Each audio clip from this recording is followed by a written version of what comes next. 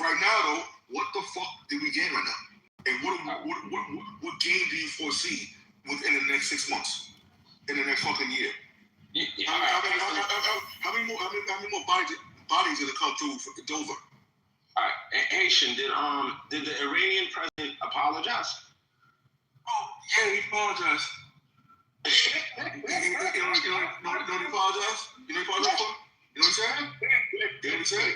He said, I apologize for what I haven't even done yet to you. Oh my God. That's not what he said. You really think that's not what he said, Anthony. That's not, now you're being disingenuous. You know that's not what he said. Yeah, you're right. No, I'm just talking shit right there, bro. That's because the whole thing. All right, cool. Yeah, because the whole thing's a joke, though. You really think he's fucking serious and apologizing? Yeah, yo, I'm sorry, Shorty. I'll never hit you again. I'll never cheat on you again. What happens? Come on, man. You really gonna say that, bro? Come on. You really think he was apologizing? Like, yeah, I'll be bound down to the West. He's apologizing. Is that how you took it? Listen, man. Is that how you took it, though? I'm gonna tell you the way I took it. All jokes aside, I took it as him copping a plea because he didn't want them to smack his head off his body. He didn't want to end up another name on the list. That's the way I took it. You don't care? He don't care? No, bro. Yo, like, honestly, Haitian, I think that's a real big statement you're making there. I don't know how you could make that statement saying he don't care if he dies. I'm saying that's part of it. Let me tell you something. Why I said that to you, right? It's part of it. You in that position right now. You in the fog of war. You have most of the motherfuckers in your government have passed away already or been killed or right? It's war. It is what it is. He's waiting for us. He's going to get what 7 versions, 8 versions. Like, what you talking about, bro? 70 cents, man. I'm sorry. I apologize. 77 versions. And you think he's worried about dying? What? All right. But you're Haitian. All jokes aside, man. I think I think that, Khomeini, he didn't want to die. I don't think Donald Trump wants to die. I don't think anybody wants to die like that, man. I understand. I'm not saying he wants to, but dude, not even fears death, though. Okay, I agree with that. That's a different statement. That absolutely is something I could get behind. But, I'm saying to you, he's proactively copping a plea. He's trying to indicate surreptitiously that he's somebody that can be worked with. He's trying to stay alive. He's politicking. Yeah. Okay. That's the way I'm taking it. All right, that's cool. But do you think it's gonna make a difference? Okay. Not necessarily. Hey, let me say like this. Let's be 100%, right, bro? How in the fucking world can you say that this was fucking smart? This was organized? There looks like there was a plan behind this. There was communication. I'm keeping it elementary, even the way I speak about the shit, and I say this shit, because there's nothing about it. It's like a fucking, hold on. A brain dead, blind, you fucking idiot can see what the fuck is going on. Right? Again, what do we gain for that shit? All right, so Haitian, here's what's up, right? No, can you tell me again? No. Haitian, I'm being serious right now, too. Haitian, everybody plan until they get punched in the face, right? Everybody got a plan. Now, it's all fair games and someone loses it. Yeah, so what's up, man? Like, there was no way of predicting what was going to happen and what was going to happen. The United States didn't know that they were going to, be able to take out that much of the, the leadership in Iran in one fell swoop. How do you plan for that? How do you account for that? That's irrelevant, though. No, what do you mean it's irrelevant? That's irrelevant. What I'm saying to you is that it's a fluid situation. It's right now. Okay. Right now, what the United States, what the plan is? The plan is to make Iran capitulate. The plan is to make Iran bend over. That's the plan. They were already at the negotiating table. So you want them to come to the negotiating table again after you broken it? after you broke it. Entertainment. It's an open stage, Anthony. It's an open stage. I'm having a squabble with Haitian. We all squabbling, bro. We on a threesome. Go ahead. Let's all squabble. Oh man. Right, you want to bend them over so they come to the negotiating table that they were just at, and the mediator in between was like, there's progress being made, and you're just going to ignore that. Like that wasn't happening. Make that make sense. They were at the negotiating table already. Okay. We sat down at negotiating tables with Iran. We bombed Iran. This dude was in power for how many years? Their whole shit was to wait out Donald Trump. That was their whole game plan. 47 years. Out of office, they're going to try to assassinate him. They literally, they got hit squads that they trying to take out, Trump when he stepped out of office. Biden talked about this shit. This ain't no made up shit. But what does that do? So what does that mean, Anthony? Though? Okay, what I'm saying to you is that Arthur's point was about them negotiating. I'm saying they were not acting in good faith. It was all bullshit. They were trying to buy time. That's since we're in a threesome, I'm addressing what he said. So, exactly. The mediator said that progress was being made. Hold on, though. So, that's what I would say if I was a mediator too. Hold on, Anthony. So again, when last Friday, right, when that fucking piece of shit, dirty fucking pig went around the world and declared America going to war, what was the imminent danger at the time? Yo, the world has been constantly under imminent danger from Iran. All right, so if you want specific imminent danger, the missing uranium was specific imminent danger. But it was obliterated.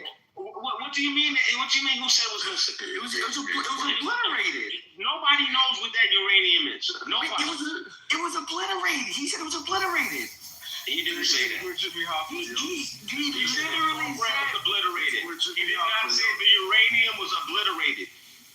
Anthony's with Jimmy Hopper. There you go. The strike was to obliterate the uranium deposit. To obliterate uranium. What are you talking about? What do you like? Makes sense, man. You're stringing words together. I hear you. So let me ask this, right? So you're saying it's been like 47 years, this evil regime, right? And I agree with you. Fuck Iran, the Iranian government, right?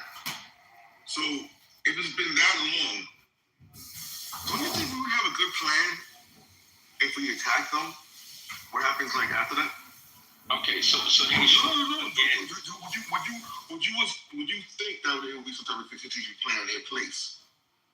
Haitian, I think that it's difficult to make the plan as the way you're suggesting it. I think that's difficult. All right. I think that the United States has strategic goals, and they're going about achieving those strategic goals. They have defanged Iran's military.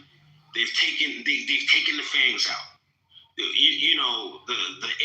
airplanes that they had, the friggin' navy that they had. Like, Iran is fucked right now. Their missile attacks have dropped by 80%. This is what I'm They saying. their missile attacks have dropped by 80-something%. Yeah, but look at the big picture though. This is what you understand it. The big picture is Iran is not expecting to fucking defeat the U.S. on the battlefield, right? That's not what they knew that's not what's gonna happen. But Iran is trying to fuck up globally, right? They want us to be a long fucking burning wound, okay? Where financial markets are fucked and this shit drags on. So now it's the next fucking generation. Hey, did you realize my son is not able to go to the military? Do you realize he was even fucking born on my first deployment? So it's a whole other fucking generation dealing with the same bullshit. Asian, listen, bro. When you start talking about your kids, you're hitting close to home. I understand where you're coming from, and it's nothing I take lightly. You know what I'm saying? It's nothing I take lightly. All right? My son has friends in the U.S. military. My son isn't in the military, but kids that I watch grow up, they're in the military. I love these kids. It's nothing I take lightly. I appreciate their sacrifice. So there's no joking. There's nothing lighthearted about that. I thoroughly respect what you say. You talking about your son? I respect it. No fucking around. It's not just my son. I'm talking about this yeah, clearly. I know you're not. I understand. Yeah, I understand that. And Haitian, there's like, I'm totally serious, totally, respectful as it relates to that stuff. So here's where we're at. The United States, we voted in a leader. Our leader made a decision. All right. I think we need to rally behind our forces. I think we need to pray for a quick resolution. I think that, the long-term goals, if you look at how much of a destabilizing factor Iran was in the world today, I understand. It makes sense to me.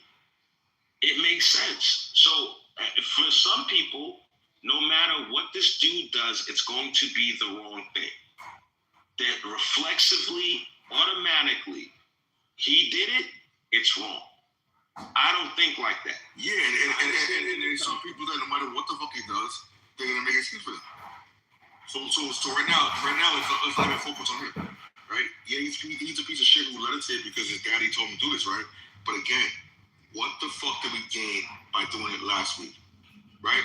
Versus doing it 6 months if we had a better contingency plan in place. Haitian, the advantage that we have in doing it is we were able to take out their leadership. That's the But the number one objective over 20 years. The number one objective has already been accomplished. But they've been decentralized for over 20 years. The number one objective, taking out the top people in Iran, has already been accomplished. And yet they're still firing missiles. They're still firing missiles. They're still operating.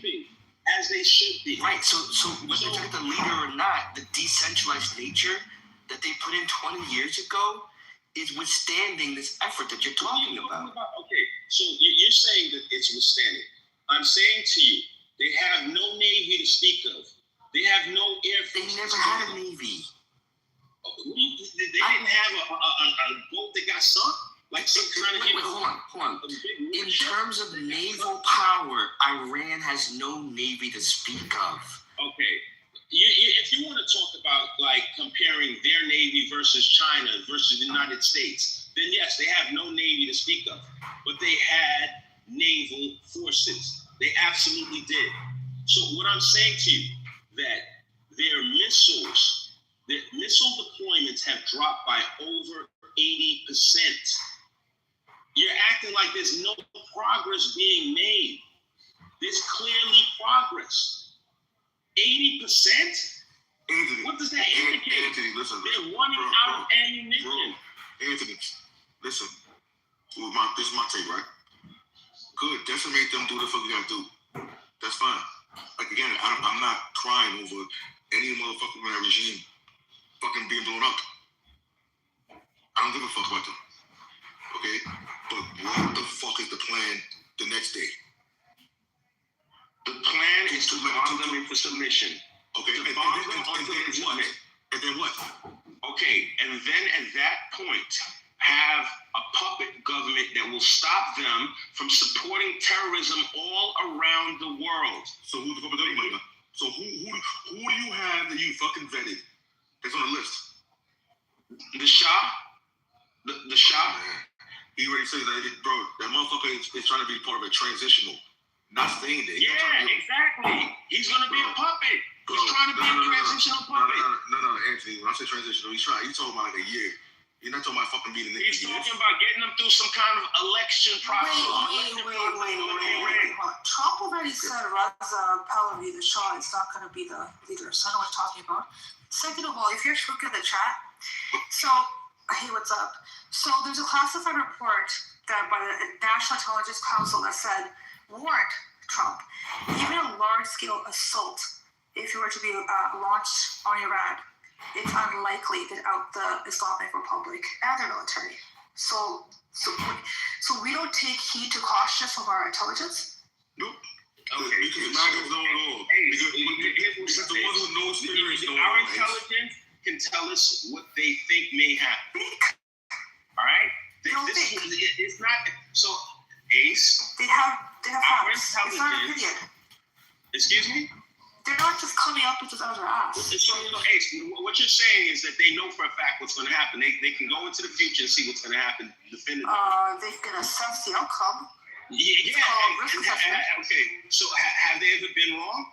Have they ever missed? So this is a nation that has never been conquered in 7,000 fucking years. Okay, the terrain of Iran is impossible to navigate. Getting boots on the ground, good luck. So bombing them from overhead isn't going to change the regime. All right. Again, you're acting like right now what we're doing isn't effective. Is it changing the regime? Okay. All right. So as far as I'm concerned, it's already changed the regime. You understand what the word change means? Yes, bring in new leadership. It's the same fucking system. Do you know how the RGC works? Do you know? Okay. It's a spider web. They have 4 to 5 people. Do you know how the I think we're squabbling. this guy fucking guy. Do you even know how the RGC? Man, we respect that woman, Anthony. We don't treat them like maggots. You know those. No, I'm not disrespecting her. I'm not saying they man. Don't fuck with you. Oh, you know what? It's low IQ anyways, but so I don't mind it. So with that being said, the RGC isn't as simple as Venezuela. You take the guy out and it's done. No, the Ayatollah Khamenei bombing and killing him. He's not the representation of the entire system. It's an ideology. It's so deeply entrenched. You don't even know the system. For every high-ranking position, there's at least 4 people who are trained and ready to go. It's a spider web. There are at least tens of 20,000.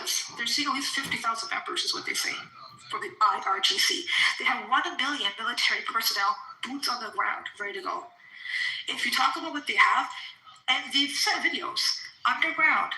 That's where they keep their hypersonic missiles. Even the U.S. intelligence has said, actually, this is a general, I'll find the video. He goes, the Shaheeds they're using to strike are very difficult to sort of combat, even with the defense systems. Yes, we are doing a hell of a lot of fucking damage in Iran, but don't sit here like this is some easy peasy thing and they're going to be walking out and saying, hi, Trump, yes, we'll let a puppet in. It's not happening. This is not a simple country. It's way more complex. So bombing it isn't going to change the fucking regime. You're actually bringing Iranians together because they might hate their government, but they fucking hate the fuckers who come and destroy. There's these beautiful mosques, beautiful art installations that have been there for thousands of years. They bombed them for no fucking reason. 13 hospitals have been bombed. Civilian hospitals. 165 little girls were bombed. For what reason? So this is actually uniting the people. Nobody wants to be bombed. They may hate the regime, but they definitely fucking hate what Israel and the U.S. is doing. Oh, by the way, just earlier, Israel went and bombed one of the biggest oil refineries in Iran. Tell us how fucked that's going to make our oil prices. Anyways. Oh, actually, not just ours, sorry. That's going to fuck China up. But there's the Gulf states. Multiple refineries that we get our oil from have also been bombed. The Strait of Hormuz. They're not letting in anybody but Russia and Chinese vessels. That's actually fucked us. If you don't know, 25% of the crude oil that the world needs goes through that Strait of Hormuz. That's 20 million barrels a day. So tell me how we're gonna, find a way to justify that, Anthony. Go ahead. All right. So Ace, listen, man. When we get into this whole like insulting game and saying people are low IQ and stuff like that, it's not a productive conversation. I didn't say anything about you. I didn't call you out your name, nothing like that. All right. I specialize in disrespect, but I said nothing to you. There's no reason for you to do it to me. As it relates to what you said, you talked about 50,000, IRGC, and then you talked about 1 million, and there's like over 90 million people in Iran.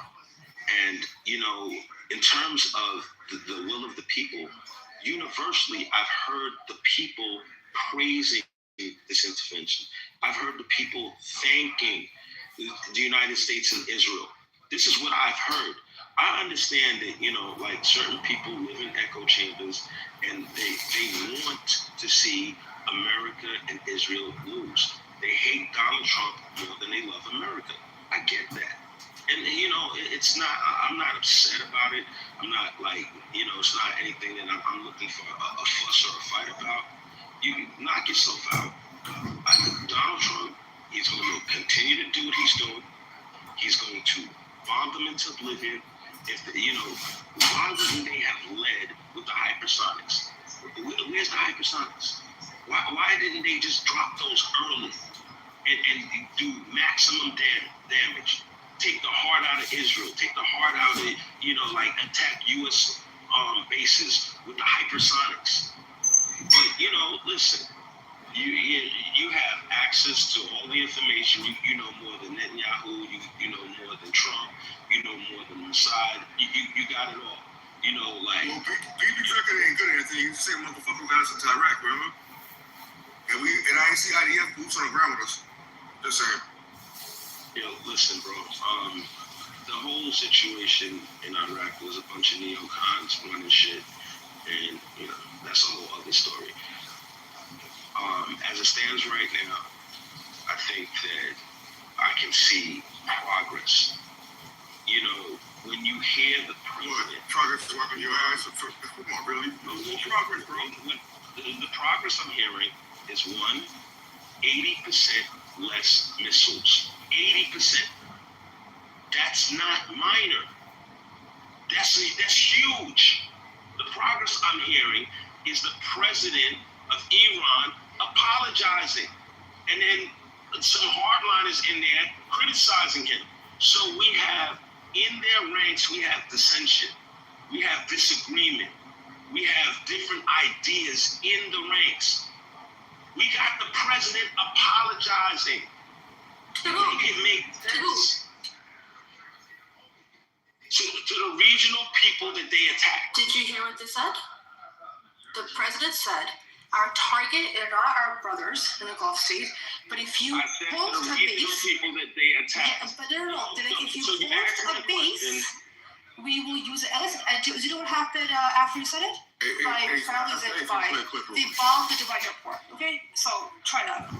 Hey, let me take a look. We can go to bed in a second, man. I just want to play something. Hold on, me. Like that, though, you'd kill the number one guy, and literally that next day, another one will pop up. When there's a will, there's a way. In my opinion, power corrupts everybody. Iran just started letting loose on some hypersonic missiles. We moved the carriers out of striking distance. Then there's the argument of World War III. I remember correctly, we did something pretty similar right before World War II started. Mitchell, he was caught because he had a female that came to the compound he was staying in. Does it surprise you that a woman could have possibly been part of this capture and kill? Some of the most popular individuals in the world have taken out by women. Bill Clinton being one of them, right?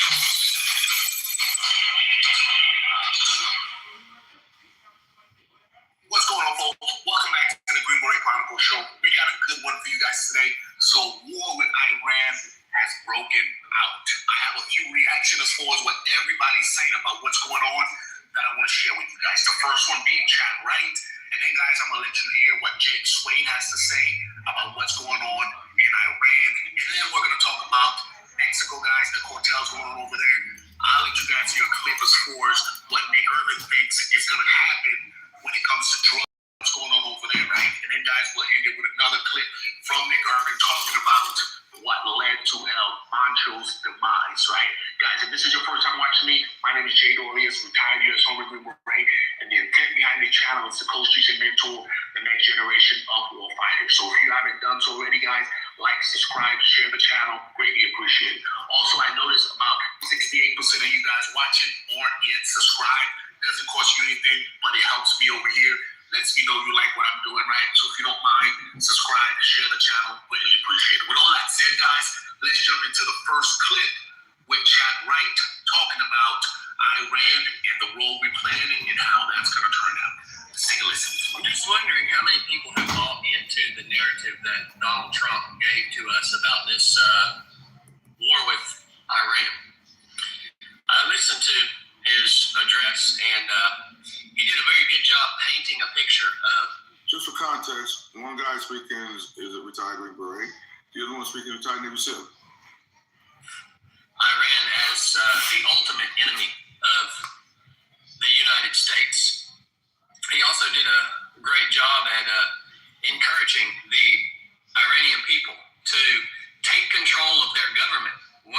are finished with our attacks on their land.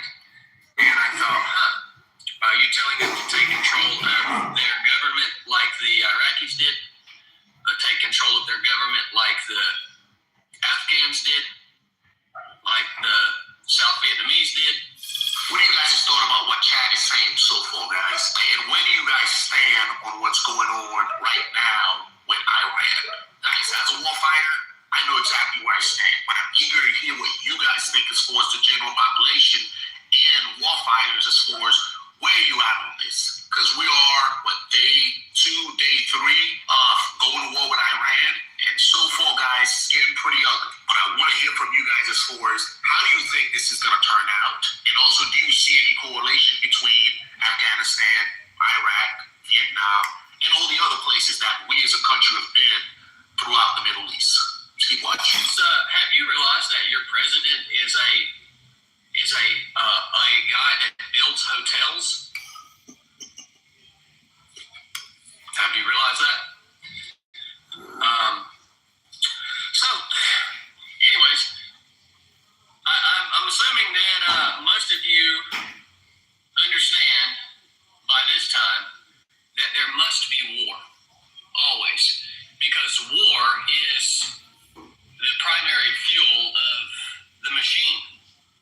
And the machine has now become a multinational organism. What do you guys thought about that, guys? There must be war.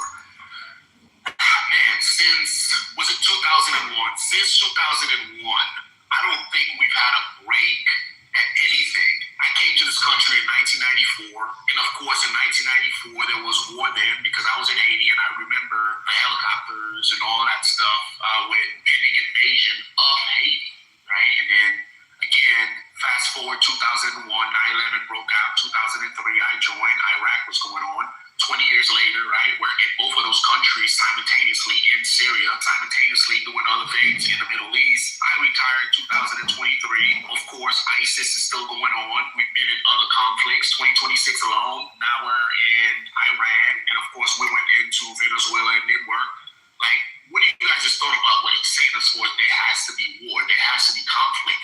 And as a nation, we've been pretty active as far as handling and doing shit when it comes to getting involved in other people's businesses. It is what it is. I'm not saying it's right. I'm not saying it's wrong. I'm just calling out a fact, right? It is what it is, guys. Let's keep listening. Composed of not only governments, but also individuals with a great power and influence. And what war does is it creates a desert for then the machine to come in afterwards and establish its dominion. And the goal of the machine is to establish dominion over the entire earth. And it is marching forward, irregardless of the actions of men. Most of your politicians who are on board with this current war with Iran, you're going to hear them say things like, this is what peace through strength looks like. That's a fib. Pay attention. The United States lashing out and taking all these preemptive strikes all over the world and being involved in all these proxy wars and all this stuff, that is not what peace through strength looks like. It's actually what weakness looks like. What do you guys thought about that one, guys? Is us going into Venezuela, us going into all these other places, is that weakness, or is that what we've been told peace through strength looks like? Because he makes a really good point. At the end of the day, if you are the most powerful person in the world, you don't need to go out there and showcase that to everybody. Everybody should just know that it is what it is. Everybody should just know that's who you are. Keep listening. It shows you that the United States has been absorbed into the machine as it marches forward in its dominion over the earth. What would peace through strength look like for the United States in reality? It would look like us holding down the fort. It would look like us building so much national pride and investing so much of our resources into the development of our nation in all of its aspects, from its intelligence to its military strength, and it would look like us becoming a individual entity, a individual country that the world knows is so strong that if you touch us, we will kick you so hard in the face that it will take you 100 years to recover. That's what peace through strength looks like. If I remember correctly, we did something pretty similar right before World War II started, where we were considered a sleeping giant, right? We kept to ourselves, we didn't mess with anybody, and then next thing you know, Pearl Harbor, and then that was the beginning of. Thank God, man. So, Haitian, man, I don't know why you played what you just played, man. I'm gonna play something. wait. What you said again? I don't know why you played. Like, what did you want everyone to glean from what you just played? What was the? I didn't hear a smoking gun. I'm just giving you two. It was about smoking gun. I'm just giving you two perspectives from two other members of the military who spent the last 20 plus years in combat, who came from such an operations community. Well, both saying, hold on. Well, both saying this is bullshit. Gotcha. So that, if anything, if you want to smoke a gun, that doesn't mean anything to you right there? All right. Haitian, I understand their perspective, and they have every right to their perspective. They put their life on the line. There's nothing I'm gonna say that's gonna be critical of those guys. I'm not gonna play that. You know what I'm saying? I'm not looking for that kind of smoke. I never put my ass on the line for the country. So far be it for me to criticize idiots who have put their ass on the line. So I'm not, I have nothing as it relates to what they're saying. I have a difference of opinion, but I'm not criticizing them. Now, I like it. But their opinion, their statement and their beliefs is not about, personal feelings or this and that, right? It's not about they like Donald Trump or just like Donald Trump. It's based off experience. Haitian, I humbly disagree, right? I think that our perception, everybody's perception is like, if what you were saying was true, everyone with their level of experience would see things exactly the way they see things. There are people that have their level of experience, and there are people that exceed their level of experience that have differences of opinion. Okay. They don't see it the way they see it. Okay. It's not like there's just, one way of thinking about the situation. Okay. There are multiple perspectives. So Anthony, that's fine, right? But it's very interesting from the military perspective community. And yes, anecdotal, you can say whatever you want to say. Every single fucking person that I know from that community who has went to Iraq or Afghanistan, regardless of their political fucking party, are all saying the same thing. Is that not interesting, Anthony? You're Haitian. I believe that the ones who actually do the job are saying it's not the right time. Haitian, I believe you. I don't think you're a liar. That's not your character. You're a stand-up guy, and if you say it, I believe it. But however, that can indicate to me that the people you're speaking to are at least united on this topic. But there's also other people. We can go, check polling data or whatever. There's other people that think differently. Do you know what Donald Trump's approval rating is among Republicans? No, it's like 86%. It's like ridiculously high among Republicans. All right. So, like, do you think that there are Republicans that are in the armed forces that agree with what he's doing? I would imagine there are.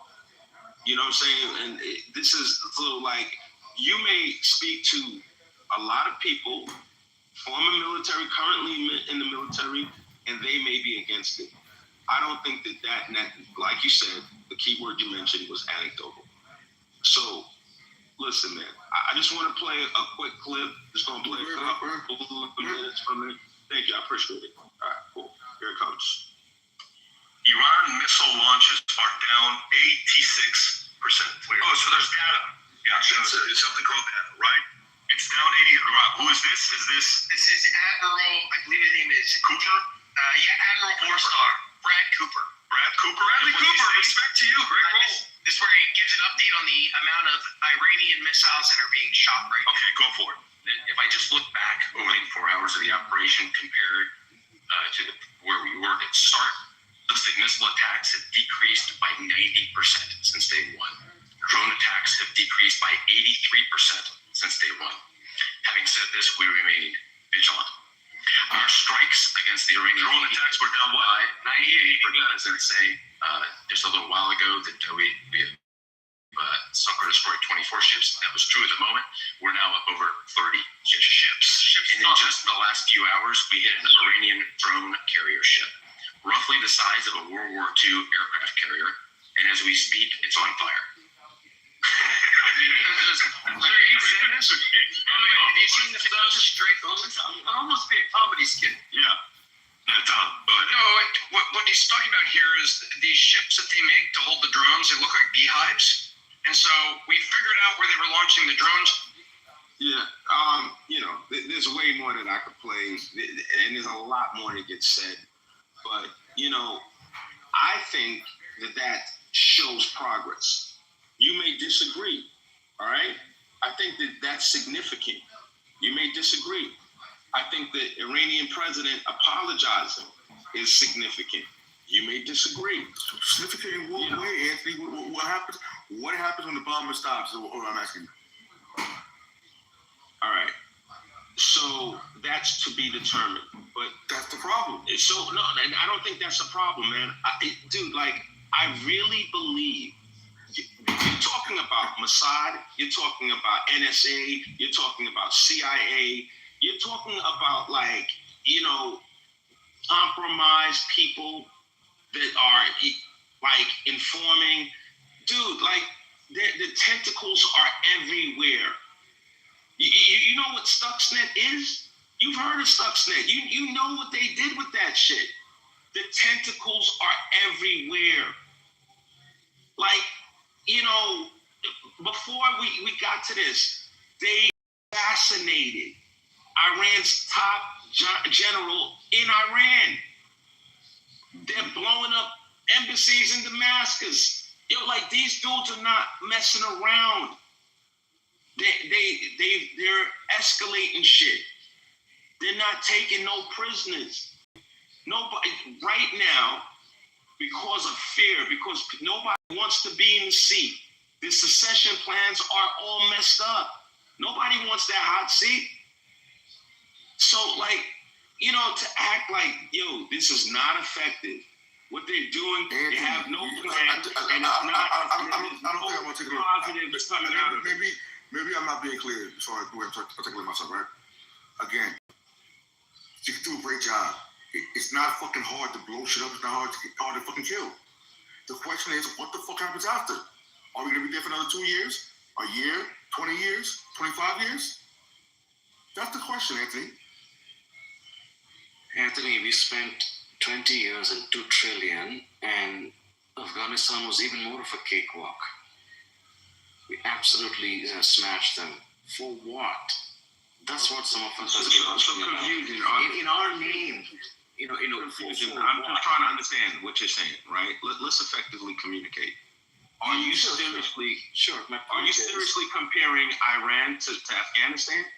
Dude, my point is that even though Afghanistan, hang on, dude, let me finish, right? Okay, the point is, there's no doubt that prevails. There is no doubt that this Iran is one of they don't even have an effort.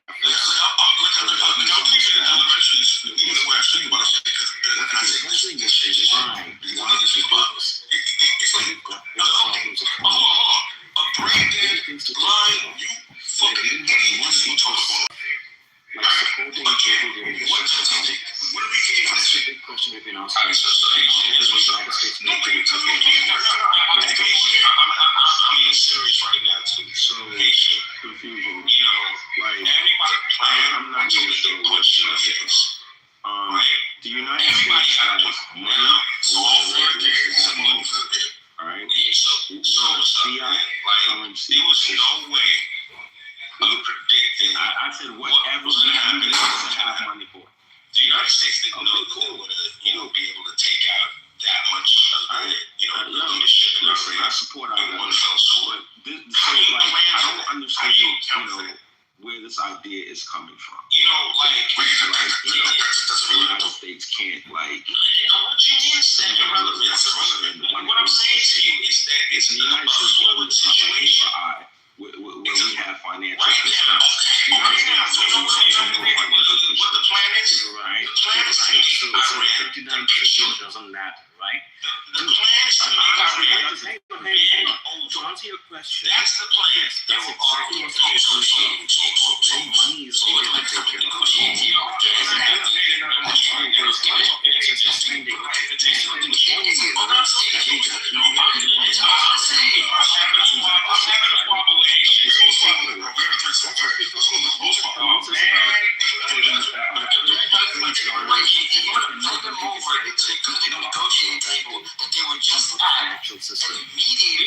Why are we doing this? When our intelligence agencies did not show any threat to the American people. We were during times of prosperity, we've taken care of all our shit, healthcare is affordable, all of the stuff. Yeah, sure, then we can go around, saying, hey, let's do something for the rest of the world. Who would oppose that?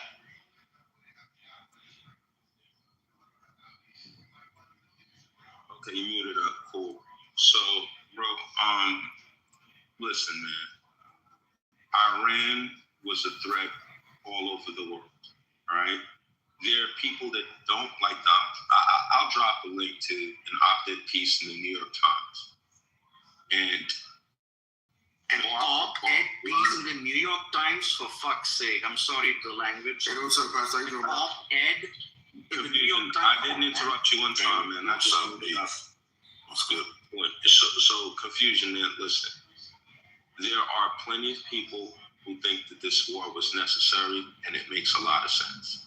And I think that when it's all said and done, history is going to look back on this as a net positive for the United States, for the American people, and it's gonna add to the long list of accomplishments, the long that Donald Trump will have under his presidency. Right. So I understand Orange Man bad. I understand TDS. I get all of that. All right. Keep betting against them and keep losing that money. Keep doubling down and keep losing that money. Oh, wow. That's all I got. Well, at least I know where you're coming from, Anthony. I can't possibly argue against that, right? I mean, you are basically calling these an accomplishment, ignoring the history of our blunders, and you're basically warning us, don't bet against the Orange Man. If that's where you're coming from, then I respectfully step back from this argument from you. I mean, come on, man. So, all right. So we have a liberal governor, none other than Mr. I can't read, Gavin Newsom, who spent approximately $24 to $37 billion on homelessness and housing programs as of early 2026. Have you been to California lately? Do you know what the homeless population looks like out there? After spending $24 to $37 billion on it. I understand. You guys think that these are easy fixes. Okay, so Elder, I can't hear how much I don't know what I'm talking about while I'm talking. I'm here. I'll pass the mic to you, and you can tell me I don't know what I'm talking about. You got it. You're doing a bad example. California's always had a high homeless problem. Skid Row. Skid Row is the biggest homeless community in America, I believe. So, I don't know where you're going with that. You pump up this Orange Man. This Orange Man has been bankrupt 3 times. has failed marriages, been divorced. This man is not what you claim to be. And in fact, now he's pushing us into a war with Iran, like that Israel pushed him to do. Now he's pushing us into a war with Iran, which the cash prices are going to go up. The economic system is going to basically crash based on his moves that he's making. Right? You dig this guy up like this guy is such a great president. This guy, first of all, he's a draft dodger. He never even fought in the war because he was a rich kid. He went after McCain, who was actually a prisoner of war, and this guy ran from the war. But he claims to be such a strong, powerful leader. He never even stepped in war. Now he's pushing people to war based on another government that has a fear of Iran getting nuclear weapons. So they talked him into making this war. It's not what you think he is. I don't know why you can't see it. Something's wrong with you, man. So, brother, because I disagree with you, it means that something is wrong with me. We can't just have a gentleman's, look, man, you got a difference of opinion, you have a different ideology. It has to be that something's wrong with me. I got to get demonized. I got to, be low IQ. I got to be not smart. Because, Elder, I didn't interrupt you, brother. I just muted up. All right, thank you. So listen, man. So we have, just the democracy. We got the Electoral College. You saw what the map looked like on election night. And the American people have spoken. And he's our leader. Right? And heavy's the head that wears the crown. It's a very difficult position. And I've never been a fan of a leader who just leads through polls. Like, but the American people, the majority of people, they're against this, they're against that. I've never been a fan of leaders that lead that way. You lead by your convictions. You make decisions. It's all you gotta wear it. The good ones, the bad ones, the messed up ones. Imagine those girls that died in that school that got bombed by accident. That shit is heinous. Like I can only imagine what their families are going through, and that's just it's as fucked up as it gets, and there's nothing nobody can do to bring them back. Same time, look at what the havoc Iran has been wreaking all over the world. There's a cost for that. There's a cost, and our president made a decision. I support him in making the decision. I probably wouldn't have even made that same decision myself. I would have tried to let the peace process play out. I would have sat down at the negotiating table some more and tried to get some inspectors up in there. He made a different decision than what I would have done. So I support his decision, and I hope that we are able to effectively change situations in Iran with as little loss as possible. That's what I hope for. So Anthony, since you said it's an accident, what happened with those 165 girls who lost their lives, has President Trump apologized? No, he hasn't. It's not going to happen. There you go. I'm not sure what I even heard from Anthony here. He's basically ignoring how the Trump administration has behaved. Okay, and he's asking us to trust the judgment of the leader who has violated every norm, convention, and law. The Supreme Court had to push him back on the tariffs, right? And you're basically saying, what you're expecting us to look at Trump as a supreme leader? Is that what you want? We have checks and balances. Yes, we all go to the elections and select one leader, for 3 different branches. But that doesn't mean the American people don't have a say. And heck yeah, we have a say in this November. So Anthony, your idea that somehow, of course, I agree with you that we win elections, we lose elections. I remember how people tried to deny, President Obama getting elected. They were in denial for years. I agree that whoever wins the election is the president. There's no denying that. All right, we get behind the presidency, especially when it comes to foreign policy and wars. But to somehow say that we have to believe a guy who's so easily manipulated, that he is some King Solomon, that we should, come on, man. It's our money. These guys get out of office, get a presidential library, a pension for life and whatever, right? There's nothing to lose. We're the ones who are left with the baggage.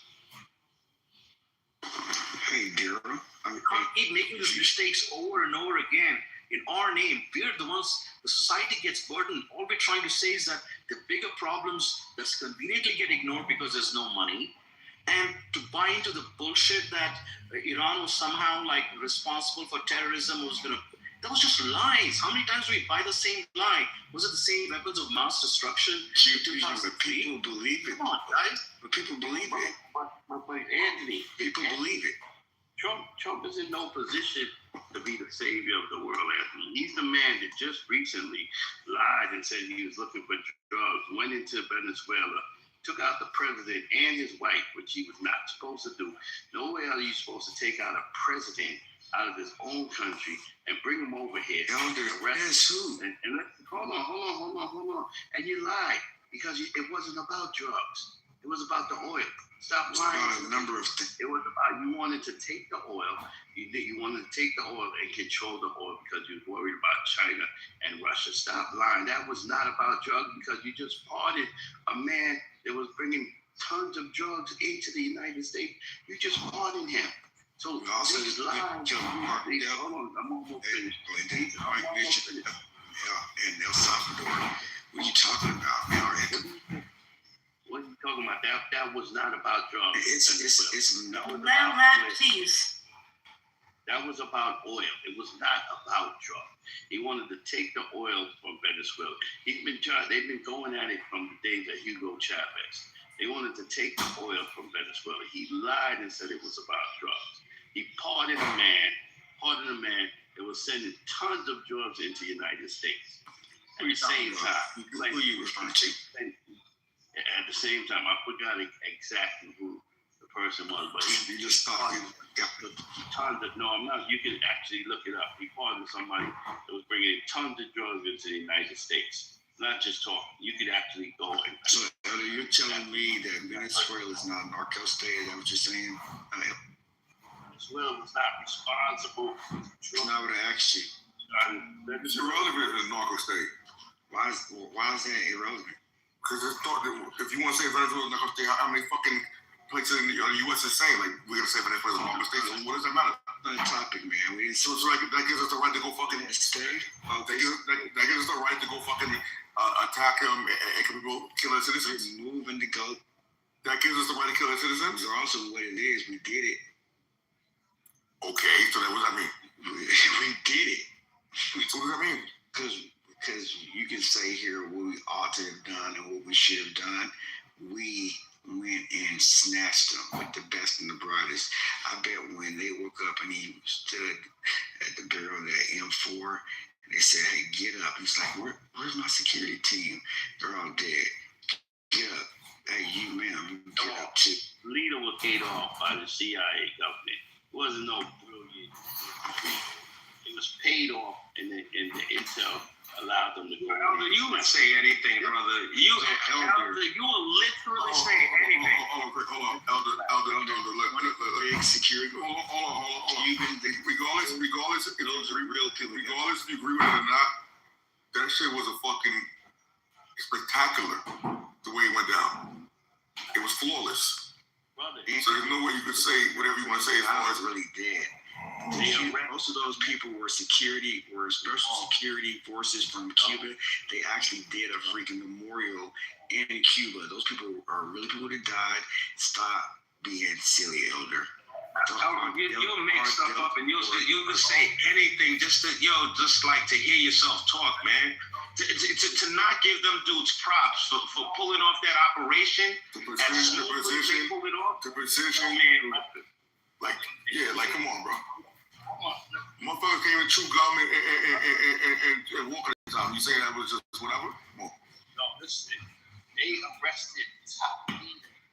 His top man was arrested by the Venezuelan government for giving intel to America. I mean, you think? Okay. Elder, what point are you making? Elder, what I'm saying, bro, it doesn't matter how the fuck they got the information. Right? It doesn't mean you got the information, you're gonna be able to go there and pull it off the way they did. That's the point we're making. Yes, you have to have. We're not here to argue that the military of the United States is not equipped to do intel and do. Yes, we know this.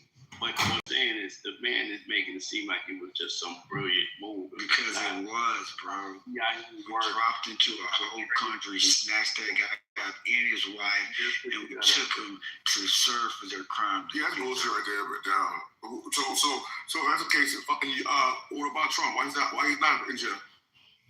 Come on, man. Like we're talking about. Don't do that fake fucking U.S. Western morality bullshit, bro. Well, I am going to do the fake military. We got bigger guns than they got. What are you talking about? We run the world. We can do what the hell we want to do, Peter. You think I'm trolling, but it's the truth. We run this thing, man. Who is going to shut us up and make us do anything different? And nobody. Can you please give Maduro back? When your ass start speaking Mandarin. Can you please give Maduro back to his country? We said, no, come make us. And we sunk a few oil tankers in the process. Come on, man, wake it up. We're the United States, man. I wish you guys started letting your... Bro, you gotta be fucking playing, bro. No, I'm dead ass. The arrogance is... So that's that small dick syndrome, bro. Well, I don't have a small penis. Hua. If it don't... I avoid this going off the rails, y'all. Listen, man, as it relates to what Confusion said, like, you just put a bunch of words together. We live in the United States. We're not an autocratic regime. Just because you got you confused, don't mean you put words together. You don't point. You know, we're not an autocratic regime. People can speak out. People can criticize the government. No one's saying anything is wrong with that. That's not what I'm saying. I am saying to you that people that reflexively, they don't critically think about what is being done. They don't ask the questions. They automatically criticize anything that this president does, anything that the administration does, they find fault with it. How can we have productive discussions that way? How can we come to better conclusions and better understandings when everything is so polarizing?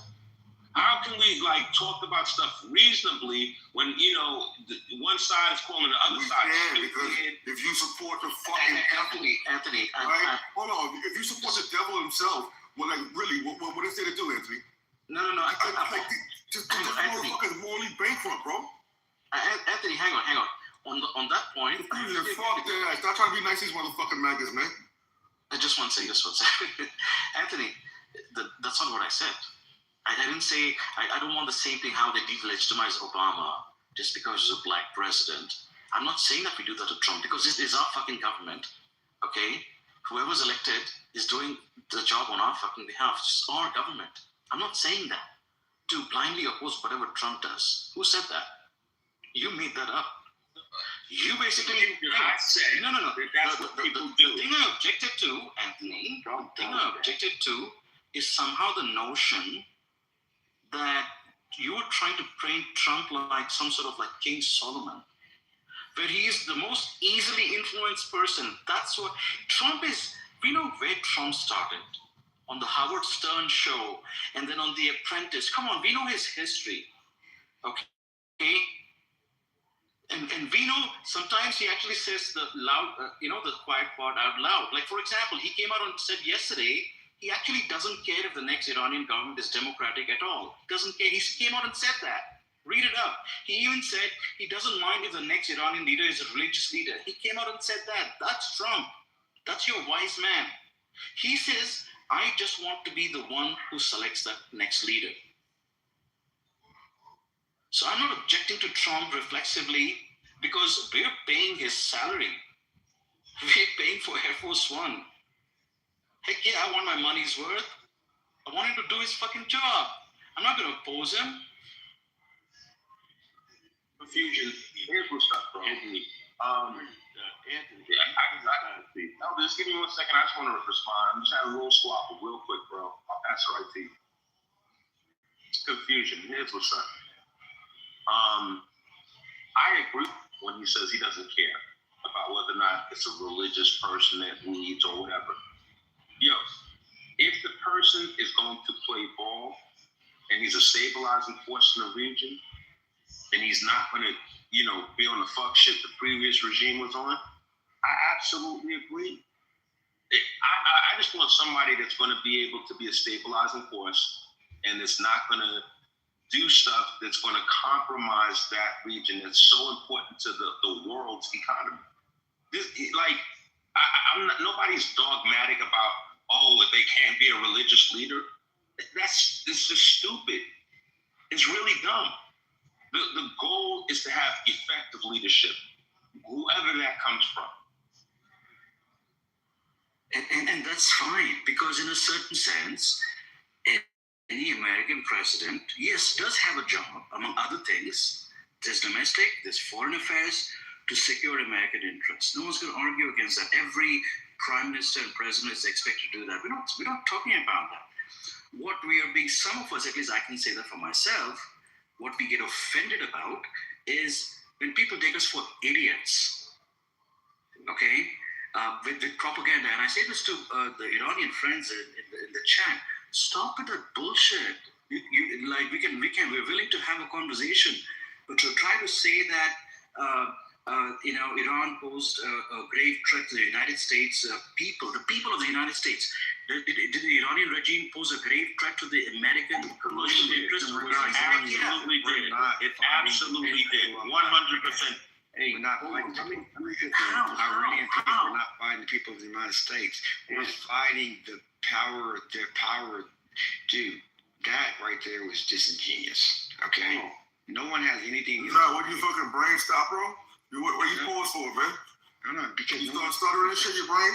BW, right, let me fix it. Hey, I'm trying to tell me he's disingenuous. Come on, bro. Yeah, that was disingenuous. Because your fucking brain stuttered, bro. People, we're not fighting Iranian people.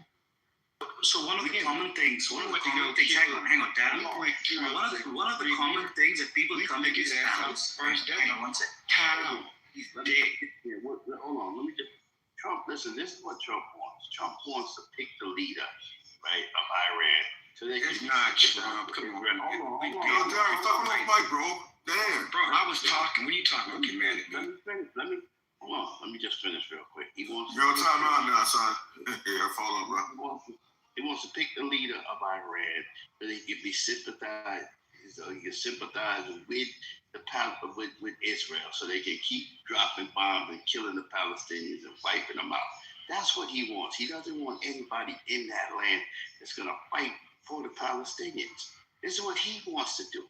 He wants his people to control that region. So stop making it sound like this man is some kind of savior, or this man has an agenda, a worldwide view to help people. No, he's about himself. He's about the super rich. He's about the oil. This is what he's about, period. Exactly. And I want to address this comment because it's one of the most common talking points. So people come here and say, Iran says death to America, death to America, death to America. So I was curious. I said, let me go do some research, right? So the chant, death to America, in Farsi, right? I can't possibly pronounce it correctly. Goes something like Markabar, right? Okay, it started in the revolution as an antithesis to another chant called Zindabad, means long live, long live. You know, in every protest in the world, either you're saying long live something or down with something, right? So it turns out that this chant, which we conveniently lazily translate and use as death to America, isn't killing. It's basically saying down with, opposing an ideology, a way of thinking. That's what it is. So conveniently people come here and say, oh, yeah, they want to kill us. Why the fuck? They have a beautiful country of their own with all the resources and land, and why the fuck would they care about how we live? It's complete nonsense. And let's not forget, Iran was the one power in the region that opposed Al-Qaeda. They hated bin Laden. They attacked ISIS. How do we forget that? And that's what pisses me off. To take us for idiots that, believe us, I have relatives in Iran, and they're all going to kill you. They're all going to kill you, and that's why you're doing this for. That's nonsense. That's what pisses us off. Now, Anthony comes here and says, listen, the economic interests of the U.S. matter, and that I'm for that. And that's a reasonable argument. That's a reasonable argument. We can have a completely different discussion about that. But to say that the same bugger who absolutely massacred. So some of you need to read the room. This room was started by a bunch of good folks who are bringing attention to oppression and the rights of the people whose rights are ignored. So for you to come to this room and say Bibi Netanyahu is a hero for killing and oppressed hundreds and thousands of oppressed people, you're not going to win sympathies here. Not with everyone, at least.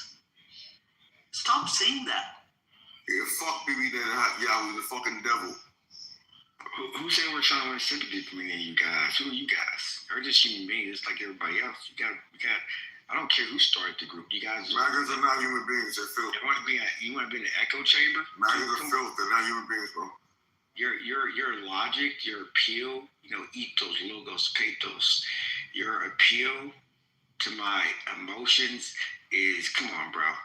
We're not talking about right and wrong here. We're talking about a zero-sum game, winners and losers. What are you? Come on, man. If you're scared, go home. I told them, let's summon our inner Henry Kissinger. This person said, you need to listen, you need to read about Henry Kissinger. I said, why are you assuming that I have not? I agree with what Trump's doing, but then I didn't even vote for Trump. I voted for Kamala Harris. I don't have to prove anything to you. I don't even know you. I don't know any of you people. I am a conservative Democrat. RMC. I am right of center, independent. Right of center Democrat. Moderate Republican. Oh man, they're kind of like all interchangeable. Just whatever. I am who I am. You know what I'm saying? What the hell is this Republican? Come on, man. You guys sound like some 3-year-olds. I graduated with a degree in economics, political science back in 2008 when you guys were still cheating on your, going to whatever party you were going to, getting shit-faced and not even going to your classes. I wasn't really going to my classes either. But the point is, bro, I already had my degree in 2008 when both of you guys started ChatGPT and stuff back in 2020 or whenever you guys start taking interest in politics. Been there, done that. I don't even keep up with politics. You guys, are you guys policymakers or something? Like, come on. All you guys are armchair people. You get one vote just like I do. Who the freak do you guys think y'all are? You get one vote. I'm a motherfucking man. That's what the fuck I am. Yeah, so am I. What's next? Nigga, you say when you pee, I don't. I'll piss in your eye. How about that? You got something else for me? I'll piss in your eye. I'll shit on your face, nigga. Now what? Yeah, and I'll shoot you in the fucking face. Now what? Daryl, thank you for putting us all. No, hang on, Daryl. Thank you for putting us all in our place. I feel so small. Dude, come on, man, get away. Bro, you're doing it again. I didn't say you were small. Did I say that? Those words never came out. No, but I just clarified. We're not blindly opposing Trump. No, we're not doing that. You did not hear us. We didn't say at least I said that in response to Anthony. No, we're not going to blindly oppose Trump. We expect him to do his job because we're paying for his salary. So yes, he's president. I voted for Kamala Harris as well. I voted for Biden, and I fucking voted for Hillary. But then we accept the results. Nobody is disputing that, dude. So don't lecture us on that.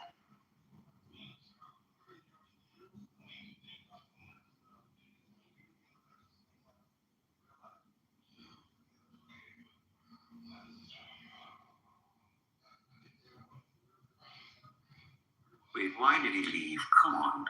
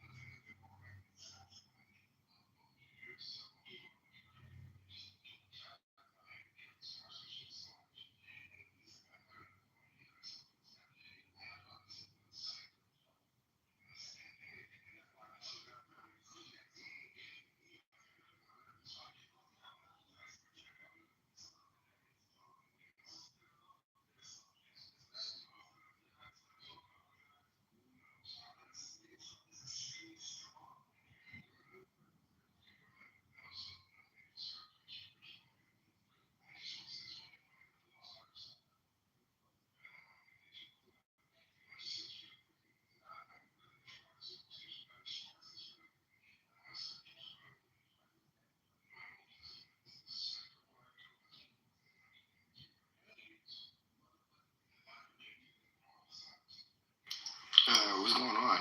Oh, we got another soldier. Scooby Doo came in. What's up, Joe? Cool. How's it going, my brother? Good. How you doing, Daryl?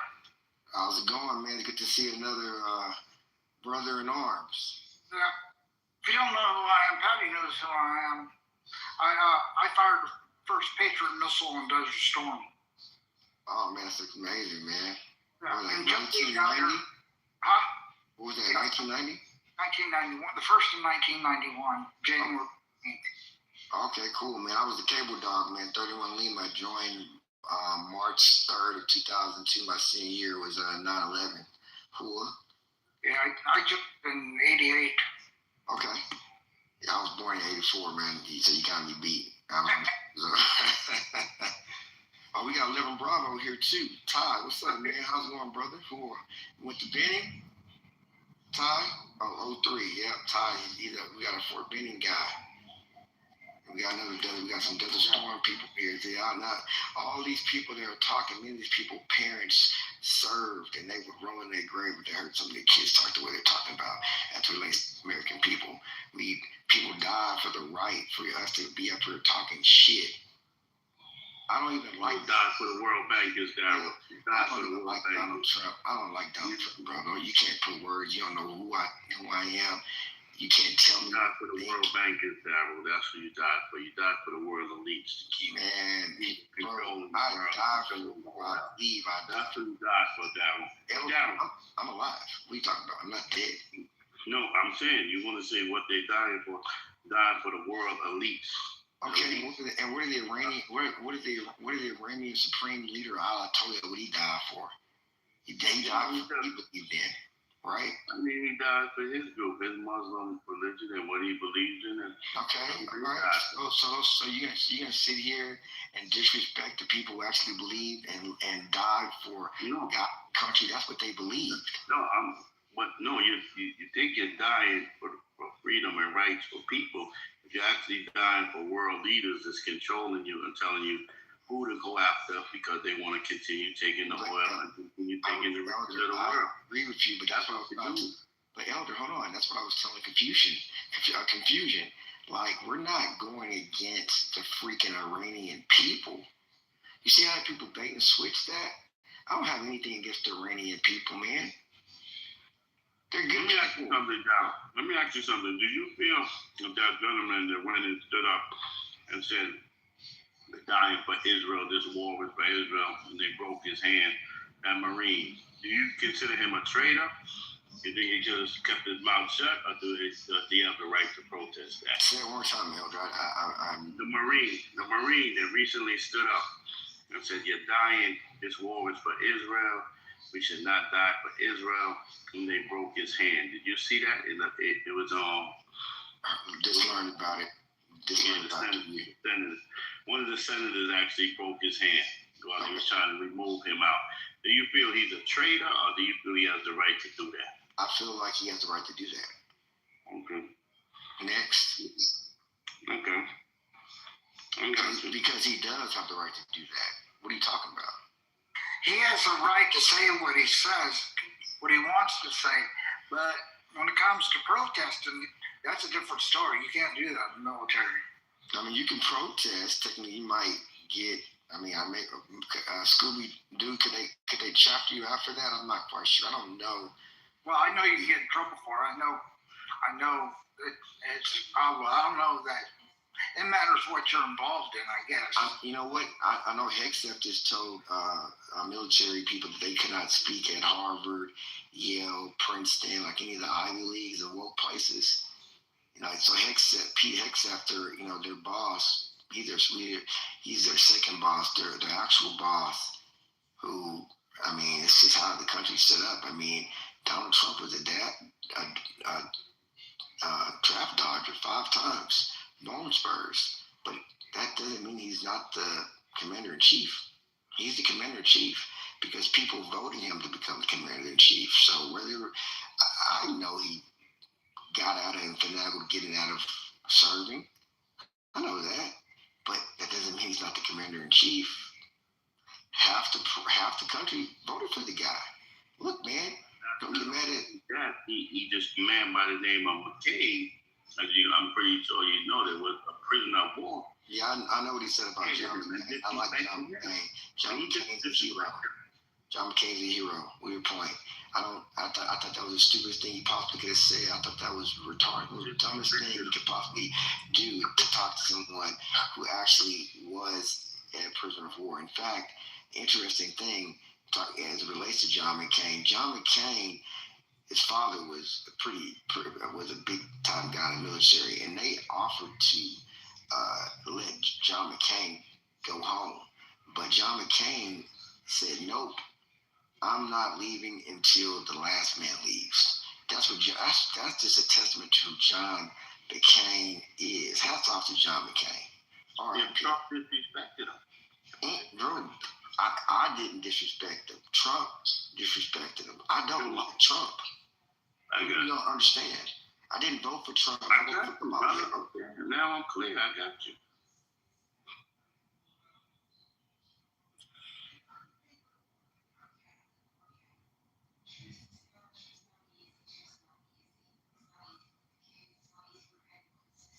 What about you, Scooby-Doo? Scooby-Black. Obviously, Scooby-Doo probably doesn't agree with you. You know, some interesting, Elder. I live, I grew up in the District 30 where Jasmine Crockett, you know, they did the redistricting, and my girlfriend, she goes to Dr. Frederick Haynes Church, so I go to a different church, and you know, we just started dating, and so we kind of had a little spiff, you know, our first little fight. She said, "I'm going to my church. I've been going to Oak Cliff." I said Oak Cliff. She'd been going to Friendship West since she was 15, and I'm 41. She's 40. And I'm like, I said, well, I go to church. I go to a predominantly white church.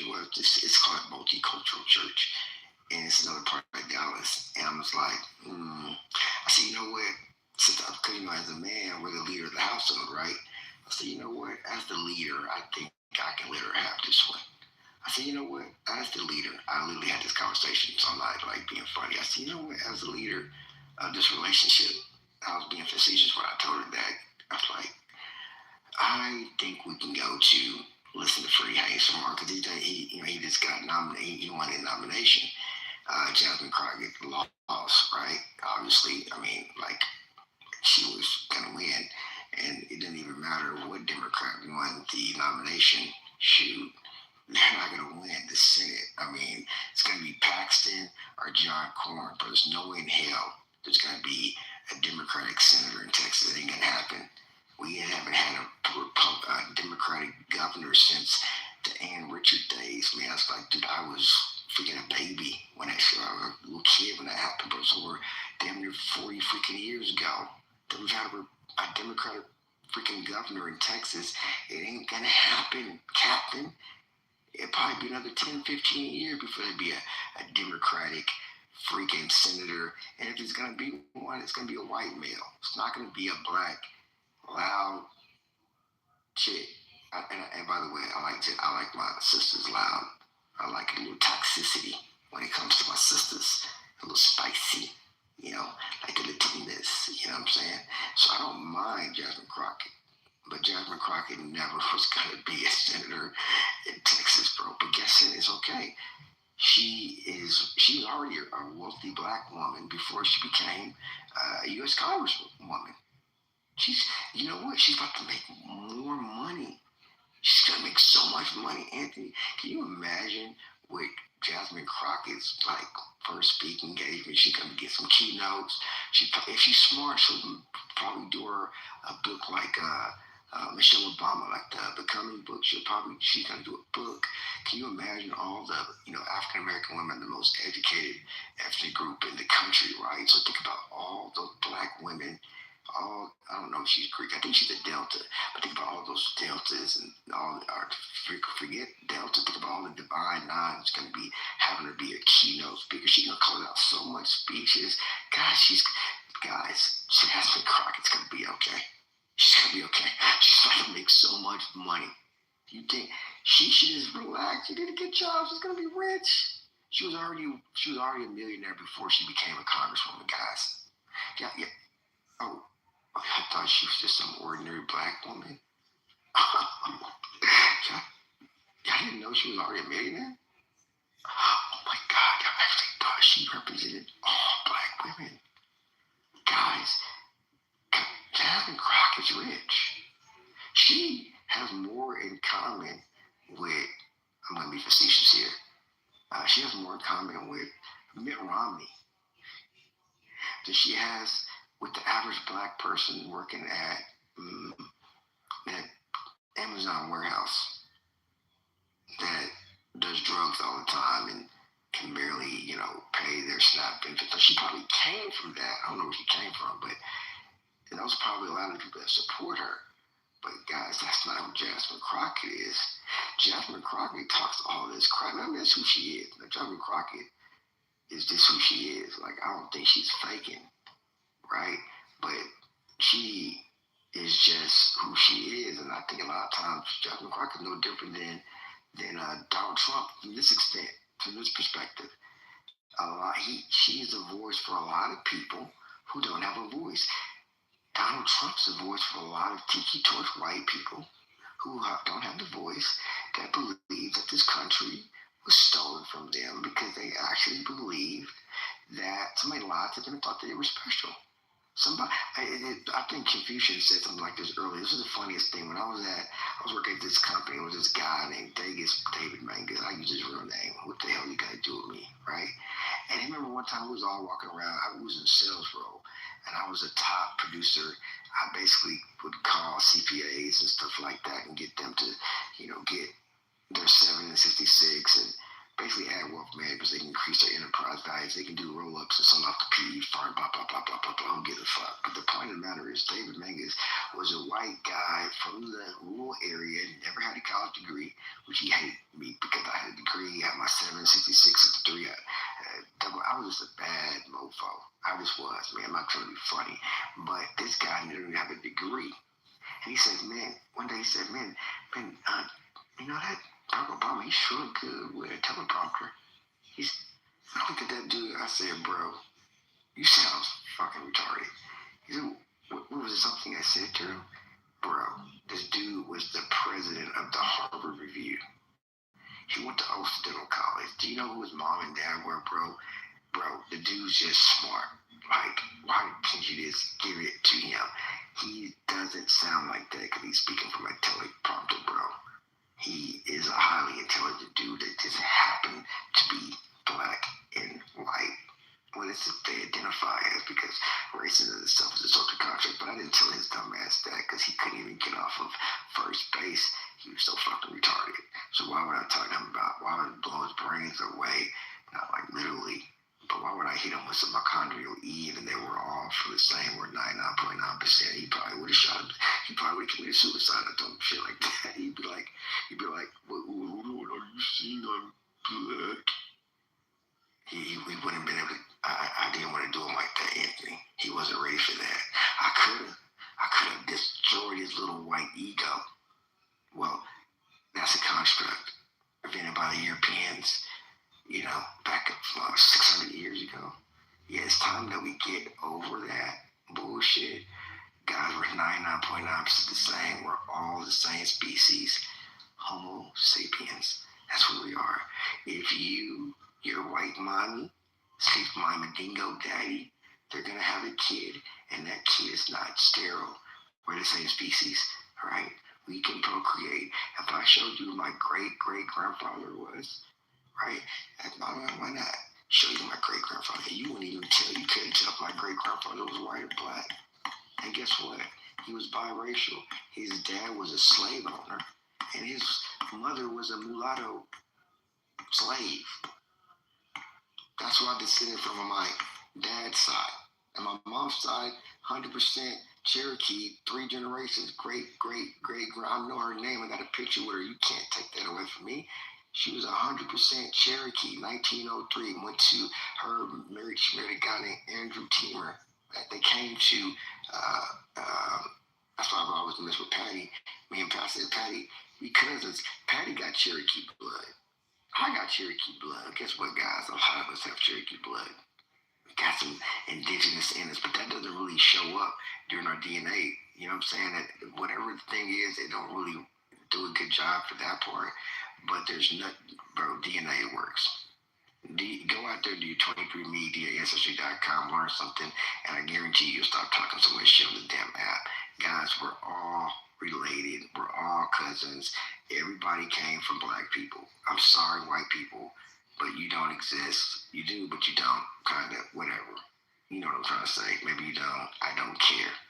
You came from a black woman. Why don't you go read a book called Homo sapiens or something. I don't know what to tell you. Start listening to National Geographic. The human genome's already been mapped. Wow, it was a lot. The point of the matter is this. We're just a bunch of tribes that believe what we believe in. Guys, let it go. And this is a holy war. Not because it's truly a holy war, which I believe it is, because I'm a Christian. I'm sorry, guys. I too fell victim to it. But this is World War III. At least that's what they're telling people. There's people right now, American soldiers, that believe this is Armageddon. These guys want a crusade. Regardless of whether you think this is real or not, they believe it. Trump believes it. And if he doesn't believe it, a lot of people that's fighting for him believes it. There's people on the Iranian side who believes it. That Ayatollah guy, he died, but he really had himself killed. He was dying anyway. He was older. He chose to be a martyr, right? To start a holy war. Guys, what about their side? They're not taking responsibility. Those guys are just as shitty as Donald Trump. Why are we treating these people as they're some type of patron saints when it's they have citizens that wanted that guy out of there anyway? Just like there's people here, there's people from all sides. On our side too, here in America, there's 340 million people in this planet, in this country. Not all these people. Look at all the diversity of thought here just on this stage. Everybody agrees with one another, but sometimes we'll put our differences aside. Because look, I don't really believe with gays. Sorry, gays, but I don't agree with you. I don't want my daughter going to school competing against some boy that identifies as a female. I'm sorry, but I'm not sorry. I think that's the most stupidest thing in the world. So there's things that I like about Trump. There's things I don't like about Trump. I'm all for there being Bible back in school with the Ten Commandments. I just believe that. I'm sorry for all of my people who are not Christians. I don't give a fuck. This is America. If at best the people who founded this country were deists. You know what deists are? They were people that believe that God created Earth or created human beings and then went off and did something else. He just kind of like y'all know what deists are. A lot of these people were Masons, deists, some of them were atheists, some of them actually really believed in Christianity, some of them didn't. So come on, guys. We have a freedom of religious whatever. I can't think of it off the top of my head. Some of the places that you guys are just hate the United States for, I don't know, like Iran and some of these places. I know for sure Egypt, because I had a person that worked for Egypt, it's 90% Sunni Muslim. They kill Christians all the goddamn time there. Egypt. And interesting enough, Egypt was the Gaza and the Israel helped their ceasefire. It's 90% Sunni Muslim. I can't even pronounce the president of Egypt's. I can't pronounce the guy's name, but he's Trump's buddy. He's really not. They just act like they like each other. Trump don't give a damn about nobody but his goddamn self, and enriching themselves and sleeping with 12-year-olds and getting his Johnson law about little kids with the Epstein days. That's all Trump gives a care about.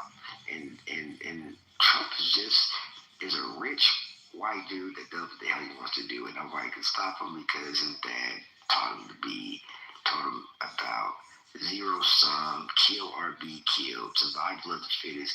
His dad taught him to charge Darwinians away. You know what I'm saying? Like, what did he teach him? Is it the strong devour the weak? That's who Trump is. But guys, your parents are the same way. Come on.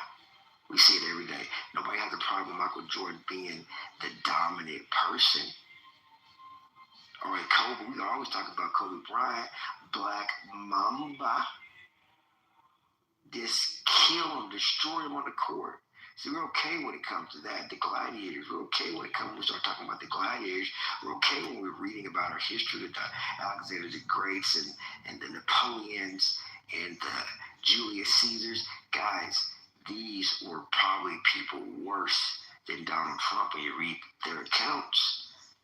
You don't think a guy like Napoleon was worse than Donald Trump? Where do you think the Napoleon complex came from? That guy was a fucking insane killer. What about guys like Genghis Khan? Do you think Donald Trump is worse than Genghis Khan? Please don't tell me you believe that. Genghis Khan, Donald Trump is not even an honorable mention when it comes to Genghis Khan. Damn, Mike.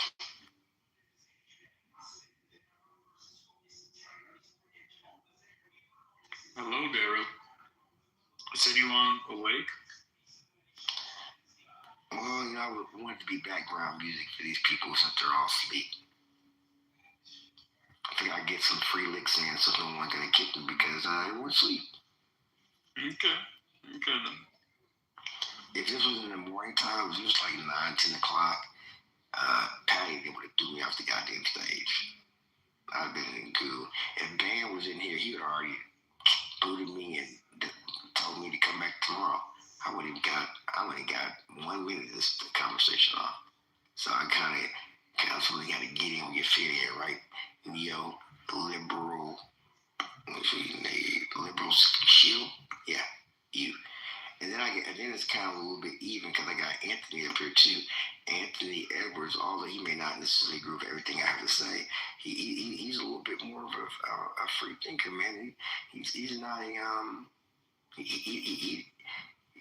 in the words of George Orwell, he's just not a groupthink guy.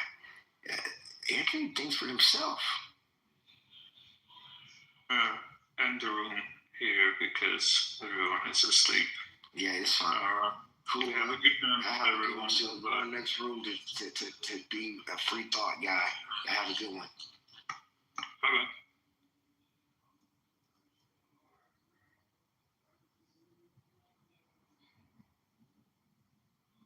About blackness, but we have yet to define it. When you have to examine the information that is given. There is no information given to blackness, and if people. You have to examine the information that is actually given. Okay, what do you mean by that? Elaborate. What do you mean by that?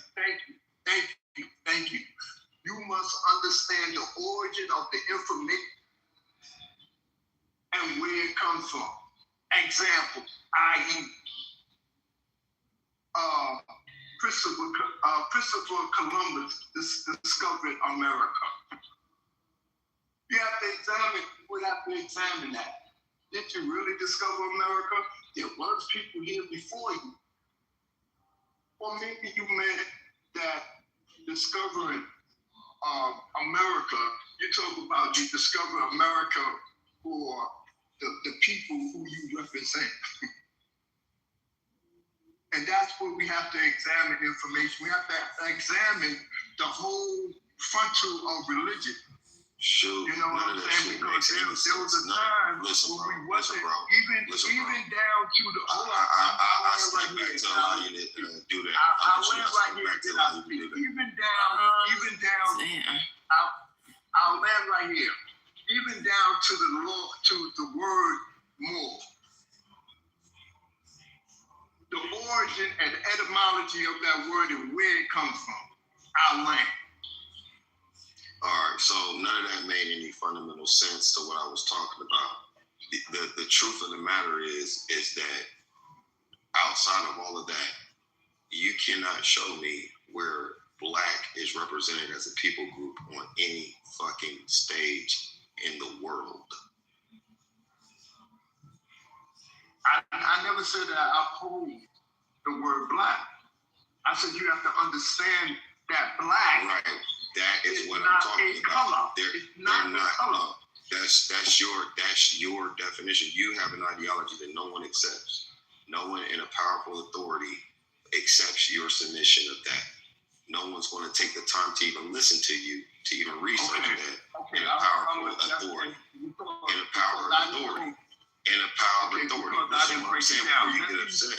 No, let me finish. I'm not done yet. You're not going to interrupt me. I'm not allowing you to interrupt me. All right, no problem. No problem. So We're going to get into it tonight. That's cool. That's cool. And I'm here for that.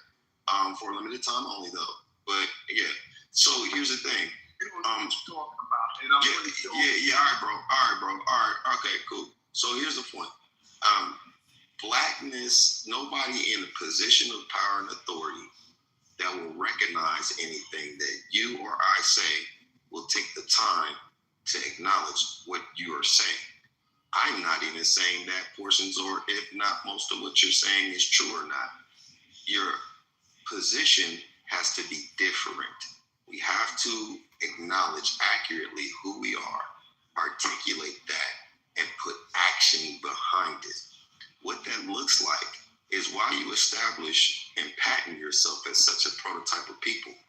Whatever that looks like, be it Negro, be it Black American, be it descendant of child, whatever you call yourself, you have to establish that as a historical point of reference in antiquity and give this to the world stage to accept, but follow through, with strategic lobbying, financial impact, geoeconomic and political influence. Then you can either have that state of being that you're talking about that will be articulated and acknowledged by the so-called powers that be. There's not a single section of Blackness that's represented on any world stage that holds an opinion that everybody listens to outside of the loud motherfucking static of the rest of the globe and their obsession with what they call Black culture. Their obsession with us makes them dependent on our moral support and authority, which still has no fucking power. It's not organized, it's not unified, but it's holistically fractured and divisive by nature. But for appeal, they leverage us and our conditions. So if that is an actuation of power, which influence is, then why don't we consolidate that under an actual banner that's recognized and is immobilized with finance, movement, and consistent action? And I'm not talking about go outside and march for any goddamn thing. I think that's the weakest thing you could do. That's the most unsavvy thing you could do. But you should march your dollars. You should march your support. You should march your opinion. You should also know when to keep it to yourself. Does that make sense? No, it don't make sense. What do you mean? Hold on, I have to come off mute. You said, do it make sense? My question to you, because I don't think what you're saying makes much sense. What do you mean when you say banner? When I talk about banner, I'm talking about a recognized people group. When you talk about recognized people group, right? Is that in the We already a recognized people group. What's going on here? No, we're not.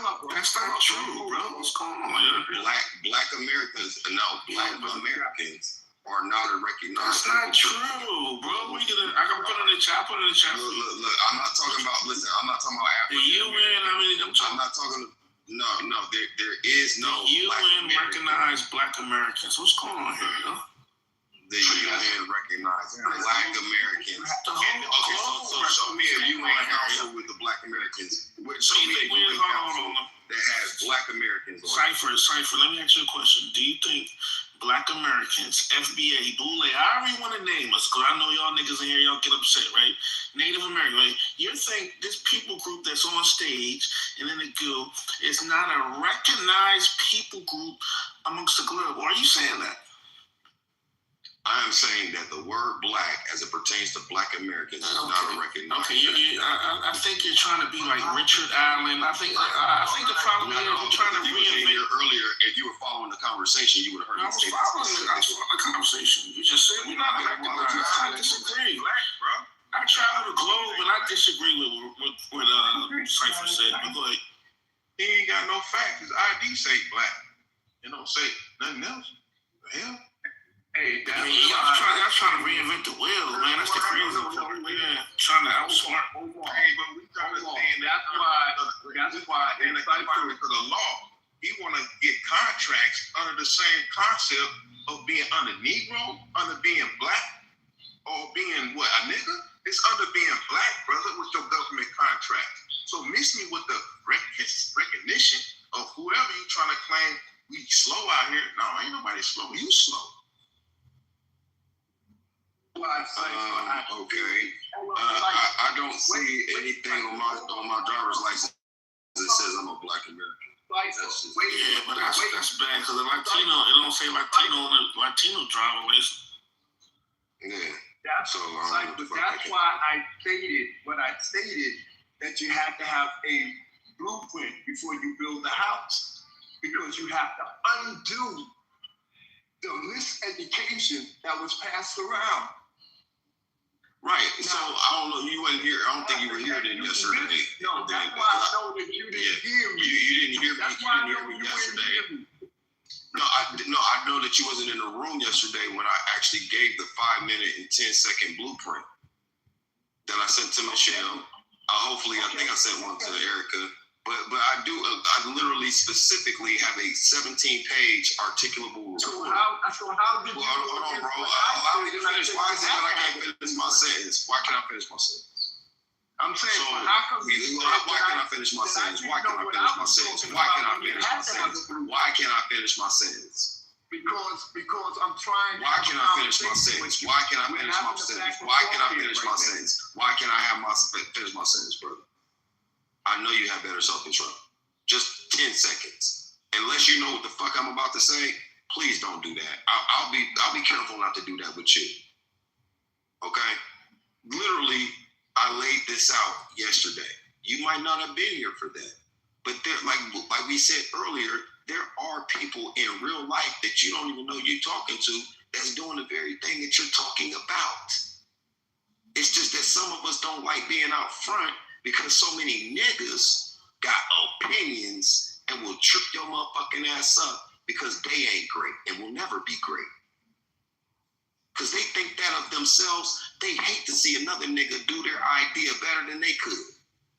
And that's why we can't really get anywhere. It's not because the white man's that fucking strong, articulable, and intelligent to where he could do this to us without our assistance and complicity. We play the major fucking role. Half of this is our fucking fault.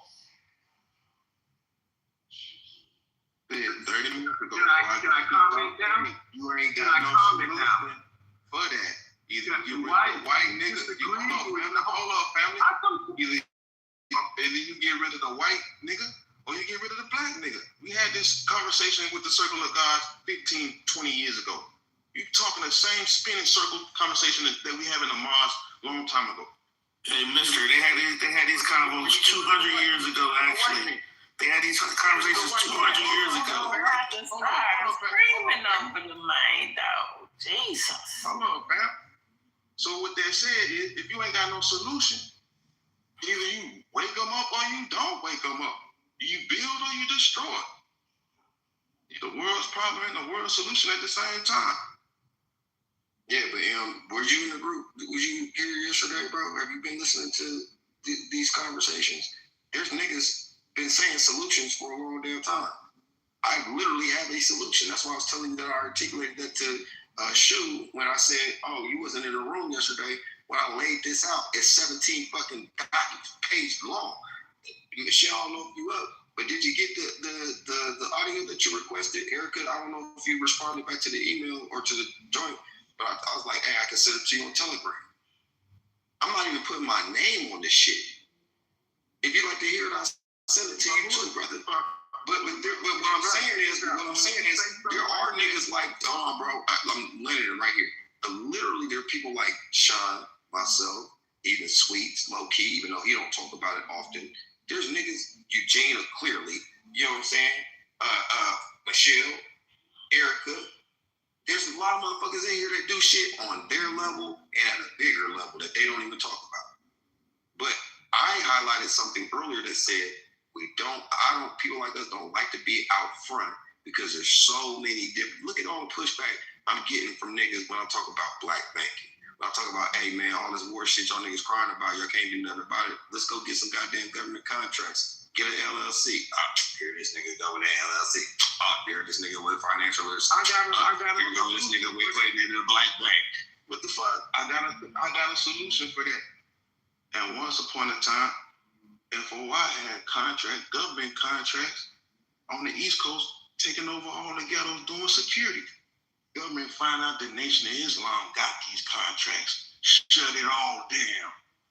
Ain't nobody trying to do the repeats of the 80s with your pumped up ass idea about, oh yeah, we can get a government contract. Don't you know we gonna cipher that money into the farmland? And once the government find out it's coming from their pocket, they shutting this shit down. So we already done been where you talking about. We already done been about government contract and how the government see, it's under Farrakhan, we cut the funding. So stop with all that big raw talk. It's not gonna happen, family at the mass. No, it's not gonna happen for you. No, it's not gonna happen for you. Hey, mister, I got one better, mister. I'm talking about as a collective. Yeah, but mister, I got one more. I'm talking about as a collective. No, it's for you. This is not for you. I'm saying as a collective. But you ain't. Mister, I got one better, mister. Check this out, mister. Hold up. I'm not talking about individual shit like how Sniper is doing. Mister, go on mute for a minute.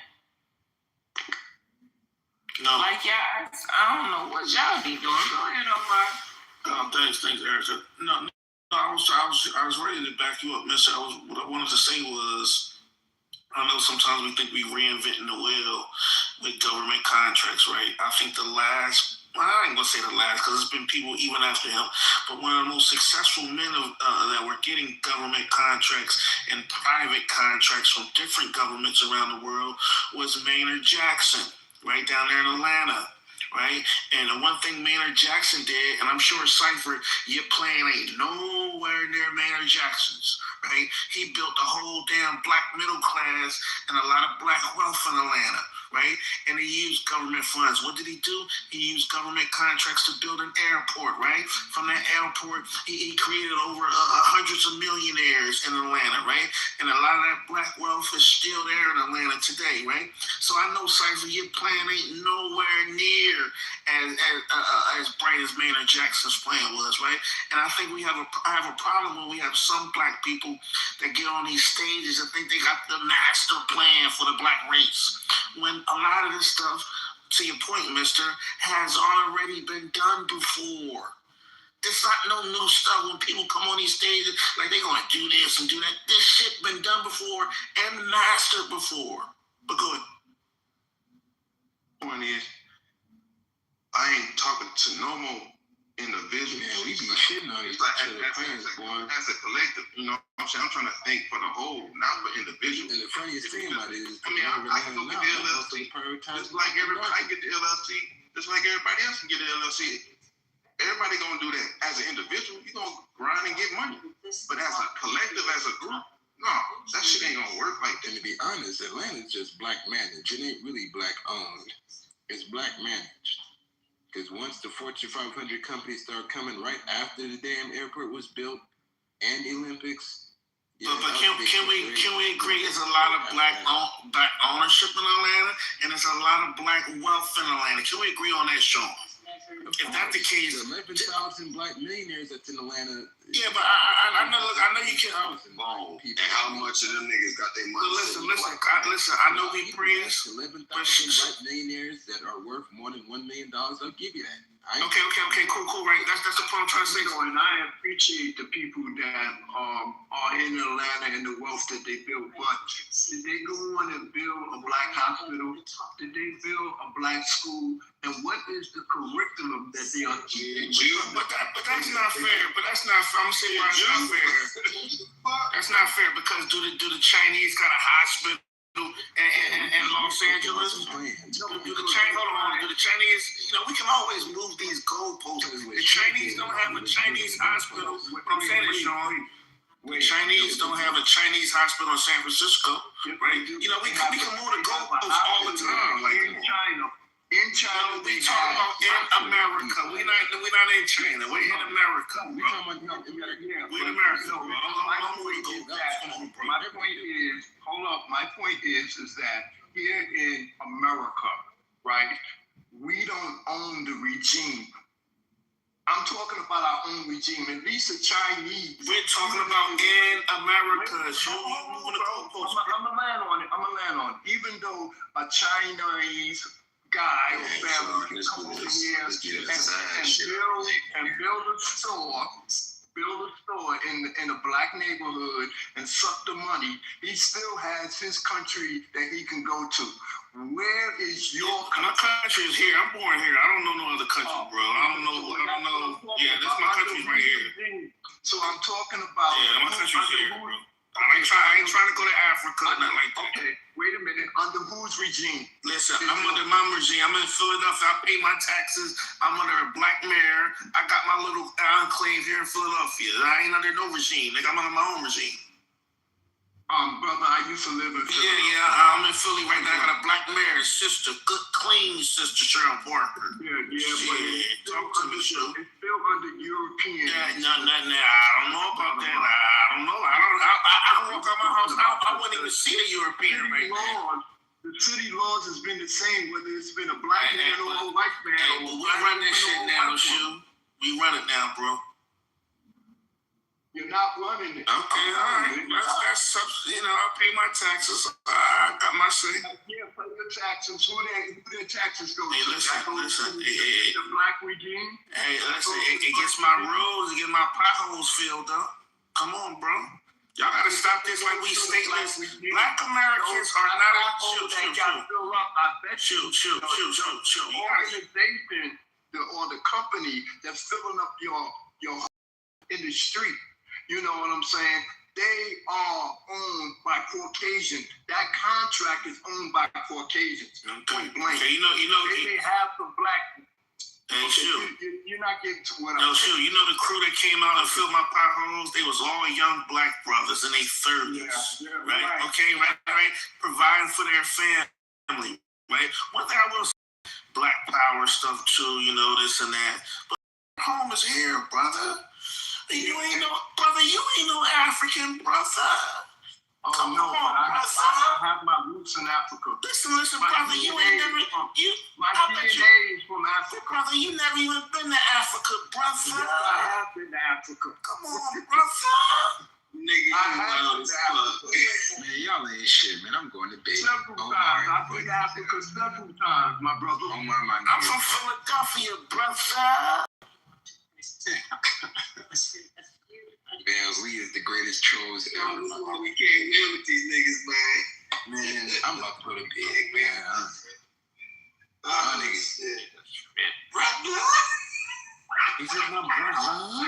Nigga, wow, man. Why? Who did this to you, nigga? Why are you like this? Man, y'all niggas is a trip. I like talking to some of y'all, but a lot of y'all ain't good for the mental health. Hell, fuck no. A lot of y'all ain't good for mental health if you're going 24/7 with this shit. Boy, you would have thought niggas like him was just like on it.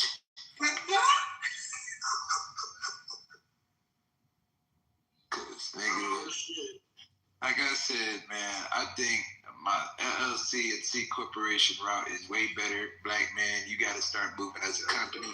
Stop doing the shit with your personal shit. And like Omar said, you could be pro-black militant, you could be a corporate nigga individualist. But nigga, if you ain't running nothing with any entities and setups, I don't know what you're really doing. Because everybody else is moving like a corporation. You got companies moving, how they be moving. Motherfuckers getting lines of credit, motherfuckers getting the grant funding, whatever it has to take.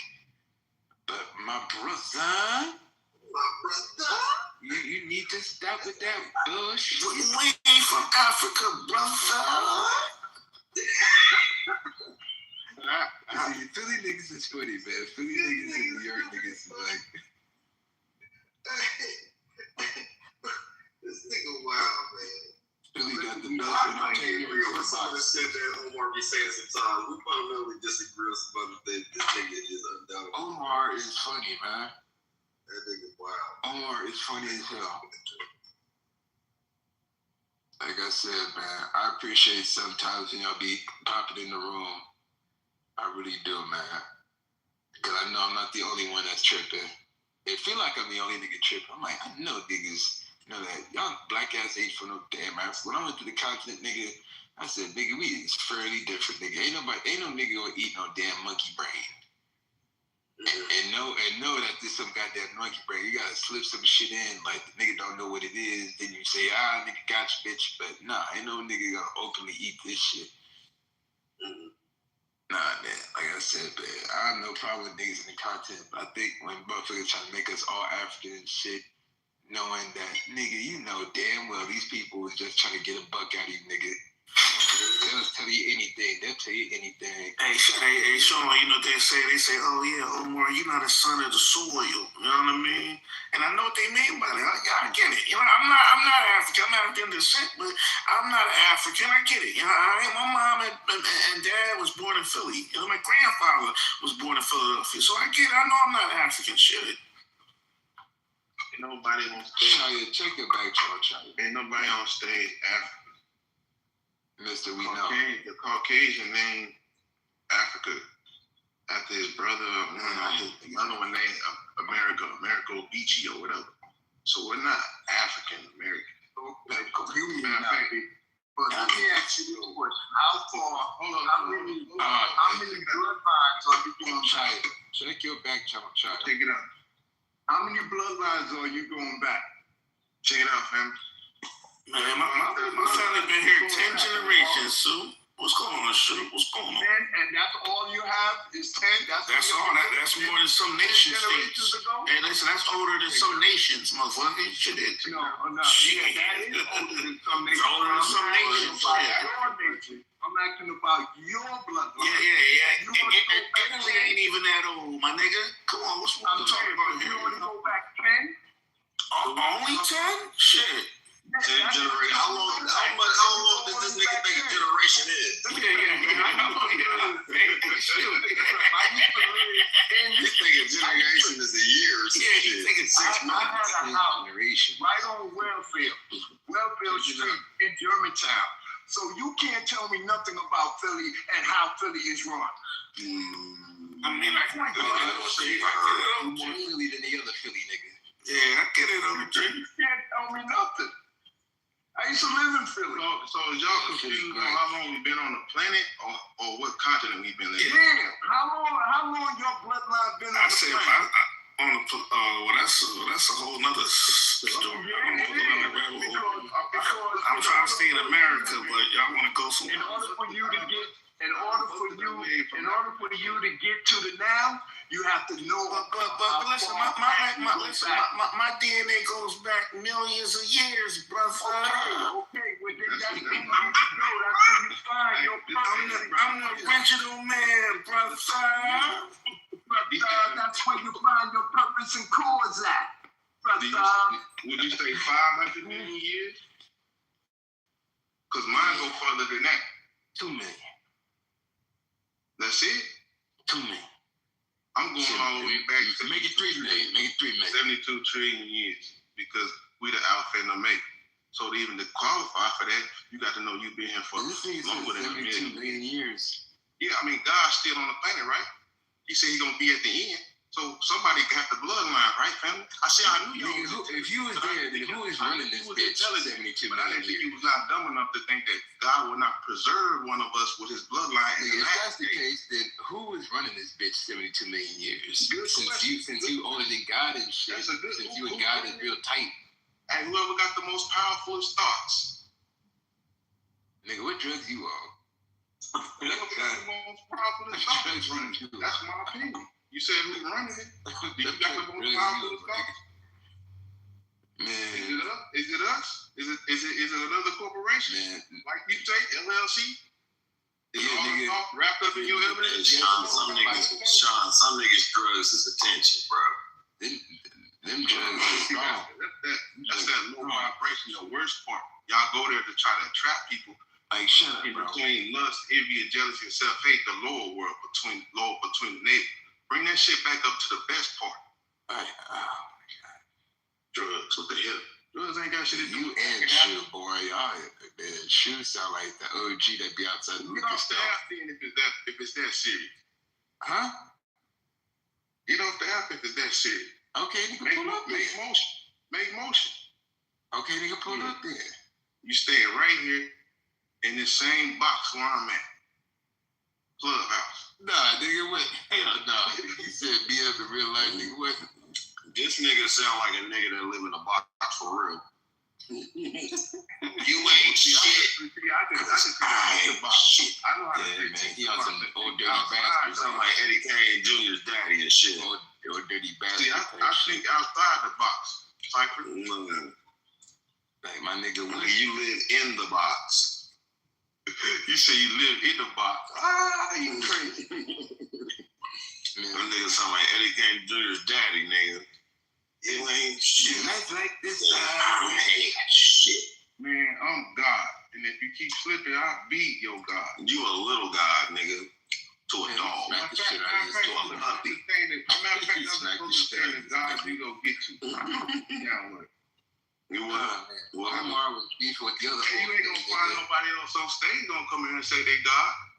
Omar, man. Omar. Nah, there's a lot of people that say Everybody else gonna follow stuff, nigga. Omar done smack the other old Philly nigga out. Everybody else talking about I'm from Germantown. That nigga said, well, nigga, I live in Philly right now. Nigga, you be close to everybody. From a drop of a dime right here on the phone. This nigga M, bro. You and the homie Jay argued for like 6 hours, bro. It was like from midnight to 6 a.m., bro. I still remember that shit. Man, that bro was not talking about nothing, bro. He ain't got no real power. You talking about that's the problem. That's the problem, nigga. We glad you don't got no power. Well, give me all your brain power right now. We glad you ain't got no power, nigga. Put it on the PDF file so I can download all your brain power. Yeah. Send it over here a couple of days in the hard drive. I do. Put this shit on my computer and make my shit go viral. The nigga said put it in a file. Man. I got this Sean latest upload for 1995. Yeah. I'm telling you. It's selling bootleg DVDs, we know. I believe me, bro. You just gotta put that shit on wax. It's selling bootleg DVDs, we know, my nigga. But come on though. I'm waiting for you to go ahead and put out the course. Because I know that's what you usually really try to simplify on a day-to-day basis. So once you get that shit ready, you're on your way. Yeah, I wish I could just smack you with a computer, nigga. Just smack the shit out of you with a computer, dude. I am a computer. What you talking about? Supercomputer. What came first, the planet or the brain? Man, we got a lot of foreigners in this chat. Omar, you see this shit? Yeah, I mean, I think the mind came first, Mr. M. The mind. Oh yeah, you got it right. The mind came first. That's why I said thoughts. It's gonna be the most powerfulest thing on the planet. Because you had to have thoughts that thought themselves into existence. The first creator, we came on here. He didn't have nothing but a couple of atoms, molecules. It took 99 atoms to make a human being. So, he had to think himself into existence. He ain't come down the birth canal. He ain't have navel. You got a belly button. The first God didn't have a belly button. Did you know that? Hey, Hey, let me ask y'all a question. Y'all believe in evolution, or we just appeared? Like, what y'all believe? Man, I don't know. I don't know what to believe in. I give evolution a shot. Yeah, I don't necessarily believe in all this eugenics talk. So, Brother Omar, since you got all the answers, I know you go. What you gonna say? No, I don't have answers. No answers. You got all the answers, Sway. No. I was watching this thing, man. I was like, I knew you were gonna bring us a damn documentary, nigga. Sean. Yeah. Depending what side of the bed I wake up, man. I'm like, okay, maybe we did come from reptiles. That shit crazy. Nah, I was watching this show and they said we evolved over like a couple 100 million years, man. Like it took us to get where we at. It's crazy. So damn, was Jesse Ventura right when motherfuckers said Queen Elizabeth was a reptile lizard? Yeah, that shit crazy. That shit crazy, bro.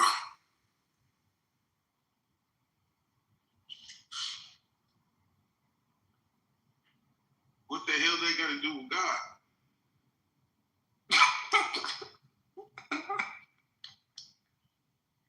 God ain't no reptilian. He said he made the first man like himself. Yo, but you got body. You got body, Mr. M.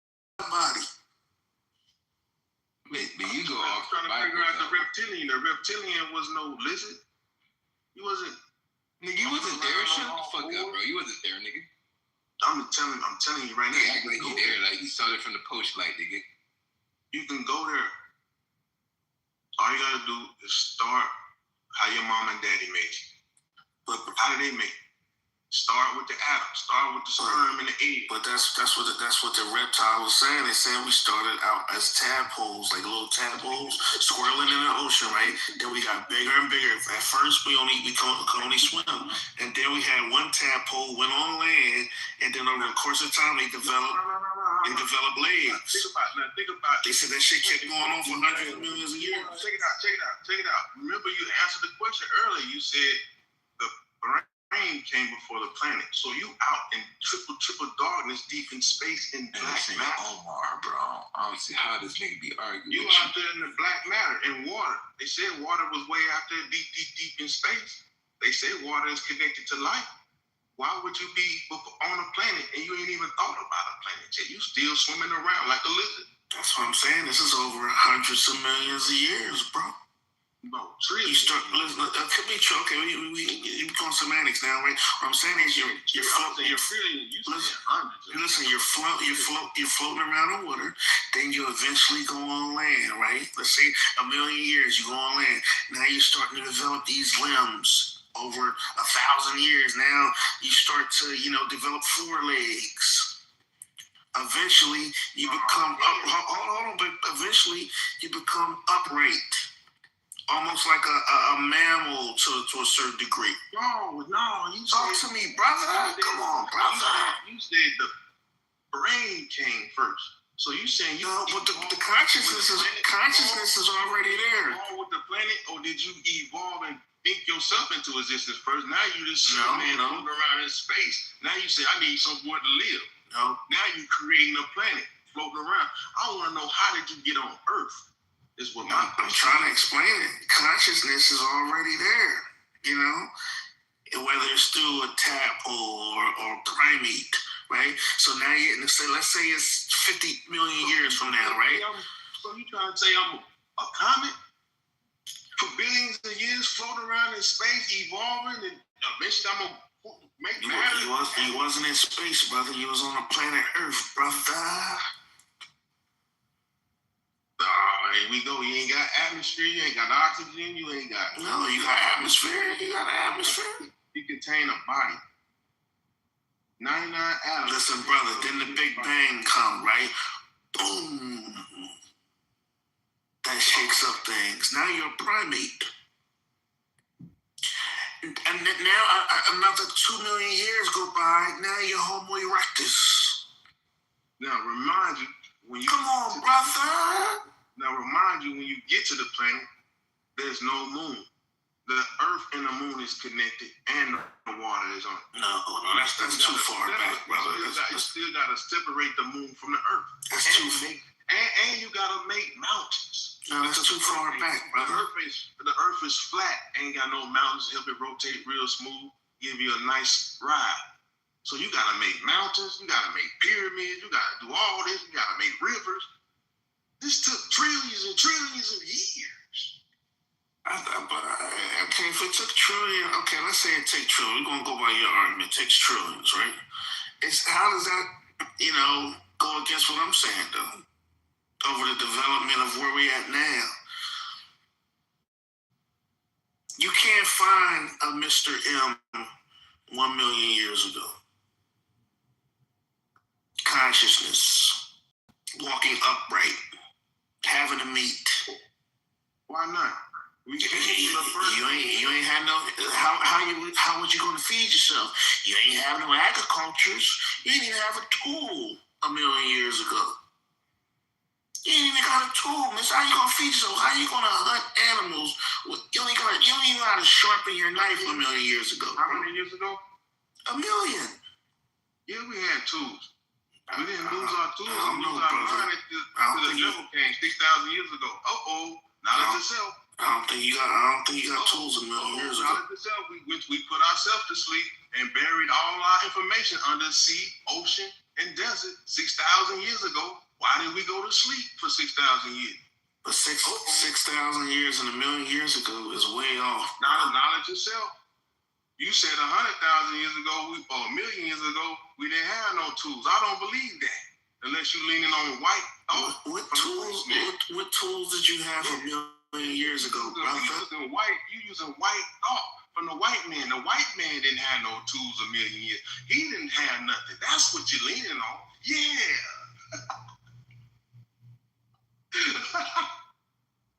The white man was in the cave talking about yabba dabba do with nothing. You feel me?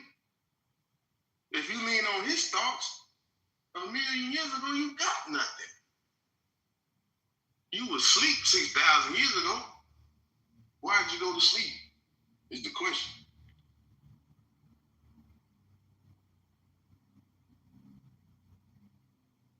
All right, I give you that one. It's saying the oldest tools are 3 million years ago. I give you that one.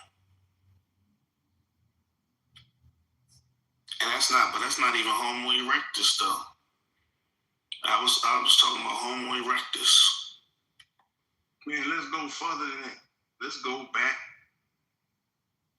when we didn't have nobody in America 35,000 years ago. When nobody here. How did you know that no one existed in America 35,000 years ago? Because we was all small populated in a small part of Africa. How did you get to that conclusion? Who told you? Who told you, and why do you believe them? Who told you, and why do you believe them? The Earth's circumference is 25,000 square miles. Who told you, and why do you believe them? We write our history every 25,000 years in advance. God told. Who told you, and why do you believe them? This is lost knowledge from the God tribe. Tribe of Shabbat. Who told you, and why did you believe them? Who told me? I told you. And why did you believe them? You don't believe? That's not what I asked you, sir. Or do you know? Who told you, and why do you believe them? I said God told me. What's today's mathematics? You tell me. What's the God hour? 7 o'clock. Bruh, this is where you at. Yeah, man, you a talker, bro. You don't even know basic information, bro. This is where you at. You a 5%er. You ain't a member of the Nation of Islam. You grafted away from original, making double with the knowledge that you do have. So when you speak the true knowledge and come to the root But the knowledge, thing is, you literally know nothing. Hold on. That branch That's the truth. when it fall off, you got to come back to the root. Who said I was falling off? When you come off that branch you on with that 5% knowledge, you gotta come back to the root. 5% knowledge. So bro, here's the thing I discovered about you. This is from me talking. Yeah. So this is what I discovered about you. You know what I noticed about you is that you talk a lot and you don't know very much. And the more you talk, the more that is pervasive. Like that's really like clearly clear to see. No, I'm not done. You assume a lot too, and you don't know enough to make the assumptions that you do assume. And instead of utilizing Socratic methodology or probing to get more information to make sure that you're aware and that you're correct in your framework, you skip all of that because you have a sense of self that's not actually liquid, right? You have a sense of self that says that you're smarter than what you think you actually are. And that's not true. And it shows up in your conversation on a basic level because you talk in circles, you avoid questions, and then you talk about knowledge that you really don't have. So when challenged, you bounce around that and then try to flip the conversation from a question to another question narrative to answer that question. I just think that you should just be a little bit more humble in your approach when dealing with other people that probably are aware and know more than you. And then not to say that you should agree with them, but that you should probably consider some of the things that they say to add to what you already think you know. You know what you say? I mean, steel sharp is still like man sharper man. If you think my blade is sharp or I'm rusty as a lock, just know I gotta just get some oil and put on it so I can get the lock right. And if my blade is dull, surely your blade is sharp enough to sharpen me up. So I'm not worried about if I can't have a sharp blade. Just know when it swings, it's gonna cut. It might knock some flesh off the bone, but just know, lay me not under your understanding. And everything you know, I know. And I know nothing you don't know. And everything you know, you can put it on the tip of a pen and still be room left. So look forward to learning more. And with all this brain power on stage, I could never forget anything because there's too many brains on stage that knows. So I was just leaning on everybody else's information just so we can have an accurate consensus versus a stupid debate that is so 90s.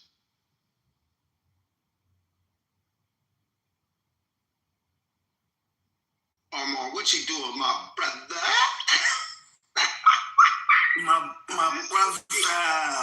Yo, I'm gonna be using that for the next 72 hours, nigga. I'm weak as hell. Oh, weak as hell.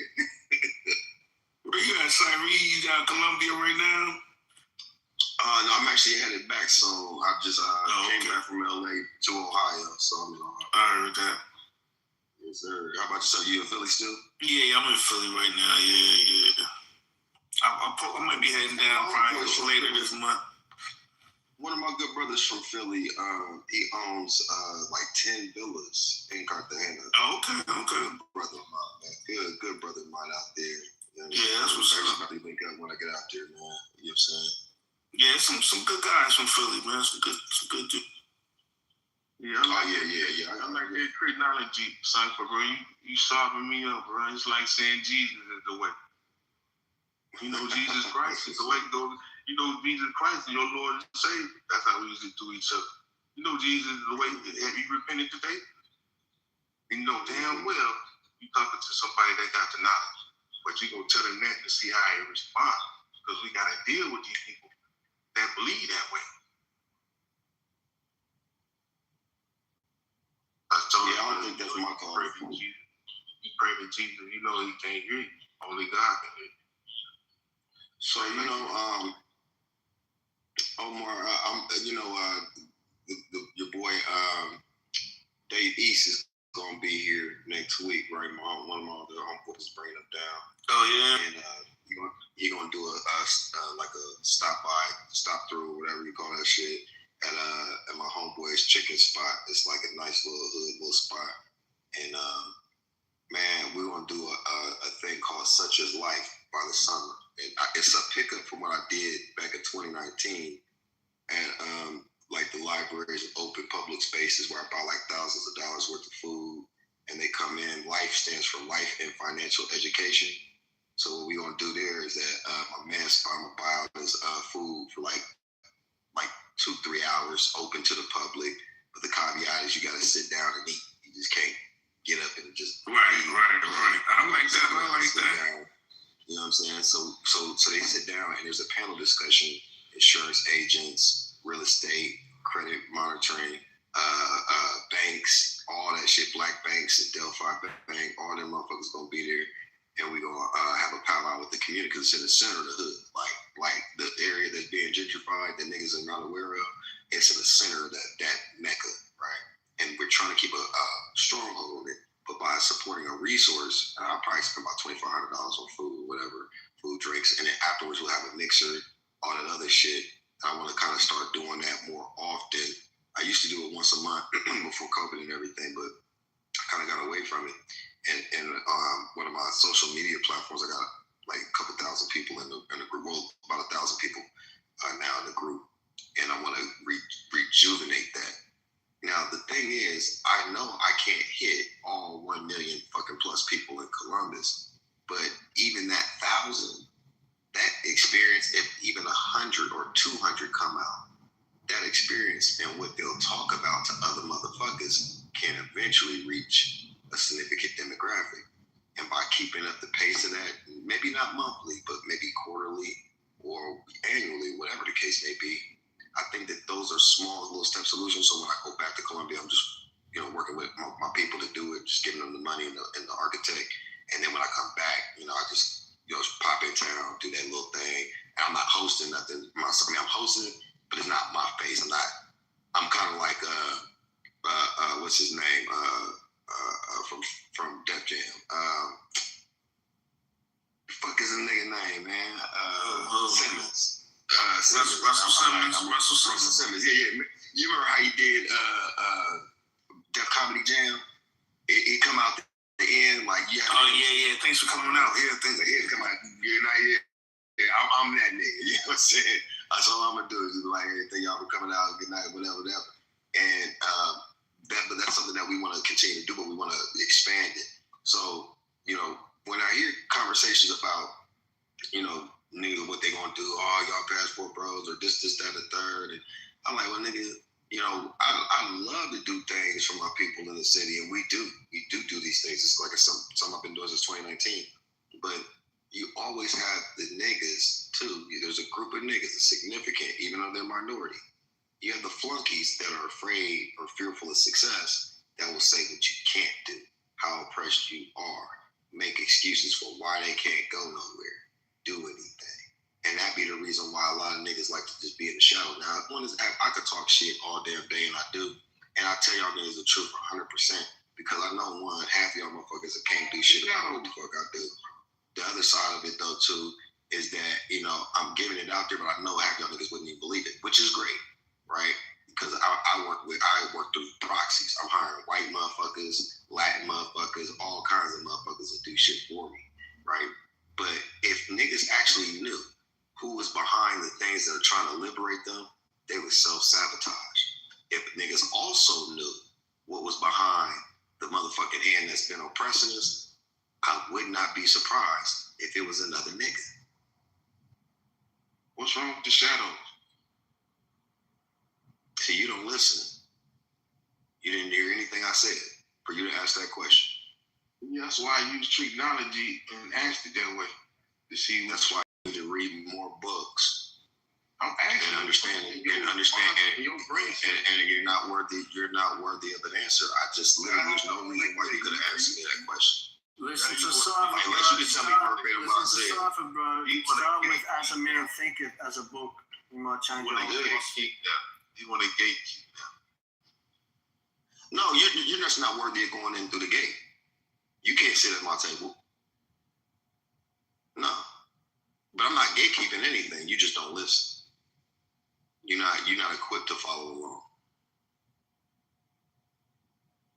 You don't even want to be.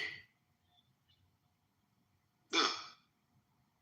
There's some niggas you gotta leave where they're at. You can't even consider them. You can consider them in terms of what you leave behind. You playing wordplay on the damn app. And you No, it's not no wordplay. You're not capable of. You're attempting wordplay, but this is outside of your league. You don't have the bandwidth to even to do that. You're tripping yourself up, brother. I chose the word. You tripping yourself up, brother. I could have said any other word to get more information. I could have said any word to extract.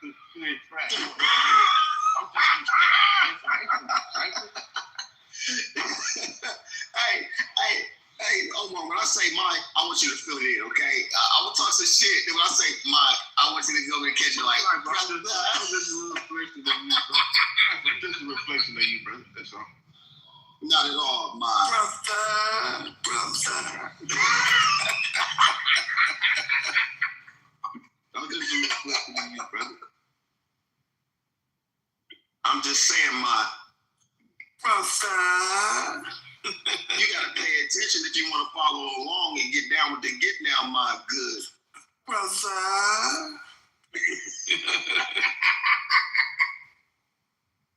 Yeah, y'all something else, man. And y'all trolling the hell out them work. But check this out, brother. I know what you know not, brother. Steel sharpen steel like man sharpen man. Brother. We're waiting. Spit it out. We're waiting.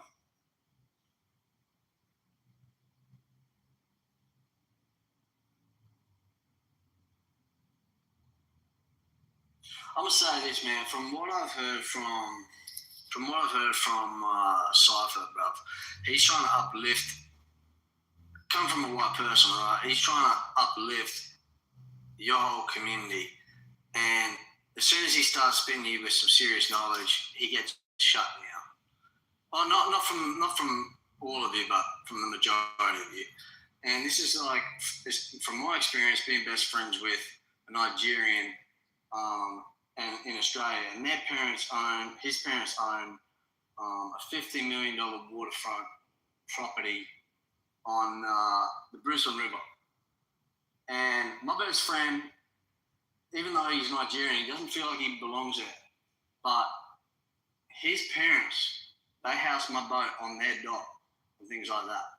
And I'm telling you right now, it wasn't a victim mentality that got these, coloured people to the wealthiest positions in the world. And Cypher be here trying to tell you guys, like, man, you don't have to fucking put yourself down and put yourself in this victim mindset, and keep playing the victim card, just to feed your own, I don't even know what you want to call it, but ego. Like, you start with, he's like, read some books. Like, start with As a Man Thinketh. Change your whole mentality. Like, there's some special people, like, especially my best mate. We sometimes go tit for tat. And Dre, are you saying we don't read? Are you saying that?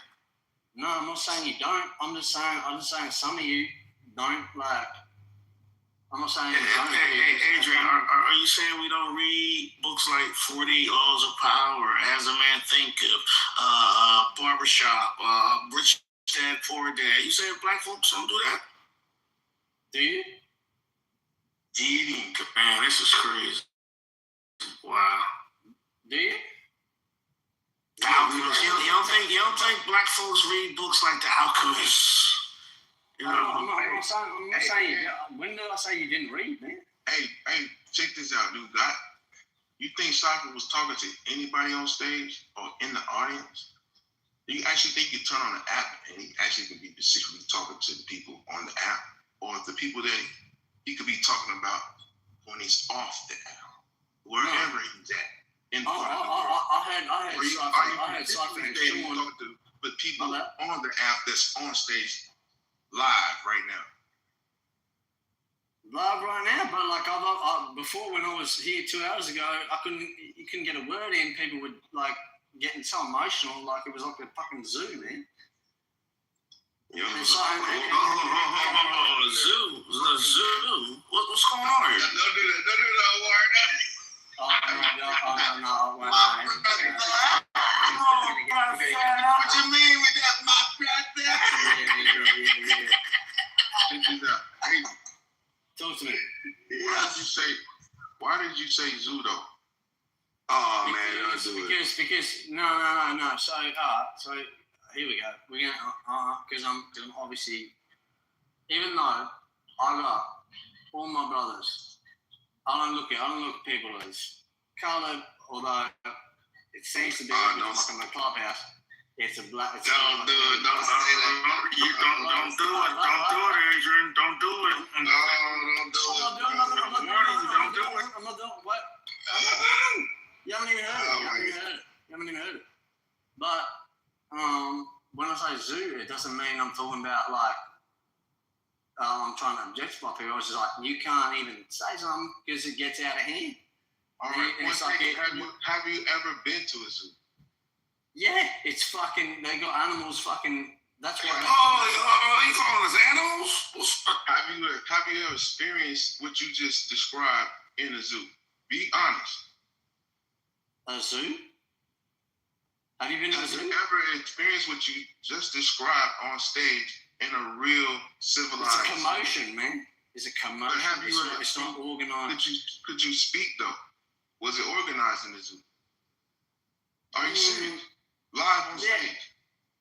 Yeah. What kind of zoo was you in? Where was this zoo at? Man, have you been in the jungle, man? Is it a zoo or is it a jungle? Two different things. No, let me get in here. Hold on. Let me get in here real quick. Jungle is two different things. No. I don't know how you. Let's get out the forest, guys. Let's get out the forest. Adrian, I appreciate what you said. I thank you for your observation. All right. Now, here's something I have to say, because this is a fraternal conversation and you've been invited to the stage. So I want you to know, too, the reason why this mentality exists is because of unaddressed trauma from what your ancestors did. I'm not saying that yours specifically did anything, but people that look like you did a damage to this world that they never healed.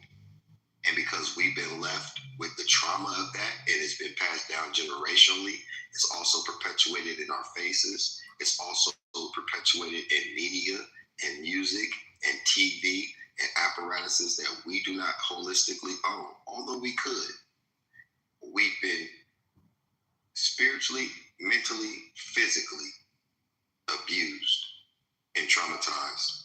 And we have done it to ourselves as well. So when you have an internal conflict going on at the same time as an external conflict, that's how people get conquered. If the mental, spiritual capacity of that is never healed or mended or repaired, then you can't blame people for reacting to the environment that you created. Yeah, no. So this is where I see it with my best mate is Nigerian, and he's so passionate about everything to do with he anti-Israel, pro-Palestine, and like he comes from a really wealthy family who've worked their ass off, and they're I don't know how to say it, like to me they're family, but if I say like coloured, you're gonna say, oh, what are you trying to say here? I'm like, no. I'm like, as far as I'm concerned, that's my brother.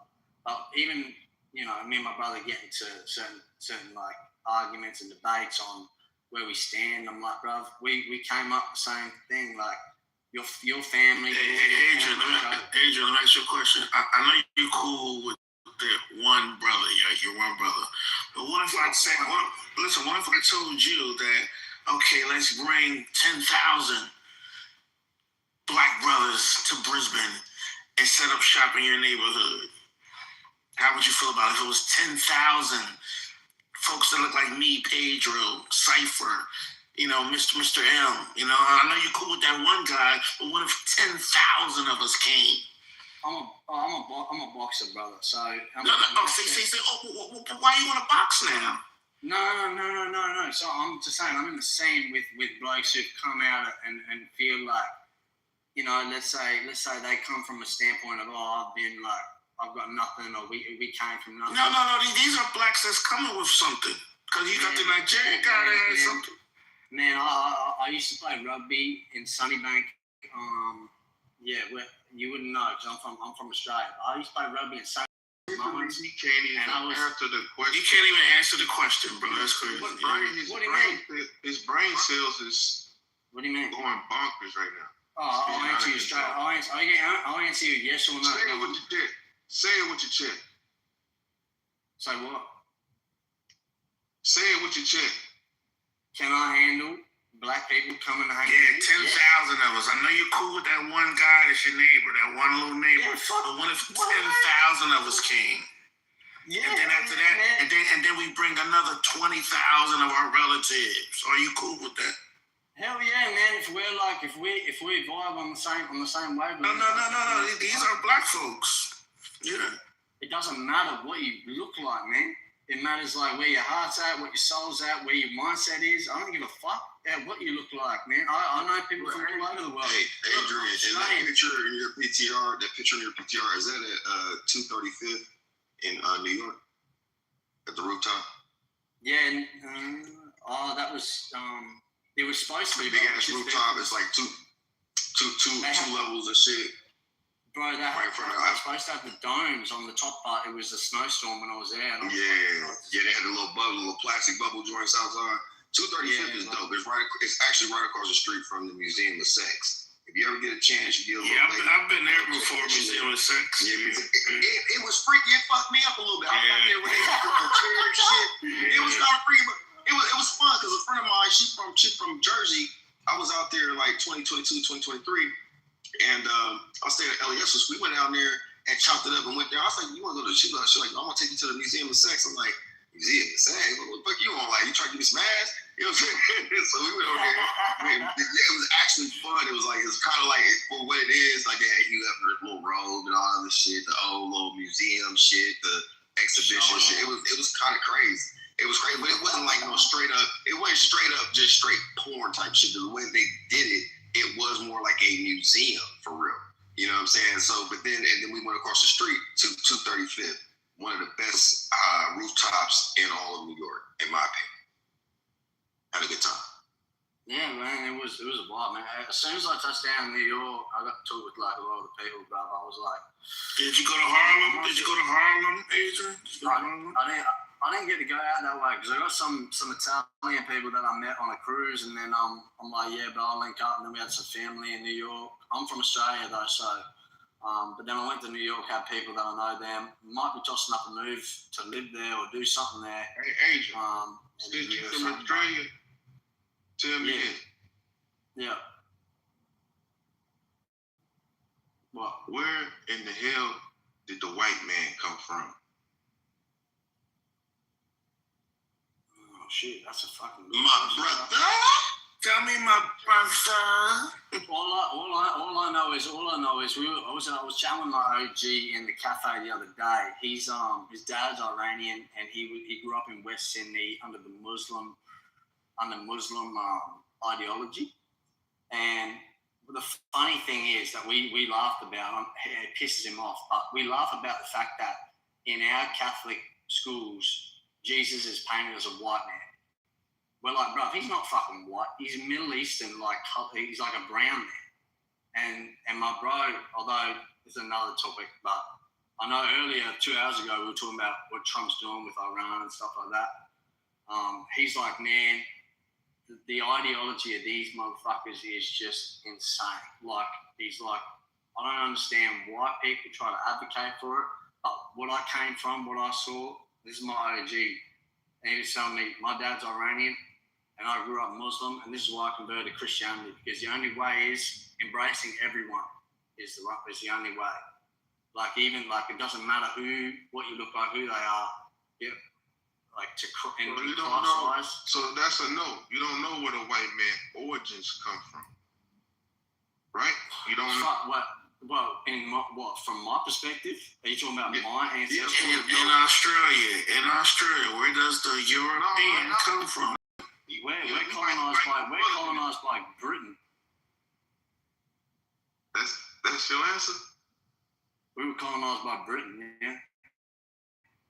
Were your family part of that settler colonization class? So I'm part Irish, part Polish. My well, I'm not gonna, I'm now gonna get into detail, but like my grandparents escaped, my grandma's parents escaped a concentration camp and got on the boat to get. Well, tell me this: do your bloodline go back 200 years, or 1,000,000 years, or 10,000 years? Just your bloodline. If you could my bloodline. Have you? If you can you answer that without catching a nosebleed within those numbers? Sorry, but I mean, just like have you gone on Ancestry.com? You know, like AI, 10,000 years, 200 years, or 1,000,000 years. They can answer. Our bloodline, brother. The only thing I know from my country where I'm born in. Just say the number. Just say the number. Just say the number. I can tell you, 6,000. I can tell you.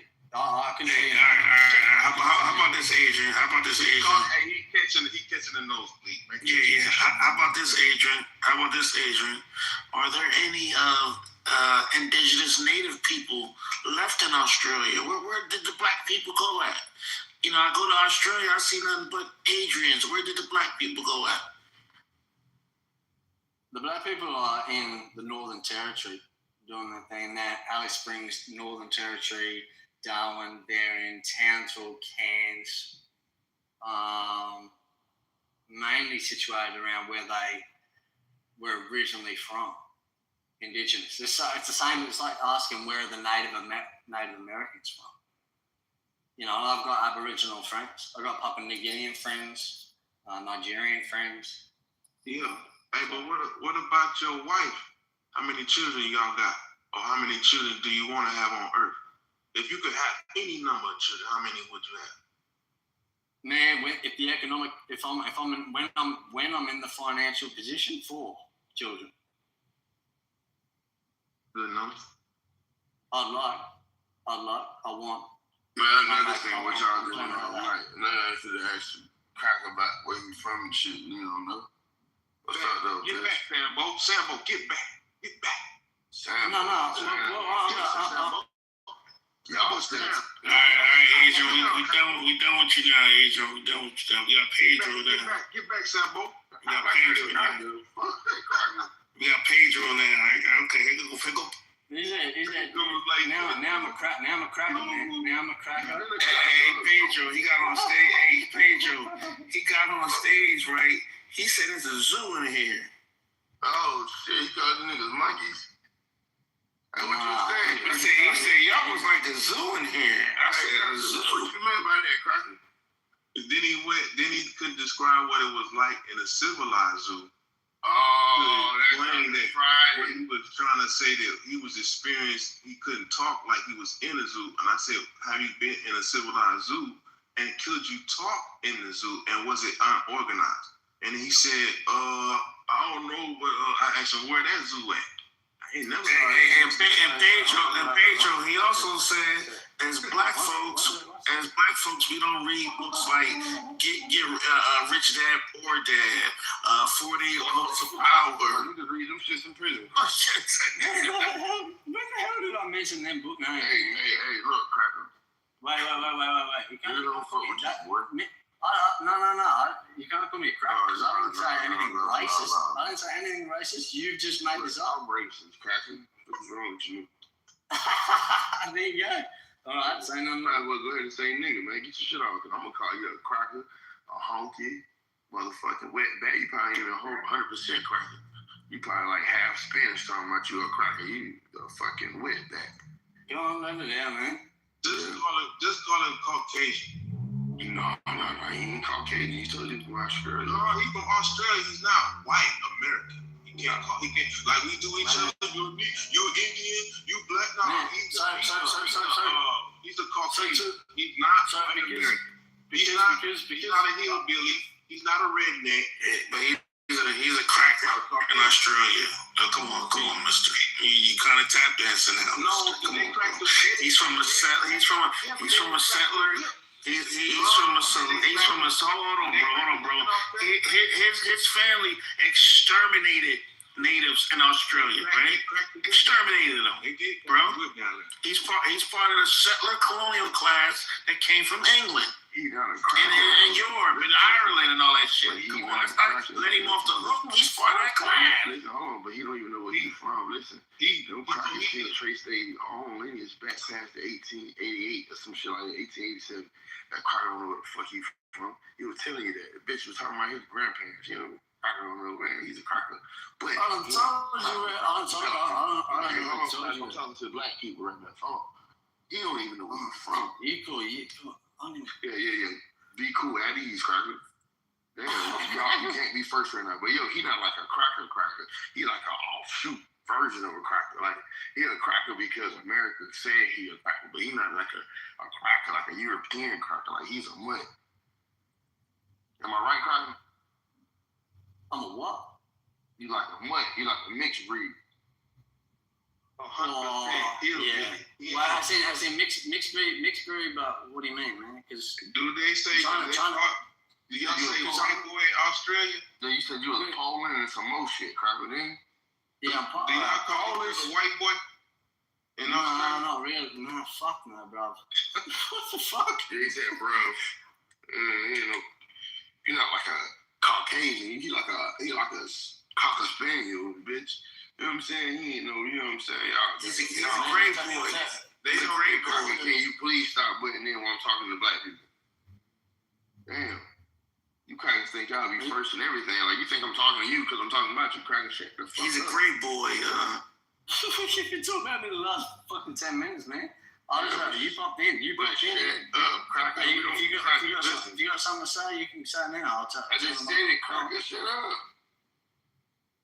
Or what? What's wrong with you, man? Or nothing. I'm gonna fuck your wife. Cracker, shut up. You was always put first in life winning, cracker. Right now, it ain't gonna be that type of rodeo, cracker. Damn. Motherfucking pack of wood, you pink toe. Your ass come behind me, Satan. Yeah, you talking about? Fuck up. But yeah, he don't know his history and shit. Y'all asking this cracker. Cracker don't know where the fuck he from. I'm talking about he Polish, something else, but he Australian. You don't know. Where you from? I'm from America. I'm from Australia. I know, but you're not from there really, because your people from Poland. You said you were Polish some more shit. But so you a mutt. I can say the same thing about you. So where you? I ain't from so you trying to? I'm Australian born. You're American born. Cracker, I'm American born. My family are American born. They family American born. I'm not like you, Cracker.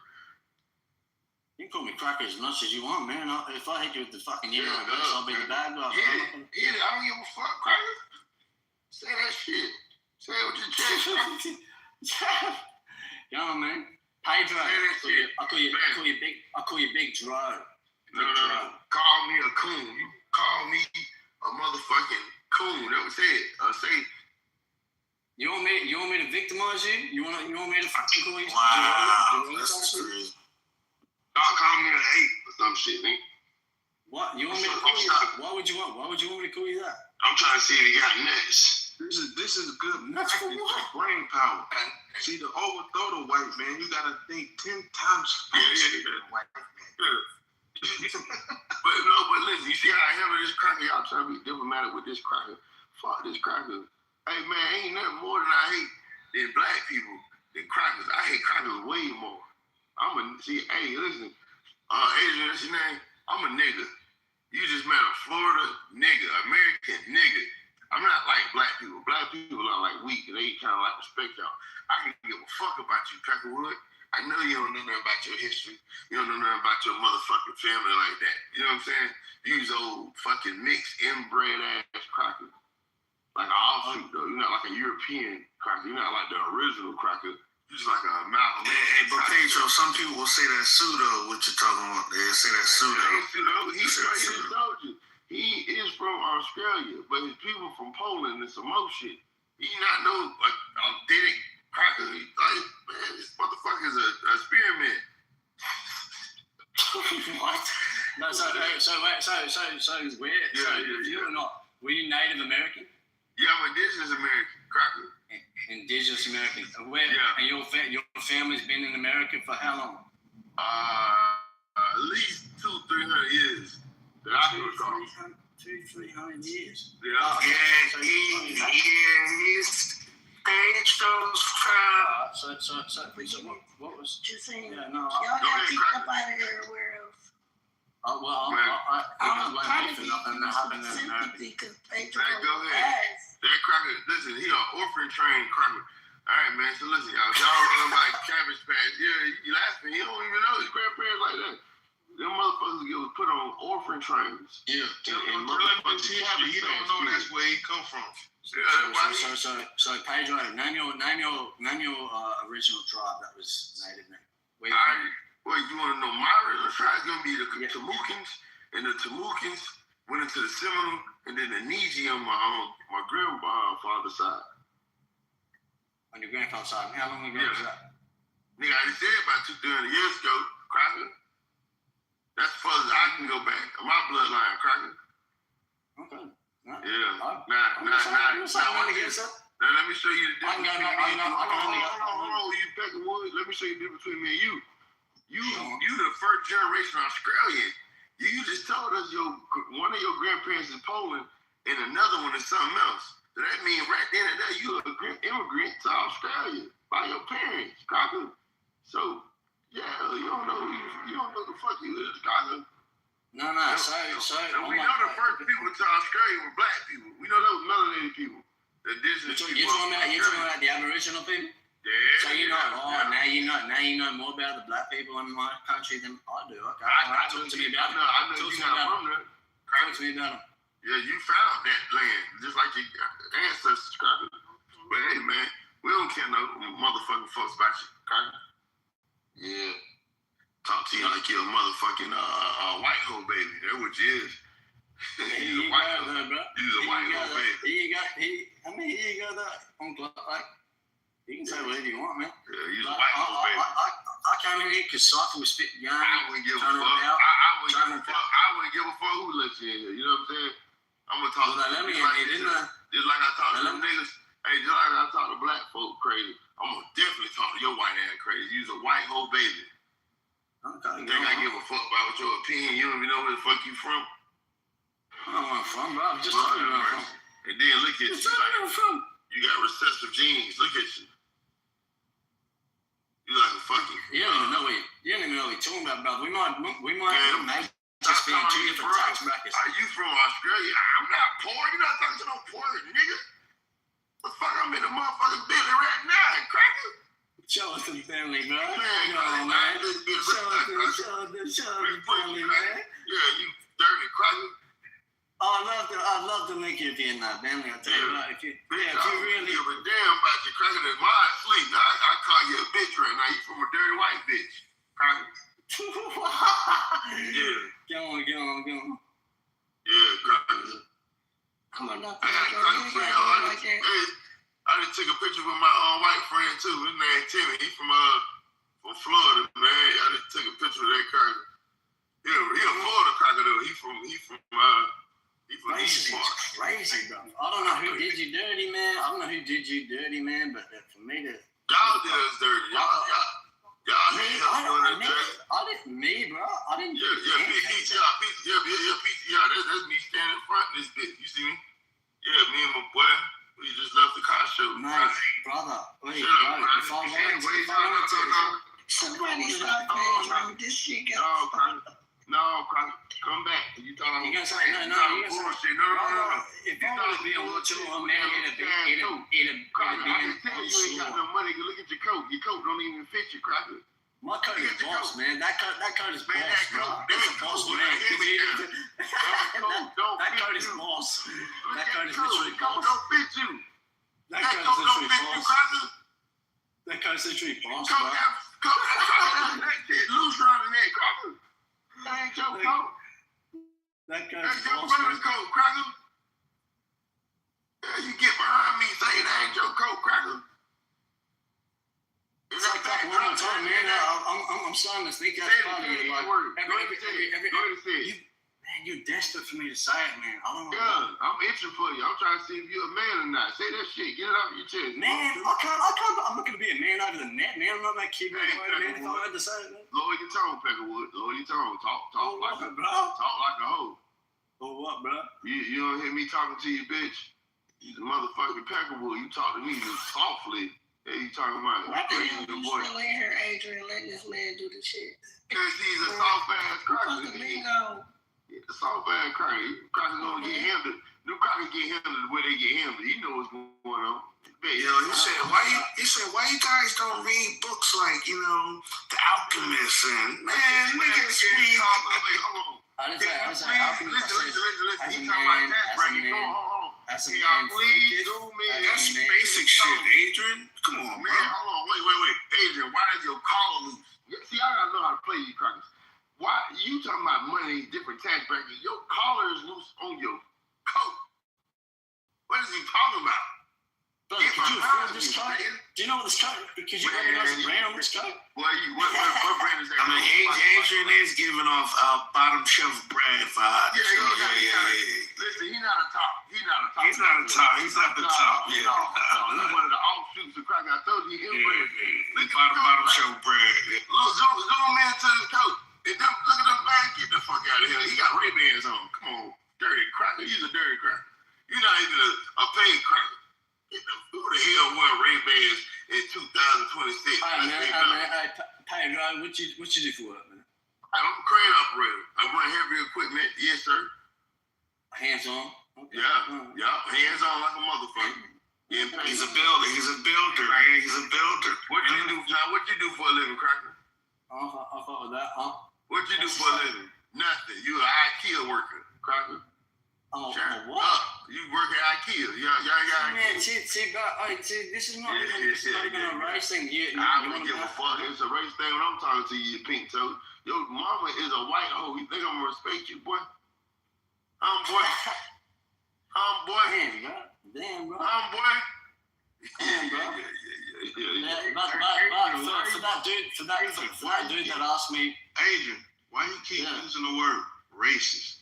At our best, we could probably be prejudiced or No. Don't you tell me that I'm racist. But racist is more so like racist is like white. It's like white only, black only. No.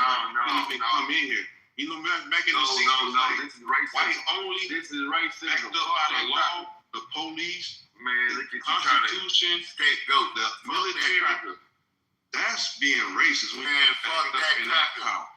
Whoop that trick, get him. Whoop that trick. Maybe prejudice. Adrian been around for a long time. I wouldn't give a fuck. What his mama is the white hoe off hustle and flow. Now, if you go to the all white room, they gonna show you some race. They gonna sting you to the goop in the racist room. No. We would have taken them to the goop, but they sleep, and I ain't got no beans. Find that white man and kick your ass out his room if you go out there. These crackers so bad, y'all want to ask this cracker questions and shit. Know where you from?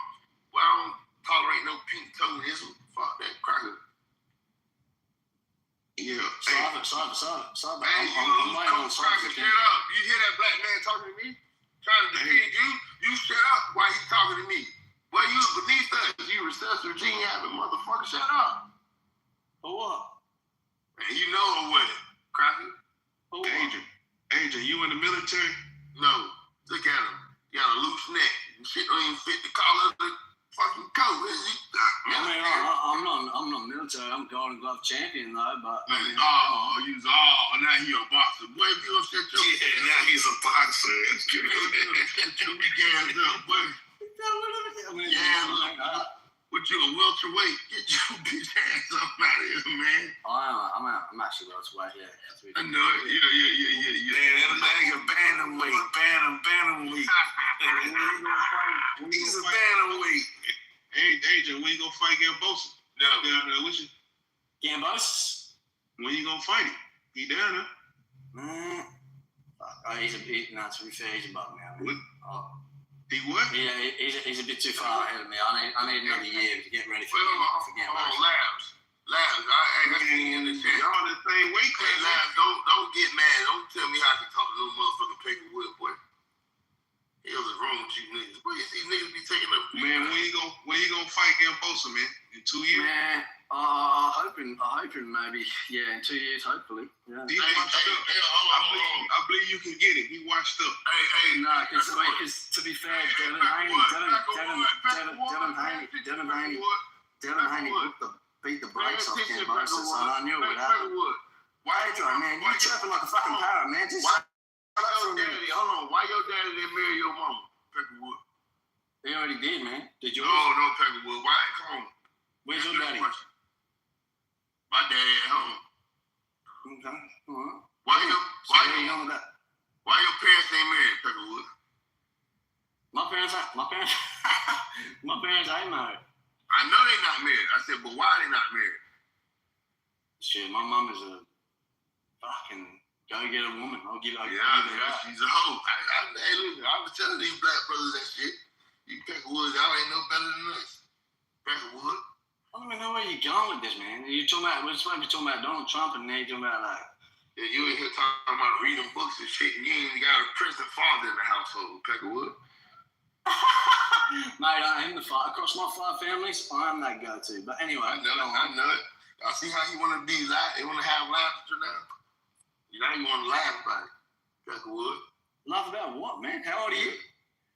I'm 35, Peckerwood. My dad in my life. Cool. My parents married. High five. High five. Yeah. High five. You got to high five me, crack. I'm better than you. Well, we'll see. Yeah. We'll see. I am, Peckerwood. No, you're not. You a pole cracker. You living off. Hey, you living off categories. Listen, you living off. I can already tell, man. I can already tell we're in 2 different categories. You're like 10 years. You're a decade ahead of me, man, and you're carrying on just going. Hey, listen. I'm not a decade. Come on, we can't have Hold on. How old are you? 24, man. Oh man, he's an old looking cracker too. Damn. Yeah, I got a beard, man. You can grow one. Where's yours at? I got a beard, cracker. Oh, no, I'm not the light-skinned brother in that picture. I'm the dark-skinned brother in my picture, sir. I'm the one with the Versace shades on, cracker. Is this, is this not Pedro? Yeah, that's Pedro. You see that motherfucking coloring in the back, cracker? We don't come out to play, cracker. Yeah. Let me see that. Yeah, we swinging those, cracker. Oh, yeah. Yeah. I'll give you that. Yeah, no, you ain't give me nothing. I made that, cracker. You did that? Yeah, I'm better than you, cracker. Say it.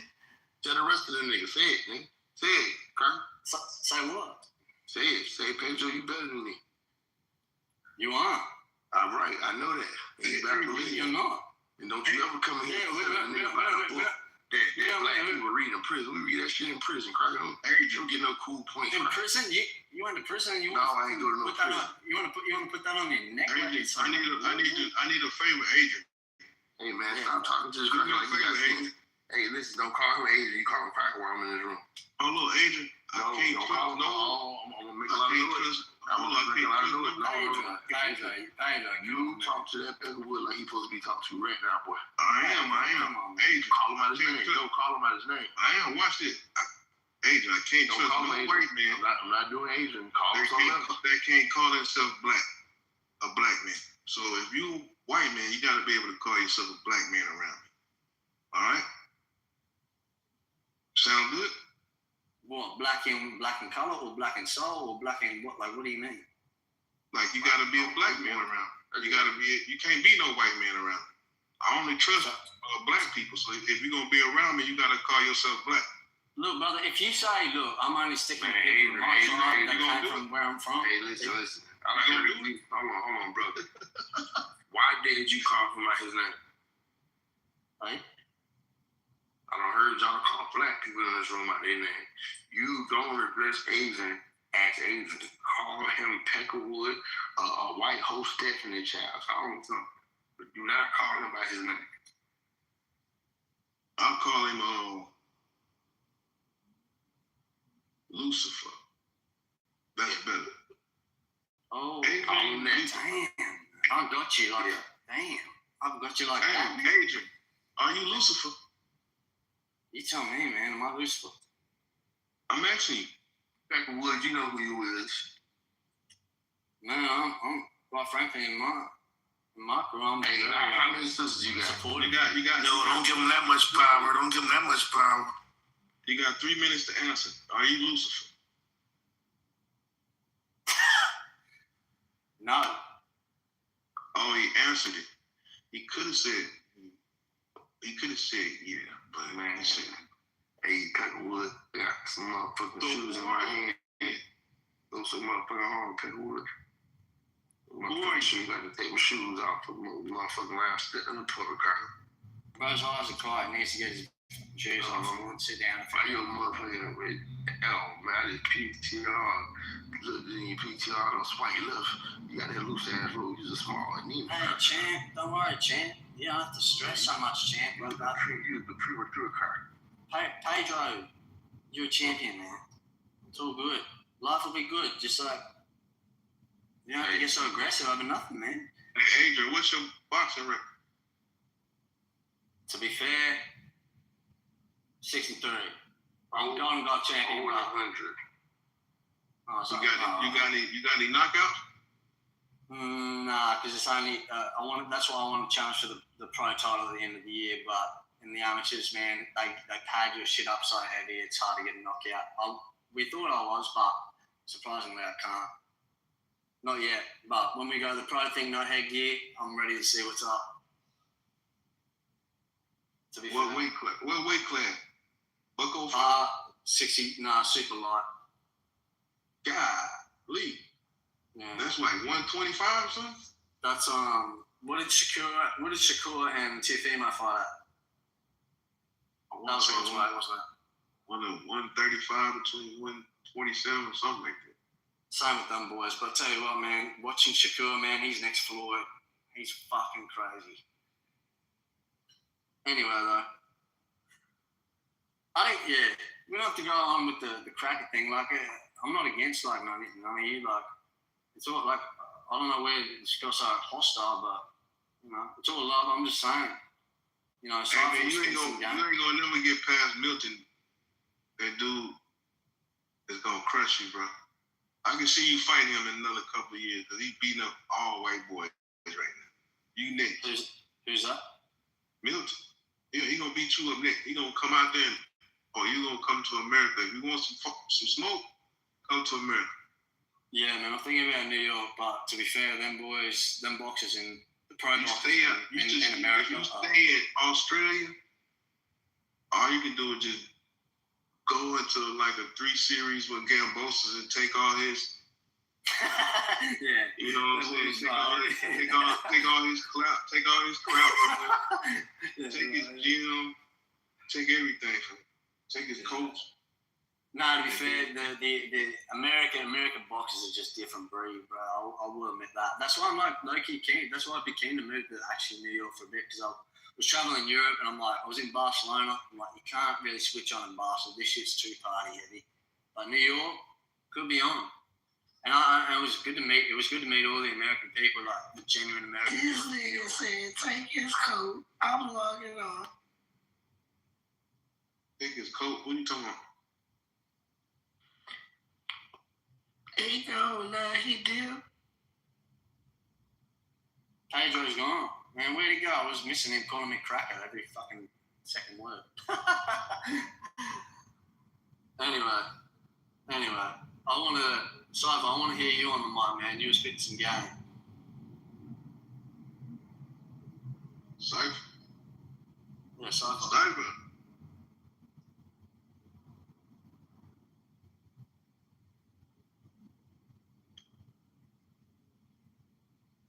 Man, what food y'all be eating out there, man?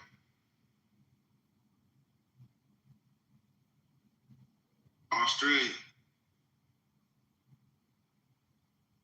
Shit, we take a bit of. Well, we're very similar to in the American sense, but we take a bit of everything. I guess our main thing is our meat is so like premium that we like fucking like steaks and beefs and lambs and shit like that. But do y'all get American food products out there? Like Cheerios, Pop-Tarts? Say that again?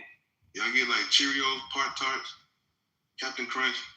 Bro, no, the only thing The only thing we got is like, well, we got some jelly, but like the only thing I think that we got like American was, it's hard to get like Pop Tarts in American. And if we do get them from America, the recent thing we got from America was Taco Bell. And I don't think that popped off as much as it should have, but no one really hyped it up too much. But yeah. Yeah, the Takis, I love the Takis, even though they're bad for you. But it's really just like meats and we take a lot of what, to be honest, Australia is like very similar to America in most ways. Very similar to America or similar to England? Oh no, I'd say more America than England, to be honest, bro. All the English that come on holiday in Australia be like, how the fuck did we colonise you and you've got it better than us?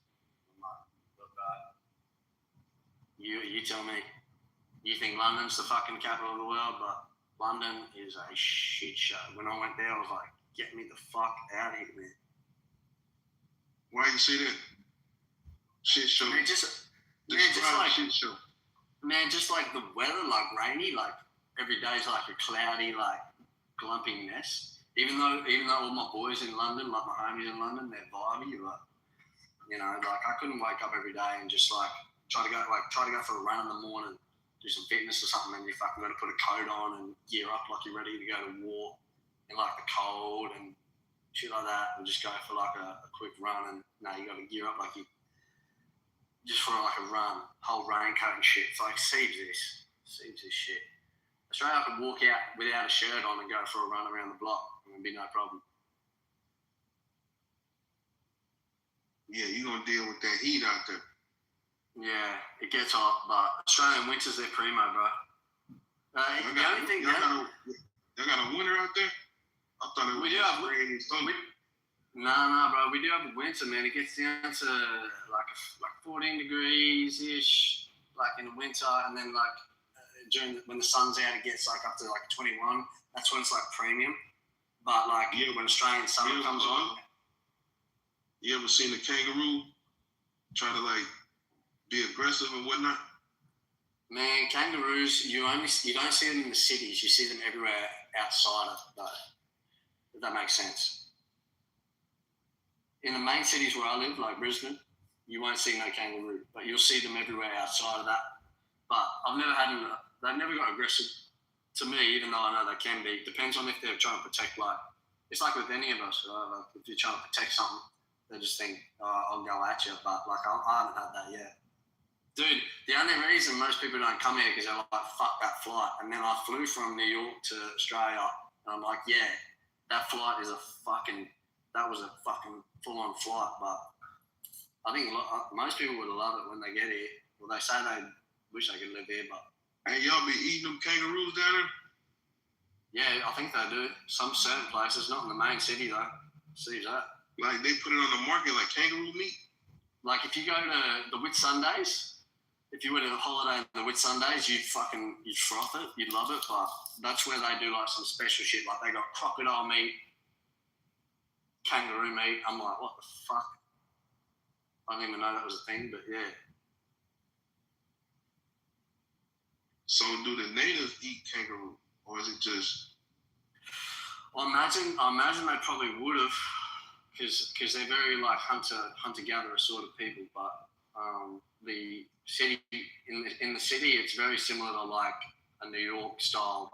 Not New York, like New York's like, in my opinion, a city on steroids, but it's very similar sort of thing. You know what I mean? Hey man, they get... Where are you from? I'm from North America. North America. Over here by the middle part, like Texas. Oh, you near Texas? Say that again? Well, you near Texas, Houston. No, I'm in Dallas. Dallas. I heard that's fresh as, to be fair. Dallas the best city in America, you reckon? I think it's the best survival city. Ooh, shit. All right. You gotta worry about the earthquakes on the West Coast ain't got to worry about the floods on the East Coast. Oh, right. So from preservation standpoint, it's just chilling. Tornadoes come, it's hot and cold. By the time the heat gets to you, the cold from the north comes. By the time the north cold comes, the heat from the. I heard the fit chicks are there. I heard the fittest chicks are over there in Miami. Man, you don't lose your mind. You don't lose your mind going there. Yeah. Which one, Miami or Dallas? Miami. yeah. Miami's like Gold Coast, where I'm from, is like similar to Miami. Yeah, they got nice ladies out here in Dallas too, but they more like, how you say, sophisticated. Just a slight more class instead of like materialistic sort of thing, you know what I mean? Put it this way, Dallas, you got 10% of every race in Dallas. Yeah. Wait, you got 10% of every race in Dallas? So it's like super diverse. Yeah. Do you want to stay in Dallas, or would you say you probably want to go like, I don't know? I probably would stay in Dallas for another 5 years. In your opinion, what would you say is the most American or US like city or area, state? Where would you say you get the most American feel? Or like this is where America's at, in your perspective? I would probably say the Midwest, like any state in the Midwest that's not oversaturated with outside culture. Because the more you go in the Midwest, you got more of a black and white native structure. It's like real laid back. I would say, I'll be honest with you, I'll probably say Tennessee, Arkansas, Louisiana. Like the last of the real, like, places that's not oversaturated by immigrants. True. So they're like the most American sort of places. Yeah. And my What's your thoughts on what's his name? Senator John Kennedy. He's a funny cunt. From what I've watched, he just seems funny. I think he could be exposed to some stuff that it's kind of too late. Even though he was throwing a red flag out there, it's like you know a lot, but you can't stop it. So at the same time, I understand the power shift because of what his brother did, and when his brother got killed, if it's right and exact, certain people that his brother had beef with, it more so fester up back then to where his brother can actually see what's going on. Yeah. No, but I mean, I can redeem my brother's legacy by doing something good and with the medicine, and I don't know how he gonna come out with that because he tied into Trump cabinet. So that reversal concept can come at the end of Trump's cabinet, but it would just be a bunch of mess if they don't go ahead and iron out new healthcare law, new healthcare pharmaceutical ideas, or whatever they want to do with that. And it's a lot of damage control. I think he's in control of. So it's not. I don't think it's an easy job at all. Yeah, especially with that background. I mean, his dad's son and whatnot. But I was going to get your opinion on the Louisiana state, John Kennedy. You got the same name, the old one, the Republican one. Oh no, nothing about. He's from Louisiana. Yeah. He's the one that's like he's got a real full-on accent. Like he's the one that wrote something about Congress being dumb as hell or something about stupid, like not being stupid. You know that one? Got grey hair and shit. I ain't never heard of him. No, he's hilarious. But I tell you, I know who you would hate, and I think he's a fuckhead too. That Nick Fuentes bloke. Nick Fuentes. I heard that name before. But he is fucking wild, dude. That cunt is fucking crazy. What are you, like a senator or something? Me? No, Nick Fuentes. What position? Nah, he's just a far right activist, bruv. He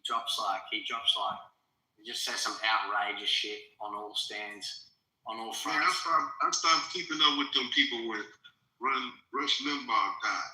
When he died, I stopped listening to this shit. I said, that's their God right there. He did everything over with. Yeah. Leave it at that sort of thing. So when that chapter ended, it's like, who could outdo him? Who could be more vicious than him? And then everything else is kind of like downpour on Alex Jones or somebody like that. Yeah, what do you think about Alex Jones, bro? The way he took the piss out of Piers Morgan, bro, that is a crack-up interview, dude. That is great content. You seen that one? He be exposed to stuff. I don't think I've seen that one yet, but he be dropping some stuff out there. Bro, when Piers Morgan's like to murder and he hit him with the full, he's like, I can speak in this British accent as well, and just started fucking mocking the hell out of Piers Morgan. I just started pissing myself, bro. It was funny as. But hold on. I've sort of gone off tangent. I was getting called cracker like 5 times a fucking minute. But like, the thing is, should Americans support Donald Trump? What about you, bro? What do you think? Yes or no? What do I think? Yeah. I plead the fifth. Yeah. No, I don't got no dog in that fight, man. I ain't voted. I ain't never voted. Never will. It's a cabinet thing, like blood sacrifice.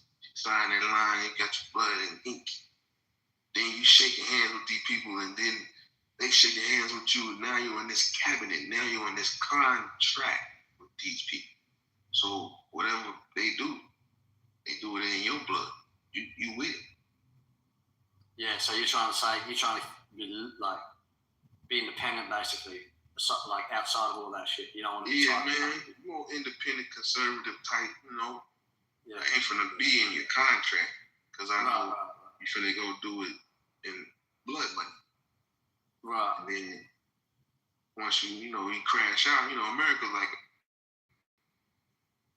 a train going out of control on fire. You don't want to be on the train when it impacts. So find a safe exit some kind of way. Get what you can and get off of it. Because if you're tied into the stock exchange, tied into all this stuff, when the dollar collapses, you fall right with it. So you have to have a still-away program. And every little time you can develop your still-away program, just keep building on it. Start with 300 customers. With 300 customers, you'll never be broke. So, but you don't want to subscribe to that, basically. You want to stay outside of that. Hell no. Yeah. Because they're gonna do the same thing on the cycle. The people they are with living in the same zip code, getting the same resources. So it's not really a division from them economically. The lifestyles are impeccable, if I can say that. Right. So for them to experience the differences, there's too much greed. There's too much greed. It's like almost in a perspective to where it's rich and poor. No middle class. Fuck LA. I'll tell you what though.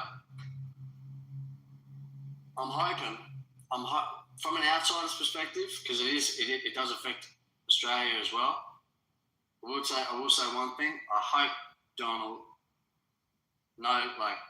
lays this shit out properly. Because if he doesn't, man, the stuff he's doing in Iran, it better make fucking America richer, because I know it'll make fucking Australia more comfortable for sure. So he better know. I feel like he is, because I don't think anyone can really fuck with the US, honestly.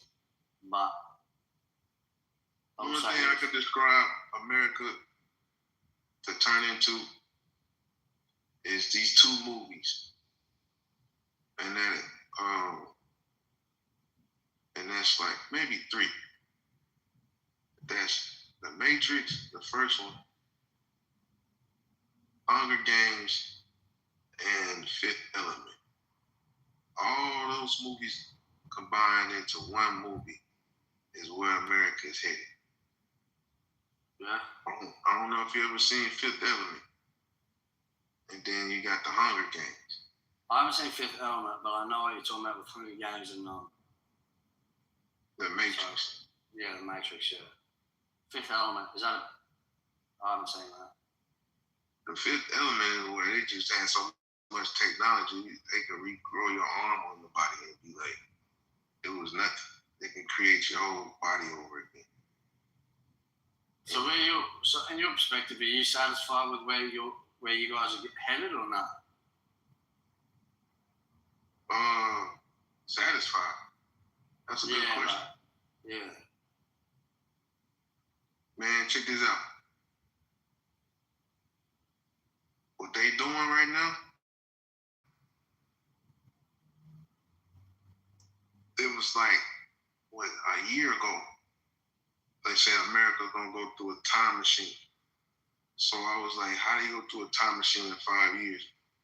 So in order to go through a time machine and you're dealing with certain resources or certain monies, they ain't about a race anymore. It's about who can endure to the end. So I'm just glad I'm in the process of trying to strive to endure to the end of it, because they can only do so much for so long. So to come out on the other end of this situation with Trump doing, what I see he doing, who knows? I don't know what it looks like, but I can't predict that. Other than the fact that what happened a few years ago or a year ago, as far as I think it was predicting was Trump going to do something. Is either was he going to get in office, if he was going to get in office, or if he wasn't, or was he going to do something with the monetary system or something. But either way it go, he made it past that point. Yeah. And at this point, it's more so like, it's like a planet spinning out of orbit, if I can say that. And if you can get the planet back under control, cool. But his system that he has, we've been on many planets. I mean, we've been on many worldly systems, but we've been on one planet. But the worldly system that he's using and trying to keep under control is spinning out of control or imploding. You got an ecosystem, you got a justice system, you got an educational system, housing system, financial system. All these systems that makes up a world, a food system, and it's crumbling right in his hands, in my opinion. So in order for him to really be successful, according to how America's set up, he would have to cut off the fat. In so many words, I guess is describing that drain the swamp concept. But when you feel like he's kind of doing that, or do you think he's doing that through external shit? Yeah, he's doing it, but it's a civil war at the top. They don't want to talk about it because it's silent. And it's tied into banks England got something to do with it. Yeah. America got something to do with it, and the technology behind that is like, okay, Trump like, yeah, I'm sitting over here with the technology in the bag, and y'all ain't know y'all been using my system for this long, so like the Grinch, you know what I'm saying? I could almost like, that movie Back to the Future. When he went back to McBiff, that's him. He got all the chips, got everything under control. I'm trying to figure out what is so unique about McBiff. Why is he so hated? I think I'm gonna go back and watch Back to the Future. Because whatever he's using in that movie to a degree is coming out in reality. All because of the Monopoly game. You know, the Monopoly game real too. They just don't really want to say they play Monopoly with fake money, but fiat currency is the issue with the Chinese because they can make money. Chinese are very self-sufficient, although they're fucking the fuck out of They got a bunch of counterfeit over there. If you have a bunch of counterfeit and you can play the market any kind of way you want to play it, it's like infinite money. Nobody can stop you. You reverse engineer everything in the world. You steal everybody's stuff. It's not something like bad, but it's not something good. It's more so like an unlimited candy store or something. You can just act like, you can just some black fuck out of it if they wanted to, which they sort of can. Well, they sort of do. But they got a lot of edge, and the edge is the 6G. Yeah. Who do you reckon is more dangerous though, Russia or China? Russia, and I would say China, because the technology is at the next level. Is in the concept to where, I'll be honest with you, how are Chinese people really living with a face recognition system? How do they really live on a day-to-day basis? Is it really cool? Is it really draining their energy? That principle of how that system is working is why I think we have an issue now. Because if we have to go that high in 6G, they will be already dominating in that level of market. And those chips, from what they are already using right now, which is ahead of us, will flow down to America's market and pretty much knock out whatever we dealing with. Because they're already there with the technology. That's what the race is about. They trying to get prepared to build their stuff up and have enough sufficient technology here, which America already has, is the technology left. They done lost all the manufacturing, all the distribution, steel and wood, all that stuff is coming from import and export. So technology is basically all America got left. And what little bit of money they trying to monitor the financial system. That's it. And if Trump can pull this off, the only thing in America is going to be looking like slavery. Because the system that he's creating is rich and poor.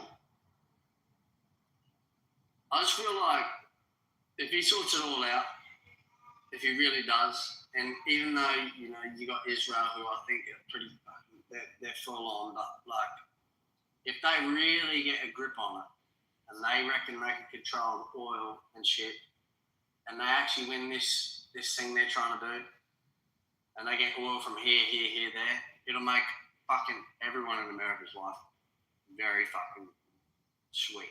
if they do it correctly.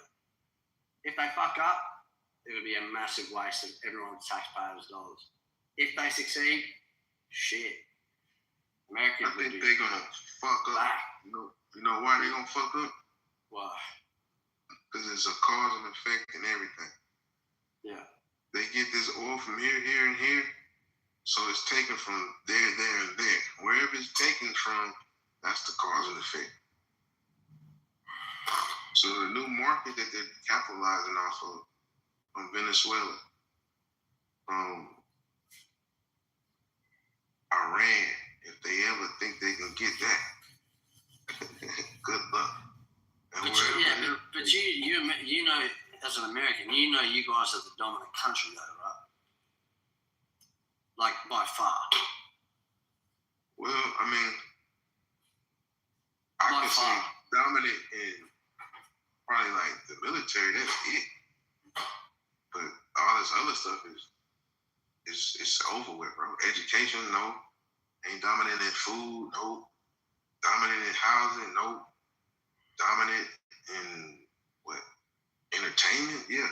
I mean, what else? So the big thing over there is, to be fair, when I was there, everything. Tell me what you think America's dominant in. Shit, when I was there. I told you what I think America's dominant. Yeah. I know they're dominant in the military.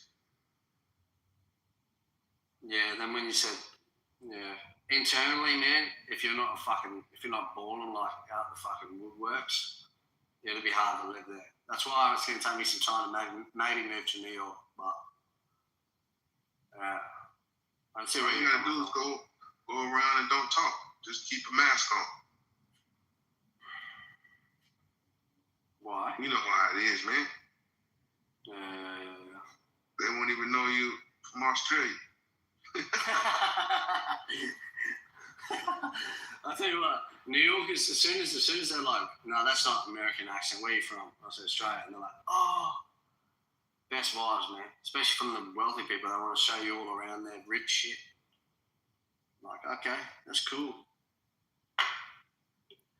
But anyway, man, I might head off. I don't know what happened to fucking old mate who was ripping into me for being a cracker or whatever. But yeah, man. Sure. Stay easy out there. You too, brother. I'll leave you to it. Yes, sir.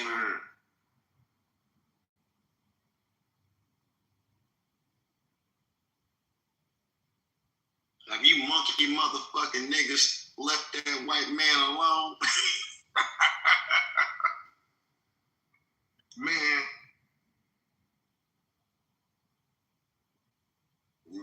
y'all niggas is killing. Last I heard, Pedro they called that man 100 crackers, man. Like, he had a whole box of saltines with many names that he called that man. Oh, man. I was trying to figure out where he was going with it, because I'm thinking, is the white boy going to go bad and start retaliating with the... He wanted to say it, though, low-key. But he was like, man, I see what they're trying to do. The thing is, he wasn't wrong, and I could appreciate him having my back because he was observing something that we do. And the thing, I think the mistake most of them make is by commenting. There's too much dysfunction in the European neighborhood globally to comment on Black American shit. But he observed the bullshit. He observed the bullshit with a bunch of these scary ass niggas on the stage talking about what you can't do and what you crying about. But that's why I had to correct him also and let him know fraternally, hey man, a lot of what you're observing though is unaddressed trauma. That's what it really be boiling to me. We'll be saying judo practicing up here, and when it comes to dealing with the Caucasian and dealing with his etiquette and trying to see our way through him or how we ever want to pull our point to him. These people is like Adrian. We have to really know how to master them because they trying to figure out how to master us. That's the only reason why he came up in. See, he can take the heat. I'm like, this man got a little boxing in it. And he starts a mugging box. So the mental box. He He probably fucking can, but but the white boys ain't straight bitches though. But there's a small minute group of them that got that warriors. They got that ultimate warrior in them. But the mental part is where I say only true intelligent people can interpret it without catching a nosebleed and have that kind of civilized conversation. The rest of them finna spin off at the handle, call you a nigga, and get off stage. They can't think that far. So when we was asking the question like, where you come from? What's the origin of the white man? And redneck gonna go back. He gonna go 0 to 60 on it. Nigga, I told you, Jesus is the way we brought you niggas over here on the boat. He ain't gonna last 2 minutes. But the ones that do last, those are the crafty ones. Yeah. Have you ever studied European history, bro? Yeah. Study the white man. When I studied the white man, what have you studied specifically about their history? Specifically about their history? Yeah, like what things have you studied about European history? I know the roots where they came from. Caucasoid Mountains. Caucasoid Mountains? Yeah, the Caucasoid. You know where the Caucasoid Mountains at? That's where they come from. There's no such thing. There's no such thing as the Caucasoid Mountains. Or let's say the island of Caucasus Mountains. The Caucasus Mountains. I call it the Caucasoid. Put a little Caucasian on it. Or the island of Pilan. That's their roots. Yeah, they are called also Caucasoids. That's a derogatory name. I call them Fraggle Rocks or cave creatures. There's many different names for them. But what did you discover about this Caucasus Mountains type thing? Like, what did you discover about that? Yeah, that's where they come from. That's where they was made at. And the other history came from, 8th grade, 9th grade, civics class, where we learned in elementary school. You ever heard of Rumpelstiltskin? Yeah. Do you remember the story of Rumpelstiltskin? Yeah, not really, but I remember hearing it in elementary. Rumpelstiltskin was an incubus, an insidious fallen demon. It's like a rape demon. Another form of him is called Reebok. Right. And you ever heard of, like, what's the one with the witch that ate the kids in the house made out of gingerbread and shit? Like, if you study their history, and I don't think you have, not in depth, but if you study their history, not depth like you, bro, but I studied that. But it's not about like that. It's not about don't compare me to it because you don't know how much I've studied. But I'm just saying, when you do study it in depth, all of their origin stories are malignant. They are low vibrational, evil ass nightmares. Even the word horrors comes from their tribes. The word vandalism comes from the Vandals, the Goths and the Visigoths. Then you have the word slave comes from the word Slav. Slavic, are modern day Ukrainians. When you really dig into their story, it does have an origin to melanated people, especially like the Aryans. Right. They mainly interbred with the Nephilims. And that's where you get stories like the Jack and the Beanstalks and all of these things. But there's mythological stories don't make common fucking sense, but it's always rooted in evil, dark magic, and fairy tale shit, and creatures and abnormal behaviors that are below human. So it makes me question. I believe that there's two sections of white people, Europeans rather. There's the ones that came from Edom, which you would probably call Italians, maybe some Spanish here and there, Germans here and there, things like that. But the pale creatures that we don't have real origins for, I believe were genetically modified, not only through maybe some laboratory shit, but intermixing and interbreeding with the Nephilim and different types of Neanderthals. So I do believe that there are some kind of experiment to some degree, but I don't believe that Hansel and Gretel. Thank you. Yeah, about the witch that was eating, and then even Snow White with the motherfucker eating the apple poison apples and shit and falling asleep, and motherfucker basically sexually harassing her by waking her up, kissing a dead body or some shit. Like when you really get into the origin stories, not just the shit you can read in the book, but the real stories of this shit, all, not some, all of it is evil and nefarious. And when you also look at their depictions of the future, it's always after some kind of major doomsday event, some kind of futuristic dystopian nightmare, or a regression of populations of the world. These are the people that they're the only people, to my understanding, that have eliminated and eradicated not only people haplogroups, but animal populations too. So it makes me want to question European humanity. Are they even human?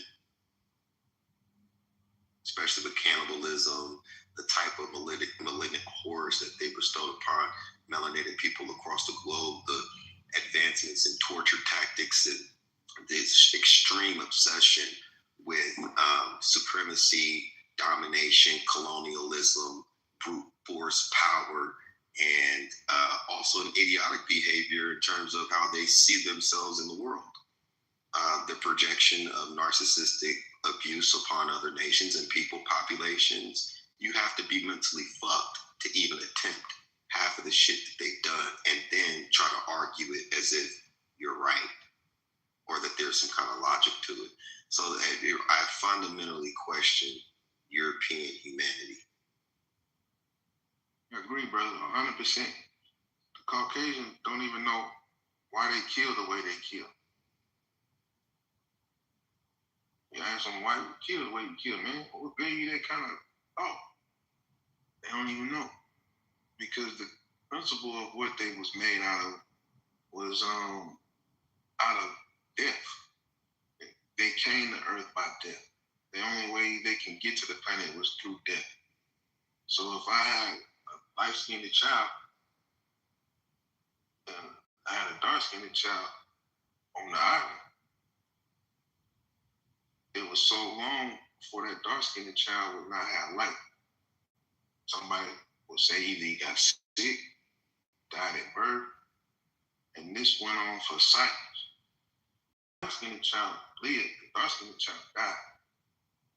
This process created their ideology, if I can say that. They got history built off of that foundation on how Black people created them from this, how you say, evil.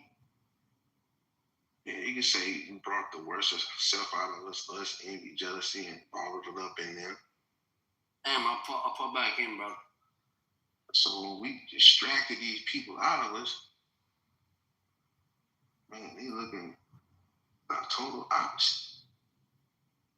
Then they try to graft themselves back, but it would take too long to graft themselves back. So that's when you get apes and monkeys trying to get back to original, and then you're going to make another species. Well, here's the interesting part about all of this is that their reconciliation with history will come through their own children, who will judge them when they come to the light of day as to who their ancestors and what their ancestors are and what they did. When you get into that conversation and their children grow up and figure it out, they're going to morally reject a lot of their ancestors' advice, their ways, their way of life, the way that they see themselves. And then they'll start to intermarry into different cultures, reduce their global population footprint. They'll relinquish some level of power. And if you listen to Marco Rubio's speech in Munich and other places where he's basically realigning and re-architecting the colonial power structure with a shameless, expression of absolute power and authority being kind of rebooted. It is a call to those who feel apologetic about what history displays about European. And when you wake up the history, even for Black Americans, this is why I believe the brother asked about reading certain books and things like that, because we don't know. A lot of Europeans bank off our willful ignorance. How dare we be in 2026? You got the latest smartphone, but you choose to be ignorant. That's like a prostitute that's broke. You see what I'm saying? So it's like, I think that when we all have a sit down and have real conversations, meaningful conversations about where people fit in antiquity, there is an internal shame mechanism that clicks on with Europeans. That's why if you call them racist or allude to them being racist, it's the equivalent of being called a nigger, right? But when it comes to niggas, most niggas ain't educated enough. Most are not educated enough about our own history to have that conversation with them. What I simply do is remind them of their own internal disparagement and how they've shown up in antiquity, and reel them back to, hey, work on your shit, which is far worse than ours, and don't complain about the environment, about the people reacting to the environment that you put us in. Now, you're right, man. If you read into all of it, though, Black people played a role. You had Africans selling Negroes. Okay, you had other Negroes buying and selling Black Negroes in America, and then most of them telling on Negroes who were revolting or seeking to take over. Tell me this, right? Be sincere about this answer. What's your interpretation of selling somebody into slavery? Well, the way I know it to have happened. Yeah. Well, you had refugees from Spain and Portugal going to Africa. Africa didn't like that shit. They sold them out to Spaniards and Dutches and whomever that would give them guns and run to fight their adversaries over that territory. And they still don't own shit in Africa to this day. And not one melanated population of people on the planet came to America to seek to free us or to help us free ourselves. So what? Except for, I think some of the Asians. I think there was a small Asian plan, motherfuckers. But do you know? And maybe some Haitians. I've heard some Haitians too did join it. But I mean, anything significant. You know why they didn't come? Because they didn't know where we was gone until 60 years after they had taken us from the homeland. I don't think that you read that anywhere. I don't think that you even know where that even came from. I think that you thought that up. And I know that you thought that up because there's no history book that says that. And they were the ones who sold us. So they knew where we were going. They didn't probably care or know what happened to us. But word got back because there were some niggas that did make it back to Africa. But the only reason why they didn't know what we was at till 60 years after we had left Africa is because they didn't have no Navy ship to come on board. No. Brother, listen, you're making all of this up out of nothing. You don't even have a source reference that you read that narrative from. I told you I know what you're not, brother. No, I know. Well, then here's the thing. I know you don't because you can cite the source. Brother, listen, if you have a source on that, please state it. But there's no, think about the logic of it. If I sold you and you're not of my ilk, why would I, A, give a fuck what happened to you or where you went? And B, why would I want you back? I made a transaction and you were the collateral. made a transaction and you were to collapse. You still don't understand the whole concept. That's why I don't get. I said, I ask you, how do you get in a position to sell somebody? And I come to this equation. Yeah, to the fact that the white man wasn't nowhere around, and we was at war back then. Where before the white man came to Africa. So how do we get in position to be at odds? So, like I said, what you don't know is what you don't know is, bro, is that those people were expelled from Spain and Portugal. They went to those slave coasts, and those people that were born like the Dahomey, the Oyo, the Ashanti, right? They went and they found land, and they would go on war raids and kill all the men and take the small women and children and sell them to the Portuguese, the Spaniards, the French, the Dutch, the Brits, the everyone else. So when you interpret it, because I don't. It's not an interpretation. I don't get in a position to where people could lay me under their understanding. I say straight up, man, lay me not under your understanding. Show me that. Well, it's not lay me not under my understanding. I can point you to the references from the 1700s and 1600s that will give you the direct information from the words of the white man himself of who, what, where, when, why happened. Oh, that's all you got? The words? No, that's not all I got. No, that ain't all I got. I got the Bible. I got historical references, the DNA, the maps on top of that. Shit you probably haven't heard of yet. So why would you say all of us got sold into slavery, knowing damn well the white man doesn't? When did I say all anything? When did I say all? Don't put words in my mouth, sir. Tell me, when did I say all anything? However you see us being sold, and you can phrase it how you want to say it. When you just wasn't listening, bro. Don't want the words in my mouth. This is the real equation.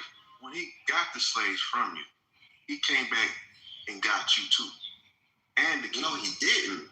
That's what I'm saying. You don't read. You talk, but you don't study. I can't. Okay, if you can read, do you know how to read like old English? Bro, do you know how to read old English? Because if you don't know how to read old English, you're really going to get lost because you don't read books often. Well, we're not going to go back and forth between. It's not nothing to go back and forth about when it's the truth. I can tell by the way that you talk that you don't read a lot of books. You probably watch a lot of TV and have smoke sessions with niggas and y'all pontificate about what happened in history. And you're not far off. You're not far off from the shit. But this particular thing that I'm trying to give you to understand, I'm trying to see if you would even know what the fuck you would be looking at. So if you're asking me to show you reference or say, hey, Cypher, proof up what you're saying, okay, well, before I give this to you, do you know how to comprehend this so that I don't speak to yours? Listen, I don't want to speak above you. I don't want to speak below you. I want to speak directly to you so that you can fundamentally understand, brother. It's like, do you know what the word cipher means? That's not a word. Do you know what the word cipher? Like you cipher? Yes, but you're not reading that word. I answered your weird ass question, and you don't know what that is, and you didn't read that in my motherfucking PTO. Now you want to ask me my question? It's cipher, sir. You don't read. I know that you have a limited education, bro. So I don't want to talk above you. I don't want to talk below. Check it out. Now your degrees can't be reached. Now I don't have degrees, nigga. I'm a fucking felon, nigga. Well, I'm just saying your information. I'm better than you because I think better than you. I'm better than you because you think I'm better than you. The original. That's that. That ain't got nothing to do. Nigga, you probably got more degrees than I do. Morning. I mean, all night. I swear to God, I ain't never seen the tenacity. Goddamn, it's crazy. You know what I'm belittle somebody. Lord. No, nigga, you belittling yourself, bro. Well, you belittling yourself. You're talking about what the Can we have one mic? White man can't even tell you where he come from on stage. You talking about you know him better than he do, and he on stage. I do know the white man's history better than the white man. Generally speaking, yes, I do. Well, where did he come from? I know the history of niggas better than you do. Generally speaking, I do. I don't believe you, bro. You don't have to. You don't believe yourself. You don't believe that you that great. Well, I check this out. I don't believe you can read that good either because you think about it too much. No, I'm dyslexic, but I learned how to work through it. But see, you see where your mind is at? You dwell on the worst part. My mind is rooted in reality, sir. It's just that you feel the way about my confidence and you're making something, you're internalizing something about yourself because you're trying to project yourself as something that you're clearly right. You don't know how to get to the best part of the brain. That's where you stay. Well, that's why I'm solution oriented. That's why I am on the best part of the brain. I'm solution oriented. That means you're double-minded and unstable in all your ways. Oh, good for you. Do you have anything else? Because you're trying to throw a book around like a baseball bat. You don't read books, nigga. How the fuck am I throwing a book around at you? Bro, I'm not taking... You got books you don't read. I'm not taking that stupid bait. And you are stupid. I'm not going to call you dumb, but you are stupid. You have the propensity of knowledge and education. You don't maximize it. Stay on a low vibration. It's not low vibrational. It's just... I'm purposely gaslighting and antagonizing you to inspire you to rethink about your position. Hold on. Let me tell you exactly what I'm doing. I am purposely gaslighting you and insulting your level of intelligence to inspire you to rethink half the dumb shit you say and to actually do the real work and study so that when you do talk on certain issues, that you're better at articulating it. You're better at understanding it. Listen, you're missing the edification I'm giving you right now because you're remedial. You're emotionally led. You're just trying to be in a position of defense. And that's okay. Whatever way you wanted to take this, I'm okay. I don't care if you feel offended. Here's the thing, brother. Listen, I love you enough to offend you. I love you enough to offend you with enough truth to get you to rethink your approach to things. I'm not even saying that you're all the way off. When I say that you're stupid, that is a matter of fact. You demonstrated your stupidity on the stage multiple times, but I didn't call you dumb. I didn't say that you had the inability to learn. I said that you have the ability to learn, but you willfully don't do that. And I can tell by the way that you talk. In the majority of the shit you talk about, you don't really flesh it out and think about it and know it. You intuitively know it, which is a good thing, which speaks to your innate nature. Which speaks to your innate nature to be God-like. You're just not maximizing it. And the more you talk, the more you reveal those deficiencies about yourself. As your brother, I'm just telling you that your shoes is untied, your pants is zipped, and your corduroy jeans is too tight. And I'm telling you right now, brother, I'm just a reflection of you. You're only strong. No, you're not. Not at all. You're only strong. No, you're not. Brother. Not at all, sir. We are not aligned. We would never probably be friends in real life unless we met in a different situation or scenario. You're not the type of nigga I orbit around in a real life situation. Don't call me your brother then. If you ain't you can still be my brother and not be a reflection of me. Yes, you can. Act like you on stage and you trying to help a brother out. Don't act like that's what I'm doing. You're just taking it the wrong way, and I'm whooping your ass with this literature, with these lyrics. I'm whooping your ass with these lyrics because you acting like a goddamn idiot. Bro, you ain't exposing nothing. Ain't nobody ever told me. It's not me about it. It's not me exposing anything. You're exposing the more you talk. Okay. All right. Talk about whatever I fucking want to talk about. You goofy ass coon. I love that too. I love you too, brother. Thank you, brother. Hey, he's a coon for real, brother. For real. Live on stage. Okay, so we're going to move on because he said all right. All right. Jesus Christ, y'all be cussing each other out. And I wish I think I saw a lie here. All right, bro. You got it. You right. You right. I can really just go word for word with wordplay to play this English text bullshit that you claim that you so English text bullshit. Yeah. Hey, look up the Critical Review or Annals of Literature, Volume 55, 1783. I'll say it again for you. I'll say it again for you, bro. Check this out. Look up the Critical Reviews or Annals of History, Volume 55, 1780. Well, this is why you're done. Now you're done. So look up the Critical Review or Annals of Literature, Volume 55, Okay, it was published in 1783. Hey, but Cypher, Published in 1783. It was published in 1783, and then go to page 141. He's not listening to If you. it's a white man book, I don't care. Cypher, he's not listening to you. So it If doesn't it's a white to me. I always ask I could care less. That's what's the end game of what I'm trying to do? Because your end game can't be trying to help this brother out, because your end game was help but you would take a completely different approach. Your intentions is to publicly emasculate this brother and disrespect him at the highest level, bro. That's why you're disingenuous and you're not acting like this guy's brother. Y'all just want to argue with each other? No, I'm not trying to argue. No, Miss Flawless, you didn't say anything when he was I clowning on just this woke dude. up. I just woke up to it, so don't tell me what. Okay. Well, let me jump in. And I rolled over and I'm listening. When I'm on there, they jump Well, up. with Erica wanted y'all to move on in the first place, and y'all. Oh, okay, but I thought you didn't hear nothing. I thought you just woke up. Sir, I heard enough. See, you just. I heard enough. Yeah, it means you. I don't understand why y'all want to argue about something. Y'all move on. And me and that brother was building, and he turned sour, and he stopped building, and he stopped building. That's what happened with Cypher. Now, sister, that's what the nigga did. He threw it out, started talking about a white man. She heard everything. Talking about his etiquette is better than my etiquette. Who cares if your etiquette is better than my etiquette? I don't give a fuck if you can speak English better than me. That makes you a better nigga. I am better than you.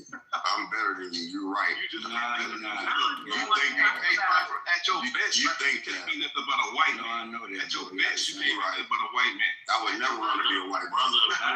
You got 24 hours in the day. Mr. M, don't even go back and forth with that, brother. That coward. There's no sense to go back and forth with that coward. We educated. He has no time to interact. His actions away, Miss Flowers. You just don't They know what's understand. up. Because it's Hey, beyond. Dick sucker. Hey, my Dick sucker. My name ain't Dick. Keep me out your mouth, son, nigga. Hey, Mr. Cypher, I'm talking to you, bro. Excuse me, Cypher. Please don't disrespect me because they're going to kick me down. Bitch, Okay, let me just say this. You don't have to mute me. I'm a man. You know what? Well, I don't give a fuck. Fuck you and that nigga. Yeah. Okay, yeah. Shut up. I muted the stage so y'all can just mute up. Erica already asked y'all to stop arguing. I heard her. I woke up to Erica telling y'all to change the subject and move the fuck on. And y'all continue. Don't tell me what to do. Well, no one's trying to tell you what to do. It's your room. You can do what Okay, you so want to do. you're still talking. You're talking while I'm talking. Go ahead, Miss That's Flowers. crazy. Y'all are disrespectful. It's me. I'm the only one talking. Daryl Cavick, me by myself. Well, all of y'all are, because y'all, it's other people on stage listening to this, and that's disrespectful that y'all don't care. So let's move on. I don't know what the subject is. It's a book. Should Americans support Donald J. Trump actions? Okay, well, let Daryl talk since Daryl wants to talk about what the title of the room is. Go ahead. Should Americans support Donald J. Trump? Wrong one. You want to mute your phone, man? We can hear you. Appreciate you. Tinsley, turn your, mute your phone, Tinsley. Okay. Thank you, sir. Appreciate it. All right, should Americans support? Well, I can give my own personal opinion about that. I can't speak for anybody else other than myself. I support Trump in some things, and some other things I don't support Trump in. Right? I don't support white supremacy in and of itself. Right? I don't like people who don't like me. But at the same time, there are people who don't like me that do things that benefit me. For instance, I live in the United States of America. I basically buy things for US dollars. So whether Trump likes me or don't like me, if it's good for America, it's good for me. And said another way, I think the buying power, now of course, we'd have to relax some standards as it relates to gross domestic product. So don't kill me. I also have an economics degree, for those wondering, well, that's not what GDP is. I understand what GDP is. But all of us created equal. If we relax a few things, the collective buying power of people who identify, hence the word identify, race in and of itself is a social construct. It does not exist. So people who identify as African American, here, I'll go ahead and throw my name in there too. I identify, but I know it's some bullshit. So 1.98 trillion. Where would we land if we were our own country? Now, I know we're not sovereign. Just bear with me, guys. 1.98 trillion, where did that land? Ooh, around 10 or 11. How many countries does the World Bank recognize? Oh, don't. ChatGPT government already did the work. 195 countries. So what's 11? I haven't done the math. 11 out of 195. Top 5%.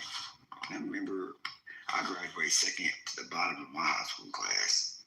Right? So top 5, that's pretty damn good, right? Top 5%. So the collective people identify as African Americans, relaxing a few things, buying power is about 1.98 trillion. That means this collective group of people are the richest. I don't give a damn what they are, whether they're just consuming, they're just spending. I don't give a damn. Gotta have the money to spend it. And the reason why the collective of it, because it's the richest country. The rising tide rises all ships. That's the point, guys. So a strong U.S. dollar is good for you. All these people that be talking all this shit about black people, not black people, but I'm not this, I'm not that. Bro, you do not have your own currency, right? You trade in U.S. dollars. The largest employer for black people who identify as black people are the federal government. You're not doing that for no black people, bro. Shut the fuck up, bro. See, they already come off No, my He ain't add no value to what he's saying. That stuff don't bother me, bro.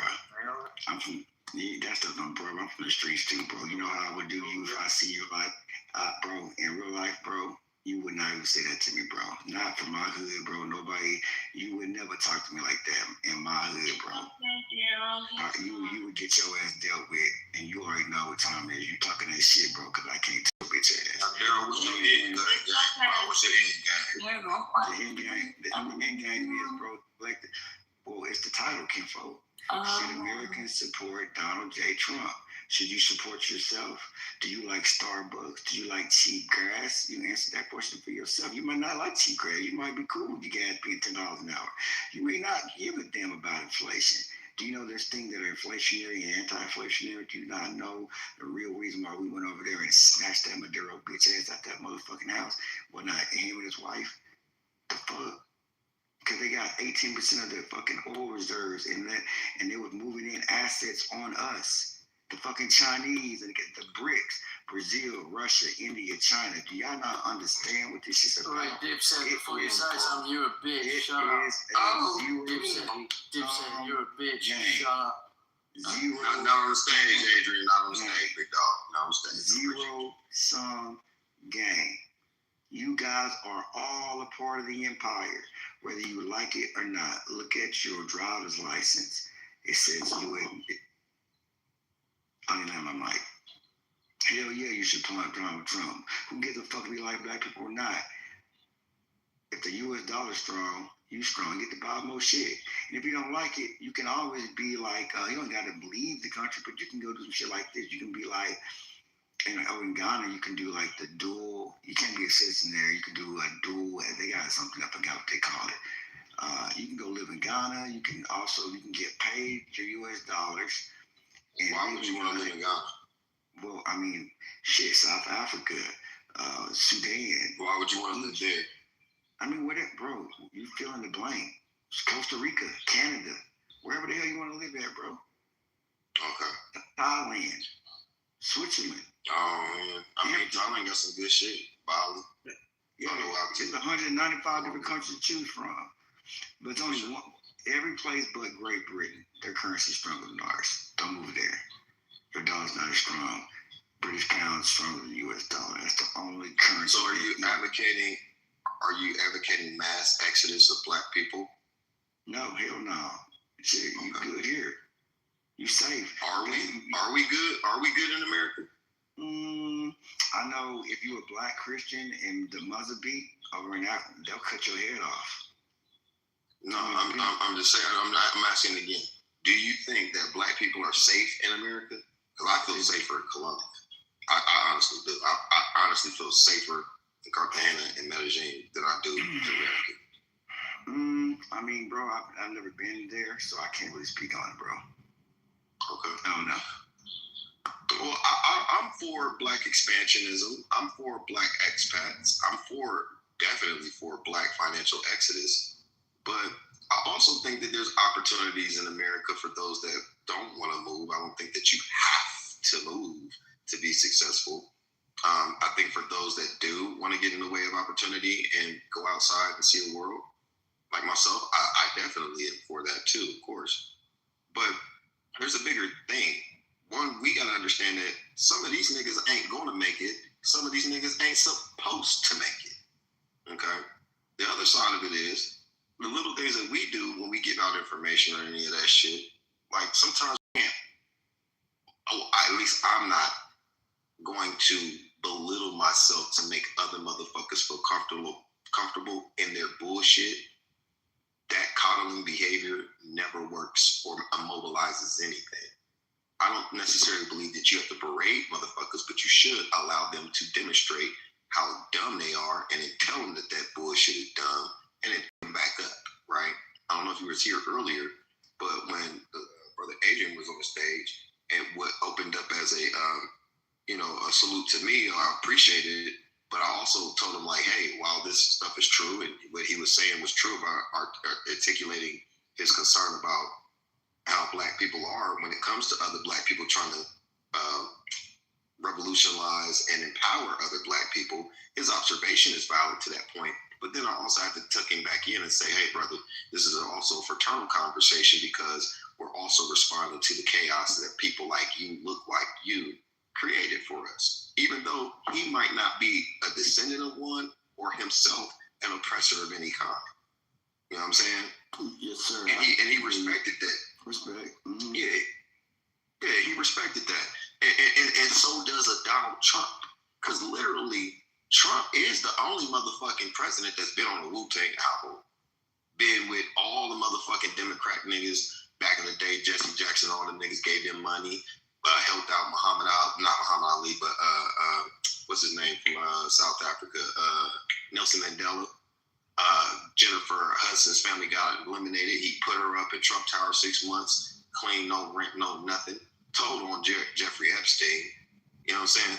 Was a Democrat, staunch Democrat for the longest time, and black folks orbited around him since forever. All of the Al Sharptons and all these house Negroes that are turning face on him now, that was in pictures with him 30, 40, 20 years ago, right? Even after the whole things, debacles with him and his father and the housing situation, which wasn't just specifically towards black Americans, it was towards poor whites, poor blacks, and Latinos. And because his name was on his father's business, he was included in the lawsuit.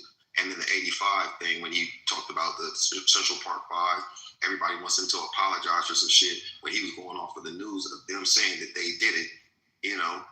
He said, you should kill them motherfuckers. I'm seeing what's happening on the news with the drugs in the community, whether he gave a fuck about where it was coming from or how, when, where, why. He saw the effects of it and he judged the effects of it. But then also, I also would tell you, he's pretty honest about his position. He said, I am the least. He didn't say that he is not. He said, I am the least racist president you ever had in a long time. And I believe him. And when I look at his actions in private and public life, he has benefited a lot of black Americans. And if you have your shit together, he is the quintessential motherfucking white man that you can go to his office wearing goddamn dickies, talking shit like a nigga off the street, and you could pitch and promote him shit that if he likes it, he's gonna fucking act on it the same day, aka Kanye West, 20 niggas leaving out of prison the same day that he did that motherfucking White House situation that niggas didn't pay attention to because they was too damn emotionally wired into him saying what he said. They missed everything that he said and then called Kanye West a coon. But because of Kanye West, 3,900 motherfuckers, 1,000 niggas left out of motherfucking prison afterwards. The same day, I think there was like 20-something motherfuckers, and after that, a whole bunch of other motherfuckers left. So I would say that all the crying ass, weak ass, weird ass, left wing ass, bareback, jellyback, spineless bitch boy niggas is out here. Excuse me for the word bitch, ladies. I'm sorry. Punk ass niggas that's out here that make women feel insecure about their level of protection. Those Negroes I hear crying and complaining about shit, and they don't offer no solutions. They fucking suck.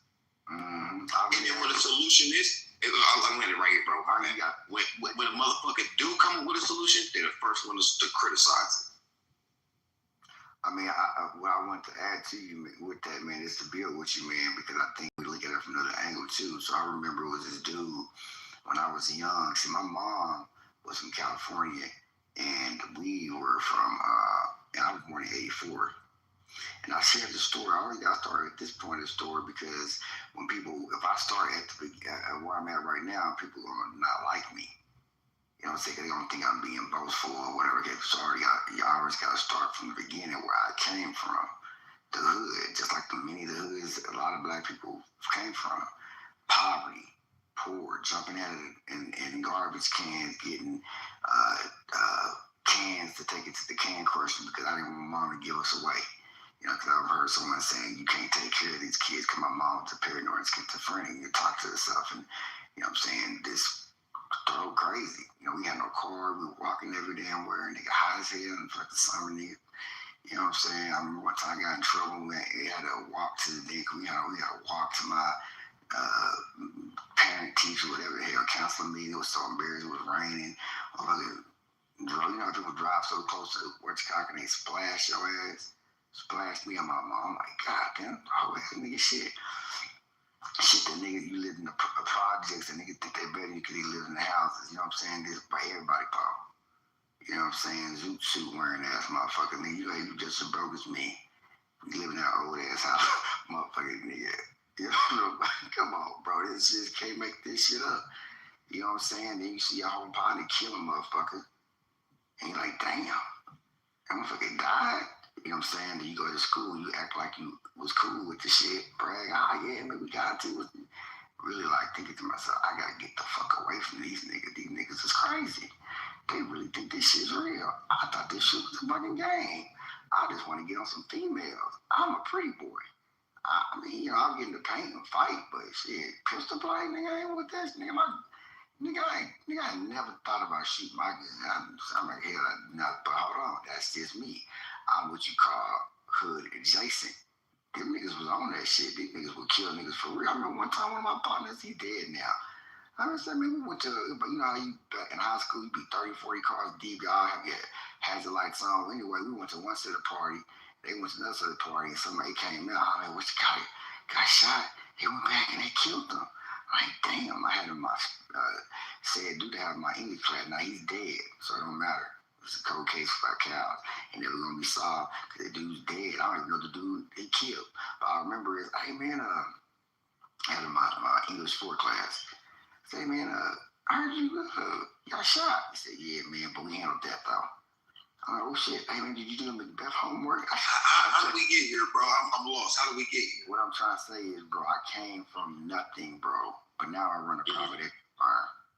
But if I leave a private equity firm, motherfuckers gonna start talking shit. Man, fuck this nigga. Oh, you the guy that did the $10 million raise joint. Yeah, I'm that guy. No. Capital joint. BC or do BC?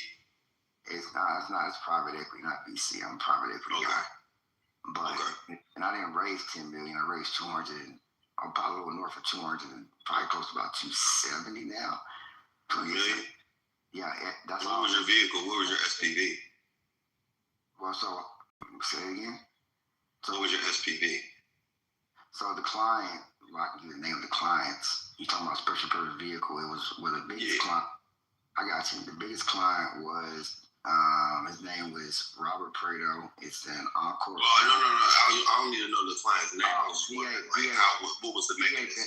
It was VA clinics. It was they built 40 VA clinics throughout the USA. That's what they do. They were asset managers that turned to a PE firm.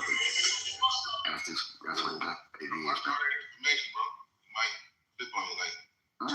Man, some of these niggas couldn't even make a phone call. Man, nigga, I wish a nigga would. Two places do you bad. Hey, bro, they can always pull up. Nigga, I know niggas who got real bodies. I told pull up. They still in part. They knew who the fuck my people were. Well, let's keep it moving, bro. We ain't gotta go into that. He brought it up. You know who my blood cousin is? Probably the actual Compton Crip, my nigga. Fuck out of here, bro. We ain't nothing nice. We ain't playing, bro. Leave me alone at my country club. I like mowing my grass. I am a tax-paying, friendly-ass Christian nigga. How about that, nigga? I'm not a gangster, bro. I got some niggas that come. I got some niggas. I got niggas that can come touch you, though. I got niggas that can come touch you, though. If I thought you was seriously on some bullshit, you won't see. Hey, real quick, Daryl, check this out. I'm gonna rap with you about the SB guns and how you raised the capital. If I really thought you was really on some kill shit, my nigga, you be dead, bro. I'll let you hear a little something, bro. Check this out. Hey, girl,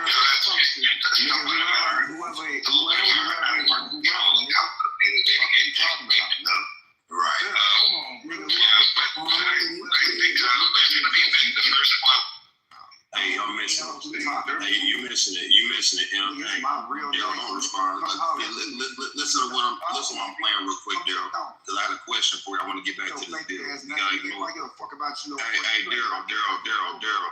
Daryl, stay focused. Hey, Daryl, stay focused, bro. I'm trying to deal with you on something. Hey, Daryl, let's get back to the money.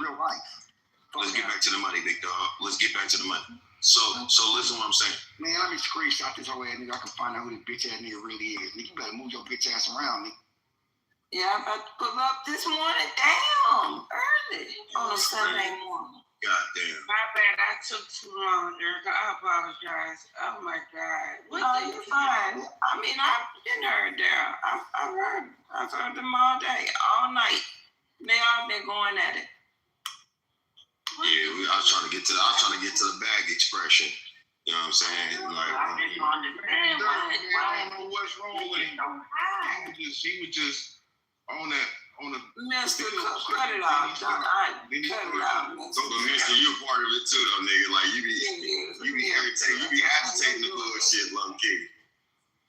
Are you guys still speaking about the topic? Are you guys still speaking about it? Of course, no. Let us get back to you. Let us get back to you, Saya. Go ahead, Cypher. Saya Mountain is hurried to get back to the topic. No, it's all good. I'll defer because I was trying to build the other brother that went left, so I'll go back on you. Go ahead, man. Oh no, I was just asking if you guys are speaking about the topic or whether or not. I don't want to derail anything you guys are talking about. I just got in here, so I just speak on it. Speak on it, please. I beg of you. Speak on the topic, darling. Speak. Bro, I do believe we should support Donald Trump, definitely, in this time. You got to think about it like the North Koreans, Kim Jong-un, we unfortunately have to just accept that he has nuclear weapons. And so now he's threatening, Seoul, South Korea, or Tokyo, Japan, or America. We just have to accept that. And the mullahs in Iran are much different. They're Shia Muslims, and they have actually an apocalyptic doctrine for that's their book actually believes and stuff, and that they're supposed to actually start it. And, it's a scary thing, but a huge thing also is that we're curbing China, because China is obviously, trying to knock us off the mantle militarily, economically, scientifically, technologically, and especially too with our, reserve currency being reserve currency. They're with our BRICS currency. They're trying to knock off that reserve currency status. Now, if you look at what happened to Britain in the early 1900s when they lost their reserve currency status, the British pound, the British pound lost its value 31% on the dollar overnight. Wow, poor deer got hit right there. But anyway, and so that's what's going to happen here if we allow China to keep on moving in, and forming this Belt and Road Initiative, going into the Panama Canal, offering to widen it for the Panamanians after we build the Panama Canal, and then we give it back to the Panamanians for $1. That was Jimmy Carter, by the way, Democrat, but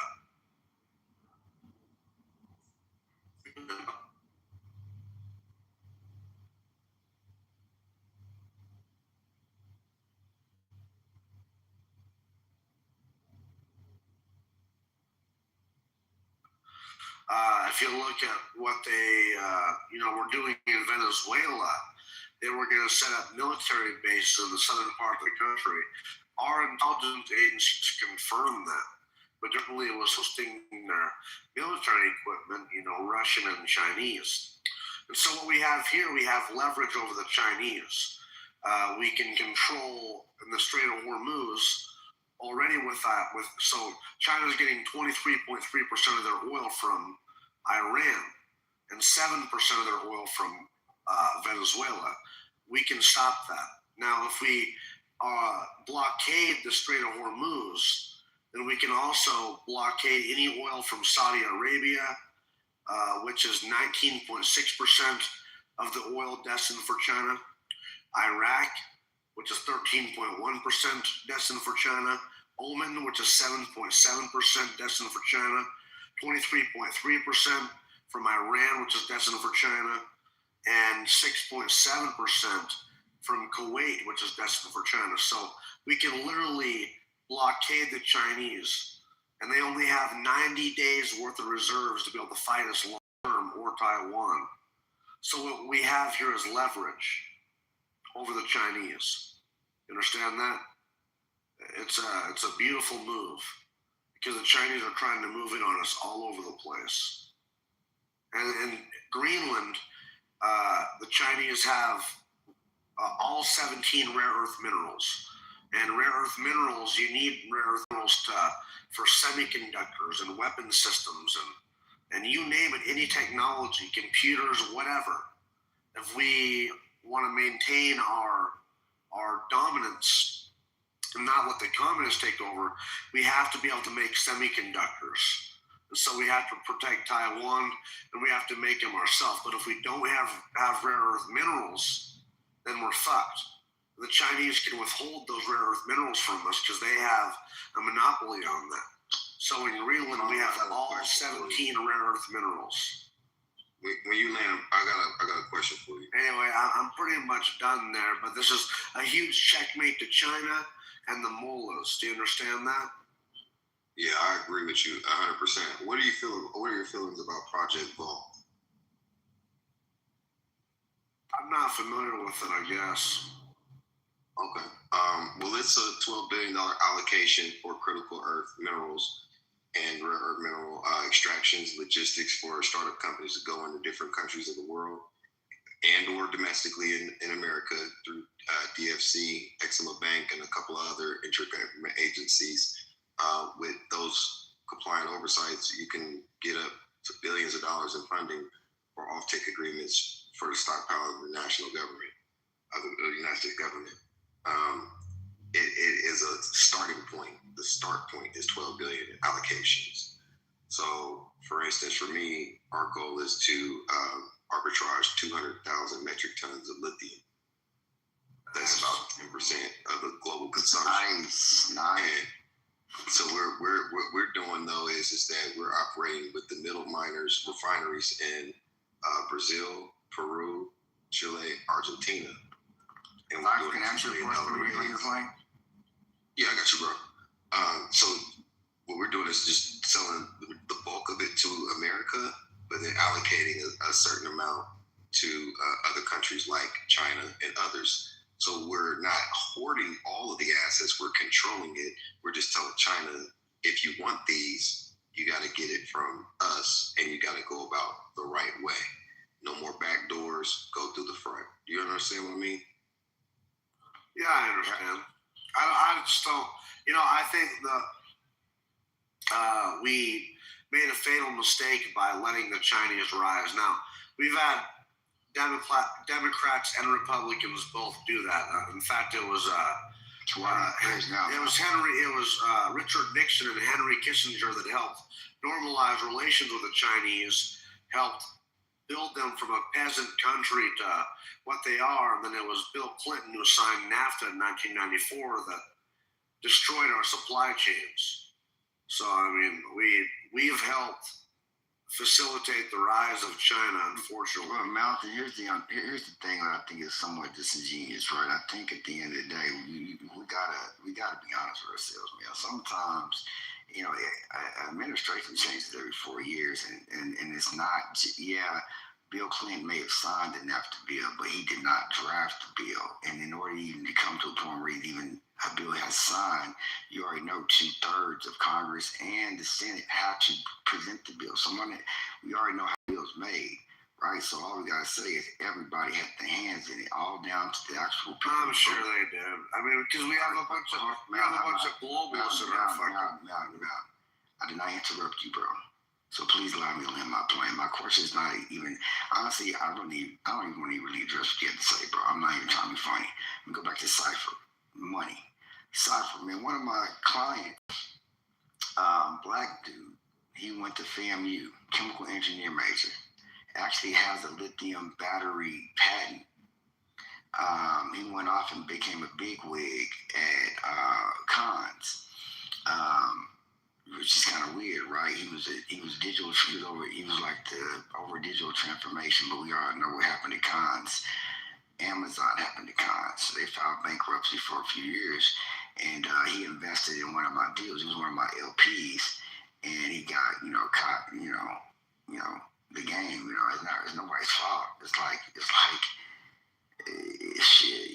If Circuit City knew Amazon was going to be here, and you already know how Amazon started, it was the guy started like a book, whatever the hell he was doing. Remember back to early Amazon with the books they was doing? And if you ever read a story about the Jeff Bezos and how he got started, bro. Jeff Bezos was just a private equity guy. Worked at one of the investment banker. He was an investment banker, bro, that wanted to do some different shit. Got along from his parents, or maybe whatever, something like that. And he just went for it, bro, and made something of himself. He almost lost everything. That's the American way. That's one reason why we should be supporting America, because that shit can't really happen nowhere else but in America, right? You know what I'm saying? So that aside, I mean, I get it.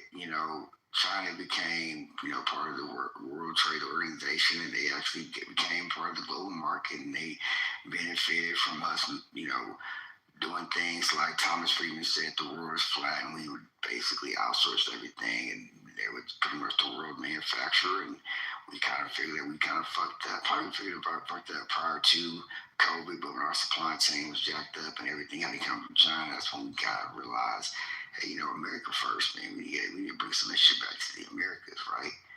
But it benefited us. We pretty much with a different type of economy. We had kind of upgraded. We weren't worried about manufacturing no bullshit like that anymore. The United States took the game up. Now we realize, hey, there were some errors in our ways. Look, we're not perfect. We don't have a crystal ball mountain, right? We're just human, just like everybody else. The only thing we did is benefited that we hit the geographical lottery. We're surrounded by two big large land masses in World War II, which fought mostly in Europe, not here, bro. And Pearl Harbor was an inside job, so it's not 11. So what I'm trying to say is, there's no good guys. There's only winning and losing, zero sum. Now, Cypher, question to you. How the hell you guys mining lithium, bro? And so you guys sell it to the country. Y'all get to sell it to anybody and everybody. That's pretty impressive. I didn't know black people even did any. I ain't never heard of it. Yeah, so I hire white proxies. I hire white proxies. Russell Reynolds is a good hiring firm. And Ricardo Ruscio, Holland and Knight are some law firms down there. I have a proxy firm, so I have a direct parent company that orders the operation company, IMG, in Bogota. And we're putting it on. But what we're doing is just middlemen, and we're not touching anything. We're going to the mid-level, top three.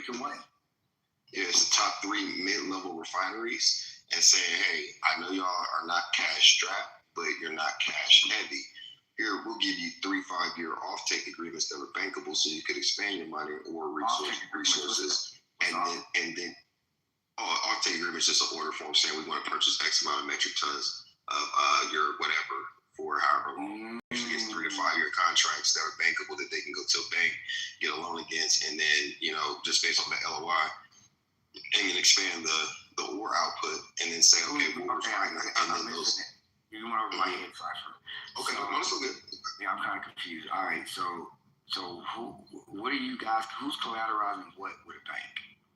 So the mid-level refineries would, not us. So we'll do a purchase order agreement with them, and then they'll go to the bank, get the money, and expand their operations so they can have a better output for us. And the thing is, we're going to the top 3 mid-levels. Okay. So we're going to the top 3 mid-level refineries in Chile, Peru, Argentina, Brazil, and then we order our metric tons through them, and then we sell directly to the American government, and then elsewhere around the world, but specifically EHAN, which is the company that I'm working with, because now we're a vertical power source for them. Okay. Cause y'all, all right. Hey, humbly, respectfully, what you said earlier about Trump, though, our black people and this and that, I don't believe none of that shit, brother. I don't believe nothing you said about you gotta believe it.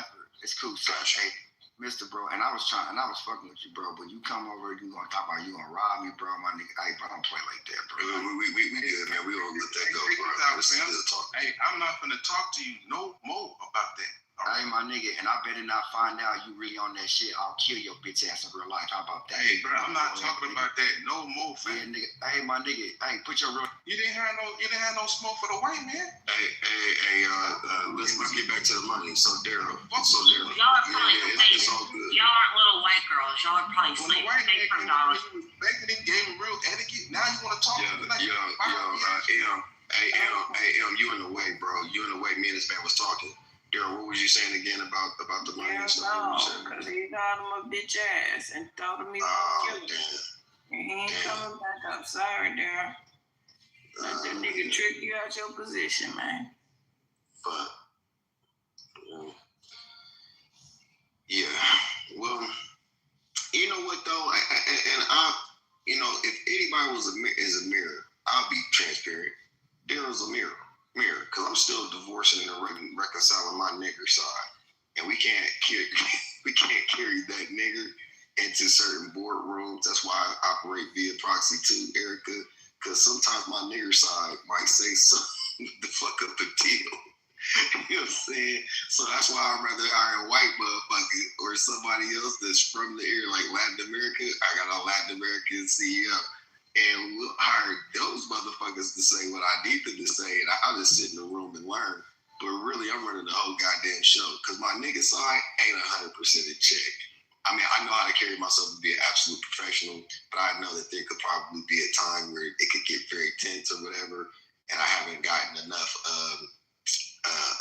woosah. I understand that I need to grow in certain areas, so I have no problem with deferring to other people that are better proficient at articulating themselves than I am. You should take a note of that.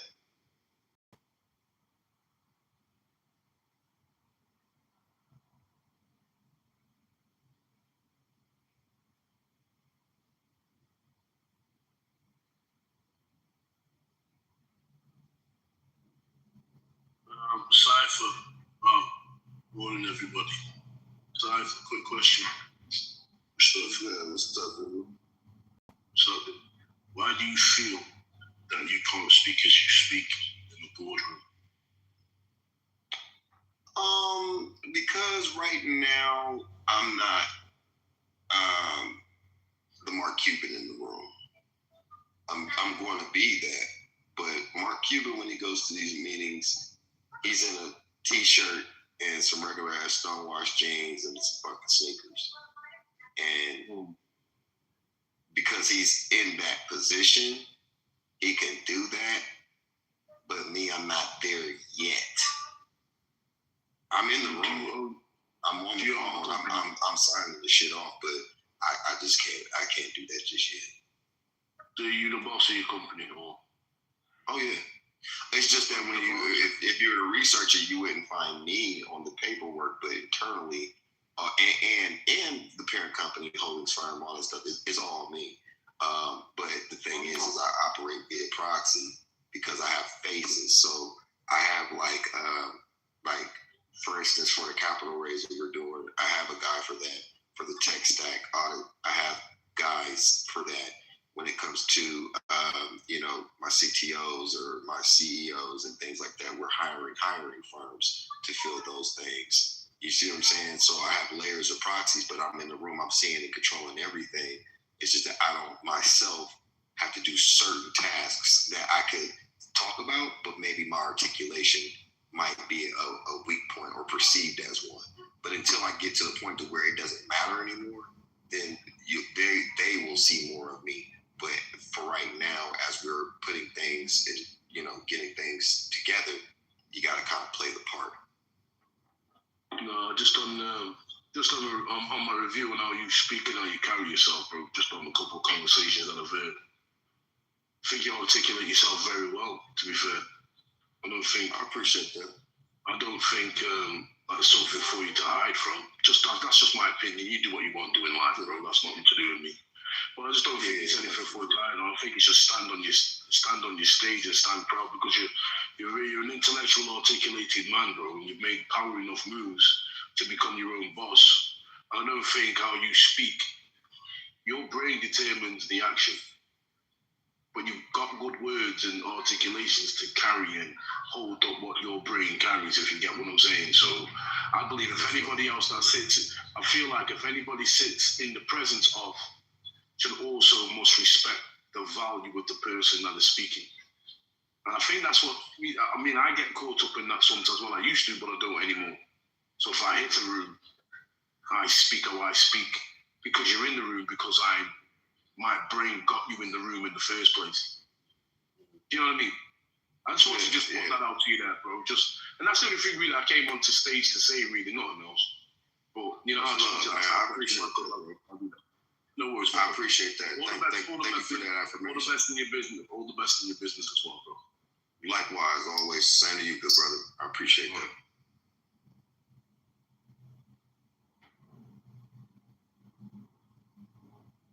Yeah, I appreciate that.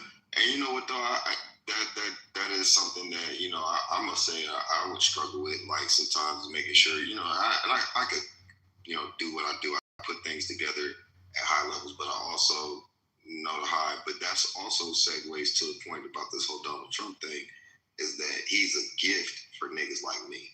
Like I could literally summons his name or resurrect his name in any conversation when it comes to questioning character, acumen, capability, and any of those things. If they were to be like, oh, well, we see that a felon and blah, blah, blah, blah, blah. I could be like Epstein. Epstein said, all you motherfuckers are dirty. Trump said, all you motherfuckers, and tried to impeach that man. He got 34 counts, 2 baby mamas. I only got 1. You know what I'm saying? We both been shot before. He's been in jail. I've been in jail, but I actually did time for a lot less. And this man did no time for a lot more. You know what I mean? I think that has been a thing for me. But I also feel that it's good to be strategic.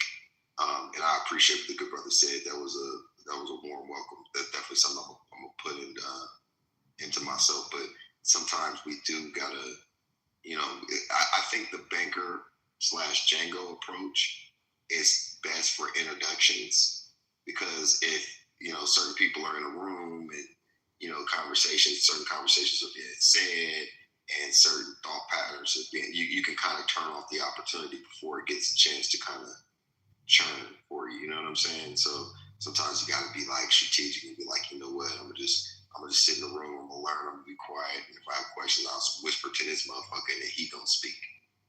People that understand seats of power, they'll be able to very quickly see who's really running shit. But at the end of the day, I'm just here to really learn. I mean, the good thing about it is, as I'm doing these things, I'm learning a lot along the way. You know what I'm saying? There's a lot of things that I'm being updated on, and there's a lot of things that I just did not know.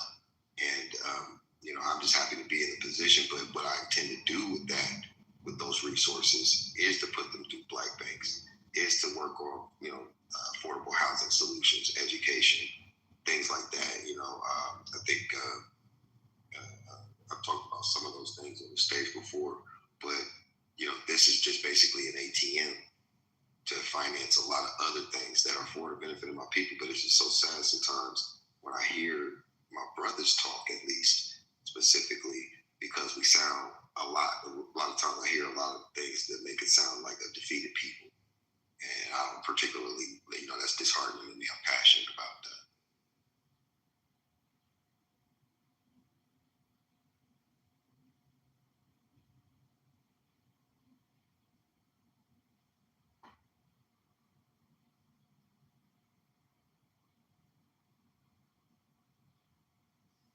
So quiet now.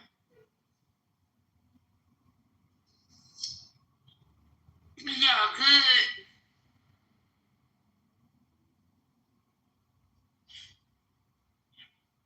Yeah. What up, Michelle? Wake it up, man. I'm feeling loquacious and shit. That's why I have to go on mute. Sound like you've been fighting all night. Battling. All my life I had to fight. All my life. Hey, whether they support Donald Trump or not, he's still gonna do what he's doing. Yeah. That's what I respect about him. Yeah. Motherfucker, he tell you exactly what he wants. Did anybody hear about the bomb? The bombing in New York? A bombing in New York? No. Yeah, the Grace Mansion protest bomb squad investigating 2 ignited devices thrown into a crowd. Let me back up. FBI says terrorism task force investigating after suspicious devices thrown during dueling protests outside New York's mayor's home. Shit. Oh, I'm saying it right now. Oh my goodness. Yeah. Yeah, somebody had said something about the bomb threat on a plane. Nah, this was actually some actual bombs. Like, what's going on? Well, they said it's FBI said drug terrorism task force is investigating after authorities said smoke generated suspicious device was thrown in a counter protest during a far right It's an anti-Muslim protest, not just a protest. Yeah. It's anti-Muslim. Yeah. Well, they said, you know, under Trump, he said white supremacy is the biggest threat to national homeland security. They said during a rally earlier this afternoon, 2 suspicious items were recovered from property of Grace Mansion. FBI New York field office said that a social media post. FBI New York Joint Terrorism Task Force and the New York City Police Department quickly responded and are actively investigating the matter. So they didn't go off, they maybe like smoke things that they didn't say it was a bomb, but the country's on high alert because of it. I can't wait to get back to Colombia. No, so it says it's about 20 organizers associated with Jake Lang. You know who that is? No. He took part. They took part in an anti-Muslim protest while 120 counter-protesters gathered outside the mansion around noon. So 20 against 120. But that 120 had 2 bombs. Whatever the fuck that shit was, because it didn't.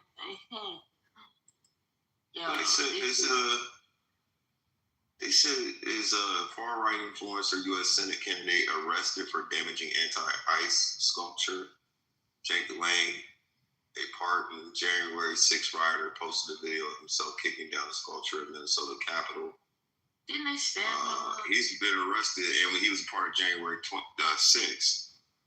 So I've heard the name, but I don't know who he is. Oh, yeah, let me tell you, that man. Yeah. I think that was the guy that had the doggone Indian outfit on. That motherfucker. I think Things in Nancy Pelosi's office. But I know he's a part of all of that stuff. He had a website. Man, he cried when Charlie Kirk got shot. Like, he's one of those type of people.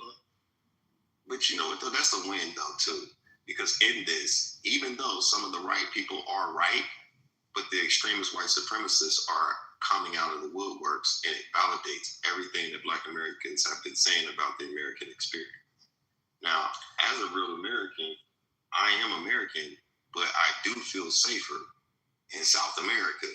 That's just my personal experience. Although I'm always going to be American, this is how I'm on all this shit. But I feel safer in other parts of the world because you know what I mean? The experience is different. But white supremacy is on a self-correct course to crashing itself, and I'm here for it. In fact, I love it. I love this for them because it really exposes who they are, and not only exposes who they are, but the far left, they're going to clash and kill each other. If there's ever going to be any real threat to America, it will come internally, not externally. Yeah, they got 6 arrests up there from that in New York. Mm-hmm. I see. Interesting shit, though. Lock their ass up. Oh, yeah. Time for this, man. You ain't got time to be worried about sleeper cells. I'm gonna need y'all to fix this shit. Trump, fix it. He was trying to fix it, but motherfuckers don't want him to. It's a reason why. Cause let me just say this: it's a reason why he was doing deportation. Cause he knew once he got on this mission that he's on, it's gonna be motherfuckers creeping out of the motherfucking sleeper cells. That's why. And y'all, not you and y'all, Cypher. I'm not talking to you, but y'all motherfuckers are so goddamn dumb. The immigrants. Meanwhile, he preparing to go and take the world, and he had to clean house. The immigrants. No. Meanwhile, this man is trying to fucking make America great again. Man, come on now. Hey, you know what? Be killing me though. Like looking back at things, huh? No, go ahead. Go. Also say the one thing that became. Looking back at this Cypher, it just makes me feel like a lot of people just over emotional. Yeah. They don't see the bigger plan. If you would have read Project 2025, you would have knew the plan, and you would have known to shut the fuck up. I'm a land right there. 1,000,000%. No, I was going to piggyback off of what you just said with that because it's true. Like a lot of niggas are emotional shit, and the audacity of these left motherfuckers that be trying to tell other people how to be outraged. That to me is lame as fuck because they be like, you should be outraged. You know what I'm saying? Like these people Venezuelans were celebrating, Iranians were celebrating, Nigerians were celebrating. Oh, they should be outraged. This is bad. This is No, they wanted this. There was a lady in the room earlier that said that they wanted that shit. They didn't want to thank God for Trump coming in there. He said that he was going to pull up help us on the way. And then everybody's like, see, it's been 2 days. Help isn't there. It's been a week now. He's been saying that for a month. Then when he pulled up, okay, they're just going to talk stuff. He better act now or something. And then he started dropping bombs.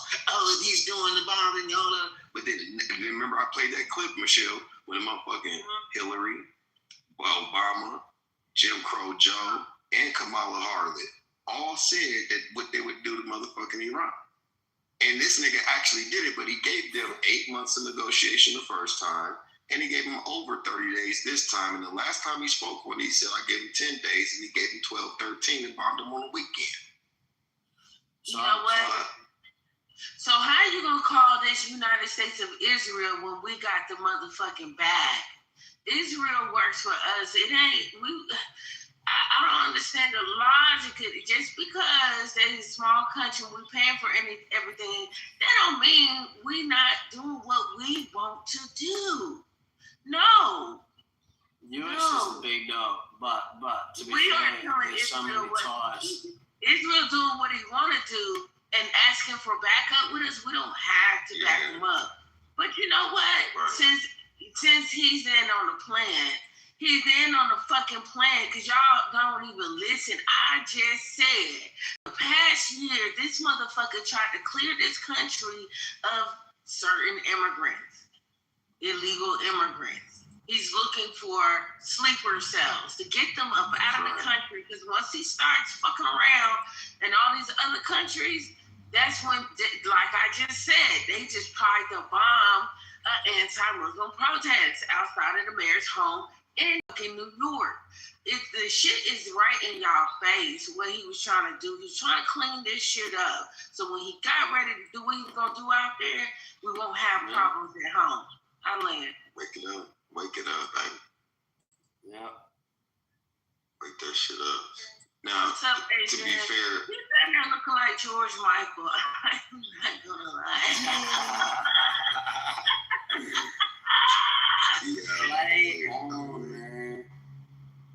I don't know if people are aware of this, but Donald Trump shits on Israel all the fucking time.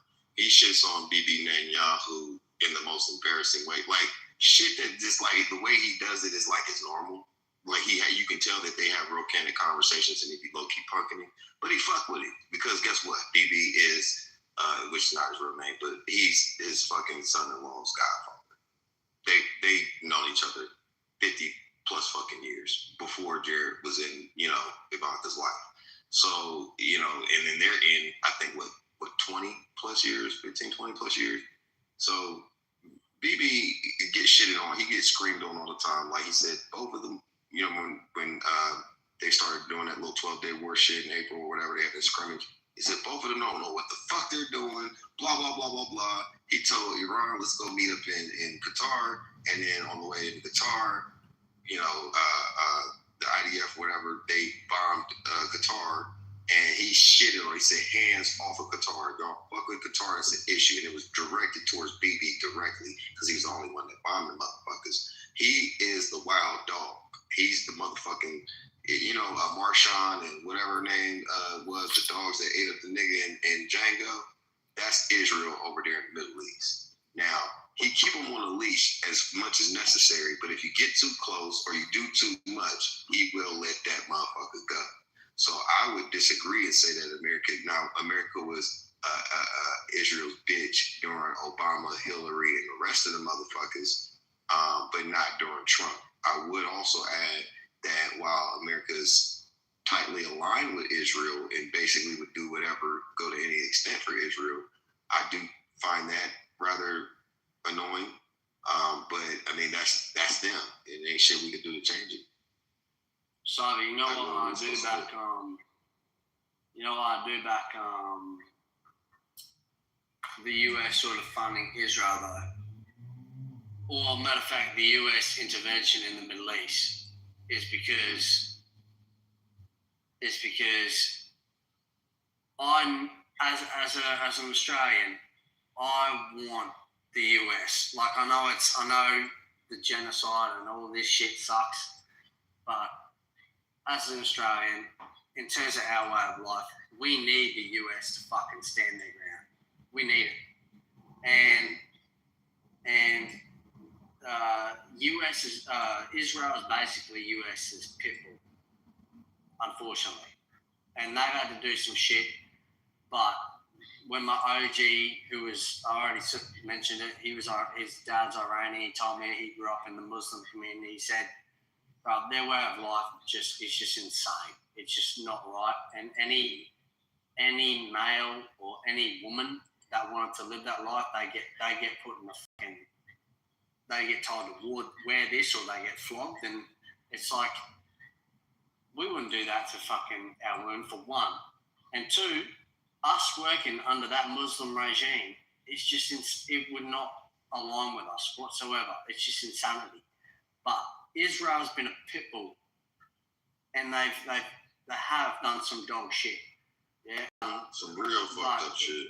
Some fucked up shit, but you know, if Iran actually got their hands on nukes, they'd have that whole region. Well, something happened last night. Well, it says 10 hours ago, y'all. Israel striked Iran oil facility. They done blew the motherfucker up, y'all. Where did you get that? I don't, y'all gotta keep up with your news. Yeah, that's old news.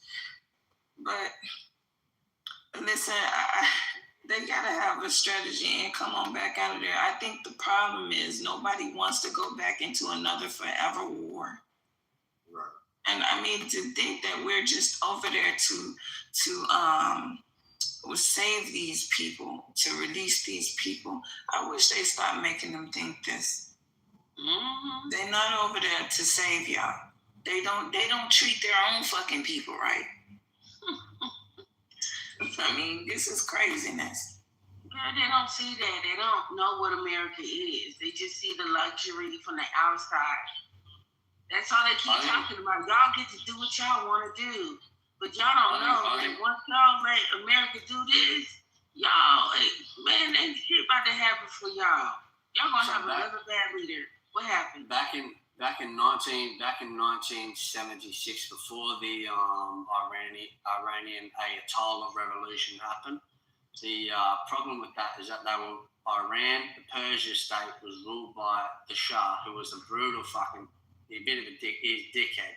But this is where they got worried that Americans' influence on that state was just way too overboard. And that's when the inbreeds came over and said, no, women will wear a fucking hijab. And this is where a full clash in ideology happened within that state. And so if you look at videos before that happened, women were liberated. It looked very, very aligned with democracy. And then that happened. And then all of a sudden, everything got put into a straight Islamic state.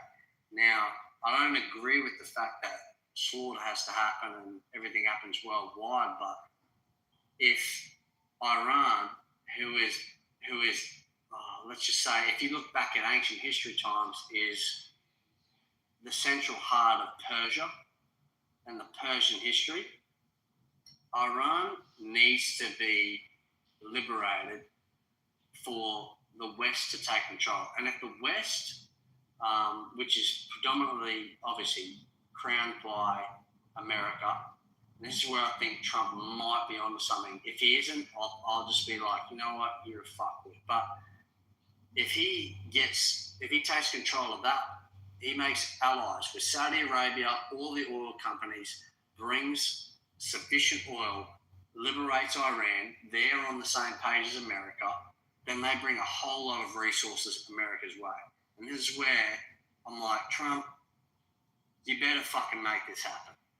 Like, I hope you do, because if you don't, this is just going to be a whole fuck fest for you. But if he does, if he aligns Israel, Iran, Saudi Arabia, the oil kingpins, which is what the world's based off, natural resources, it is, unfortunately. We have to dig up this shit. I was a mining salesman. We have to mine for everything we have. Oil builds the plastics and all the shit we have.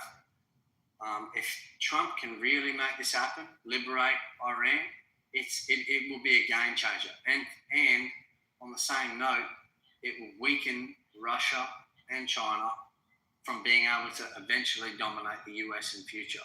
So, despite the fact that America's had to deal with hardships for decades, especially areas in low socio-economic communities, like poverty areas, I believe that if Trump actually pulls it off,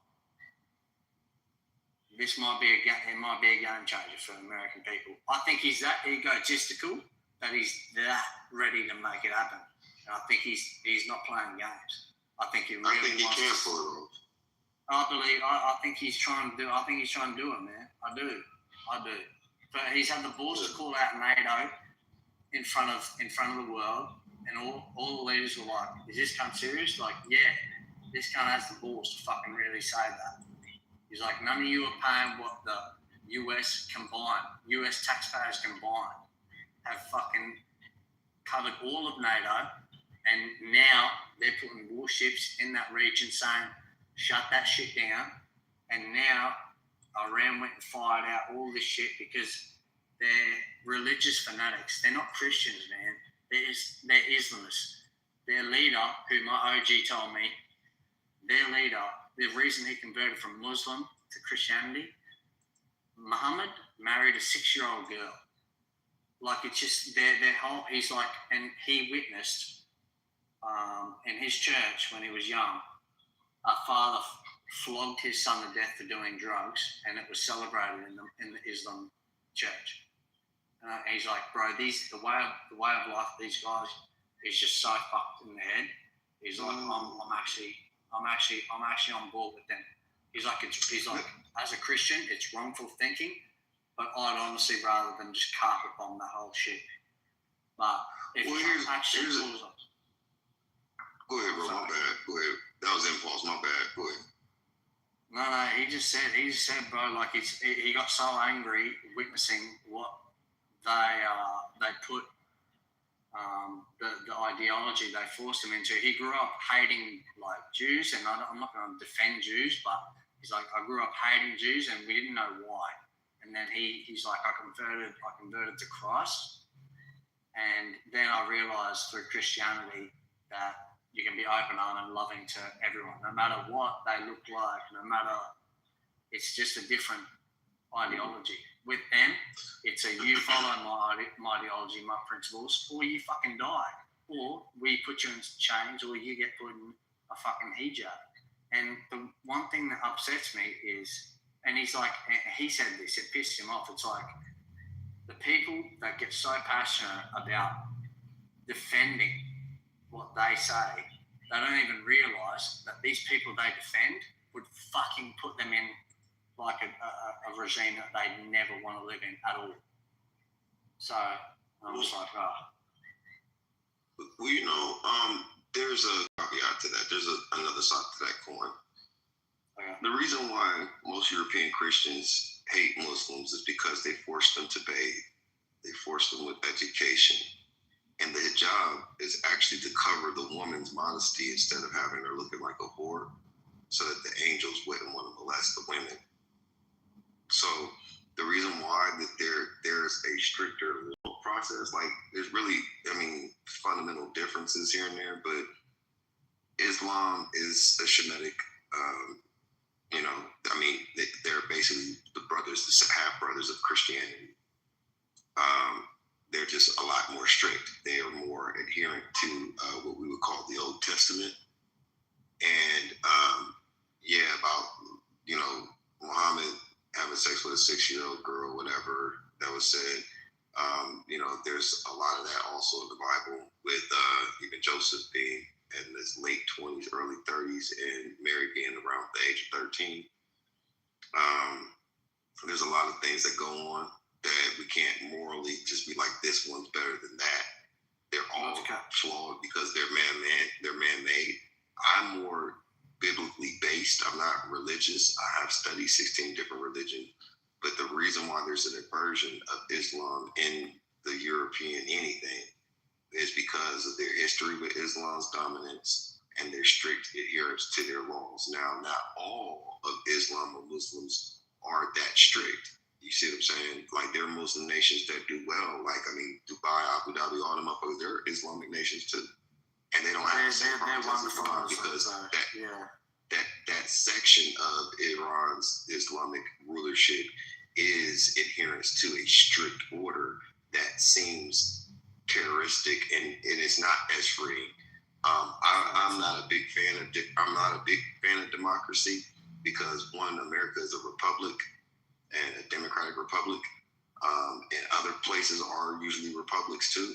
But democracy is basically the mob ties rule. So if the mob is fundamentally fucked up, that doesn't mean that that's right for everybody at all. or for most people. And so the democracy trope, the Islamist thing, because Islam is a beautiful religion of people, the cultures that intertwine itself into it. And there's a lot of Asian cultures as well. They do well in terms of cultural. You don't see like mass murders and shit like that you used to see in the West, like especially in America. I mean, because of lawlessness and the way that we were founded, it's been mass murder. You know what I'm saying? We just had the Bondi Beach attacks, to be fair, but yeah, I know what you're saying. Yeah, we've done some very horrific things to my ancestors, not just Black Americans, but Native Indigenous people. You know what I'm saying? So, like, even the story of Australia, I'm sure you know the story of Australia and New Zealand in the late 1800s. They just expelled all of their mentally ill and criminals and put them on those far-off islands and gave them rulership under the Britain Crown. And what they did to those people over there, those Tasmanians, they eradicated whole human and animal populations and species, right? So there's a thing, an aversion to it, whereas Christianity has created pathways, especially in the Roman Catholic Church, which is nothing but the way, or early stage Christians being able to do paganistic things, such as you start looking at Christmas trees. Christmas was outlawed in America for almost 100 years, you know what I'm saying, for a real reason, because the celebration of it is demonic purely.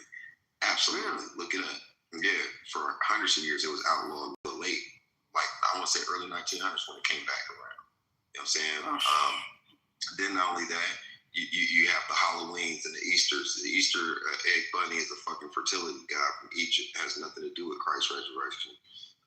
Halloween speaks for itself, and these are westernized, It's you know, Nimrod, right? ideologies. It all began with Yes. blood. Saturnalia is what they call it.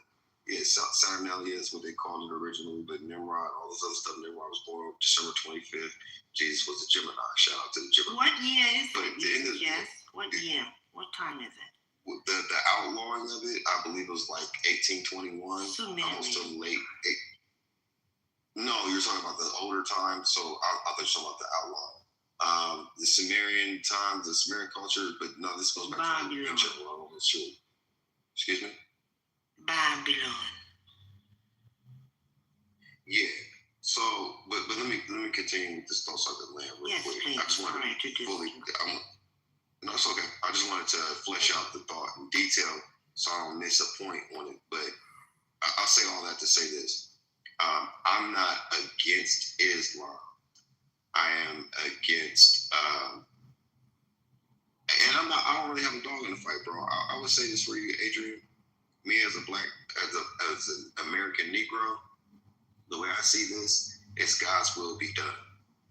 God will use Trump to do a good thing that could trigger a bad thing that could trigger God's return.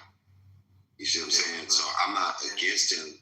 I look at it like this is an opportunity for my people to be in position to benefit so that we can step up into the order, because now that if the world goes to shit, everybody's going, I mean, it would be the Black Americans would be the righteous people to step up and say, hey, look, let's calm this shit down. Let's divvy this up.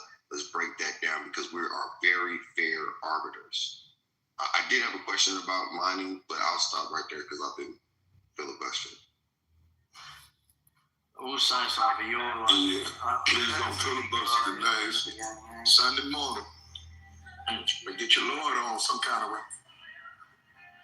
Yeah, but you can't get mad at, you know, at this time. Anybody can bring out of a human being that was pushed down in the mud and still produce a Muhammad Ali, a Farrakhan, and a Malcolm. You can't do nothing but respect that on the high end. And then bring out a Eugene and Sheikh Amara and that's so Akbar too. And it's still, just like the ever-ready bunny rabbit, it's still going on and on and on. No, I'm just messing with you, man, but that's still some real talk there for real people. And we ain't mad at nobody. What do we want? What do we want? Ambassador, We want can you? friendship. We want money. No. A good home. I want and friendship and all I wants want it. the truth. I want justice. No, I was speaking. I'm gonna give it back to you. I ain't gonna steal nothing from you. But we want money, a entrepreneurship in all walks of life. And all of us have achieved that. All of us achieved it. I will assure you, we got some money, a good home, and a friendship in all walks of life. It's a choice. You know, if you say, well, I'm gonna live in the project, that's a choice. I'm gonna live in something I'm gonna live in a gated community. That's a choice. You know, I'm gonna live under slavery. I wanna live off of Kool-Aid. I wanna live off of juice. All the choices you have all day. You make judgments and decisions all day long. But the statistic says that very few, and I do mean very few people, can make a major decision that could seriously affect their lives. And I land my plane on the facts as you know them to be, just by saying my. So the man said, come on over to my place. Right, because that's what you need. That's right. Put some teddy bear up in the gas. You got high octane shit over here. Come on in the house. Get in where you can fit in. Tip top where you don't stop it. I know that. Until you drop. Drag your ear across the carpet and keep it moving, my life.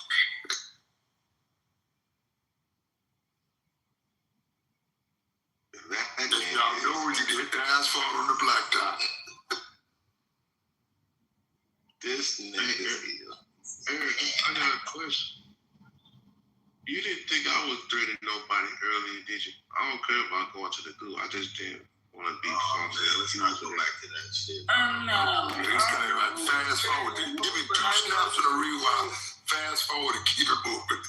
I know that you was Please help me with my PTR. But nah, I about heard Muhammad. who. Is that true? Hold on for a second. I heard who threatened who. But I do know your ass was egging it on. Alright, cool. Let's sit down at a cozy evening fire and sip a little wine. Sava, do you reckon that if Trump liberates Iran, do you or do you not reckon that would bring much more valuable resources to the US and to that region as a whole? Resource-wise, not necessarily. We'll have better controls over the oil prices, but I think what it would do is it'll free up opportunities for redevelopment of Gaza and crushing the rest of like the Houthis and the rest of those motherfuckers, and really making that a central hot hub for the next foreseeable future. The whole Middle East would blow the fuck up in terms of tourism and development, real estate. Well, I'd love to go there, not gonna lie, like those Iranian birds look primo anyway. We won't be able to afford to get there though, Cypher. You'll get cheaper gas prices, but it'll fuck the economy up here. Why? Why do you think that? The last war did the exact same thing. Okay, this is not the same administration. It is what it is. Which one? Which one are you talking about? Yeah. Can't be Iraq because gas was cheaper. There's other things that. What was the economy? Where's the American economy at? Didn't we have a pandemic? No, not just the pandemic, but your boy. It wasn't good for a lot of people. Not me specifically, but what wasn't good for us was Ukraine, and that was your boy Jim Crow Joe that popped off the Ukraine situation. And that wasn't good for our population, our economy, everything fucking went up. And as of this time last year, I got eggs the other day, 18 eggs for $1.99 at Kroger's, my nigga. This time last year, it was like $6, $8, $7 if you could find it. I also got gas recently before this shit happened, and like the high was $2.38. And the last time I got it was in my PTR. Before I've gotten it as low as 174, 172. Old school, yeah, thank you, brother. You know what I'm saying? So I don't see that. But what I do see is opportunities in government contracting, redevelopment, all kinds of shit. I see more opportunities than I see a downfall. Is there going to be short spikes here and there? Yeah. But we'll get through it. And by the way, inflation has been reduced, interest rates been cut, and affordability is up in terms of the United States. Our economic report is doing very well. Hey, well, regardless of who in office right now, because I know a lot of people like tripping on Trump. We don't need to be meddling in other people's shit. This is for Israel. Israel need to be handling their own shit. As a veteran, yeah, they need to be handling their own shit. We don't need to be involved. I get what you're saying, bro, and I don't disagree with you. My only thing about that is one, there's nothing we could do. Brother, can you please, you gotta mute your mic, big dog. It's too early for this right now. To your point, I agree, but since there's nothing that we can do, I think the best thing that we can do is to position ourselves and organize. Let's just say this all blows up and backfires. I'm not saying it will or won't, but let's just say it does. Who's going to fill the power back? Black Americans should. Let's say this shit, it blows up and it's good and it works out for America. Guess who should also successfully grab that windfall? Black Americans should, right? But if we're too busy like watching this and not acting or responding to it or positioning ourselves, then we'll suffer the consequences of not being prepared. No, yes, I'd like to say this. You on that? At the mic, there's certain mentalities that are designed to get the crooks off the hook. And people who are the masters of deception, and deceiving the public is not something that they should be let off the hook for. And if they decide to do so, it is against their betterment to allow these crooks off the hook. And the crime is public deception and deceiving the world. And then, see, you got all this blood stains on your hands. You're not fit to handle the righteous people. People quick to overlook these things. And as a righteous man, I don't want him handling my affairs.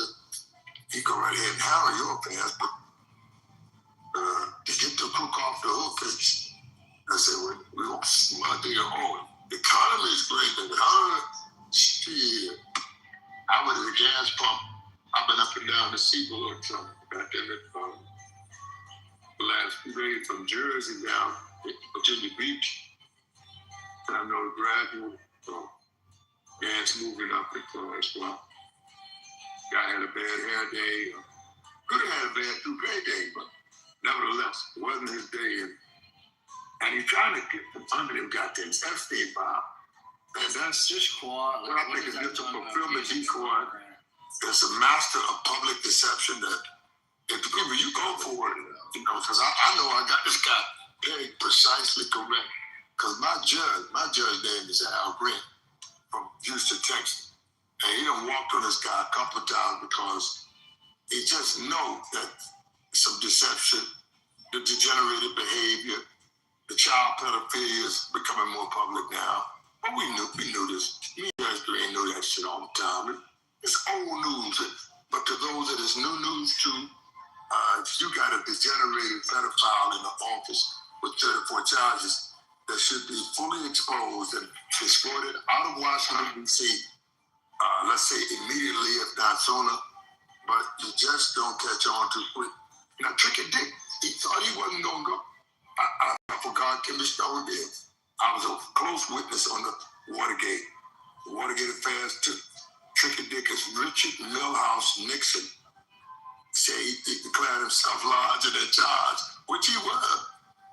But not for long. There's a rapper got a tool called Not For Long, but on that strength, I mean, we just dangle. I can dangle a curve for you. There's a dude in here. I can dangle a curve. Maybe you run behind the curve, run a brick wall and knock some common sense into the heads of we the people, or the public has been terribly deceived. And if you think you got something, you're going to end up with nothing. But I'll tell you, the Kool-Aid is 39 cents a pack, but you can't get a better deal. If you get 3 for $1, you only spend 33 cents a pack. Either way, it's a cheap shot. You got to dig in your trousers and pull up some real money, buy some real juice, and serve it to we people. Because the Kool-Aid is ineffective, meaning the political philosophy of voodoo politics is just not selling with everybody.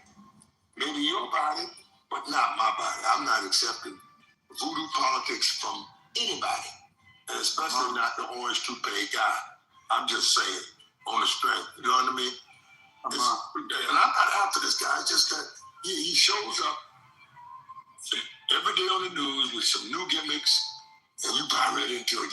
You go in there and get the Kool-Aid and come back and serve it at the 40 acres. But everybody, every closed eye is not asleep. But for damn sure, every open eye ain't woke.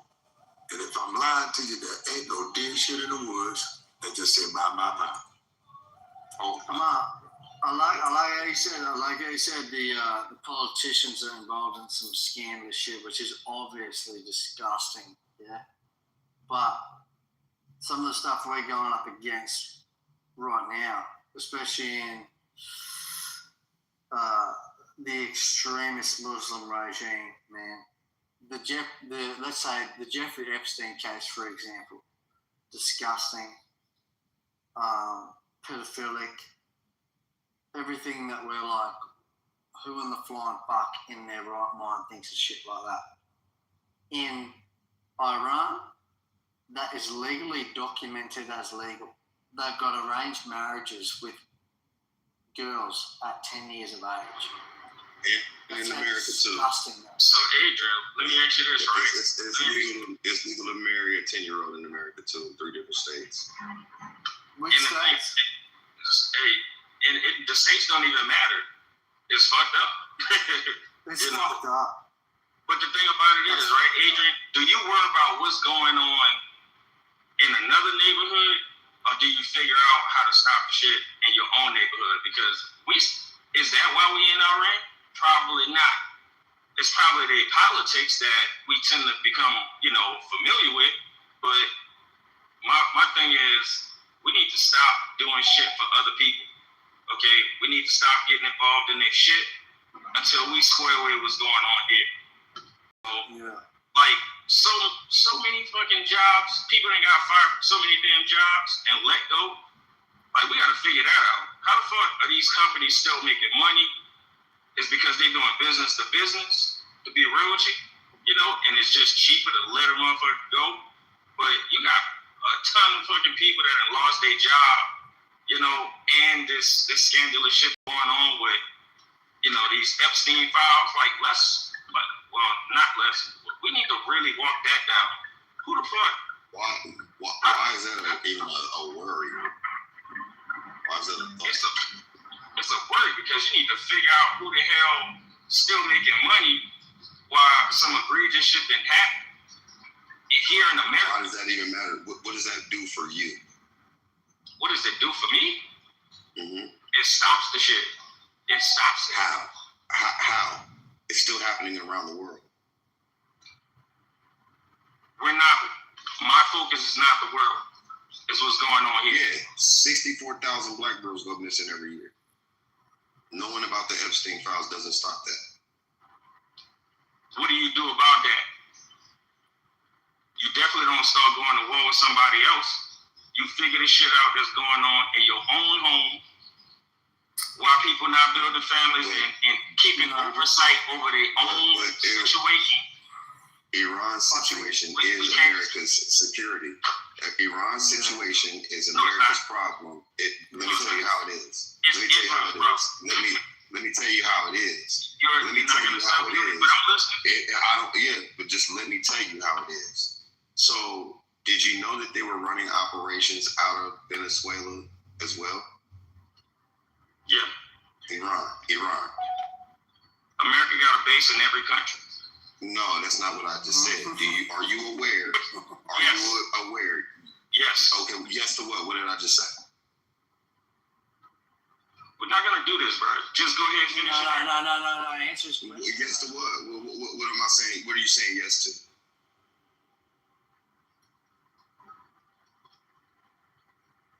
He doesn't know.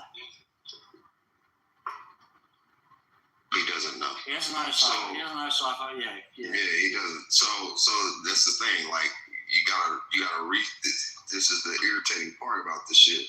So he doesn't know what the fuck Iran's position is and why we're going after him this way because he's uninformed in that particular range, right?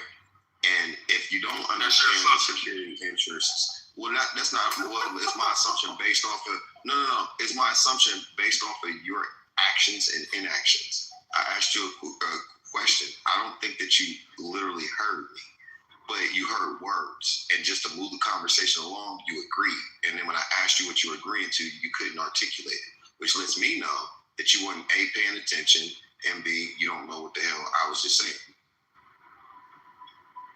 You gonna finish on with the narrative, bro? Yes. I'm trying to figure out is he gonna kill him or he gonna attack and eat his flesh off? Like, what the fuck? I don't do that, brother. I definitely don't do that. But here's the thing. You pose a question and you gotta finish the whole narrative. Yeah. So I paused to ask you a question to see if you were following suit, and you clearly wasn't. That's the highlight. But moving along. Yeah, it is. I just made it one. I just made it that. I just made it that way. And now you're in defense mode. Now I want to go in because now you're in self-defense mode. You're in the self-defense mode because you got caught up talking about some shit that you don't even know what the fuck you're even talking about. I don't think that you should even have an opinion. You assume because you don't know how to shit. No, it's not an assumption. It's not an assumption. You still I'm going on because now I got your ass exactly where I want you to do. Now I got you exactly acting exactly the way I want you to do. Goddamn, who asked the mic? Yeah, it's on me. It's on me. I'm gonna finish it though, because I asked the brother a quick question. We're gonna move right along. So most people that have these opinions are not even aware of what the security issue is. They're not even, you could be a part of military and know nothing because you just take orders and respond, right? So because motherfuckers do know what the hell is going on, of course to you, it doesn't look like it's a benefit to America to have sovereign security globally to where your black ass can travel to different fucking places and not have to worry about getting blown the fuck up. Or you'll have the ability to invest in different countries that normally you probably wouldn't be able to have access to do so.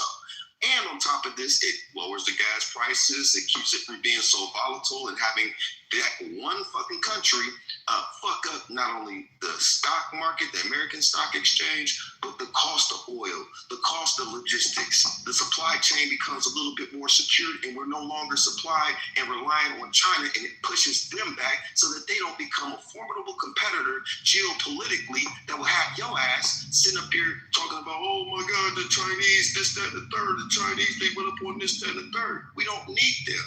And by getting rid of their allies, by getting rid of their strategic partnerships that are adversarial to American security globally, financially, logistically, militarily, and intelligence-wise, you, sir, are oblivious to the actual fucking threat. You're more distracted by what the white man put in your motherfucking face talking about a goddamn pervert, which he himself is a fucking pervert, telling you you should be more outraged about some shit that you know that had been happening since before your ass was born that you can't fucking control, and knowing anything about it ain't gonna stop it from happening, nor do you have access, the resources, or the power to do anything about it. But the one thing that you could do to shore yourself up, your family up, and to be in the know of things that happen, if things does go left or things do go right, you could respond and be safe. Your ass is sitting up here being distracted with all this emotional bullshit about something that you ain't fucking even a part of. Y'all niggas are sitting up here getting distracted by a goddamn soap opera other than the war that's happening in front of your fucking face. All right, speaking about the war, this is what's going on in the war right now. Everybody, and welcome to Geopolitical Trends, where truth matters. Israel's own missile defense contractor just admitted now publicly their system cannot stop Iran's newest missiles. Not today, not tomorrow. And the solution they're proposing It will take years and tens of billions of dollars they don't have. Meanwhile, Iran is firing the unstoppable ones as we speak. Talking about 3 new types of weapons, which I'm going to be detailing for you in this analysis here. On the other hand, you need to consider that with the US, advanced military systems and so forth, from now, but it's not. Iran knows it. Iran knows it can beat Iran head to head. So instead, what Iran has been doing, Iran is spending $20,000 per drone. I'm going to share a picture with you here. Yeah. That drone shit got blown to bits. $20,000 per drone. So first, here is the tricky part of how they are winning.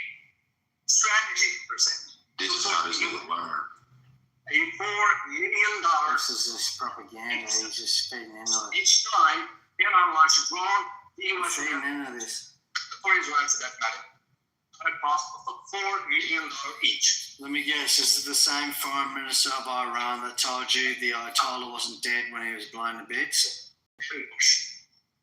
They're playing safe face, bruv. What else can they do? Hold up. It's starting to see the coverage of the media that is not Mike is weak as fuck, man. We could barely hear what that man saying, bro. with you. Guess what I just found? Your mic is open. Nah, your mic is fucked up. You get a chance to. And he ain't saying shit. Maybe not.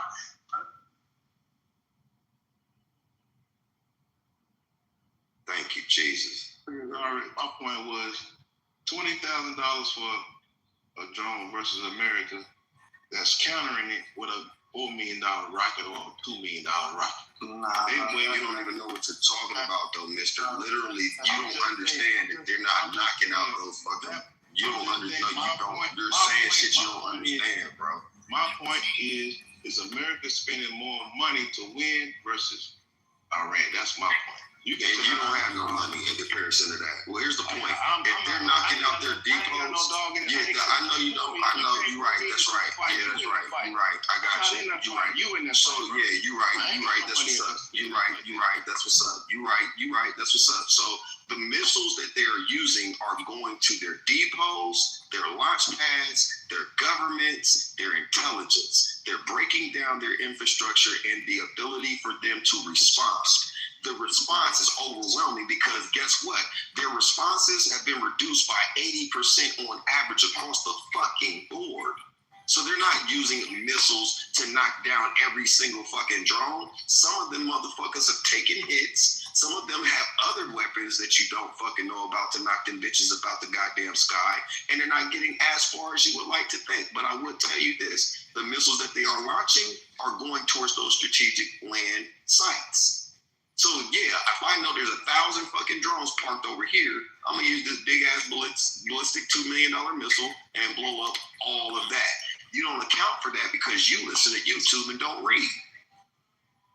Brother, just terrible report and tell the captain this morning. I'll tell you, top of the rise and even all those with you. But I mean, you ain't gotta get so personal, bro. Something massive. I ain't your enemy. Something personal, just listen to Ambassador for a You hear me, bro? It's like I copy the man. But it's a massive cover-up and all kind of deep deception and it's corruption at the highest level. And the degenerates, I've talked for a few months on Clubhouse about it. They cover up in the massive deception and the corruption is all connected. And a lot of big wheels up in it.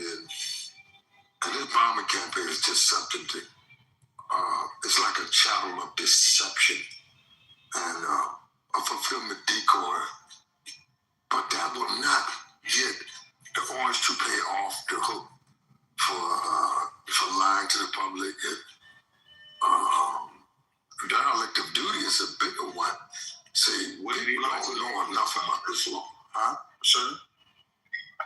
Their elective duty, when you do a preemptive strike and strike the leader of another country, and who gives it's a serious violation of international law. I give a fuck Now, what you gonna do about it then? Now, I'm gonna ask people to just come to what is meat, and what is meat is MET diacritical E, meaning what is logical and practical to your circumstance. And if you're not using your common sense, then you really have no sense.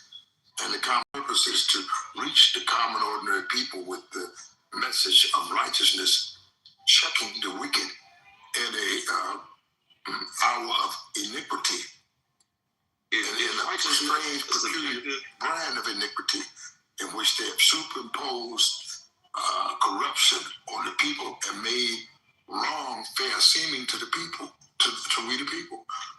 They'll go along to get along. And it's not about getting along, it's about right and wrong. It's where right comes to check wrong in the midst of its iniquity. That's really what it is. Is righteousness subjective? I'm just telling you, right does not resemble wrong in the very least little bit. But what is right? Wrong does not resemble right. Righteousness, I'm not going to be long, but I intend to be strong. And I tell you this, that wrong does not resemble right, and right does not resemble wrong.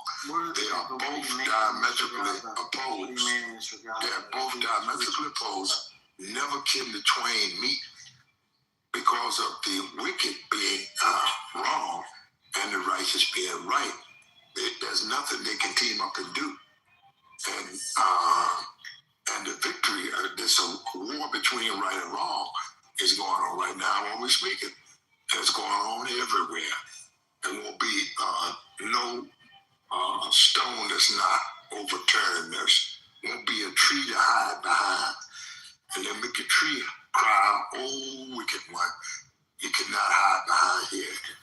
The man who has the pebble that stones the stone, and he has a glass house.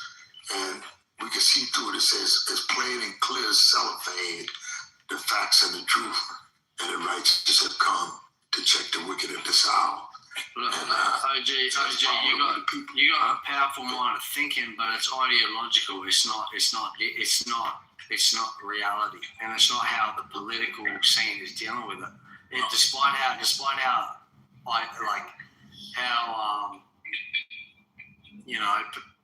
ideal your beliefs are, it's just not how it is in this political age. This is what I'm going to explain. I'm by no means the brightest crown in the book, and I'm not the brightest crown in the bunch. But what I read, it says, Al-Hakat, wa ma adraka al-Hakat, that the reality, and what will explain to you what is the reality, is that Allah is the only reality. Allah subhanahu wa ta'ala says that the righteous will check the wicked at this hour. Now you may read from something different, from social circumstances, your own circumstance, or you may be reading from a different page or a different book.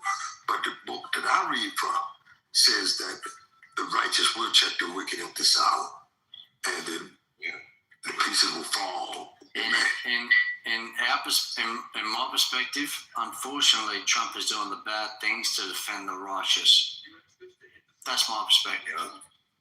And he's doing the bad things to protect the righteous, and I believe I hope it's in the name of Christianity, and I hope you believe in that same thing as well. But this is the consequences, and if it was if the shoe was in the other foot, man, we would be in a completely different lifestyle. That I know every one of us in this chat room would fucking despise. We would hate it to a T. And Trump has eliminated all possibilities of that coming to fruition. He's trying to, at least.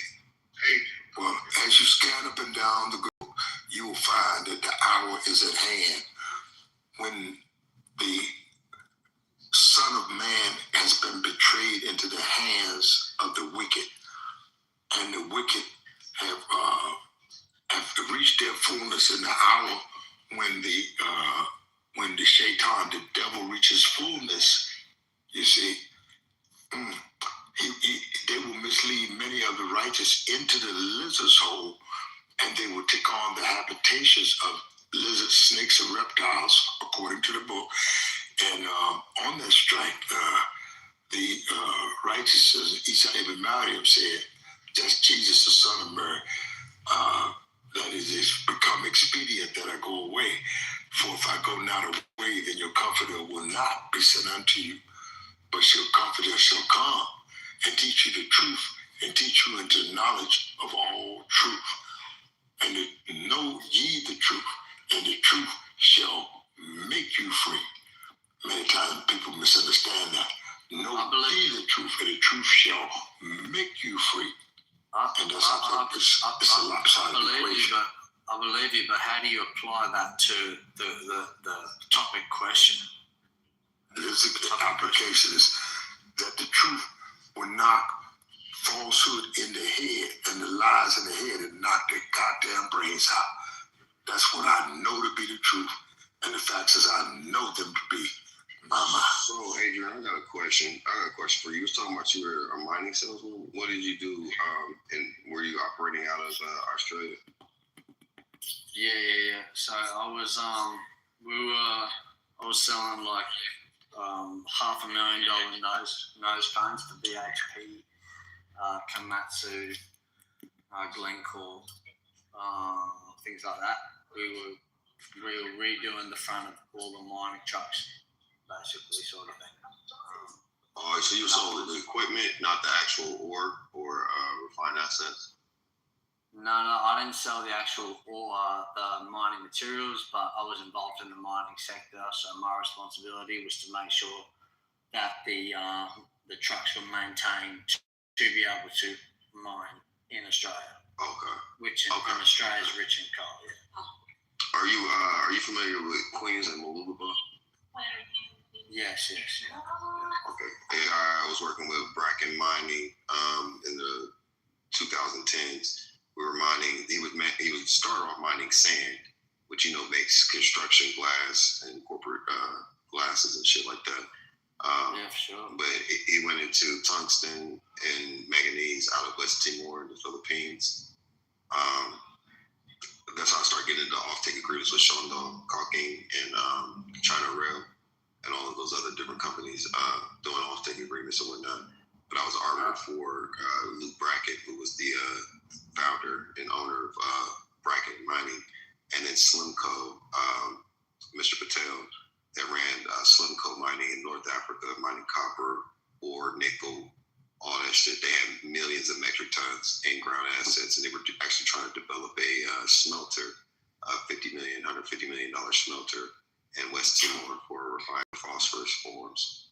But I think when we talk about the critical earth minerals and stuff like this, there's also a logistic and supply chain and critical energy, critical earth minerals that are going to come out of this that America will have a closer grip on, that not Venezuela, I was about to say Venezuela, but Israel would basically shadow protect. So they'd basically be policing those resources and the logistic supply chains through their partnerships in the region. The only people that were holding any of that up in any real way was Iran, because they were the backbone of the Yemen's Saudi Islamic terrorists and shit like that. That were, and I don't mean to say Islamic terrorists because Islam itself is not a bad thing at all. It's not a bad religion. It's not that evil. It's just some people just go just like with Christianity. Yeah. Just like with Christianity, like with Catholicism. I mean, every man-made anything has flaws. Yeah, they have flaws everywhere, right? But the point that I'm making is that from a supply chain and resource standing, it is important for us to have that and to have them about the way, because they were running operations in South America that people were not clearly aware of, that was dealing with intelligence. It was dealing with smuggling human beings and sex trafficking and drugs and guns into America through Colombia, through the Darien Strait.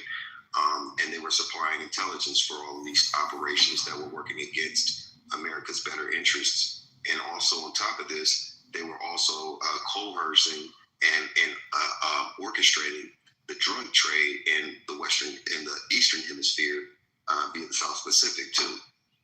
And this is going along with their collusion with China and Russia. So he's choking out China. He's put Russia back on their heels. And then he's getting rid of Iran, which was the bigger threat than Venezuela. But you had to get Venezuela first. And through all of this kinetic activity and demonstration, it puts the entire fucking globe and our adversaries on real notice that we are not fucking around. That's why there hasn't been one stone thrown from China and Russia with all the shit that they talk. They haven't done a motherfucking thing. And in fact, China's been trying to get back into South America through their ties with Spain. Do you see what he just did with Spain? He said, fuck Spain. We don't want them for shit. They just got good people over there. And that's true. They were trying to use Spain to get it. They were trying to get Spain to introduce technology and shit like that in Brazil, Argentina, and now all of that shit is dead. The whole EMENA region and the European regions are not fucking with China like that no more, and especially Mexico. This past weekend, they had an agreement. I don't know what the agreement is. I haven't talked to my sources, but Mexico just had a conversation with Trump about trade agreements because Mexico is now going to be the new China for this hemisphere. And they have another meeting in Bogota on the 18th with CELAC and the African Union. And the vice president of Colombia is hosting that. I was supposed to be there. But the Sheinbaum, the Mexican president, Petro, and Francesca, the vice president of Colombia, and all the other world leaders in that region are meeting at Bogota to discuss ways to cooperate with America but still maintain sovereignty. All right, so point taken, son. Everything goes successful for Trump. What does the opposition look like in the cause and effect in that? Or wherever you say he gets it, what's the new frontier for the companies that don't no longer do business with China, or if they still do business with Venezuela? What's the opposition once Trump is successful? What do they look like then? What does that look like? Mr. M. Hold up, fam. Hold up, white boy. Adrian, hold on 1 second. Hold on. Chill out. Calm down. So let's pose the question again. Hold on, chill out. Hold on, guys. Hold on. I didn't fully hear everything you said. Can you make it a little bit shorter for me so I can follow what you just asked me? Hypothetically speaking, Trump is successful with the oil transition, all of that, his plan or whatever. What does other countries look like in the position if he pulls all they benefit. Yeah, they will benefit greatly. Like, here's an example. Here's a carbon copy example. Yes, not in the middle. In the middle, it's going to be fucked up. We all know that. But here's the point that I'm making. Look at what happened. You could use Venezuela as a template. One, you haven't heard anything else about any kinetic energy going on over there in Venezuela, firstly. Secondly, guess what? They did make $500 million, like we said that they would. And they gave us the oil, and we pledged over $1.2 trillion into their infrastructure build out with private companies like BP, Exxon. All of those people are returning back into the region to get their output back up and running, which is going to take time. We're well aware of that. But Venezuela as a country now gets the benefit because there's new jobs, there's new infrastructure being built without Chinese predatory lending practices or security breach interests. And then you have a better control over the politics and global hegemony in this region. And guess what? When you have greater relationships with America, you can trade more because we're the world's largest consumers, next to be one of the next manufacturers. So if we have some of the best manufacturing and some of the best consumption, we are the place that everybody wants to build in, sell to, right? So guess what happens with those people that are in partnership with America? You benefit from it. So the end result is only going to be good for those that get with the program.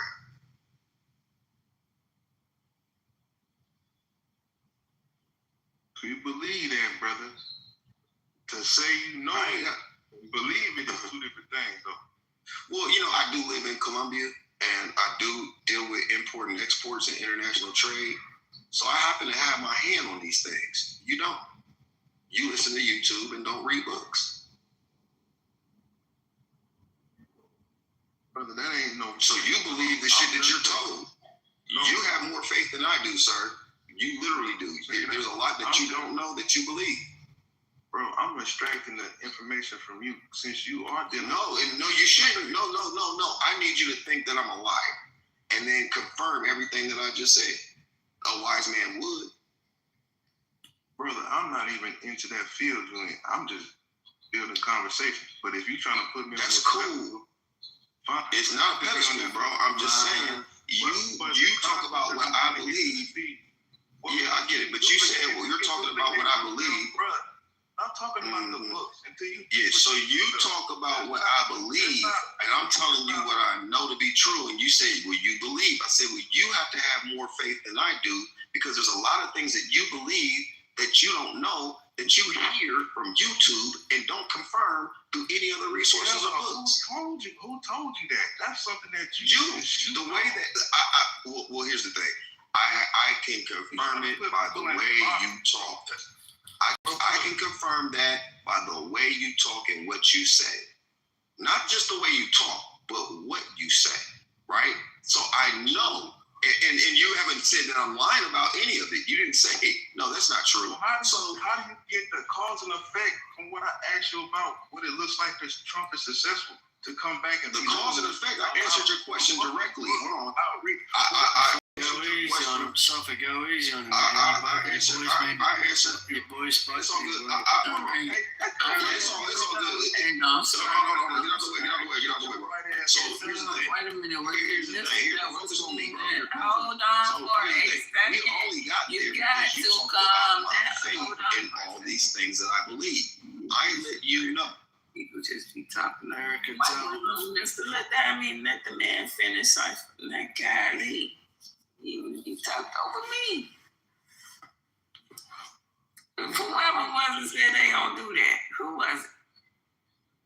Was it Mister? I don't know if I said it or not. He ruffling they fellas, boy, I tell you. Man, Cypher act like he God on stage. Nah, you boys both have good points, man, but just wait till I speak. Bro, ain't nobody talking to you, cracker. Damn, there you go, Erica, there he is, man. Ain't nobody talking to you. Let the man finish. Keep going mute till he finishes. Stop cheerleading, stop being man, what the hell is you doing in here, white man? You don't even know here. All right, we're gonna move on, mister, because you ain't on topic shit. Go ahead. I got a fucking point to prove about how Cypher can always derail it back to reading books when we just talking about the topic. You ain't gotta be literal. Do you know how we got here? Did you hear how we got here? You ain't got. I take that humility like Jesus did, but you ain't gotta never humiliate me just to make your fucking point. Take your shit. Yeah, I do. So let me tell you why. Let me tell you how we got here, bro, so you understand where this is coming from. So, and I want you to understand that I'm not coming with. I have to shame your stupidity, but I'm not trying to humiliate you. So what you said out of your mouth after I told you how I came to these conclusions, I gave you a submission, very detailed and long-winded. That's because I said also, I do this shit. You're not talking to somebody that just watches YouTube. Nigga, I done it, and I was talking to Adrian about mining, because I've been doing that since 2010. All right, in Australia. Okay, no, pause. This is where you're missing. No, this is the reason why. No. This is the reason why you don't like what the fuck I be saying, because you act and respond like this. Walk with me. If you don't want to be offended, sir. I'm your teacher, nigga. But if you don't want to be offended, then listen to what I'm saying so you understand where it's coming from. Because what you're dealing with is pride and ego. That's the only reason why you feel the way that you do. Now, here's the point about it. After I told you my credentials about how I got to that conclusion, and you said, well, you believe this stuff, right? You believe a lot of things. I basically said to you, you have more faith in this than I do, because I do the research. I know what the fuck I'm talking about. You just listen to YouTube, and then you don't do the follow-up work. Hold on. No, you see, this is the reason why you feel the way you do. And I want you to remember right now, I'm telling you now, bro, I'm here to make you feel a certain kind of way, because I want this to be a reflection for you.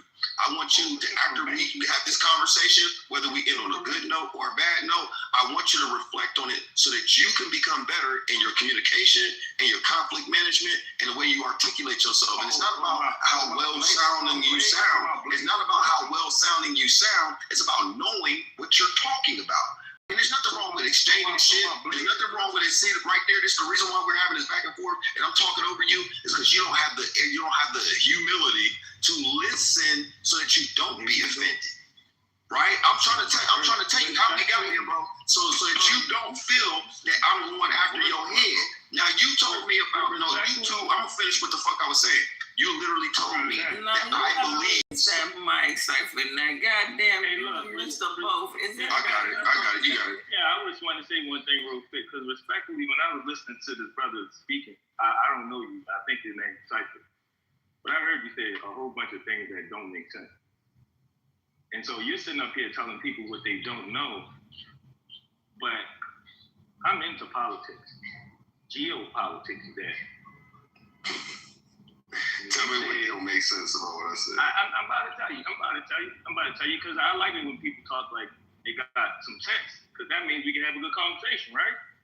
That's what I'm talking about. So listen, you said that Donald Trump was helping Venezuela. And Donald Trump went down there and stole Venezuela's money and put it into an account in the UAE. That's what he did. Stole that oil money.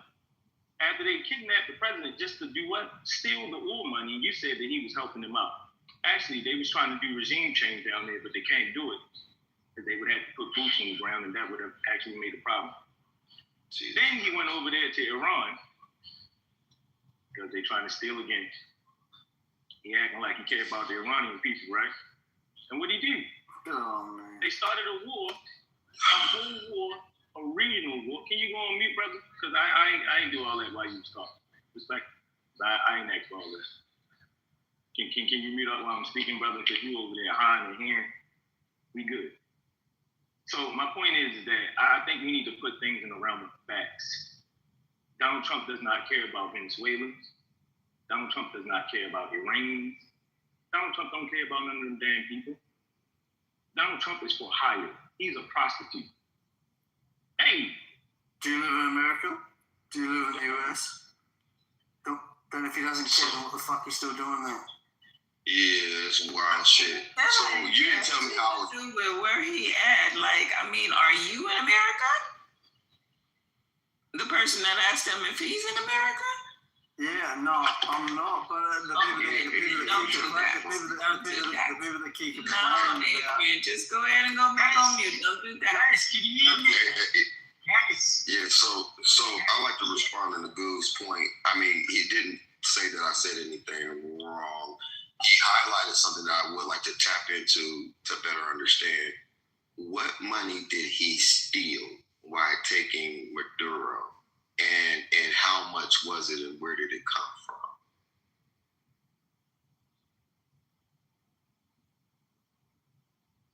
Some crypto. Now what? You know what he took? So he didn't take any fucking money. They did take the oil that Iran was smuggling from there because the interim president, the lady, she called them, told them about it. What money did they take? What I'm asking it. I'm asking it right now. Yeah, thank you. So I asked you. I don't know if you heard me, but I said, what money did they take? How much was it? And where did it come from? 500 million. 500 million that he took from the Venezuela account after they had the oil. They made the first oil sale for the 500 million. Donald Trump took the 500 million and put it in the account over there in the UAE. That's what happened. How did they get the money back? How did they get the money back? Who? How did Venezuela make $500 million? Because what are you talking about, bro? Do you understand how much oil Venezuela produces? Yes, I do. Yeah, I know. Do you talking about? Know how much oil? Hold on. Hey, Adrian. I don't know if that's you, but just let this is fraternal. Just go on mute for a moment, brother, and let us cook this out real quick. Nagu, Do you know how much they produce? That's right. Actually, they're the number one. They have the number one. I didn't ask about the reserves. I asked you how much do they produce. Right. That's why I was going to say they have the number one reserve. We create the most production. I did not talk about the reserve. I'm asking you how much do they produce. I heard you, brother, but you're not going to make me talk the way you want me to talk. I'm going to talk the way I want to talk. So let me respond, okay? So listen, what I'm saying is that they have the number one oil reserves count in the world. Now, all they did was make what's called an oil sale, and the oil sale came out to the 500 million, which Donald Trump then took and put in the Middle East, and in a security account, which is illegal by U.S. law. Anything else you need to know? I asked you a fucking question 3 times and you did not answer it, which lets me know you don't know what they produce. Right. So what question? Listen, you're not, listen, sir. I can tell that this conversation with you is not going to get very far, and you're nowhere close to as astute. Oh, no, ain't no check it out. I already checked you out. You're not qualified for the conversation. They produce over 1 million barrels just because you don't. No. Now you're coming off mic right now. I'm talking. It's on me. You're coming off mic, right? Go back on mute real quick. They produce over 1 million barrels a day, around 900,000 to 1 million barrels a day. They used to produce 4-5 million plus barrels a day. But because their infrastructure has been dead for the last 20 plus fucking years, especially after kicking out U.S. Private corporations that they still owe money to, they've been on the downslide for a very long time, sir. Now, with another $1.2 trillion investment over the next 20 fucking years to increase their output, and their main new fucking buyer is America, guess what happens to their GDP and their job sector? It becomes sustainable for those people that left, the 12 million motherfuckers that left, now can return and come back there and have a livable income as one. And they got the money back. What you didn't do, I don't know where you got your sources from, but Venezuela made $500 million. And then they pledged 800 million barrels of oil to the United States. And if any other country wants to buy their reserves, critical earth minerals, or their fucking heavy ass oil, they now have to go through America to do so. Now, we still didn't touch on the security interests of what the fuck was really the reason why America went in there.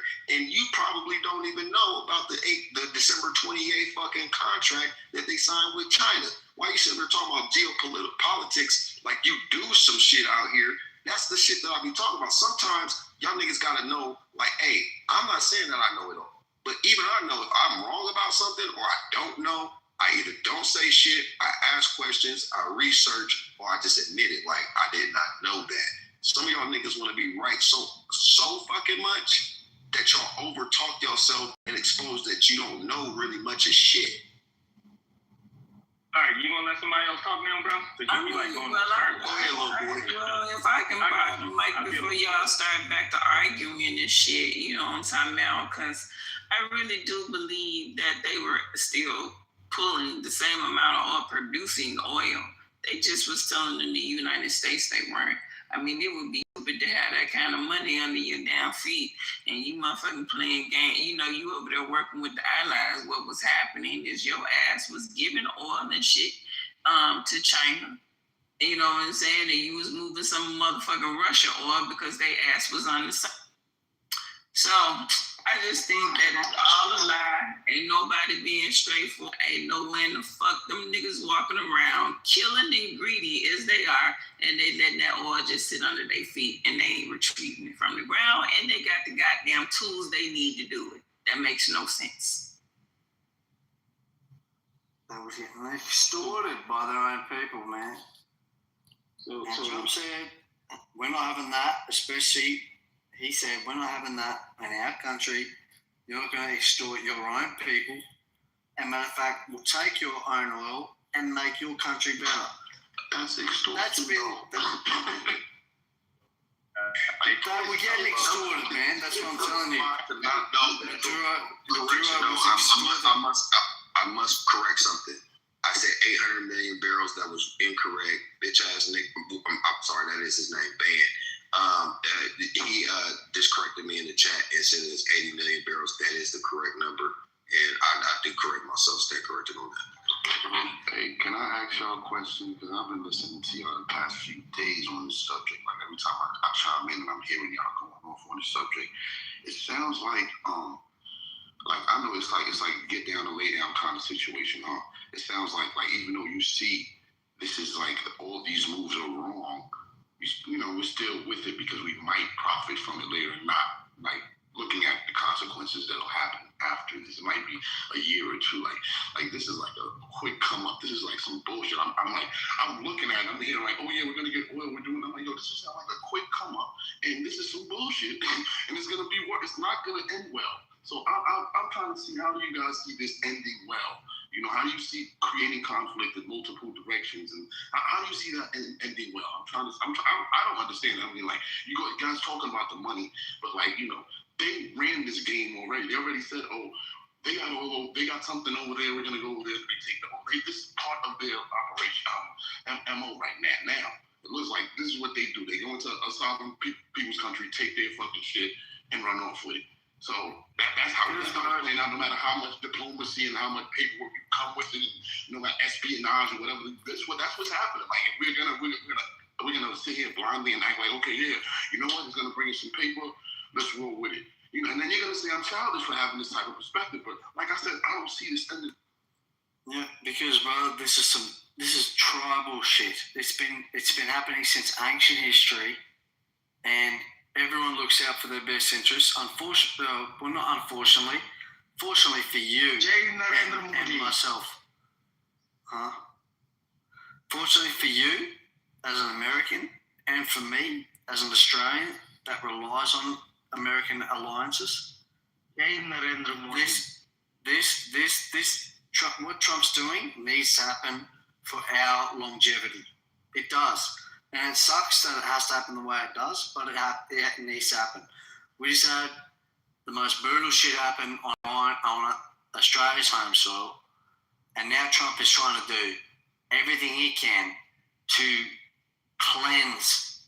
I don't know who it's upsetting in America. Maybe those that aren't secretly profiting from it. But hey, can I ask you, Australia got a strong navy, right? So they yeah, man. So America's not gonna ever try to take your oil, right? You don't expect that to happen ever, right?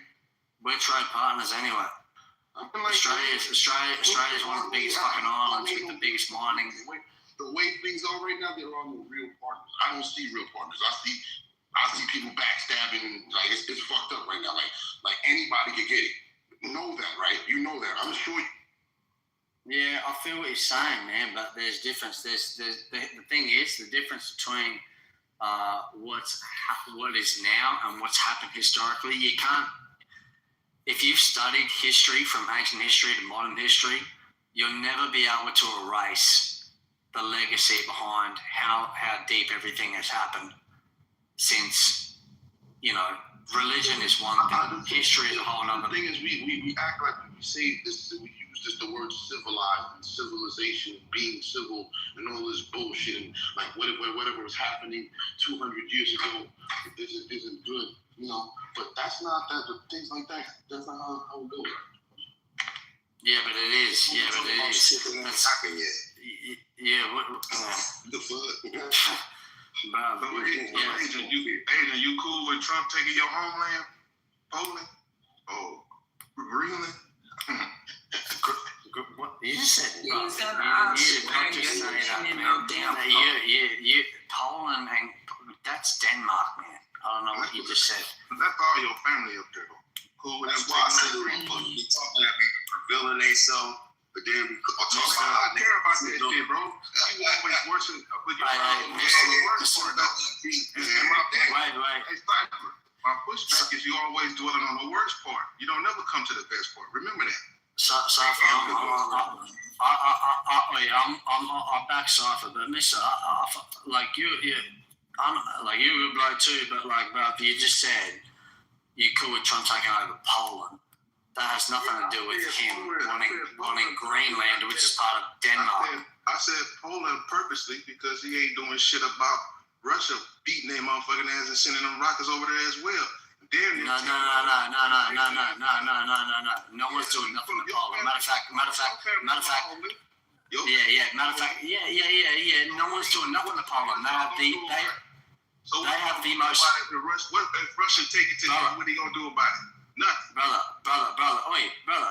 Poland has the most hardcore immigration policy. No one's getting in that bitch unless they're Polish.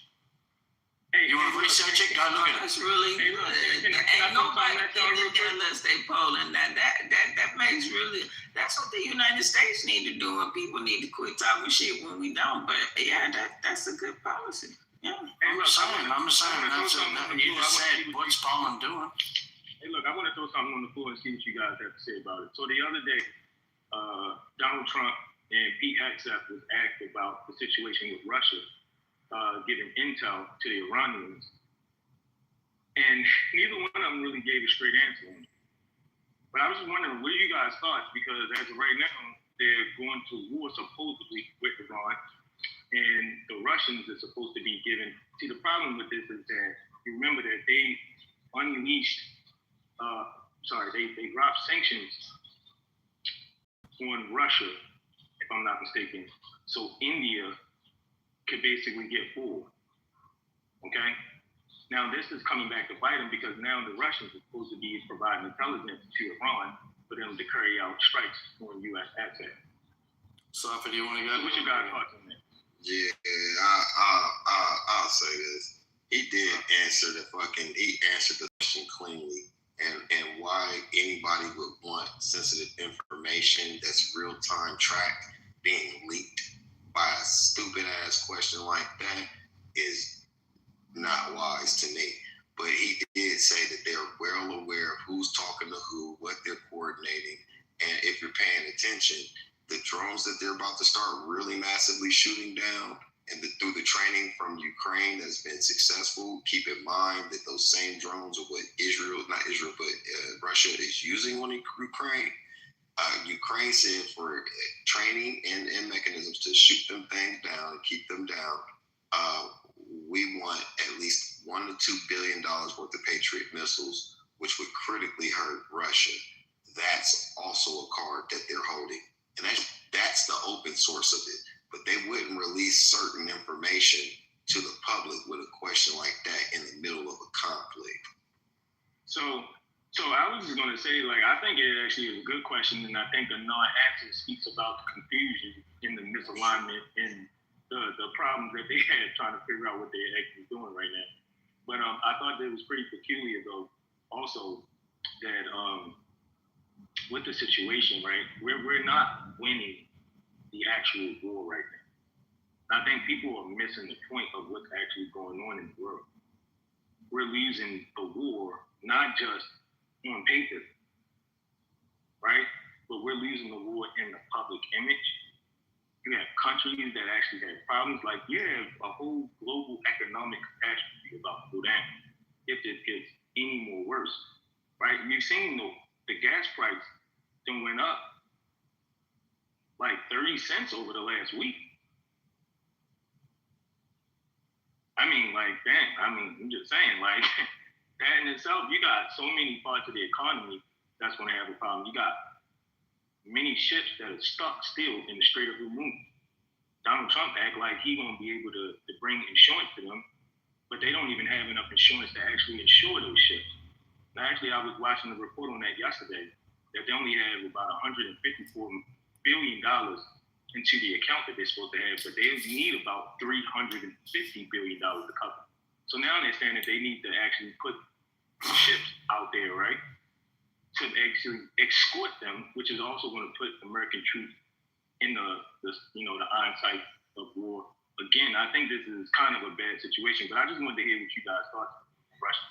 You do know that the U.S. Navy does escort everybody all the fucking time. Like, I'm getting a Navy escort.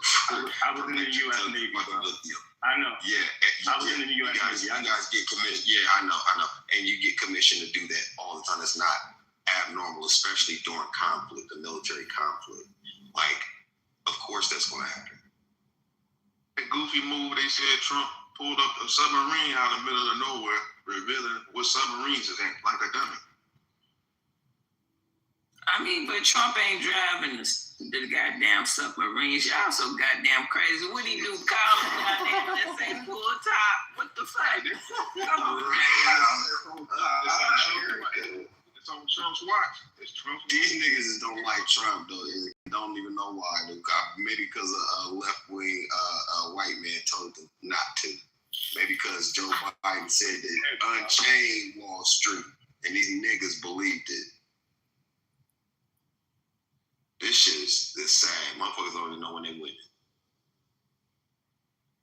Hey, Ben, welcome to the stage. Did you want the mic? When? Ben. Okay, thanks, sis. Okay. I'm a CO, did you want the mic?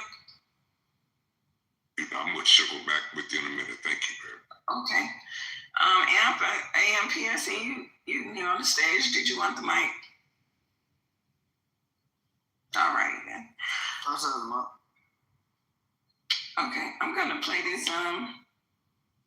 Not you, Africa. Eric, can I set them up? Oh yeah, go ahead.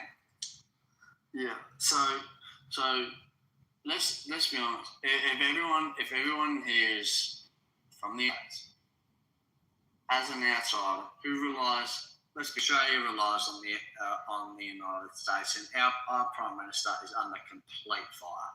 He is on the rocks like no tomorrow. He is getting ousted. But we are, and I've got family in the US, and from an outsider looking in, we are heavily dependent on the US. US is the most dominant military presence in terms of their own home life. I know rent is crazy. I'd love to be able to live there. Who's got their mic on there? Yeah. US is the most dominant military presence by far. There's nothing that Iran can put up against the US military. They won't fold over. Who's drooling in the background, man?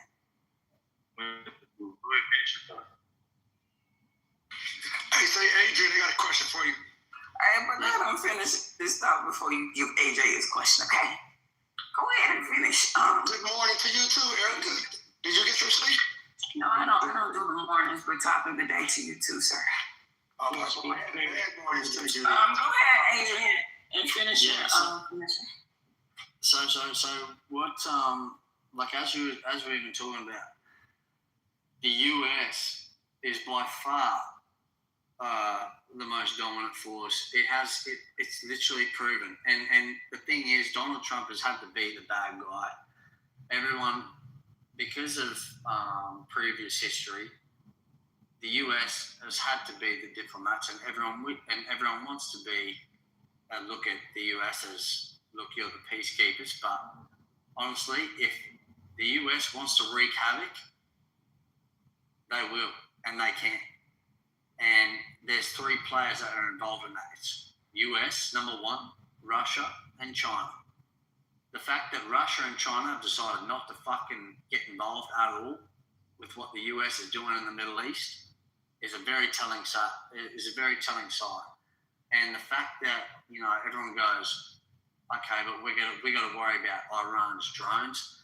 The US has obliterated every single fucking facet of the Iranian regime, which would have all of us basically tied to chains and shit. Not literally, but basically tied to chains under their ideology. They've obliterated every sense of that. And that came under a fucking revolution back in, nearly 5 decades ago. Trump is trying to clear that. If Persia gets liberated, then finally the Middle East, which were the US is already allies with Saudi Arabia, the richest oil people, the United Emirates, richest oil people, Iran, who are the biggest terrorist people who pose threats, and they're threatening to blow up that strait, pivotal to oil prices. which in essence, oil in general is pivotal to the economy. Man, I'm saying let Trump do his thing. If he fucks this up, if he does, then he's a fucking goose. If this happens, if this actually works out, which I believe it will, because no one can mess with the US military, honestly.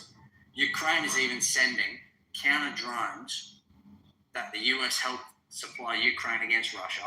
The Ukraine is sending those same counterfeit drones to combat the possibility of Iran's drone ships. So there is nothing that can mess with the US. Nothing. Can I add something to what you're saying, Brother Adrian? Well, you could, but you can add it. But if you don't mind, can you make sure you give Sweet his chance because he was before you? Okay, go ahead. I'll speak. I'd like to go last again, real quick, Eric. I got an update, but I'd like to go last. Okay. The mic on, Sweet. Yes, indeed. Adrian, good morning. So you were mentioning something. Let me ask you a question. There's nobody, I don't think, in their right mind that would ever argue that Iran or probably any other country wants to go toe-to-toe in a wrestling match, so to speak, with the United States of America, right? We all agree on that. Nobody's thinking Iran is going to whoop, quote-unquote, America's you-know-what. You know what I'm saying? So that's not what we're talking about here. But here's the question, Adrian. What do you think? Do you think America's going to post up? How long do you think America's going to post up in Iran? What do you think? What do you see with your crystal ball as far as America, Iran? What do you see the next 2 weeks, month looking like over there? I see it as, if you look at what the Kurds and the people around, everyone around Iran is looking like, well, there's going to be Islamic extremist ideologies everywhere. You know why this is, man? It stems from honestly, it stems from a childhood belief, which is why I mentor youngins in my community. It's when they don't have nothing to believe in or nothing to gain for in their own goals, they stem to something outside themselves. And Islam has been the absolute manipulative beneficiary of taking advantage of these type of people that don't know where they want to go in their own life. So that is what they're fighting for and fighting against. So in terms of where this war is going, I think everyone around that who has wanted the peace for freedom and has been told by desperate with desperate people have been told this is the way you need to live and you will do as I say, as a dictatorship. Every neighbouring country around the block is going to revolutionise. You got the Kurds ready to invade apparently Iran on their own turf. I don't think it's the best idea for the US troops to get involved, because you know why? Because as soon as they do and American troops start here and say, Donald, look what you've done to our fucking people. Like, the bloke can't win. So they're playing this strategically missile-wise, but as my OGs told me, who converted from Muslim to Christianity, he said, dude, these people are just fucked in the head. And this is why I turned to Christianity, because honestly, it's better everyone just loves other for who they are. Right. I was just trying to see what your thought is about, not so much your belief, but so you think the Kurds, number one, are going to just come through and run through Iran with the backing of the United States of America? Bro, and also think that is crazy work, bro.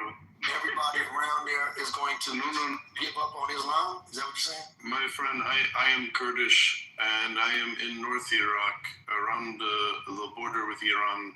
Today, I am talking to you from Iraq. What Adrian said is completely true.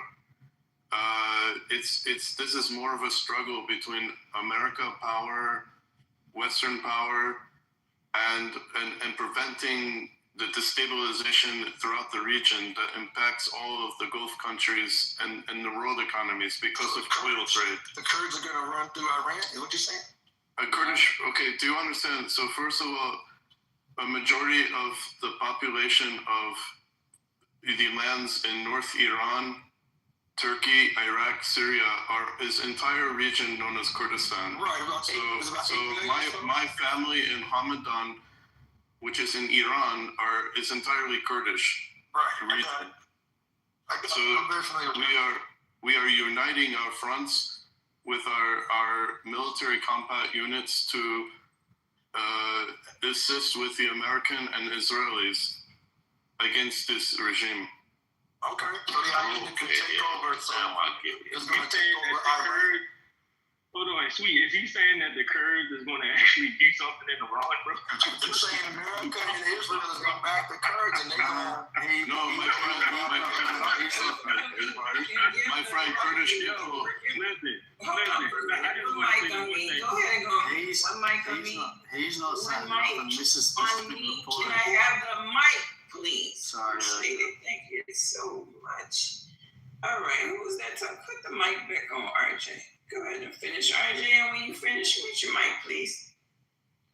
What I'm saying is, in Iran, for the last 18 years, the Kurdish people of Iran, which is known in our area as YPK, have been armed with heavy weaponry and anti-lateral weapons. We also have, for example, received weapons from Russia, China, America, and Israel. And this is not because we were planning to take or overthrow Iran, but to protect our own autonomous region from any kind of genocide of our people in our region, not to use as offensive type of combat, but for defense. So we have, for example, a few of the same type of Iron Dome technologies that Israel or America has been obtaining. And at the same time, we have cluster weapons, missiles that when you shoot them, they spread the warhead. And also in North Iraq, Israel Mossad has been meeting with PKK and Peshmerga, arming them also with heavy weaponry, and also there are jets that are being supplied, which can be flown from Azerbaijan. That's another reason Iran attacked Azerbaijan, because Azerbaijan has 20 flights per day between Baku and Tel Aviv, and 20 flights per day between it and Erbil, which is in North Iraq, where I am from. And this is because there is a weapon and planning to beefing up the region in order to oppose Iran. So there are many things that are happening strategically. But the one challenge that I think the world has is that as America continues its rampage on Iran, is whether they can sustain it. They can sustain bombing them every day with these expensive bombs. And there's no way to completely take out the entire IRGC population that's very nested in Iranian society without sending in combat troops. You cannot destroy the nuclear facilities without sending in troops. You cannot destroy all of the weaponry, missiles that they have stockpiled without sending in troops. So there will have to be troop movement. And so America is relying that we, the Kurdish people, will join them. You guys are going to be the troops. Correct. We will be the troops. There will be Mossad among us. There will also be Azerbaijani fighters among us.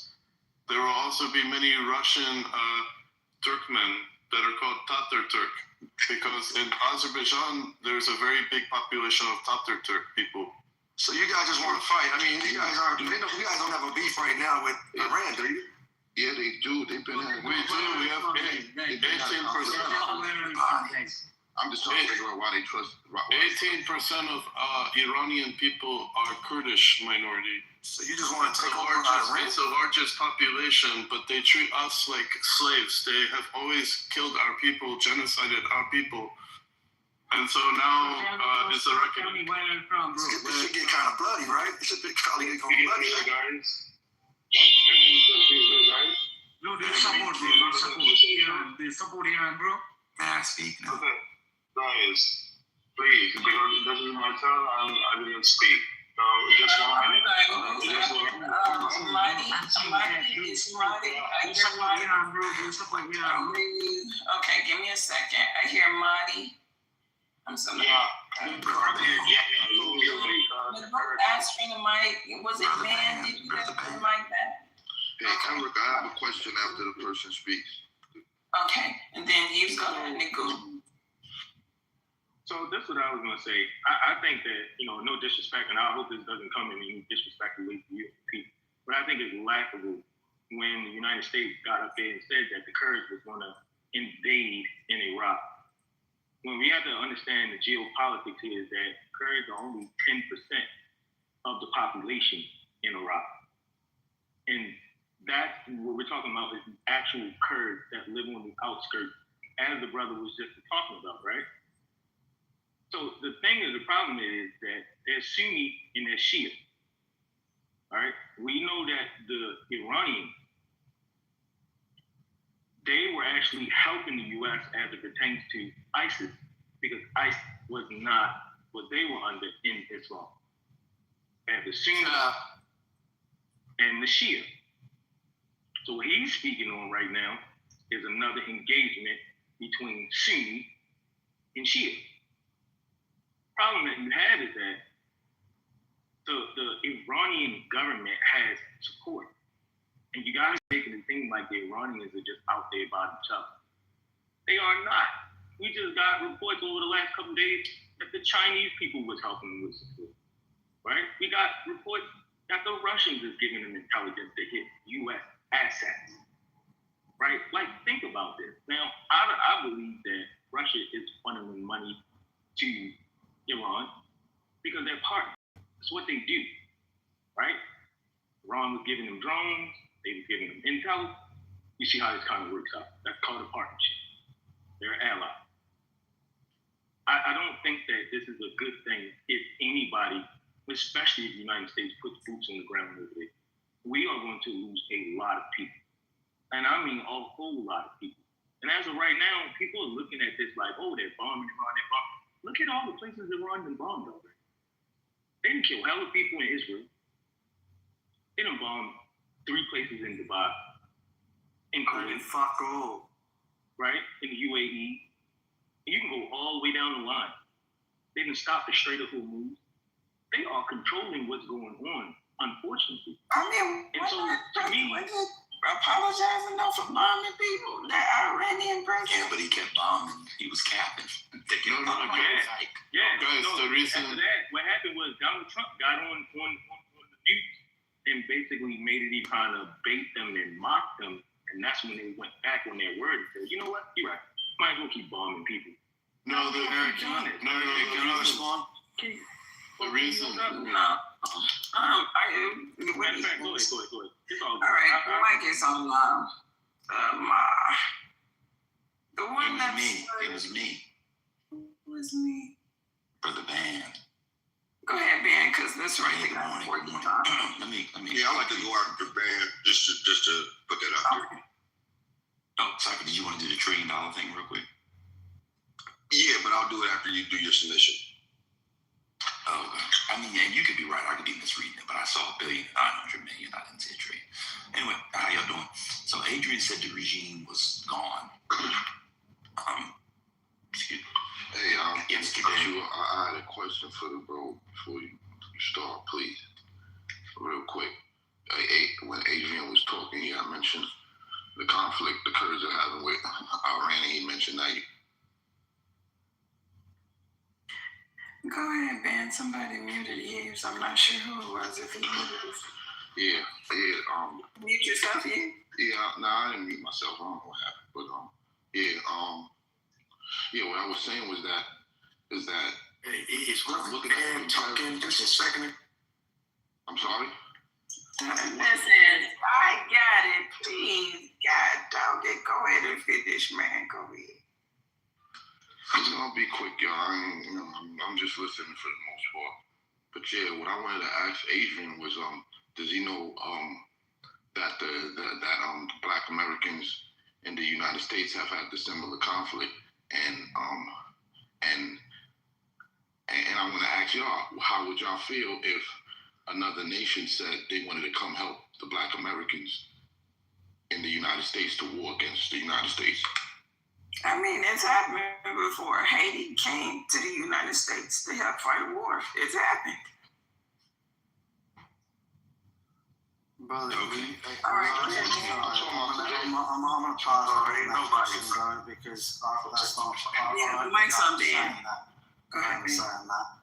Go ahead. So Adrian said the regime was over. Let me read this. Recent U.S. assessment from intelligence officials found an attack on Iran unlikely to result in regime change. I know everybody's kind of interested, but people got to keep up. Even before the war, U.S. intelligence said they wouldn't be able to get the regime change out, especially by doing this. So that was wrong. The brother said he was Kurdish. Based off of, you can find a guy that he literally was on CNN. He was the guy that used to be the head main guy with the Kurds. He says it's about 10,000 of them, and they only have small arms. They are not heavily armed. The Kurds have been slaughtered time and again. The U.S. oftentimes gets them slaughtered. Yeah. Third, Trump said yesterday we're not sending the Kurds in. Y'all gotta keep up with the news, man. Trump literally said it yesterday. That's because the Kurds weren't going in. They said they want to stay neutral. The Kurds cannot fight the IRGC. The Kurds cannot fight the Basij. I don't know if people know what the Basij is, B-A-S-I-J. If you look it up, it's the paramilitary force. You're talking about over 1 million bodies, 5,000 bodies against 1 million, and the guy said they have small arms. So the Kurds aren't going to do it. You're right. Okay, that's my. I just wanted to say quickly that right now you were saying the opposite before. No. We're starting to get armed, and we have been armed in different areas in North Iraq and also Iran. The guy that's speaking, I'm sorry, it's not your turn. Oh, I'm sorry. And so anybody who thinks the Kurds are going to do it, if you're old enough, just remember Iraq. Same playbook with Iraq. I wouldn't send the Kurds in. They got slaughtered, turned them into lamb kebabs. They put a little spice on it. They put a little coriander, a little garlic, onion powder, a little cilantro. They're just lambs. Put it with a nice Chianti, a little Hannibal Lecter.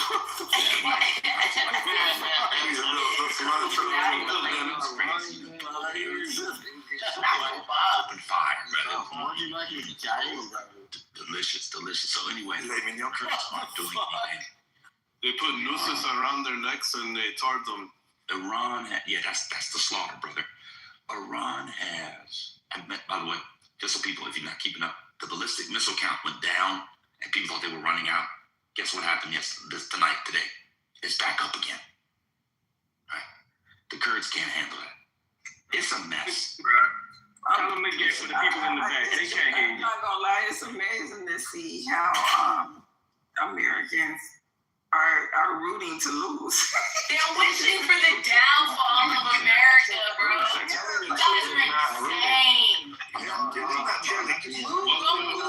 agree with the dictator and then come back and tell us how it is. No, and also people on the planet. Can we get RJ back on the mic? Can we get you on mute? Okay, because let me help the new people. The moderators moderate the stage. Okay. Not other people. Okay, so the mic is actually on Cypher. It's my submission. Go ahead and land your plan. My bad. So the point was, and I just want to respond to the last piece. I'm not rooting for the United States to lose. I just know what happened in Iraq. I know what happened in Afghanistan. I know what happened in Vietnam. The United States, if I recall correctly, did not lose one battle in Vietnam, but we all know we lost the war. It's because you can't do wars of regime change by bombing. It's not about losing or winning. That's like respectfully, that's like for children to discuss, who won't win the game. That's not what this is about. It's about lives. Guess what? Gas went up again. It's now $3.45. 2 weeks ago, it was $2.89. That's the kind of warfare that the Iranians are waging. They know they can't win tank on tank, gun on gun, plane on plane. They're not into that warfare. They're trying to make our lives miserable. If they're going down, guess what? They're saying you're going to go down. And when they tighten that straight, everything's about oil going through out in here. Do y'all know that 1/3 of the world's fertilizer goes through the Strait of Hormuz? Huh? You're talking about food shortages if it continues. It's a lot more complicated than rooting to win or loss. I'm just not a child. That's not how I see the world. For the people in the back, man, you gotta say that again. I appreciate that. Crazy, but go ahead. The mic is on, Crisis. Is Crisis still on the stage? I mean, I'm sorry, Cypher still on the stage. So, No.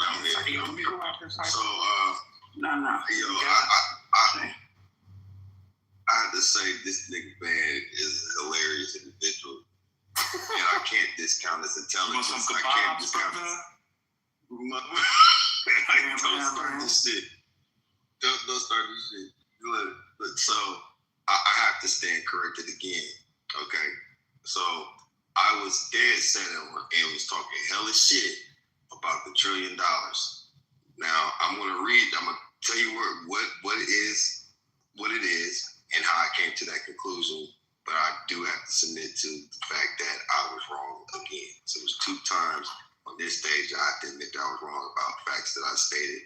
But I will tell you that, I will tell you that I'm not 100% wrong about the overarching situation. So I'll go through it very quickly so we can get past that. I do agree with what Van's other portion of the argument is. I overly agree with Adrian and RJ, and I think that Van just offers the other side of the conversation that is accurate. Can I say something real quick, Cypher? This Eugene, peace to the room, Grand Rising, Rich Rising. And just wanted to say something because I heard you admit you were wrong. I wanted to say to you, man, I respect you highly from hearing that, because there's so many people that comes to this stage and they are wrong and they don't have the courage to admit they were wrong on this stage. And hearing that, I was prepared to say to you, family, that I respect you, and that is a very, very good position. Whatever you were wrong about, I don't know what that is. I just heard you say you were wrong on this stage, and again, it propelled me to come off the mic. And that is like, bruh. Who are you talking to, Eugene? He talking to Cypher, man. I love you. Oh, okay. Because yesterday he was spazzing out over being wrong, and I never got my apology. So I mean, Relax. acting like a baby last night. I don't know what you're talking about, but I'm talking to this point, and I don't want to hold you guys up. I just wanted to say to you, Bam, I respect that. All right. Because again, so many people come into this stage in the room of the prodigies. They have no idea who they're dealing with, no idea what type of information. And I find it sometimes behooving how people will fight and fight and fight, right? Even in the face of facts pointing to them that they're wrong in their position. I just heard that and was compelled. Good morning, Grand Rising. You got the mic, Bam. Peace to the room. Appreciate it, man. Appreciate it too, Eugene. I made a statement earlier about $1 trillion plus being invested into Venezuela, and just taking a step further, I put the shit in the checks. I'll stand on business because I was like, I know I seen what I saw, and the nigga, we be spazzing on each other, but he did eloquently put me in check. It's like, oh yeah, I read 900 million, but you know how he does it. And I had to go back and check that. So, as of early 26, amid significant political and economic shifts, I'm going through this fast, so I won't be long. There's been a push for substantial private investment in Venezuela, with goals reaching over $100 billion through firms. Immediate commitments in major Western companies remain limited. Projected proposed investment into early 2026, U.S. officials and proponents of the new post-Maduro investment framework set goals of securing over $100 billion in private investments from the United States, European oil companies to rebuild Venezuela's energy sector.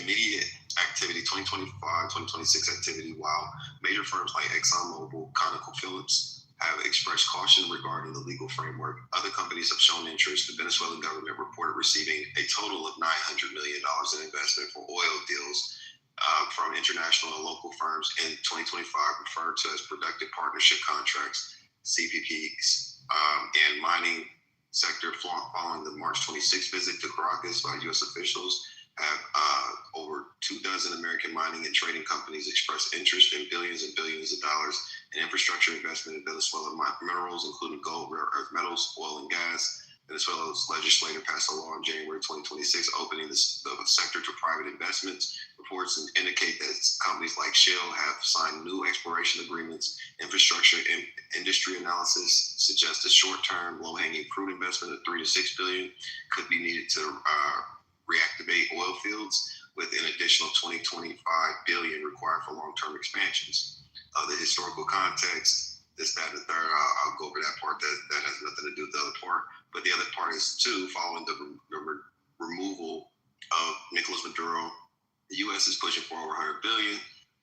Key aspects, the targeted investment is the $100 billion challenges, okay, with the position, the opposition plan, a separate 15-year, $1.7 trillion economic transformation plan was presented by the opposition leader, Maria Corina Machado, whatever fuck, aiming to triple the country's GDP through privatization and liberalization. So the amalgamation of this information was where I was hanging my hat on. I was wrong with the numbers. I definitely missed the zero. Ban was right about those 2 points that I admitted to earlier. I will submit to what's right when called out. Child of Makata, we got it. Makata. So, RJ, if he's still on the stage. Hi, yes, these are very good points. So I just wanted to say two things. One, our people have been armed only for defense, not for offense. So we've, over the years, have been armed for defending our people. But like what was correctly said, we don't have major weapons. Some major new weapons recently have been staged to help support our people. And now what they want, when I say they, America and Israel, want us to go and fight with troops in fighting and taking the Iranian regime on. In our opinion, U.S. has betrayed our people. Why should we help any American? America betrayed our people in Rojava, Syria, leaving us to genocide. There is also in Syria ISIS prisoners being held. And because America left in a hurry, they were freed and they went back and regrouped to attack in both Syria and Iraq. And so our people are constantly left to clean up mess, and we have nothing to support this because we're only a minority. And now they want us to fight their war, or a war in Iran. Even as a North Iraqi Kurd, I'm being asked to join the family members in Hamadan to fight against the Iranian regime, another country's regime, on behalf of America and Israel. Yeah. So this is a thing that is a problem for our people. But another thing is, if America proceeds to have a ground operation, the concern America should have is how much billions and billions they're spending on both the missiles and on the operation, and how long they can sustain this, and how long they can be impacted by the oil not being shipped. Also, this other gentleman said fertilizer. There's also what we call urea, which is like created from compost, and also extraction from animal urine that's used as like a fertilizing agent. These are produced from the anaerobic reactors that are behind oil production, where these types of toxic fuels that are biological are harvested into positive like biofuel, biogas. So there's like multiple fertilizer, compost, urea, and oil products that support huge regions of the world, if that's impacted, then I don't know how American economy or the rest of the world economies can sustain. Not only this, but right now, all the flights that are being impacted in the world's busiest airport in Dubai is also already having impact to trade in the region. So just, I don't think any war is a good war. It's very bad to have a war. Can I back you up for a second, Jack? No, the mic actually is going to be on crisis. I want to play a clip real quick. Give me a second.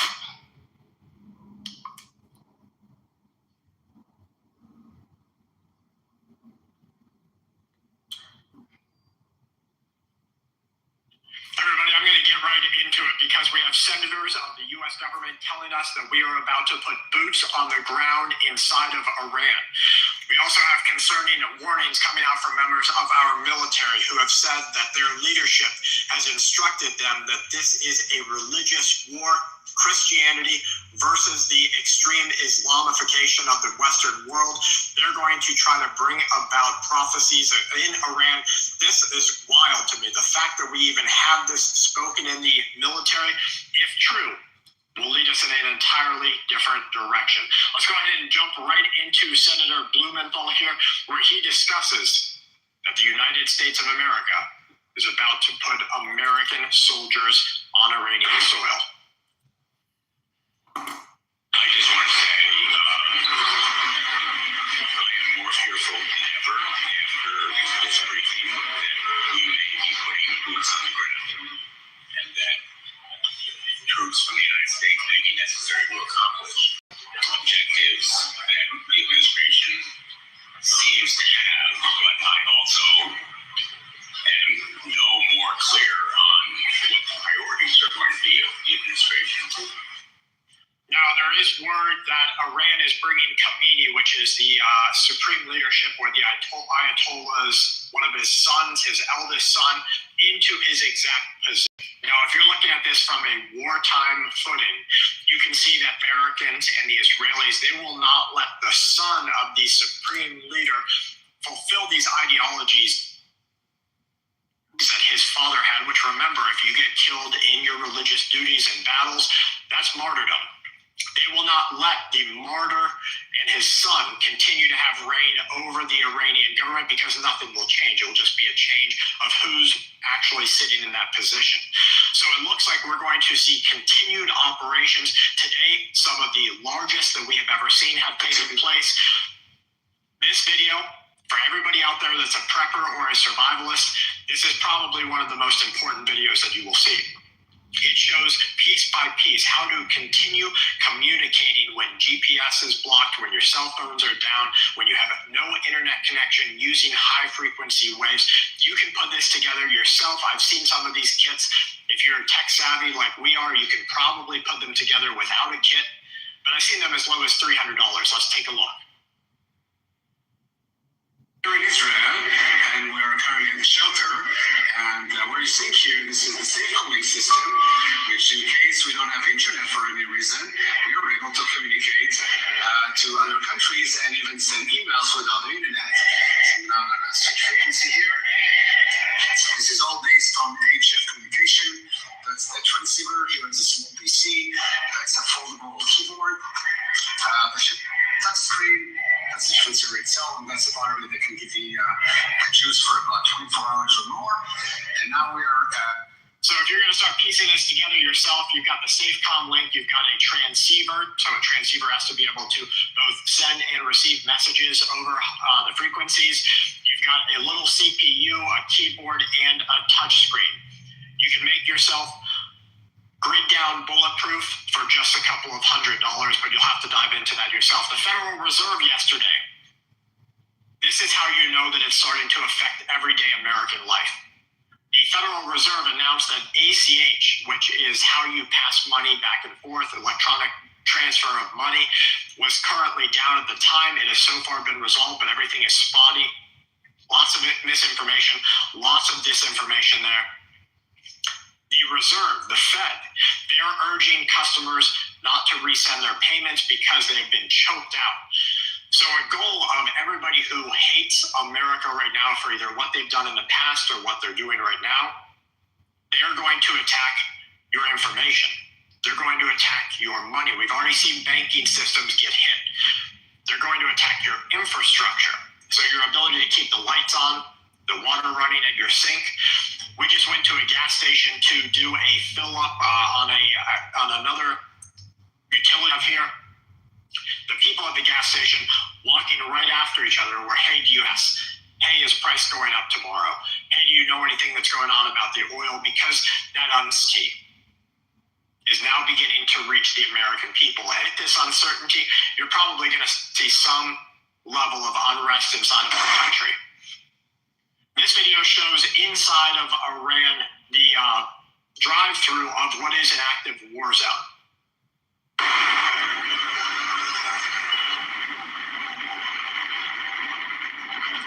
You can see in a lot of this video that the streets are pretty much clear except everybody who's either still trying to evacuate or trying to pick up family and get them somewhere else. Lots of debris everywhere. The streets are shut down. Military checkpoints are making sure that people who are moving around are not assets of the Americans or assets of the... Somebody say something? Sorry, am I tripping or can I not see the video? Or are you just playing it for us? Oh, I ain't playing the video. You can't see it. Israelis. This is about to go hyperbolic in the way that we're going to see an act on American soil. Now, this video shows how their missile defense or missile systems from Israel and America are actually taking out the power grid. I want you to pay particular attention to the blue flashes of light that you see.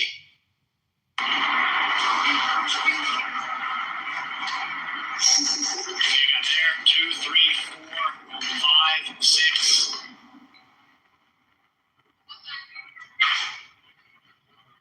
Now in America, their attempt, and I want to remind you that we just had a guy drive all the way from New York and he tried to drive down to the Hoover Dam and he was going to set off some sort of kinetic event at the Hoover Dam, trying to shut off our hydroelectrics.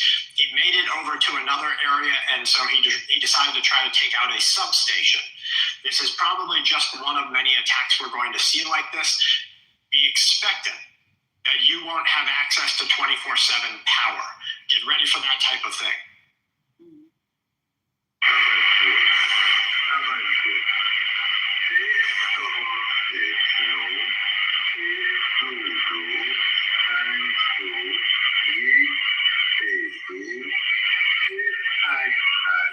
What you're listening to there is what has been called a mysterious Farsi or Middle Eastern language number station.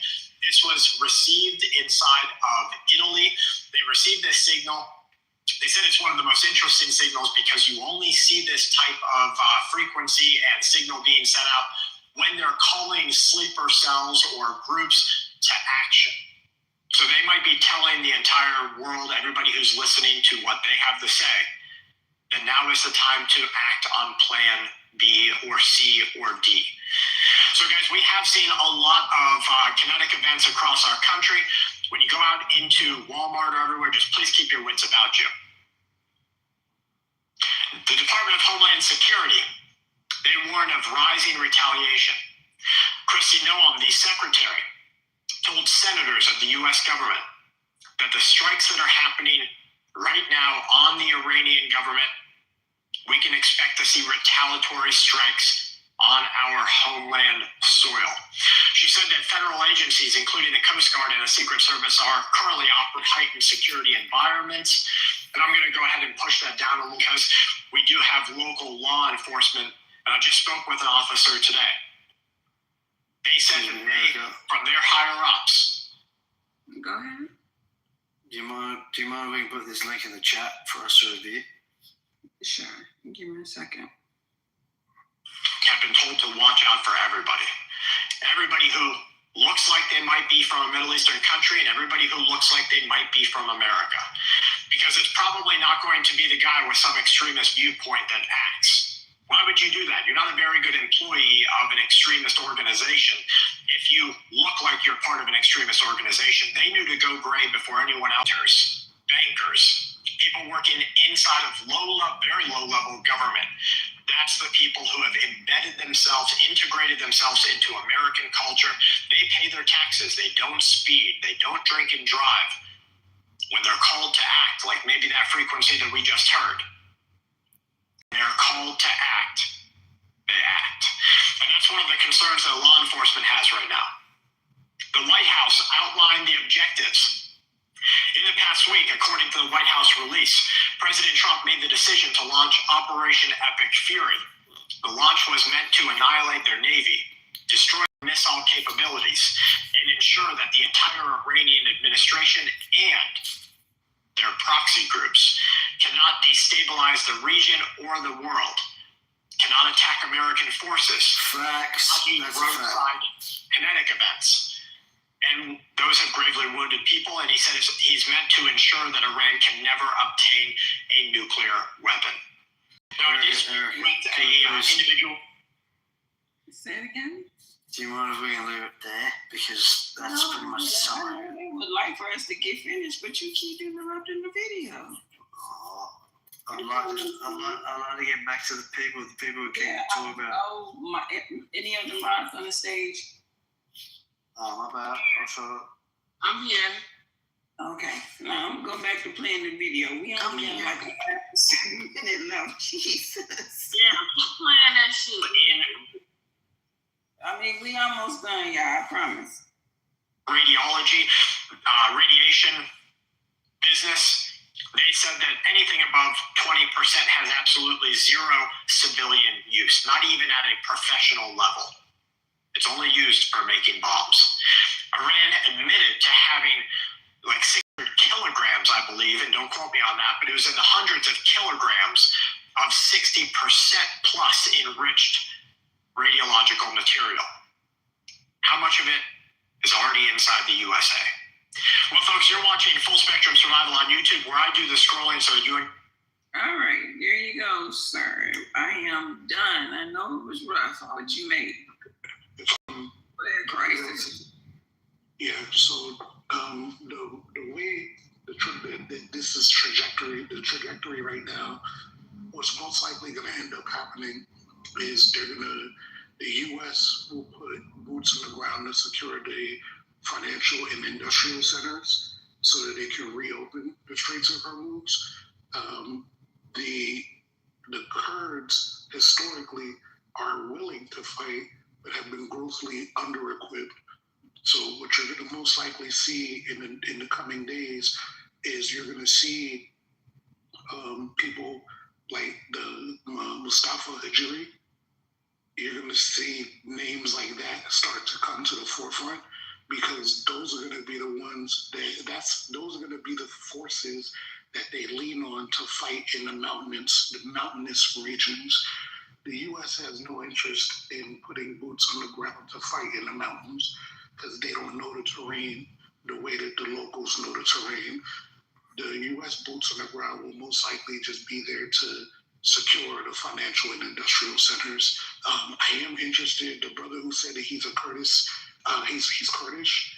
I am interested to hear from him which of their leaders, if it's not Hajiri, I believe it's Hajiri, but if it's not Hajiri, which of their leaders has started to step more to the forefront that will get the backing and the arms that will allow them to be the boots on the ground in the mountainous regions. The brother RJ already articulated his point. The Kurds are ready to go toe-to-toe with them. They just don't have the numbers against Iran. They've been trying to fight against that shit for a long time, man. And they've been ready to roll for decades. I thought like it was said that like they not ready. Like they said they're not ready. They're not ready. So that's the reason why I was asking that question, because I wanted, like, when you understand the Kurdish people, like the willingness is there, but they're not even united amongst each other. So I wanted to get a better impression. I wanted to get a better impression as to whether or not they're actually uniting amongst each other, because they're going to get the weapons, but if they're not united amongst each other, they're going to be useless when they go to put the boots on the ground going in the mountains. So we have two leaders. Can you guys hear me? Yeah, we can hear you. Okay. We have two leaders in Iran. The region has Baba Sheikh Hosseini. In our region in North Iraq of YPJ, we have Barzani.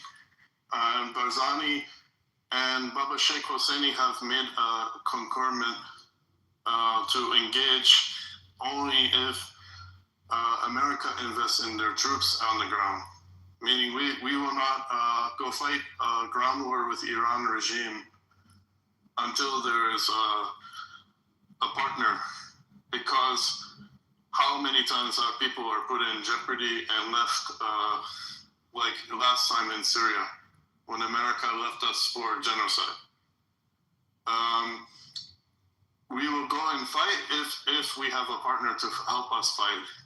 But again, we also need more weapons. Even though there's been a recent like staging of military jets and many things lining up in Azerbaijan, in North Iraq, outside. And I'm just a civilian, I'm not military, I'm not in Peshmerga or in PKK. But other fighters or my neighbors who are in military are saying that they're getting more and more weapons. But I think this needs to be multiplied significantly and backed by U.S. troops. That's how we will fight. So there is some agreement that from Barzani and Hosseini that if America sends in troops, they will join. RJ, Barzani has said in the past that his expectation for his cooperation is a sovereign state for Kurdistan. Is that still the expectation? That's always the expectation of our people, that we expect an entire 4-quadrant Kurdistan. That means Syria, Turkey, North Iraq, Iran will form our traditional homeland as a sovereign nation called Kurdistan. And we won't relent or stop. In fact, anyone who calls us terrorists, we won't stop this terrorism until they stop their terror on our regime, until our 4-corner lands are united as one nation. We won't stand to be raided by Turks, raided by Arab, raided by Irani. Another thing a lot of people need to understand too is when you support groups like Palestinians, they are aligned with Wahhabi and the Sunni Muslim terrorists that kill our people. In fact, in Ramallah in Palestine, in only the last 2 years, they built a statue of Saddam Hussein and called it Saddam Square, honoring this animal, this complete haywan, which is animal, Arabic, worse than animal. RJ, didn't America back Saddam at one point? I don't know about this history. Anybody else want to chime in on that? Yeah, I want to ask a question. If America supports Palestinians, then they obviously may have perhaps even supported Saddam Hussein at one point. Sure. I want to ask a question based on what I heard him say. He said Wahhabism. Wahhabism in the United States has been the culprit behind the, how can I put this? Wahhabism has been the enemy of the foundation of Nation of Islam here in America. Wahhabism is what the government and some of the leaders of this Wahhabism movement, they were the ones who planted, or how can I put this? I'm trying to be simple as possible. Wahhabism partnered with the son of the Most Honorable Elijah Muhammad, or Dean Muhammad. They funded Dean Muhammad and changed it. His whole standpoint, and they infiltrated America under Islam. Wahhabism has always been an enemy to the Nation of Islam and foundation of Black Americans here, just Black people in general in America. I don't know how many of y'all paid attention to those clips a month or two ago. So when he mentioned Wahhabism, that stuck out to me. And that's all I wanted to say. Eugene, I think what you're referring to is the introduction of radical Islam is what you're referring to. Yes, I am.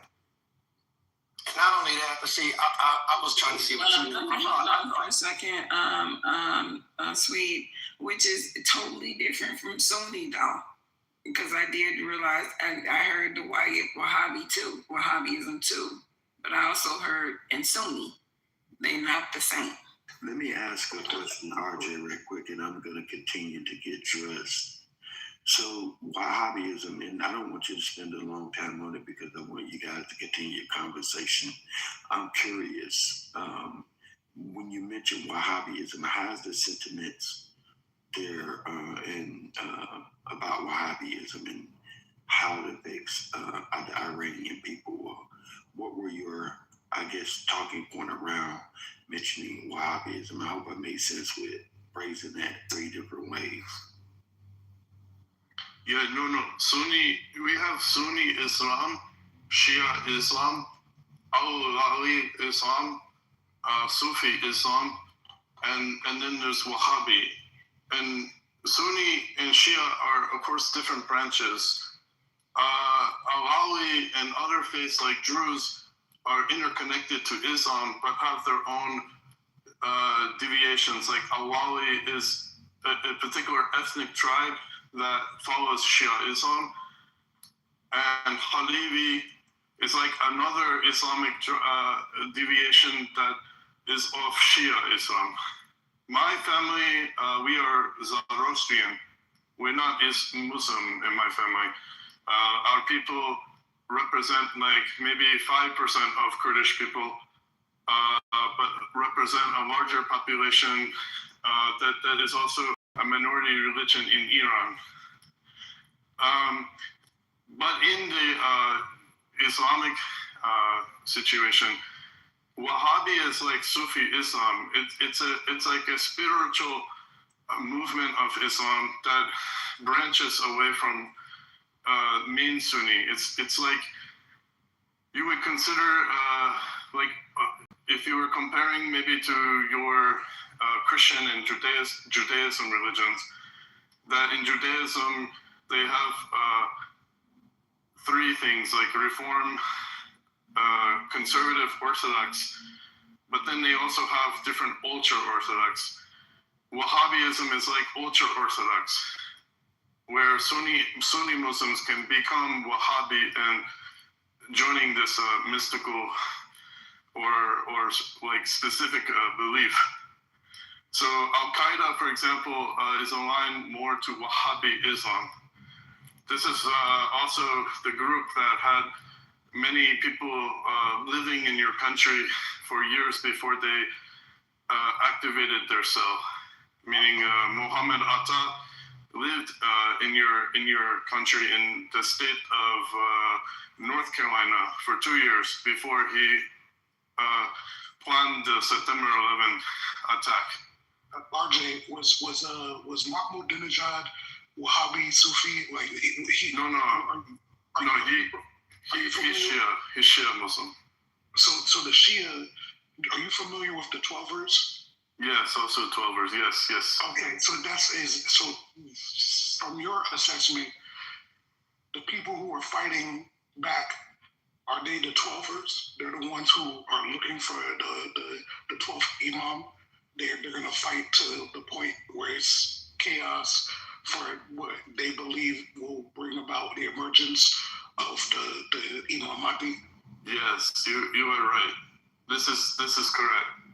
This is like if you compare it to some of the Jewish people, ultra-Orthodox, that believe that they can bring about the Messianic era without, a divine intervention. They will do something to cause a divine intervention. Same with 12ers in Shia Islam branch. So, Saddam Hussein, RJ, you said that obviously I heard you say you don't have a strong regard for him. You really don't. I heard, and correct me if I'm wrong, you really don't like him. Is that right? No. We celebrate that his body was being decomposed by maggots. Okay, yes. I just want you to really understand. I don't know if you know the history, but America backed him.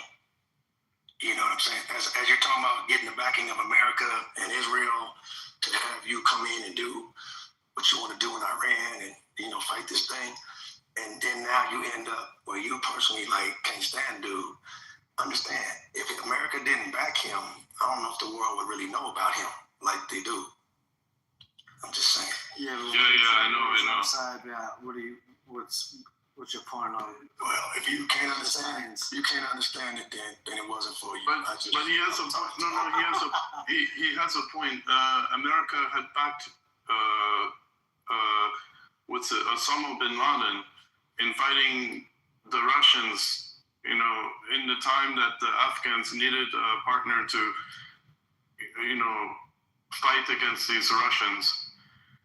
So as a result, later they drifted in this relationship because, this man was always about Wahhabism and radical Islam. Yeah, and they backed the Shah as well, at one point. And the Shah also is not good. Like, I'm one of the people you would think, because you don't like Khomeini or the mullah or this branch of the regime of Iran, that you must be one of the Shah supporters. No, the Shah also oppressed our people.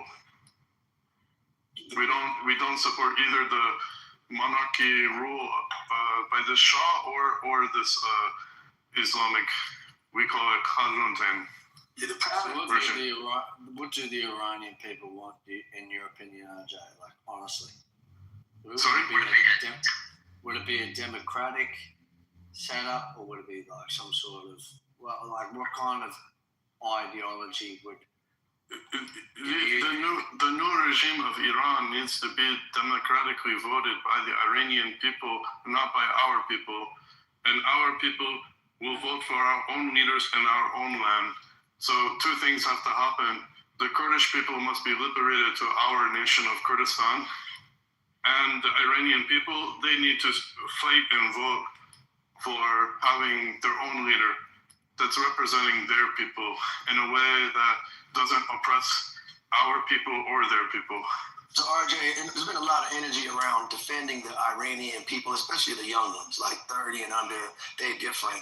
Like, there's been a lot of energy in the last couple of days in these rooms about, the everyday people in Iran. They're not with the current regime. So let me ask you this: in your mind, if this backing came to the Kurds and America, you guys are frontline, and Israel's backing your armory, all this kind of stuff.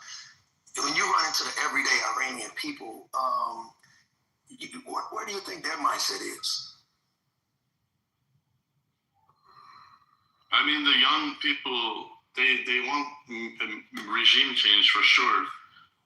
There's only, a much smaller minority of these that represent conservative views that are like their parents, but most of Iranian 30 and younger generation, they want a democracy. But there's something to be said that IRGRC, the Iranian Revolutionary Guard, are so large in population and control and nested in many ways in all aspects of Iranian life. Your neighbor is, this Iranian Revolutionary Guard, that the people don't have a way to really, truly fight on their own. that if they fight, like they will face this kind of heavy-handed murder of their people.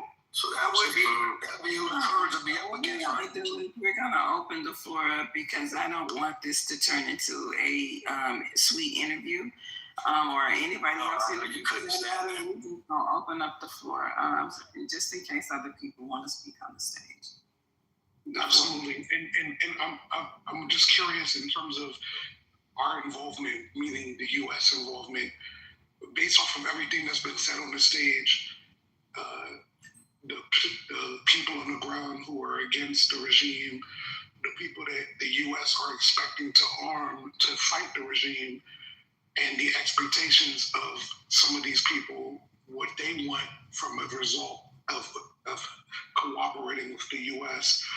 The question then becomes, if the lines are not redrawn, will they still be willing to fight to overthrow the regime? Meaning, if the lines are not redrawn and it still says Iran, there is no independent Kurdistan or anything like that, are those people still willing to fight against that regime to overthrow the regime? I don't think so, no. But for us, our condition is that we are recognized and our region is recognized.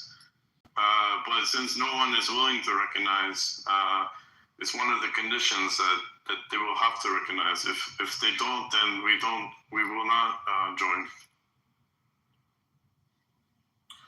If the Kurds get involved, which they're already willing to do though, do you think that will be a precedent for the surrounding people to also help fight against the Yeah, Adrian, there's many people. There's the Azeri, 18% majority population, minority. They're the largest minority. They also will join. And also Turkmeni.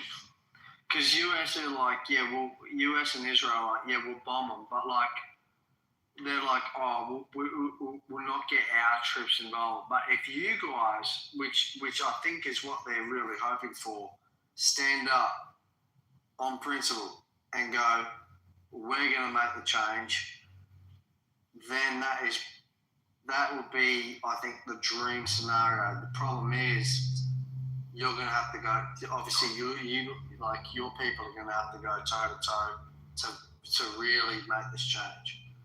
So they'll use their missiles and everything they got, our resources. Not our resources, but the US and Israeli resources to take out the thing. And then this is where, if the Kurds show force, lead from the front, and then the rest of everyone else comes in around them, then there might be a chance. If the regime does not get changed, and I'm honestly, I do believe Donald Trump is trying his best, but if he can't make this happen, it'll be a monumental fuck up. The regime change is just going to be for temporary, so they could take over and take the resources or whatever they could get after that. Like, they could care less about what happens to the people. This laid out multiple times. Like, I'm listening to y'all mentioning when it happened in Iran and different states. It's happened before. We're expecting like a world-changing event to happen from this or something. I don't know. I mean, it would be crazy to think that they would go into Iran and do what they need to do and just leave that. They can't. They can't. They're gonna have to have somebody. They've done it. Hold on. They're gonna have to have somebody to proxy that seat. Otherwise, they're gonna have another issue. It might take a while for it to get back to where it is now. Yet it's gonna regrow. So I mean, no one in their right mind would think that they can go in there and just get what they need and walk away, and it's not gonna create another problem. No way. The thing is, all I say is like,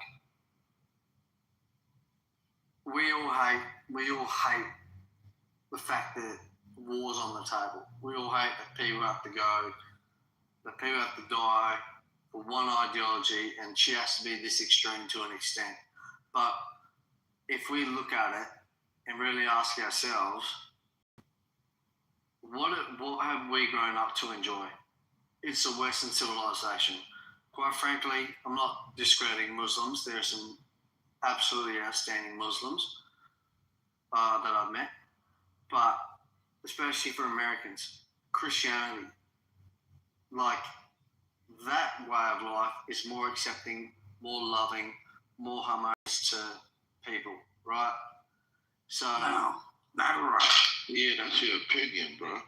But Adrian, how can you say that?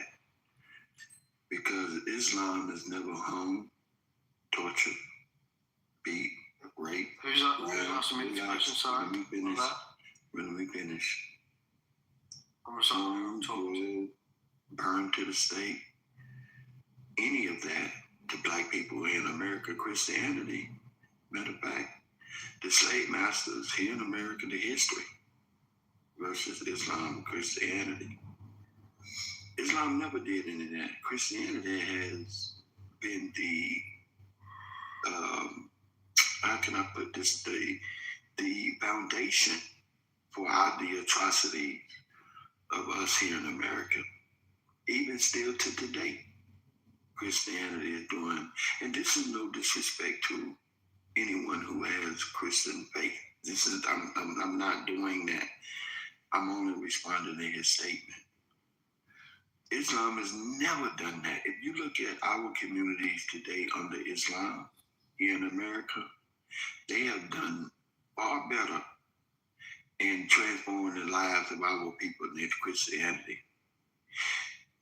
If you look at it, on every corner in our neighborhood, there's a church, but the condition of the people are still the same. Matter of fact, the condition of the people is to bear witness against the teaching of transforming the lives of our people versus the transforming the lives that Islam has done. That's just my opinion. And so when you make that statement that Christianity is somewhat, I guess I perceive it as being better, I just totally disagree based on facts that I see. And someone else can have a difference of opinion of it. Yeah, no, I hear you, Eugene. I just want to ask, do you mind if I ask do you have a religious background? And if so, what is it? Yeah, me personally, I'm with the Nation of Islam. However, I like to add a point to that. I accept all of them. Christianity, Judaism, Buddhism, all of it. I accept all of it. But I fly under the banner of the Nation of Islam under the guidance of Minister Louis Farrakhan. See, and that's where I said, there's Muslims that really tap into the side of the nurturing side, the really peacekeeping side, and I think people like the UAE and the Saudis, they really uphold that virtuous Muslim side.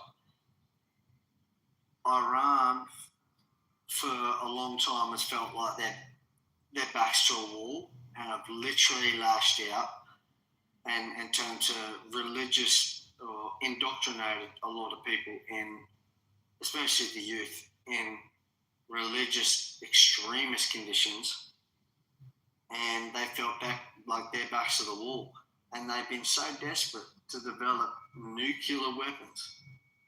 And what for? What for? What good would that do? Just so they can hold blackmail over the fucking Middle East? Because Saudi Arabia said as soon as they get one, we're having one.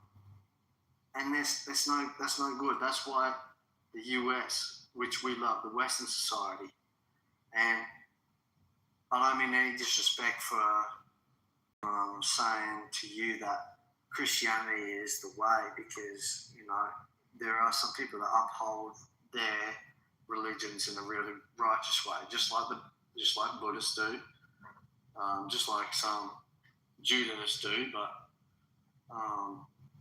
the fact of the matter is, man, some of these religious fanatics, they don't know how to act.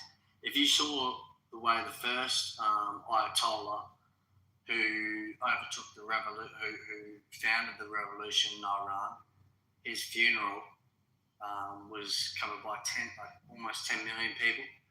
His body, it looked like, I don't know if you watched the videos, it looked like zombies. And then his body was hanging off the side of the truck in the funeral before he got lifted into a helicopter. And then my OG, who told me about the Muslim mentality, the extremist, not yours, but the extremist Muslim Islamic mentality. He's like, dude, these guys are just fucked. They have no care. He said one of the sons went out and took drugs, and the father flogged him literally to death, and he came back to the church, admitted it, and everyone in the church stood up to him. That scarred him. And then he said he turned to Christ, and that sort of saved him. And that was one story I heard from one of my OGs. His father is Iranian. I said, look, man, he's like, he gets so mad when people be like, oh, let's just pro-Palestine this, because if they had their way, we would be enslaved. Like, it'd be a next generation slavery. Like, I understand African Americans have come from slavery. My personal family has escaped the concentration camp. Like, everyone's come from some point of serious oppression, and no one wants to deal with that. And despite the fact that it's never pretty when we have to do the war side of things, the bloodshed side of things.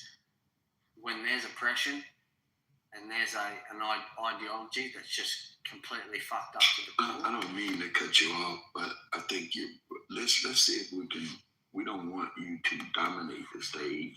We want to do it for Mike, let someone else get in if you want to land your point.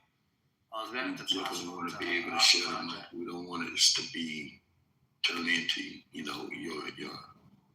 your perspective and opinion and just kind of run them up. We like to pass the mic around and to share it. So if you want to go ahead and land it, and maybe we can get some new people to come to chime in, Coldplay, and I can't pronounce what's your name, Oasis, and even okay.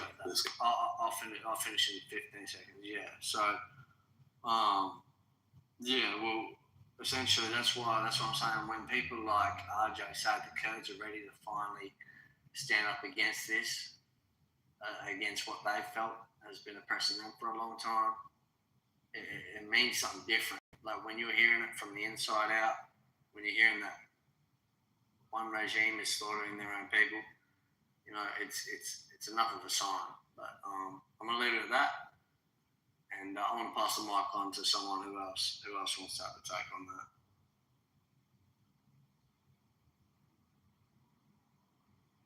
Okay, guys, the floor is open. Erica, you, Michelle. Yeah. All right, so you got the stage. You got it. I'm gonna prepare to leave. Hey, nice chatting with you guys. Want to thank everybody for coming into 40 Acres and having this conversation. You guys have been doing quite well. Been a lot of people coming through this room in the last couple of days. I think the conversations have been great. Just keep up the good work. Continue along the lines of imparting knowledge. All right, Erica, you got it. Love it too, Eugene. It was nice to meet you. We can extend our gratitude for you holding a room and maintaining a room and then going around the clock with the room. This is not a balancing act, but a purposeful room that way the people to go to bigger and better in different ways and diversify. And I think we have a mindset to work with the people. It takes a great mind to multitask and run you up several businesses and then go out, still have social time and make your FOI and do what you got to do for your Savior's Day and things. I'm very proud of the work. Because I'm telling you straight up, you reminded me when I was young, you go back on History Shake, man, these are kind of things you have to do and then raise your family, still come in and have a good sense of humor, be pleasant when you come on the air, when you know you done go to hell at the chair sometime, and you know what I mean, hard couldn't get a truck or a bus gonna cross town, your car broke down that day, and you made your way in, and you're talking tired of somebody come in the room and jump you, man. That took a lot of fortitude to do that, man, and put up with us, and I come in here half-cocked and say something crazy. Joe, somebody say something about me, and we go at it, and you can't calm nobody down. He said, man, what did I come in here for? So you do the intelligent thing. You bail help out and keep it moving, but man, you're a great stand-up guy, man. I love being associated with you. Hope you continue with your success, man. A happy day on this day. Happy day, man. Mama.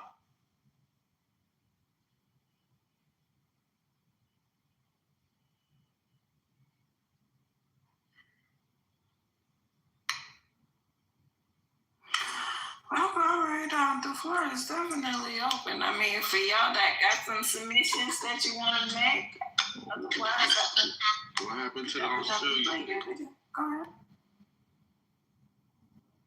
What happened to the Australian dude? He was pro-Christianity. I'll put my phone down for a minute. He disappeared. What was his name? The Australian dude. I thought that was Adrian. Yeah, man. He knew y'all was coming for him. He knew to get up out of there, you know. Throw a couple No, he's still there. He almost man.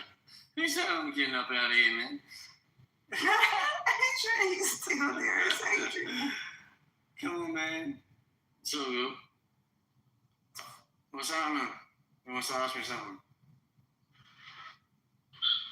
Yo, Adrian.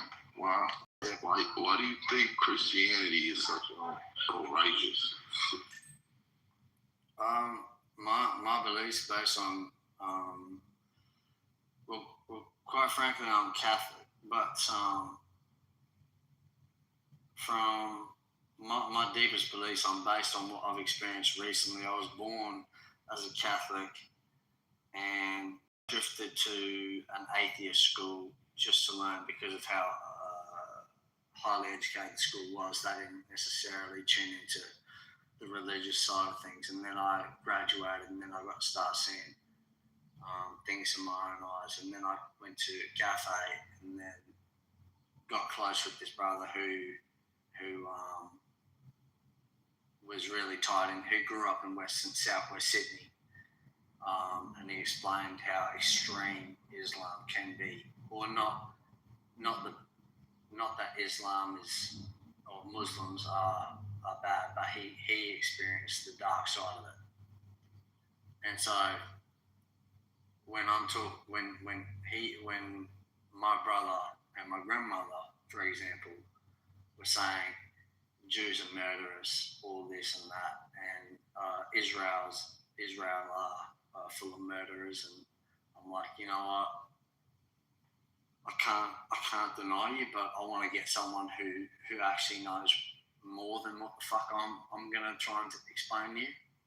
So I got him to come over, and he said something about Hamas, and Hamas is sponsored by pretty much Iran, and they're the same, basically, are the same mindset, right? They're the same ideology, same bread and butter. And he said these guys want women serving them. So recently in America, we've obviously been like, Jeffrey Epstein's responsible for,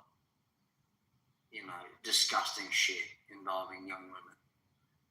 Over in Islam, extreme Islam, I don't want to say the word, like marrying women under the age of fucking 13 years old. I'm sorry, I didn't mean to interrupt you, brother. Like, you kind of lost me. I was asking you about Christianity.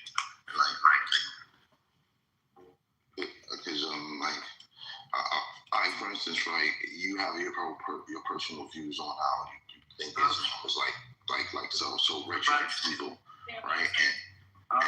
And my experience with Christianity, like, was like everything. Like you said, you Catholic. I was born in Catholic religion. I went to Catholic school.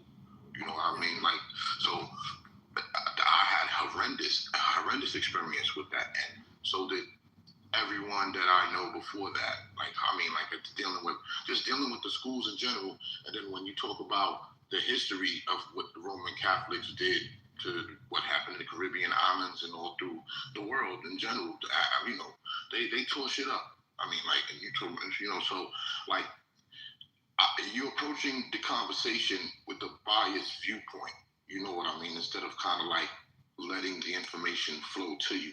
And when you come like that, you're going to create opposition. Like, you know what I mean? I'm hearing what you're saying. I'm like, nah, I'm not feeling that, because that's not true to everybody. That might be true to you through a particular moment in your life. But like my homeboy Sif, he's Muslim. He was getting missiles flying past his head when he was younger. You know what I mean? He's from Bosnia. So like, everyone don't have the same experience. You know what I mean? Yeah, I understand what you're saying, brother. I got bare people trying to have a crack at me in the chat.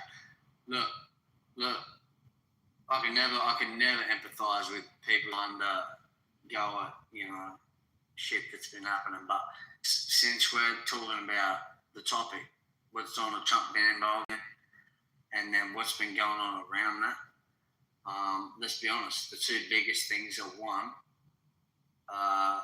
Trump's war efforts, and two, these Epstein files that people want to put on him. And that it's funny how fucking hard they kind of correlate, because it's such a scandal and it's so disgusting that, you know, we talk about how fucking people are like, it's almost like predators just preying on the weak in general, is basically what it comes down to. And it's not necessarily even a religious thing. It's a people thing. But I gotta say, for the one scandal where it's like a big deal in the US, it's a common contractual legal thing over in fucking Iran and Pakistan and in that Muslim community. Arranged marriages is all across Iraq, Iran, and it's from a young age, and it's quite frankly fucking disgusting. And that's not something I'm just coming from, and I'm not trying to attack anyone from a Muslim background, because there are Muslims that really uphold and stand on their principles and are honestly upstanding people. But that's what I'm saying. This is where the extremism comes into it. And it can go both, you know, if you want to put it, extreme left wing and extreme right wing. I hate both sides of them. I think they both need a smack of sense in them. But trying to figure out how we can mediate between them, it's hard. You know, it's easier said than done, to be honest. But I mean, the better that people can kind of unite under not just their own religion or beliefs, but just on, I guess, more like morality in a sense, the better we'll be. Yeah. I'm gonna leave it at that. Yeah, I think everybody, when you get to religion, the crazy thing about it is sometimes I think when I hear adults come to conversations and just try to put a blanket description on people and their religion, I think that's kind of crazy. Especially when you know the religion that you participate in has extreme mother suckers in that religion as well that are doing some crazy crap that you would never do. And use your religion as an excuse for doing it. So I just think at this point we just need to realize that people are humans and people will hang on to stuff just to have the excuse to do what's in them. It has nothing to do with the title, Muslim, this, that, nothing. No, you just put a title onto the person that you really are on the inside. Quite frankly, I never look at it as I prefer to look at people as people. Never as people. Yeah, there you go. People look at people as people.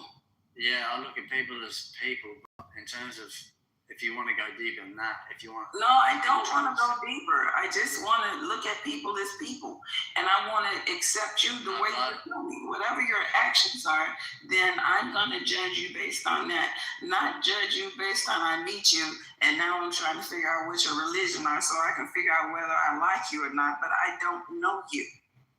I mean, and I gotta be honest with you. No. And I gotta be honest with you. I reverted to Islam. It is a total difference between Islam and Christianity here. Okay, I can't say what it is somewhere else, but it's a difference. If you're really trying to focus, probably Islam would probably be the best. You don't have the stuff that go on in our churches here, in our environments here. It's just different. And everyone has the right to choose what environment they want to be in, what God they choose to serve. And that's no one else's business. And I think that when we sit down and we participate in this mess that these governments have going on, I mean, we're just as bad as them. We're part of the problem.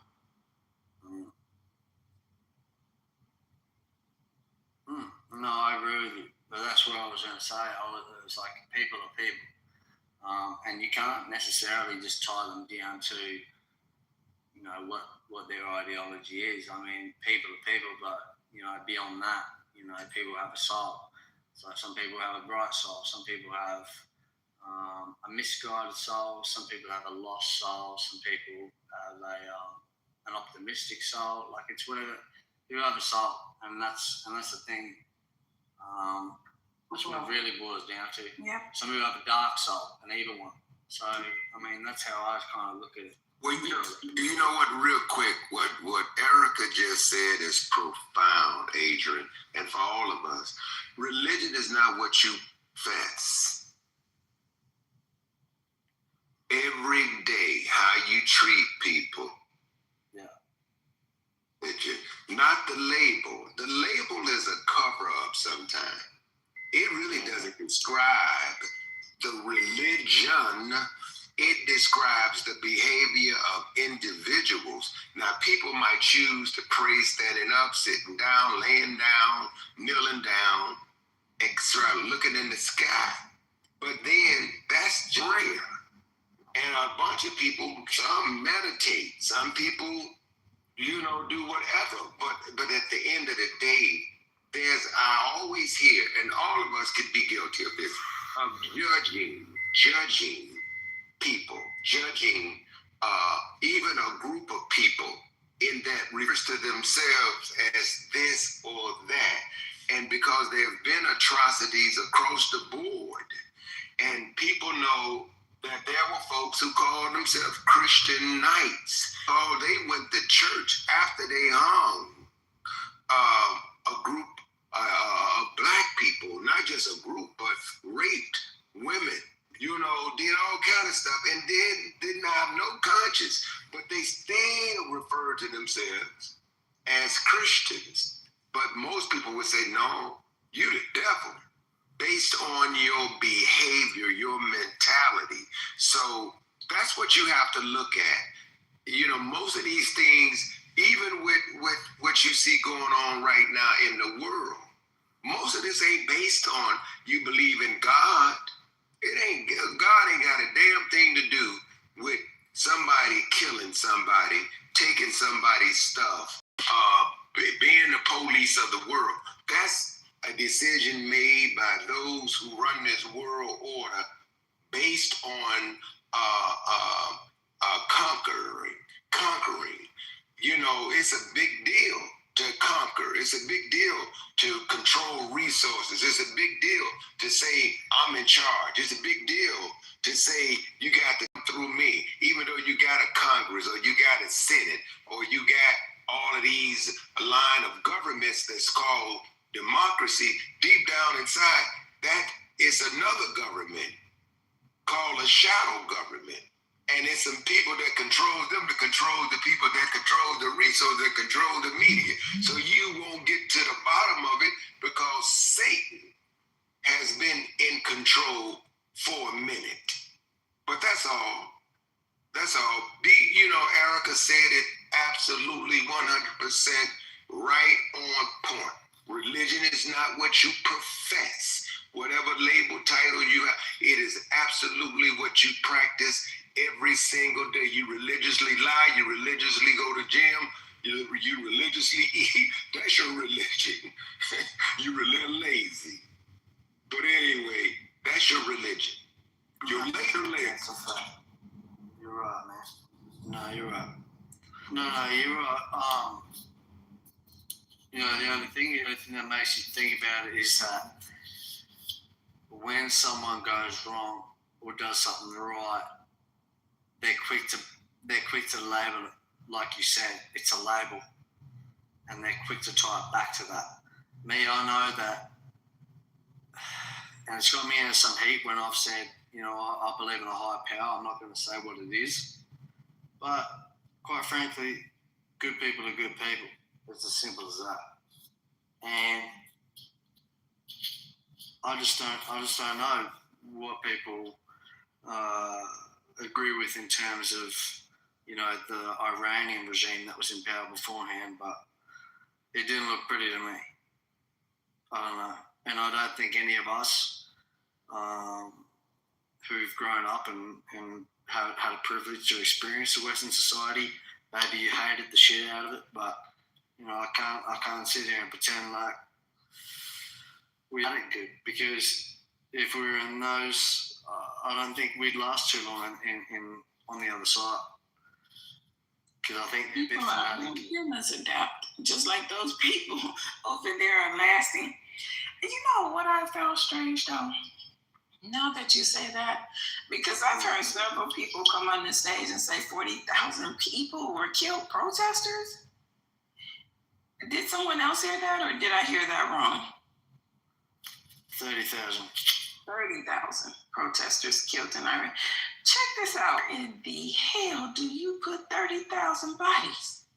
Can you imagine the smell of that place with 30,000? I don't know. It's just hard to believe. I could be wrong, but where would you put 30,000? And then who counted them? I'm talking about who counted them? And how quickly did the numbers come out after the incident? I've always felt like for a long time now that it's a game and we just be sitting down watching it. We being played. 30,000 bodies. They said, so it's not, I don't know how they're reporting it, but they kind of did this with Nigeria too.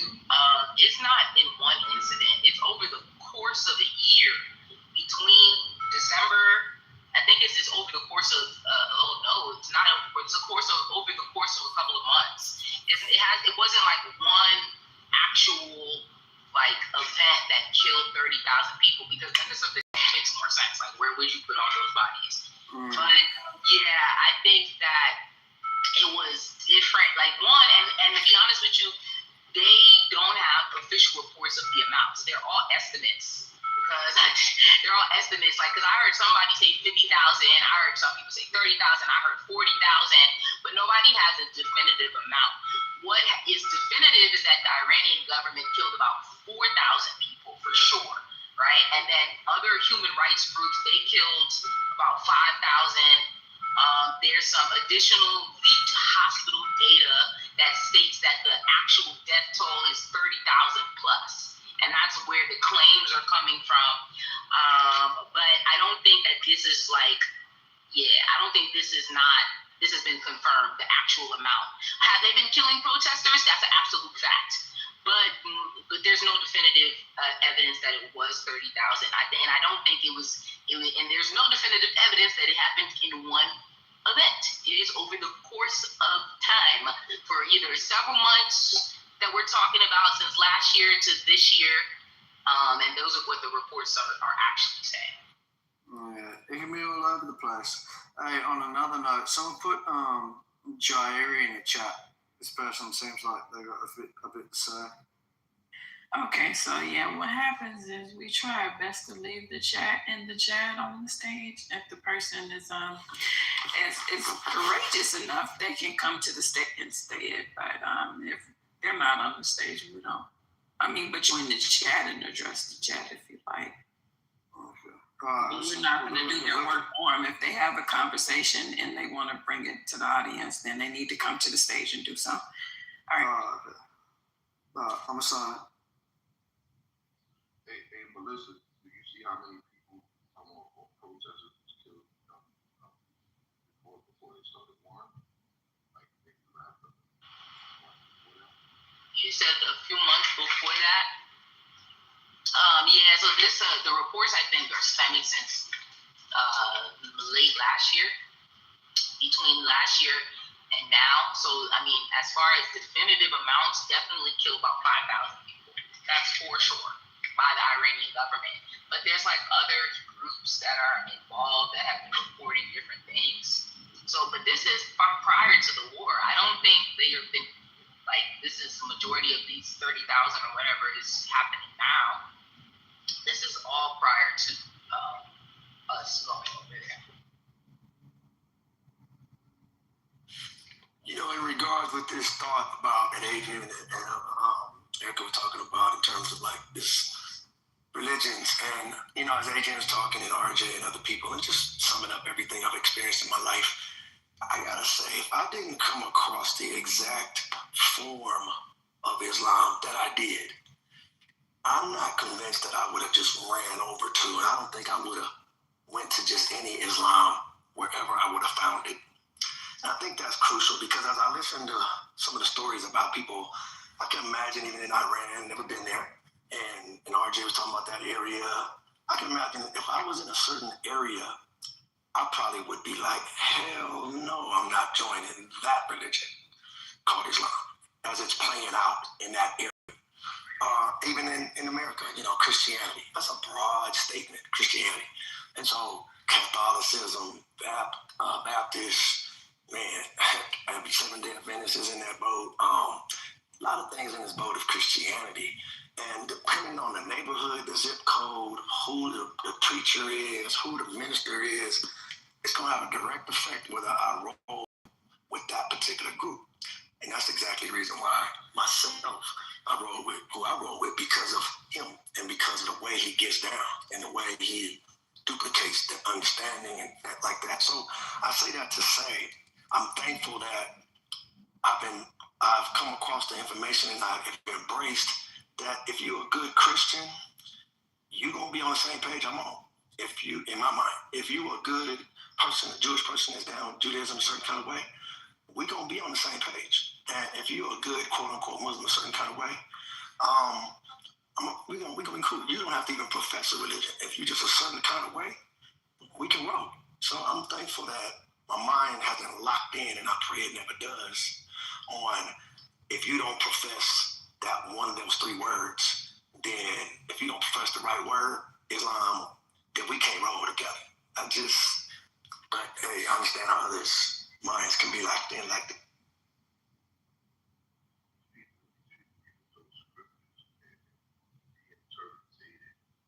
Sound real low. Is it just me?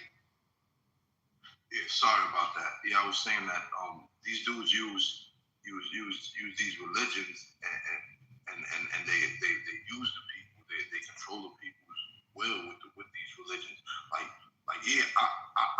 adamant about God and I believe and I want to be the best person I can be. But then when I look toward the leadership, dude that's leading the pack is utilizing these words to manipulate, you know what I mean? To manipulate me and my people. So this is what's happening all over the world. It's like, the people that's in charge aren't the ones that's going to be on the field, So I just want to say something real quick. The way out of religion is through it, right? And the way out of religion is actually through it. Like if you like realistically, if somebody is waving a gun over you and they've been oppressing you with a gun, or they've been pressing you with a gun, what happens when you learn how to use a gun yourself? Right? Learn how to use that gun yourself. It's the same thing with that, but they can no longer oppress you. And that's the same thing with religion. When you understand what it really is and you truly go through it, these people low key can no longer oppress you with something that you don't know anything about. You're living by laws and political systems based off of their religious beliefs, but you choose to not even understand and infiltrate it, even on an esoteric level, right?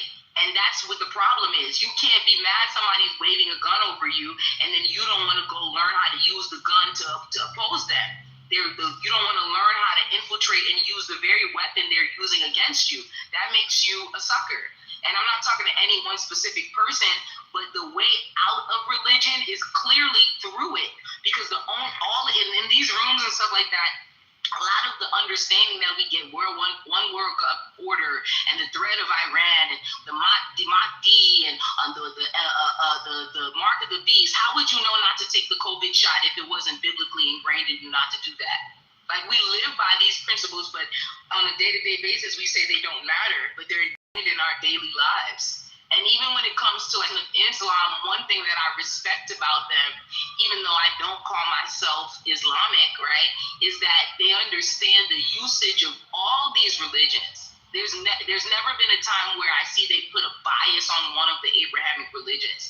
There's a well-versed understanding of all the scriptures, and there's a lack of bias against any one of the Abrahamic religions, and that's the standpoint that we should come from. Because we accept Scientology, we admit that there are demons, we buy their demonic and Luciferian things, but then we refuse to pick up the very thing that they're using against us to understand the weapon, to come out from the indoctrination. You can't come out of indoctrination if you don't understand what they're using to indoctrinate you, at the very least. And through that, maybe you'll finally get some true understanding. But you can't, like, it's just weird for people to constantly say, like, well, they do this, they use this, but don't want to understand what they're using against us. I find it very confusing.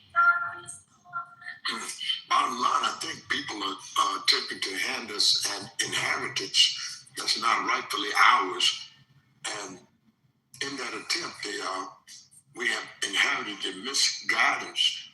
And the thing is missing, the misguidance is the knowledge of self. And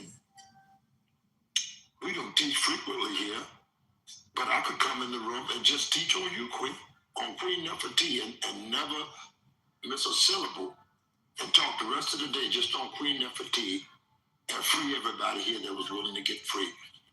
We just don't single out our ancestors. I could teach on Imhotep. The answers never say a syllable on Christianity, Islam, or Judaism. And everyone should be free with the Kemetic science, our own science. They never talk a syllable about the Cherokee, and continue to talk about Ekhenaten, the one God. He is as a prophet in the Kemetic science. Just teach on Kemet alone and get us in a different frame of mind, and never mention it. But we are so multicultural, so multi-complex, because all of those faiths belong to us. I could be just a good Christian. I could teach on Jesus all day long. People wouldn't even pick up on it that I'm talking on Jesus. Say because it's so broad, so universal. Just Jesus. Don't even mention Christianity. Don't mention the Islam, the Buddhism, none of that. Just on Jesus alone. It just, most of us are not trying to get free. Far too many of us just satisfied being a goddamn slave. I'm just being honest with you today. And it's a Sunday. We don't have to teach too hard today. We got so many avenues we could go down. Leave them alone. Just sit there and teach on Fannie Lou Hamer the rest of the week.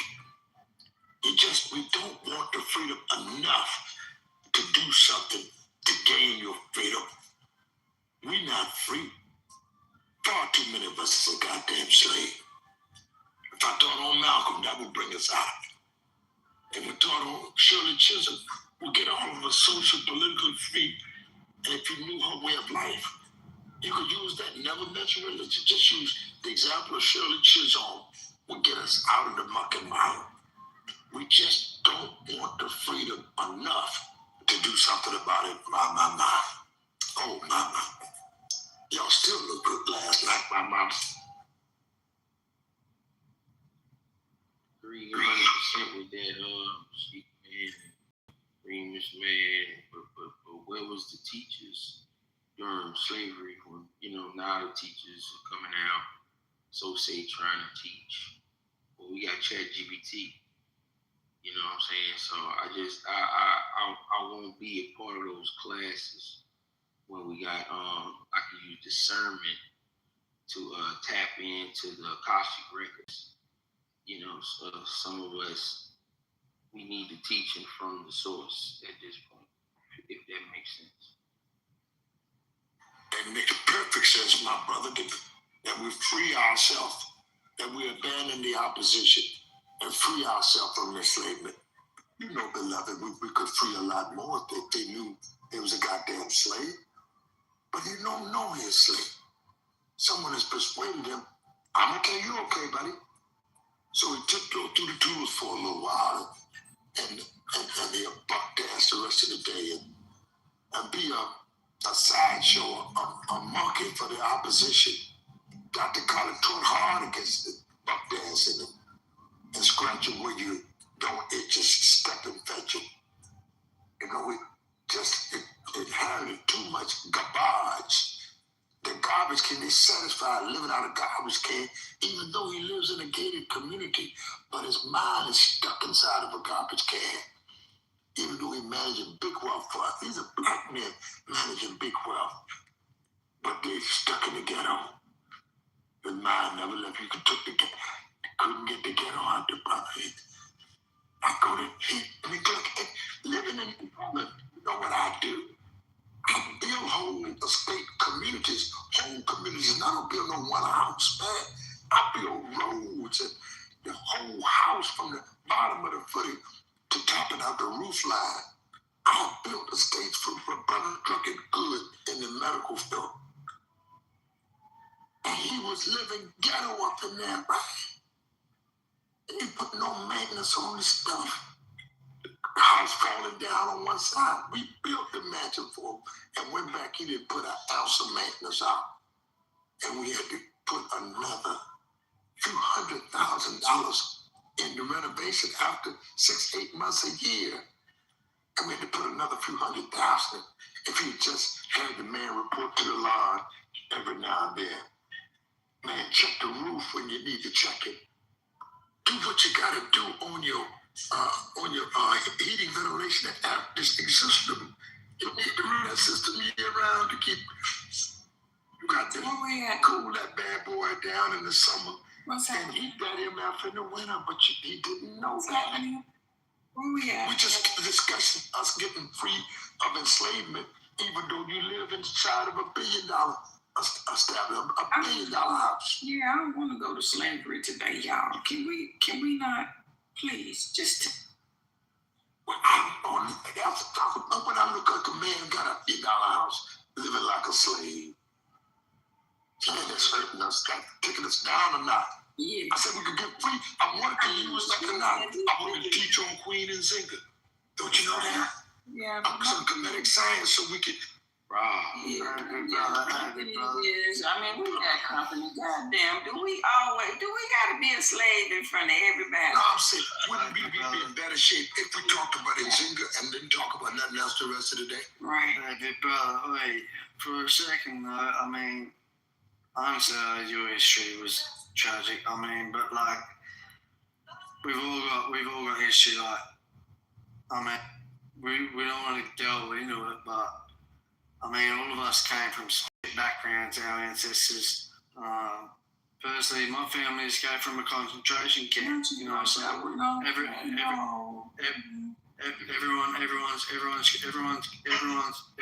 been here to enjoy. Everyone's here to enjoy what we can make to ourselves today. Thank you so much. Hey, Miss Erica, I passed my certification. Hell no to the hell no to the hell no. Can I speak? Person who knows who they Can are. I speak? And they'll superimpose that because you will be more valuable on somebody else's culture than you. That's not. Miss Erica, I'm unfair to a guy. What? Congratulations. Ambassador, you calm down now. Don't start getting disrespectful. Can we talk about the widespread devaluation of the Black American and American politics with what just went down with Jasmine Crockett?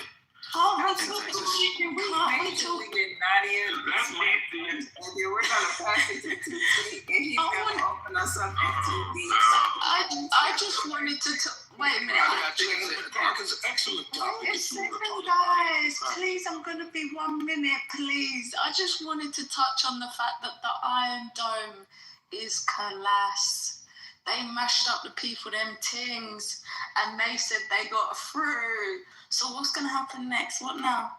Oh, now the war finna start for real. Yeah, that's what's gonna happen. All right, let's talk about what TC wants to talk about. Well, I just thought it would be interesting to hear perspectives on this because I think from Kamala Harris to Jasmine Crockett, I think there's a shift, a tectonic shift that's happening in American politics that we're not talking about. I don't know if any of you guys realize, but in that election, right, 93% of Black voters in Texas, majority of, not even majority, the super majority of Black voters in Texas voted for Jasmine Crockett. You want to know what else happened? The majority of every other people group voted for Tallarico. Every other people group in the Democratic Party voted for Tallarico. And I'm just asking because I'm curious, the perspectives, what do you guys think is happening to Black Americans' profile or avatar in politics? With what they did with Kamala Harris, with what they did with Jasmine Crockett, when she was dancing down the hallway like a muse, like a court jester. What do you guys think? What do you think they're doing to our image? And these questions are not rhetorical. They are thought-provoking, and they're intended to provoke response because this is something I've been pondering for the last couple of days because I'm in business, and I do opine on politics every once in a while because it interests me just based on my background. But I'll make my submission real quick, and then, you know, if you guys want to talk about it, I think this is a good topic to talk about. Yeah. My submission is this. One second, my friend from across the pond. Here's my submission. Black Americans are being steamrolled in every category, social category in this country, but no more so than politics, because politics is where the zeitgeist is in this country culturally. Politically, obviously, people are attracted to American politics because of Donald Trump. And so anything that happens on that plane gets like shot out to the rest of the world as this is standard, this is what you can expect, this is America. And when we have a performance like what we saw in Texas most recently, this is not even the majority of Black Americans. The super majority of Black Americans continue to side with race over true policy, and we lose, and we're consistently losing when we vote on race. There's no area in which Black people are more unified in any other category in this country. Socioeconomically, none of it. There's no other area where we have the most aggregate power than in our vote. That's demonstrated in Texas. That was demonstrated in 2024 with Kamala Harris. We aggregate more in our vote than anything else, and we consistently side with the losing faction. And I want to know why. Well, I would like to get the back of this first, if you don't mind. I mean, because first of all, for a long time, we've always been. Are you okay, sir? Sir, go ahead. Sir, you're going to get a trip. I'm going to give you a flight with no turbulence here. Mute. All right. Oh, you back off mute?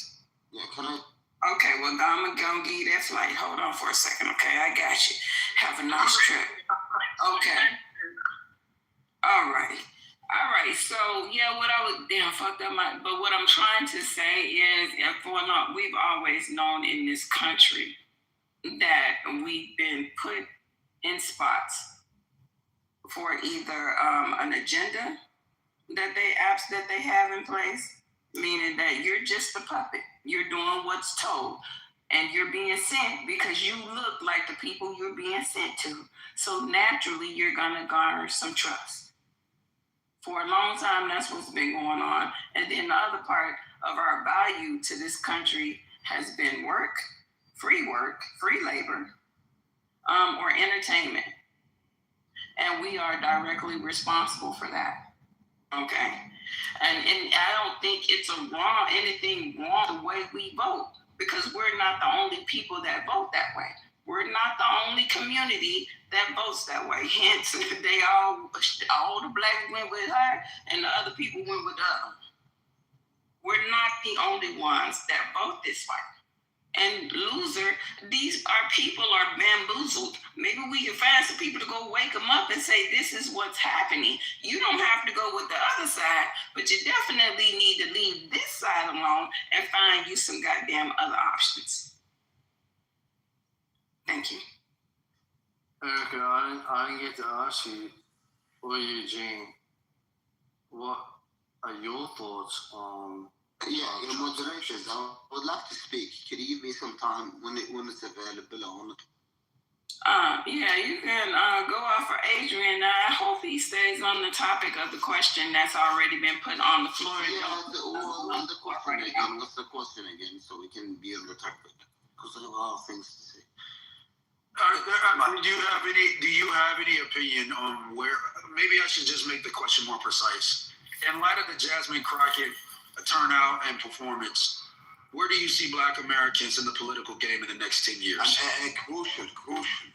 Adrian is not able to answer that question. Zia is not able to. I can answer.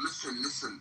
Is there anyone else in the room that would like to take a stab at that question that's on the floor? I'd like to, Erica. Go ahead. The floor is open, sir. Whoever wants to take a stab at the question that's on the floor. I'll take a stab at it real quick. I think it's a testament to Black folks in a good way, opposite of how TC sees it. I see it as that woman, and people try to write it off probably like shit's a Black thing, but when I look at Talrico and I look at Jasmine Crockett, not only just as a Black woman or as a Black person, but for America's benefit, to really stand up to and believe in that Constitution and really stand on checking some of the nonsense that we all looking at, and having the audacity, having the hope, having the faith, having the courage to speak to the facts and speak to the energy of what's really needed in addressing real problems and pushing back. Shout out to her for having that. And I think what Black people realize is, and maybe to TC's point, based on this conversation, other folks aren't that willing to commit to the truth, regardless of whom or what circumstance. They're not willing to stand up. They looking at it like TC said. Well, which one will probably win? Which one is with like Donald Trump is okay? That Trump leading this way. Let me try to get over there on that page. And hold on for a second. Show yourself. Who's that? Somebody. Thank you. And so, I see it as a testament to Black folks. In fact, that's how we're still here as Black folks, because throughout the whole thing, there's been those that have been holding on to the principle, holding on to what's right, regardless. And by standing like that, thank God that then there's those beacon lights, those individuals that hold it up, even for themselves, their own integrity, and they just keep standing on it. And even if the vote doesn't all the way go in their favor, they're not going to compromise. And so I think that it's a testament to America in this case, or to that state where she voted, that they weren't willing to stand on somebody that to me really is capable of pushing back to balance out what's happening in Texas and what's happening in America. It's easy to Judge I Jasmine want to Crow. say this. Judge Jasmine Crow. Wait a minute. So, TC, the answer to your question, where do I see us in 10 years? It's either one or two things. If we don't wake the fuck up, we're going to be left behind. Because at this moment, our vote don't mean shit. Right? Because, like we said, they all voted for her. But nobody on the other side wanted to vote for her. That's correct. And it was probably something, I mean, what the fuck?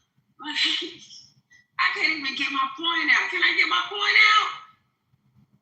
Do y'all want to talk or something? Can I get my fucking point out?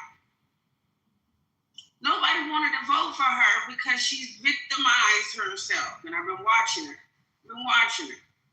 And then wanted to say that it was racist. They cheated. This happened, that happened. But there was no accountability for how she represented herself. Just because you're Black doesn't mean somebody is supposed to vote for you. That don't mean you're supposed to vote for that person just because they are Black. What has she done throughout her political career that is going to benefit you? Because what are all the things she voted for? Does anybody know?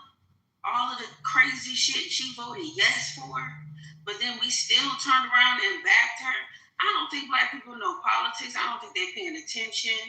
So if we look at it for 10 years from now, TC, and if we keep going down the road that we're going, we're not going to have any type of politics. We're going to have any type of representation that looks like us up there. But if the people in this room, because I think it's almost 200 people in this room, 150, 200, man, y'all get your kids to understand the government and politics and how it works. Learn to use discernment when it comes to people and their character, because character matters a whole fucking lot. It matters a lot. Just like with Kamala, I was seeing one of my clients, and she's not like Black or white American. I think she's from Taiwan or Thailand or something, but she speaks American. She's been in here since she was 14, right? She told me she voted for Kamala. And we were just talking, and she was like, asked me, did I vote? I was like, nah, girl, I ain't vote. She was like, why? I said, because I don't like neither one of them. Well, what was wrong with Kamala? I said, well, first of all, she thought to represent her on stage was making a salad and shaking her ass and pussy at a political rally. She had Quavo talking about stopping gun violence, but all you fucking rap about is fucking drugs and gun violence. So it was a complete contradictory. I can see why some people can logically look at that and be like, oh, hell no. So that's where I stand on it, PC. I'm going to land my plane right here. Thank you. I'm going to borrow this right quick. Hold on, TC, and I'll give it to you because, see, I know we love our people and that we don't say things in a way and knowingly when we're saying these things that we're riding right along with the fucking stereotype that's been given on our people, and we need to be very careful when we're speaking and sometimes realize that we're doing this. So I'm just going to point this out. There's not very many voters that go back and check the history of the candidate that they're voting on. I'm sorry. I don't give a shit what color you are. They took civics out of school a long damn time ago, and a lot of our voters are fucking blind voters. They're not voting because they went and checked your history. Otherwise, half our fucking Congress and representatives would not be in their fucking seats. People literally put people in their seats and walk the fuck away and don't pay no attention. So no, we're not working with educated voters. We're messing with a lot of people that sit down and just listen to fucking propaganda, and they're fucking racist and don't want to admit it, and then they go vote. Okay? So no, this has nothing to do with people knowing this woman's track record. They sat down and they got played some short clips of her getting sharp with these people who literally sit there and get sharp with her. But I guess the best response would be to sit there and cower down to these draconian motherfuckers that are sitting in these seats. We got to be careful when we're pushing the other side's narrative. Do we need to do something different? Hell yeah, we do. We need our own party. The Democratic Party has been playing us for a long fucking time, but because they look like us, we ride with them.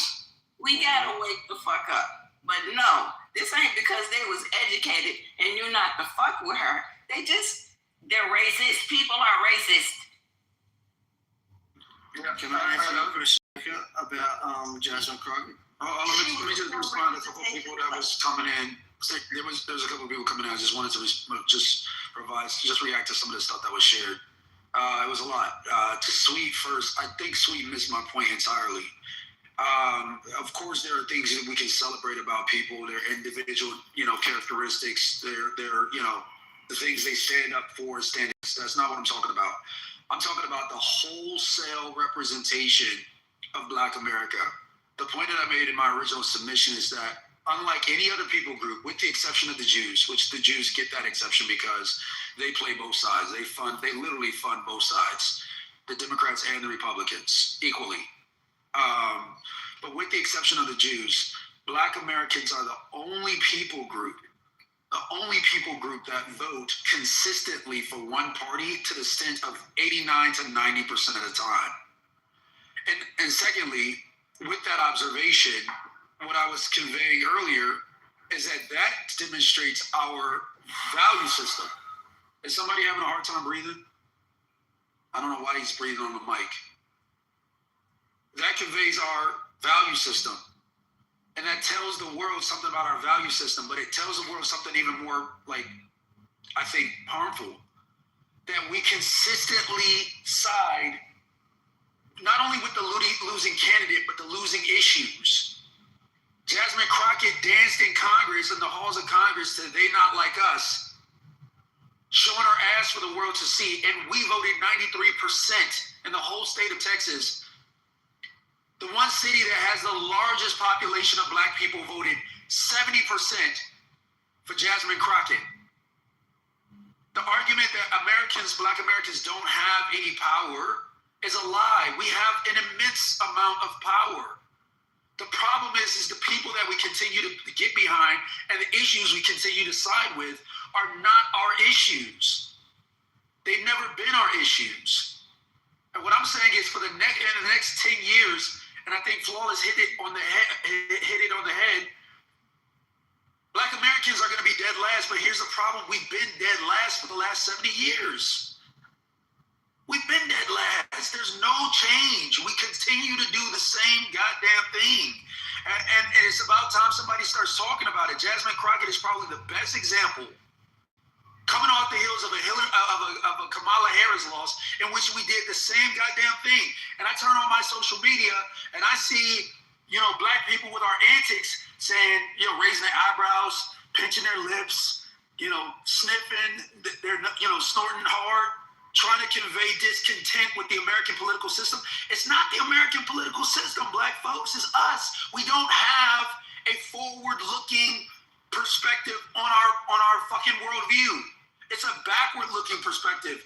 When you hear people talk about their people, take the Jews, for instance, when they're talking about economics, they're not talking about how we were held down during the Holocaust 100 years ago or 80 years ago. They're talking about economic outcomes in the next 10 to 15 years. Where's oil going to be? What's going on in Israel? And how does that affect what the economics are going to be in the next 10 to 20 years? We're not having that conversation because we're stuck in a rut trying to get with, special interests and trying to take up more market share of the special interest category in politics when we should be siding on our economics and our education. And if you look at, hold on one second, brother. And if you look at the numbers on our economics and our education, which is our future, the Democrats have been us. Everywhere you turn, Democratic policy on education has failed our kids. Look at inner city schools and look at how our kids are performing. That's our next 10 to 15 years. We're not siding on issues that benefit us. We're not siding on issues that we're advantaged to win in when the Hispanic population has outnumbered the black population almost 2 to 1 going in the next 10 to 15 years. Yeah, they running the motherfuckers in here like but we are siding with, the problem is we're siding with the category that is not interested in our progress. We keep siding with this shit. And I wonder why. What is that cognitive dissonance in our head that convinces us that we have to consistently vote the same way? I mean, okay. Please, man. I want to know what the other options are while you're sitting here making it seem like the only fucking, because we don't have the same, like these other cultures don't have conversation. They're just like us. They're not any fucking, they beat up each other. They go fucking to jail. They kill. They motherfucking, they're misfits. They talk about finances. I mean, you got groups that do the same fucking thing that we do. And what y'all not gonna keep doing is sitting here acting like black folks just ain't fucking progressive. According to them, we don't have the numbers. If Houston or whatever county this woman just ran in is predominantly black and 70% voted for, why the fuck did she not win then? Who the fuck else was the 30% beat her? I thought you just said we all voted for her. So start with this bullshit talking about our people like that. God damn it, come with some solutions. I'm sick of y'all with this bullshit about what we ain't gonna do. What the fuck they supposed to do? Run to the other side that clearly will tell you to your fucking face, I don't give a fuck about you or your people. No, if you want to come and you want to say something, hey, y'all, I know this blah, blah, blah it is. We need to leave both parties. But y'all literally come and sit to the table and say, leave one master and run back to the other one. And I personally will not co-sign that bullshit. Where was she getting out? She ain't No, I'm sorry, Erica, you're wrong. They are not like us. They're nothing like us. They are ahead of, no, she's not right. I'm not telling her why she's not right. They're ahead of us. If you look at education, they're ahead of us. If you look at median household income, they're ahead of us. If you look at generational wealth, they're ahead of us. Educated on this shit enough. She's right, because neither side is for us. Point blank, period. And I agree with her. We can't keep bouncing back and forth, ping-ponging, just because we want to get up into the game. We got to do something outside of what these motherfuckers is doing and educate ourselves on this system, because if we keep sitting under their thumb, you voting Republican, you're still sitting under a white supremacist thumb. And I get it. Y'all don't like to look at it, oh, this country, we got to let go of racism. We got to leave it behind. No, I'm not saying sit in the past, but I'm saying remember what the fucking past is and don't make the same mistake going forward. Because if you don't, you're going to keep sitting ping-pong and bing, bing, bing. That's all y'all doing, going back and forth. Oh, they got better views, or they said they're going to do this. Oh, no, they're going to do this. No, fuck that. Do what you want to do and create your own shit. We going to do something. Fuck what they going to do.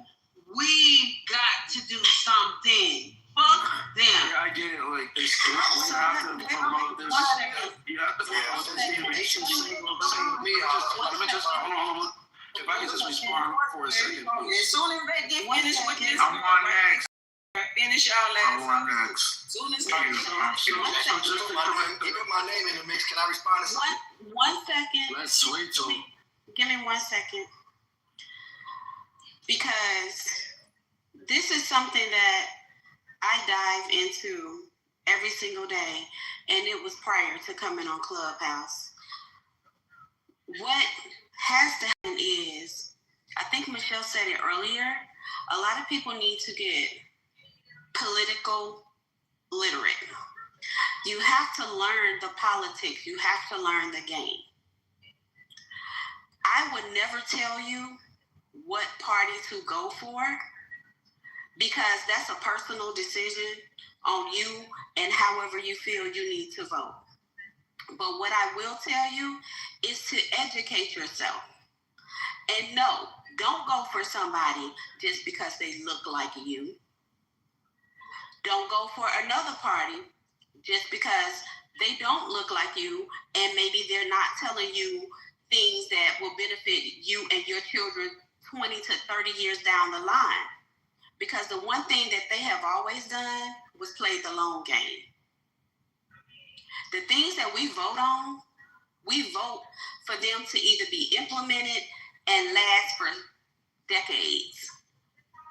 So you can't vote based off of somebody looking like you.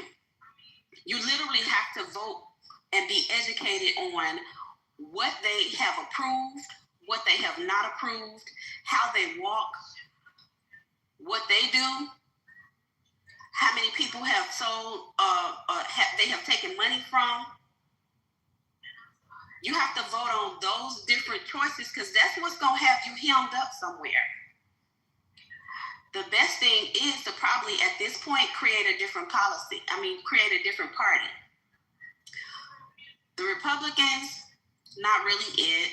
The Democrats, not really it. There's been no investment on our return, no return on our investment. And a lot of our parents and grandparents have been with Democrats for years. The days of vote blue no matter who are over and done with. It's too many people that are they're walking around and their veils are off now. So they see what's going on. They ain't playing, nigga. Love or hate. Don't tell me what the fuck to do. What's that? Love or hate. Don't start that bullshit, motherfucker. Don't say that shit, homie. Nigga, sit down, nigga. You need to see, nigga. That's what we talking about. See that t-shirt? Let her talk. Shut. Fuck you, man. At the end of the day, love or hate who we have in office, I don't care what you do with him. Understand that he has brought everybody to the forefront of paying attention to shit. So while you're here and you're paying attention, make sure that your children are paying attention because, again, we are past certain age groups. A lot of this shit won't affect us, but it will affect our children and our children's children. So vote to make sure they have a good standing in the future. And don't vote just because it's your sister girl.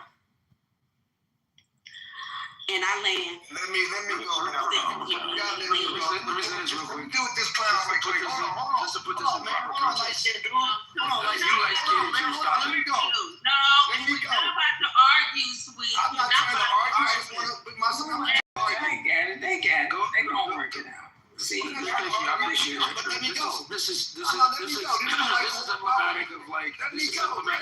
Let me respond to this dude. Let's we go, please. Man, let's we go, man. Mute anybody else besides those two. Come off your mic. You're going to the goo. All right, cool. Let's we go. In about 5 minutes. In about 30 seconds. If y'all can't work it out, I'll figure it out for y'all. No. We can work it out. I'll let him go first. I'm going to. Let's we go, and then I'll respond. I just ask that I don't be interrupted. Go ahead. And I asked the same thing. On both. 2 minute timeline. Okay, go ahead. You got 2 minutes. Beautiful. Saw this dude try to put my name in there. Somebody else said that, but let me say this about this dude, man. It's pretty evident for those that are educated to understand where he's coming from. When you know him like I know him, and where he spends the rest of his life, what he committed to and married on to, in a big way, in every way, you'll understand he ain't vested in black folks. So he come in with these disparaging words. He tried to frame it so slick, like, just curious about why all the black folks voted this way. Why y'all so ignorant and stupid? And why do y'all just continue to do stuff and keep losing? This dude was a Democrat a few days ago. And now he on the Trump bandwagon. So we got to put his little deflection in here and all this. I'm curious to know what he think about where Trump's leading the country right now. But beyond that, back to this major point. To think that black folks are just voting her because she's black, that's so damn arrogant. That's so damn not true. He didn't talk nothing about the reasons why all of these black folks voted for her and what that whole point was about. He just want to go right to the obvious. It can't possibly be because she's standing on some integrity. It can't possibly be because, now see, understand this about the Democratic Party. They so damn racist, like they've shown, They would rather not vote for her, thinking that Tarico gonna be corny.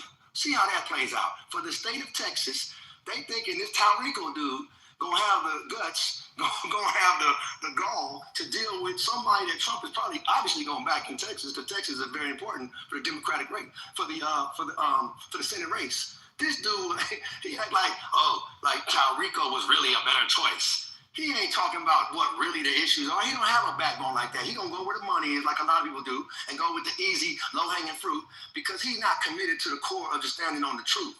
See, that's the kind of cat that dude is. Then he want to try to frame it like it's some black folks are making stupid mistakes, and they just went to her because she was black. It wasn't they just went for her because she was black. A whole lot of other folks outside vote for her too across this country, and they know that woman stands on strength. That woman stands on the facts. That woman pushes back in a way that a lot of men will never push back.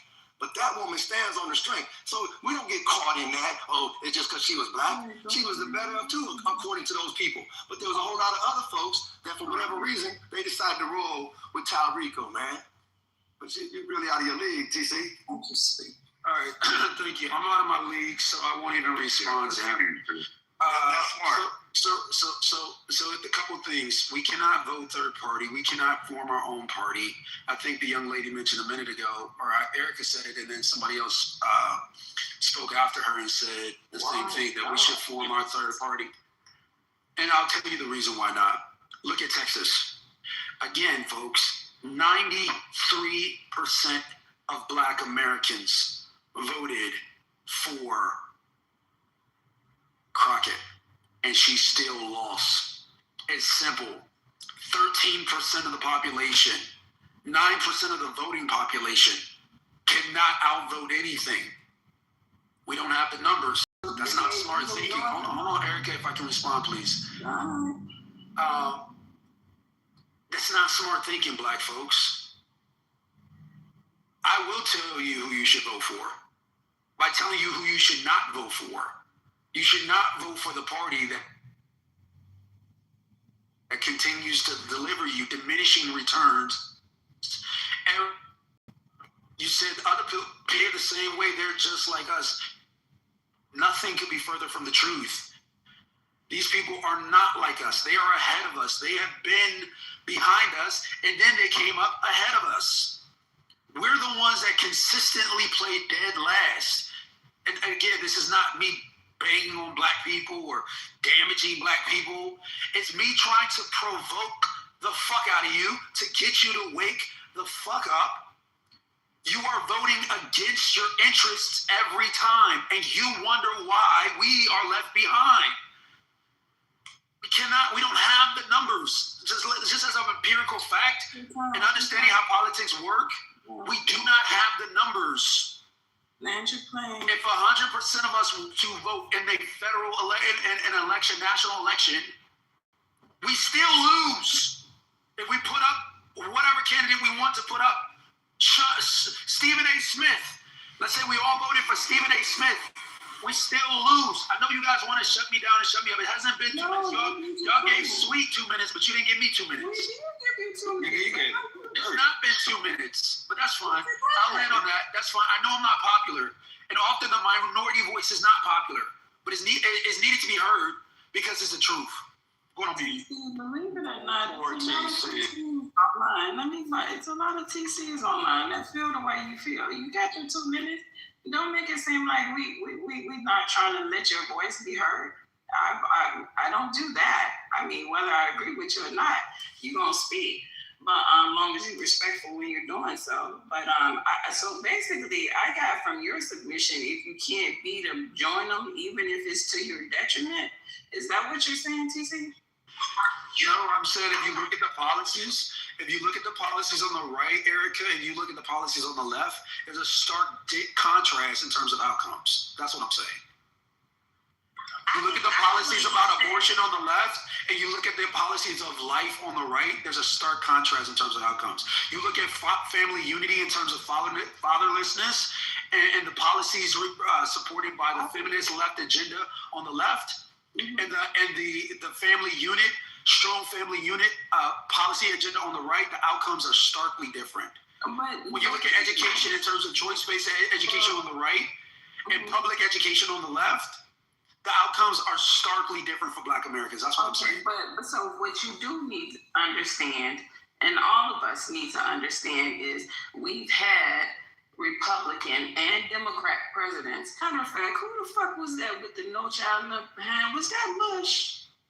That absolutely fucked our kids up. Was that Bush? Was that a Republican? That's being clean. Can I? No, that was Bush. Okay, so my point here is that both sides have and are and continue to do fucked up shit. Okay, that you keep trying to blame one side for. Just like, let's go to Iran. That's where we're supposed to be, right? Let's go to Iran.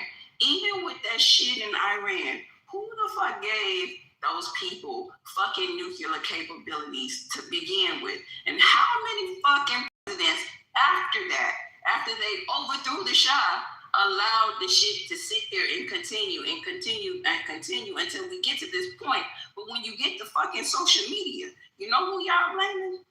One fucking side. I just want it being motherfucking played. Well, people sit here, and I don't think y'all do it intentionally, but you're picking a fucking side, and neither side is for you, and you're trying to go get everybody else to jump off the fucking cliff with you. Jump off by your fucking self. I feel like this. I feel like we don't understand how the vote is. If they say that it's 70, 90 to 90% of Black people, Black American, or Black whoever, that voted for Jasmine Crockett and she still didn't win, that means that we're not the ones that's holding any votes for her to win. She needed more than just a Black vote to win. So she has to cater to all parties. And for whatever reason, whatever other party that was there wasn't rocking with her. I know I seen something about the Latinas wasn't rocking with her or whatever. And either way it go, on both sides, they literally have to have everybody rocking with them. Believe it or not, on the Republican side, there are Black people that vote Republican that probably help push them over. There are people that vote in the center and independents that help, do what they need to do. And there are Democrats on different issues that help people do what they need to do. But it's not all Blacks, because all Blacks aren't voting.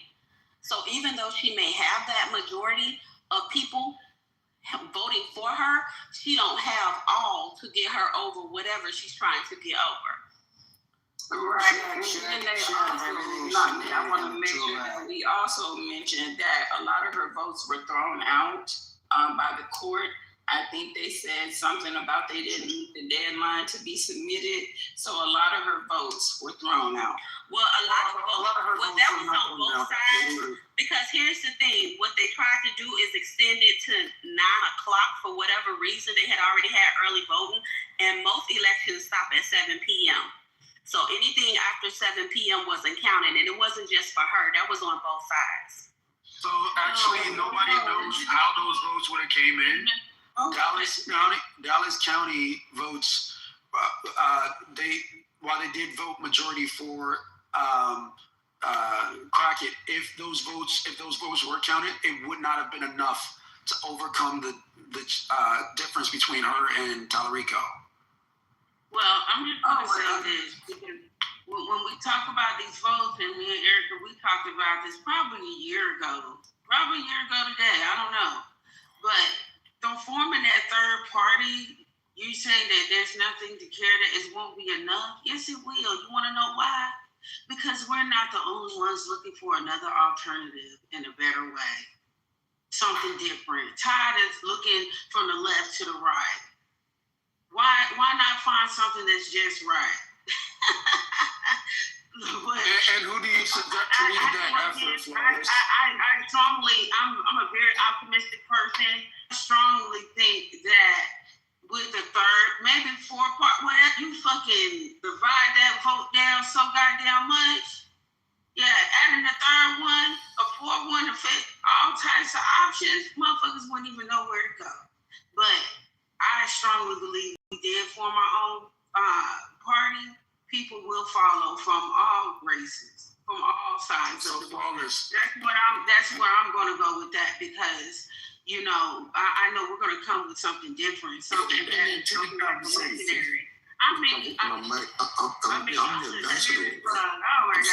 Am I giving it to y'all too fucking hard? Y'all can't fucking take this. Y'all don't like what I'm saying? No, I mean, I'm with you Sunday morning. She ain't got it. All that ain't necessary. I'll tell you what. Jasmine Crockett controversially lost that election. Adrian, why are you talking? You in Australia, you be quiet. All I'm saying is, I know Erica. Let me write that, Erica. We talked about this last year. I'm trying to back you up, Remember Erica. what it said? You remember what it said? It said that it would take our vote, poor whites, Latinos, and other races, and it was always going to be somebody that's going to be looking for something new, something bigger, and something better, something more to believe in. So I'm not gonna sit here and let you and take in that. It's impossible. You gotta pick this one side. No, I'm not fucking picking one side. I much rather go for a side that's gonna be for the people. Flores, you're not pragmatic or practical. Who leads that effort? Can y'all let her respond, please? You gonna tell me I'm not practical when you lack logic and reason because you only think on one side. Oh, you're just should I go right or left? Oh, I'm just gonna stick with right here because if I can't beat him, I'm gonna join him. I'm gonna fucking sit on fucking Papa Trump's left and let him spank me because he's spanking that ass right now. Yeah, that's very sensational, but that's not an answer to my question. Hold on one second. That's very sensational, but that's not an answer to my question. It's not realistic. I feel like I'm happy to pass. The answer to the question is no, it's very straight. And it's not a good alternative. I wish we could have more realistic alternatives. Okay. See, bro, you just fucking, you need to go fucking for a walk, man. What the fuck is you doing, Adrian? Do you want the mic or not? That was sorry. That was busy. I had to check on that. But, all right, go ahead. Yeah, so I was just, I've been listening to the conversation. No. The mic is on Adrian. Thank you. So to answer your question, Erica, because I know you've been talking about Jasmine. I think she was well qualified for that position, but it clearly says that there was controversy around that election. And, apparently who she was running against was where I think she might have defaulted, even though she was more than capable of filling that role, is where she. Thank you, sir. This is where you tap into someone. This is where you tap into someone's weaknesses. No, and I guess she was running. I can't suffer this. No, sir. Okay, no. Because she thank you so much, Adrian, for your some. Did she call Greg Abbott going to Hot Wheels? He is Hot Wheels, bro. Go on you. To be fair, I'll be like. Concentrate on Australia, bro. No, you so off. But I'm off. It's on Sam. Go ahead, Sam. Hello, you put me in the queue, Erica. Who's that? This is Frank. Asking for the queue. Black Jagger.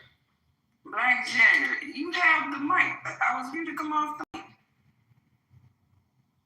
You just said it was on another channel. Go ahead. Whichever one you go, please. Okay. Hello there, everyone. It's my first time here. I just took some time to listen to you guys. I'm not American, as you can hear, but there's something I like about the Black American spirit. You guys are great in so many ways, but I think because you guys live in the belly of the beast, forget who you are. You forget what you've done in the past. And a lot of things you guys have done in the past has worked. But you look at the negative outcome because you were attacked. You were attacked.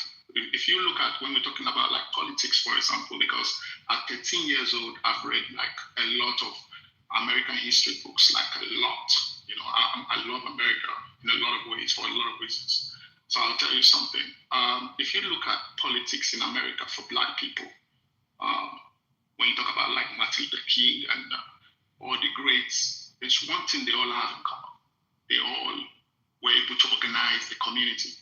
So when you talk about Republican or Democrats, that's not a solution. That's what I believe from your history, from what has worked. What is the solution is organizing the community once again. Organizing the community once again, and truly this time, because if you look at what have happened in the past, where you have just one leader, and whenever that leader is taken out, the whole organizing crumbles. So this time around, adopt a system where you have so many leaders, hierarchies. So when one is taken out, because it's a hierarchy type of leadership, it's naturally filled because you already have chain of hierarchy, like a military. You know, that way you can withstand whatever comes across. Organizing, that's the solution. Because when you organize, no matter how small your group is, look at all the other group, Loud Boys, look at all the other group. Like, look at all the other group from all race, from all groups, religious groups and all. When they come into politics, they come as a group. Because when you come as a group, your voice will be heard as long as you continue to put the pressure. Let's talk about Black Lives Matter. I don't know if you guys believe in it or not. I don't necessarily believe in it 100%, but I do see a lot of good things that they achieved. But there's a concept we can take from that. Black Lives Matter started from Black people to an extent. There's a lot of people from other race that would immediately align with you guys, but they need to see you guys strong. When you're strong, those people are going to come out from where they are hidden. Some of them are Republicans, some of them are Democrats. They're going to come out and they're going to align. This happened with the Civil War, where white people fought for. So white people invested their money, their livelihood, their families. In the history, you see men that lost their kids. They pushed their kids to come and fight for the Black struggle. You know, so Nigeria. So. Oh yeah. That's a different. Please don't get distracted. Yeah. So you know, there are a lot of people. You guys have a lot of allies from so many sectors, but they need to see you guys standing strong to a degree, and they will be comfortable and confident to come out and support you. You know, because you guys are pioneers. When I talk to a lot of Black Americans, I always say something, and I'm not trying to blaspheme. Today is Sunday. I love Jesus, but you guys are the Jesus of Black people in general, because you guys are in the belly of the beast. We Africans, other Blacks, are experiencing the beast from the outside. So there is a disconnect. When you experience the beast from the outside, you're just experiencing its attacks. You guys are in the belly. You are being consumed. You've already been eaten. So organizing, that's the solution to every political, not Republican, or because when you go into a different group, you're going to be sucked into that group, and you have to conform with the principles of that group. If you make yourself something formidable as a group, something formidable, it's not about having 1 billion people. It's just to have a real good number. That's why they call it lobbying. It's just that's what they do. It's about not just about resources, because when you look at the big media, they talk about resources, but actually it's not just resources. It's about pressure. That's what it is. A group of people ready to apply pressure. That's it. Sam, you got a lot of information. I'm gonna have to have you break it up because there's a lot of people that's waiting to talk. So we gonna, Adrian, if you keep doing that, sir, I'm gonna put you in the goo.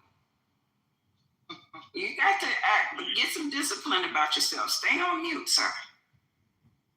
Thank you, Sam, guys. And I don't I'll want come back around to you. Thank you so much. Thank you. Thank you. Right. So I wanted to say what we're talking about is representation, ultimately, right? And so it's like America is a club, essentially, if we can use that analogy. So when you go to the party, everybody has different powers, right, that they can exercise at the club. You got people who are going to be general admission, right? You got people who are going to be on a list. You have some people that are going to be VIP. You have people that are going to be with the owners. And so when you think about Democrats and Republicans, these are parties that weren't registered by the people who are participating and voting into the system, right? You guys, people are just saying, hey, I'm with this person because my mom and dad was with this person, blah, blah, blah. So they don't even have a defined form of representation. They're just voting based off inheritance, right? Then you have other people who are showing up to the party and saying, hey, I'm such and such, and I'm with these people with my party. They're going to say, who's paying, right? If you don't have anybody to pay, you're going to put the bill on the Democrats or the Republican because that's the party that you're with, right? So they're footing the bill. You're not footing the bill. The party's footing the bill, right? In America, you have the option to legally define your own terms of representation. Everyone's not always fully aware of that, so they just join the party that they know, which is why it's very easy for people to come into the country and just join into a respective race group, right? i.e. Black or Mexican or Asian or all of these different legal representations if they don't know who their family is or their family doesn't have representation in business or in the state or assets or credit. Because that party? Well, we were alluding to the mics earlier, and we're talking. Yeah, okay. So I don't know, somebody. Yeah, so. He playing with my mic. Okay. Yeah, we were alluding to the mic earlier. What's happening right now? Ambassador, please wait your turn, sir. The mic is, no, please, people. Jesus, Ambassador, the mic is not open yet. Go ahead, Blackjack. So, it's like going to the party and everybody's standing out in the front, right? And all the Black people, because they're not on the list, but they're just saying, I'm with the other person that looks like me. Everybody wants to say, hey, let me in. But they're not priority, right? And so that's what's happening in politics because it's all based off entertainment. So when you think about a person like Jasmine Crockett, her caricature is there to hyperimpose and appeal to a specific way that people think, right? So she can captivate those voters. Right? She unfortunately miscalculated in the turnout and the support of people that act in the way that she does and speak the type of rhetoric that she speaks because she's trying to prop up a certain type of representation that she feels people would follow, just like any other politician would, right? Which is why they find points to run on, right? Because they know that people aren't going to read anything. All they're going to do is listen to what they say and watch how they act when they speak, right? So you have to be able to determine for yourself, which is why you can have self-determination, if you and your family or yourself are going to act in the representation of these other people groups. And if not, you determine special interest groups through trust, right? Which is how most of the private sector is set up. Right, which is how the capital, right, which supplies work, organized labor to the public, which is how the funds get to the public, is through the projects which is the work that everybody does every day, right? This is how capitalism works. But because people don't actually take time to understand where they fit in the system and how they got there and how the caste system works, then it's just gets lost in translation when everybody's really trying to just understand, why am I stuck where I'm stuck at? Right. Yeah. Go ahead and land your plane. We need to move the mic, y'all. Gotta land your plane. I don't know. Listen, y'all, there's so many people on the stage, and I'm not gonna lie.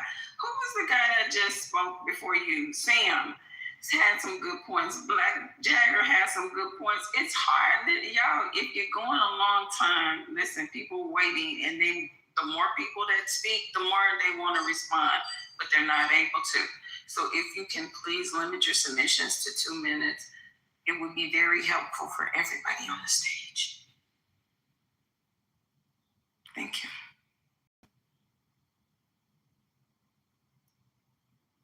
Breathe an inhale and exhale, right? We'll go right ahead, sir. Thank you. Erica? No, I wanted to make sure Black Jagger landed his plane. I've been there. Okay. Go ahead, Ambassador. Well, thank you, Ms. Erica, and thank you, Room, for a great Sunday conversation. I think I have to dig it back to something Sam was talking about, them Black lives, and something Mr. Black was talking about, us using the political clout we got to get what we want sometime, y'all. But on the Black lives, I think they hijacked the concept of the Black Panther and used it skillfully against us, even though they were on the front page of the news. But the work you got to look at the work that's being put in, that was going to really help us get free from these social political circumstances. And we look at it closely because when you see Black lives moving something and it's on the front line, but the undercurrent, they're going to sell you LGBT at the end of the day. They're going to dupe you over into a particular brand of socialism and politics, and you won't even have your identity when you leave the room. And you are at fault, we the people. You got a guy come down the back. I alluded earlier that when the Hakeem Jeffries come, you ain't going to support. I can bring Hakeem Jeffries in this room. I can bring Dr. Attorney Malik Zulu Shabazz in the room.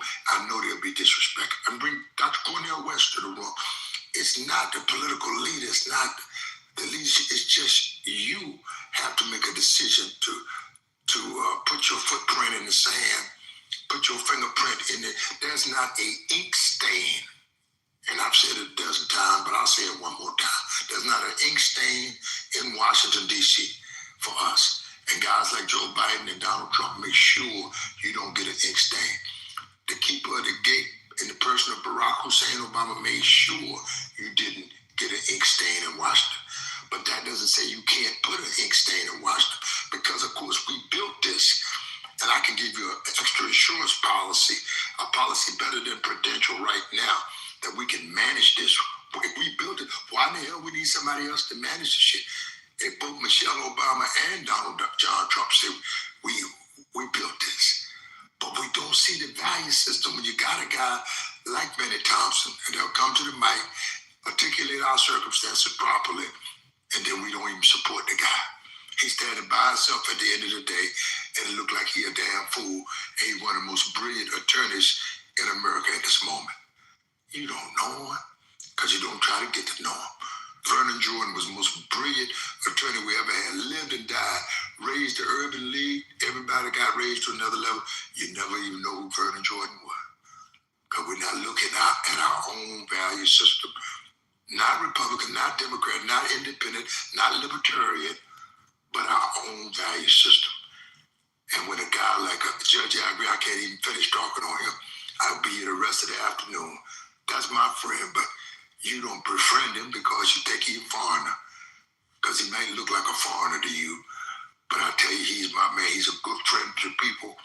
And if you ever got to know him, you will know more about politics, law, and government than you ever knew. if you just took a time to go out to your Cannon or your Longworth building and sit down with a guy like Al Green to know politics. When he get there, they attempt to arrest him. They don't put his hands on him too much, I bet you that. Because he'll hit him with that martial art move and hurt him real bad. Yeah, chop right and chop his head. I know. Ain't no and that. So you, if you get to know yourself better, yes, ma'am.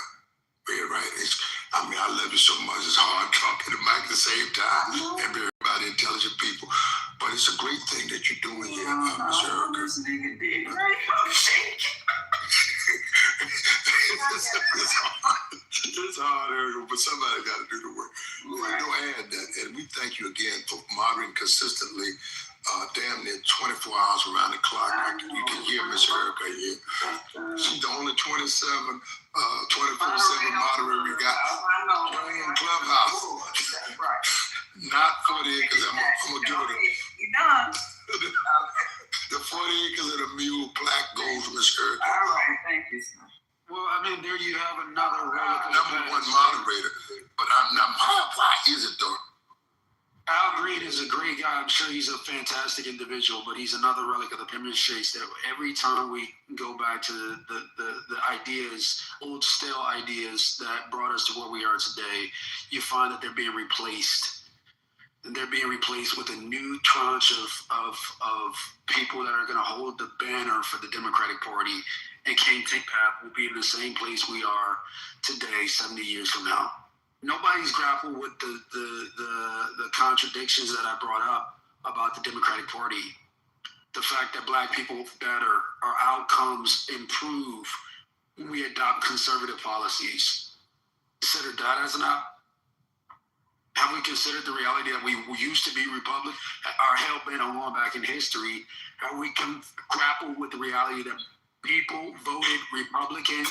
Do you think that being an independent allows Republican room? Because see, I like the way you mean it, and you just switched this conversation. So this is about the Democrats now. So we gonna direct. It's always been about the Democrats. Wait a minute, Erica, let me just get this off real quick. We vote 98% of the time for Democrats. That was my first submission. TC, do you think, after what you just stated, that it will probably be better for maybe us, because there's not a third party that we want right now? Do you think that it'll be best for people to stay in the middle as independents and vote on policies versus, facts that you research 100%. feelings? 100%. 100, and that's all I'm asking for Black Americans to do. Because that way you give them, it's leverage there. Yeah, I'm not asking them to vote lock, stock, and barrel for the Republican Party, no matter who can answer, like we vote for Democrats. What I'm saying is survey your options, but definitely studying for the people that aren't interested in your progress and they've not delivered for you.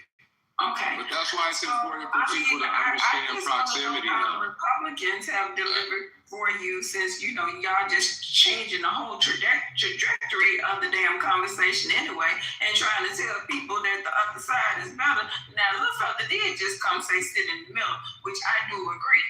Like, I don't know why you keep trying to put yourself on a side when both sides are fucking you up ass, right? But this is why it's important. Answer her question, please. Hold on, TC. I mean, I am talking. So go ahead and go on mute, and then I'm going to pass it to you when I get finished, right? Because I don't have a lot of time. But what I'm saying here is when we come and sit here and these people have not done the shit they've done in the past, the shit is crazy. Erica, but this is the problem. People that they should attach themselves to.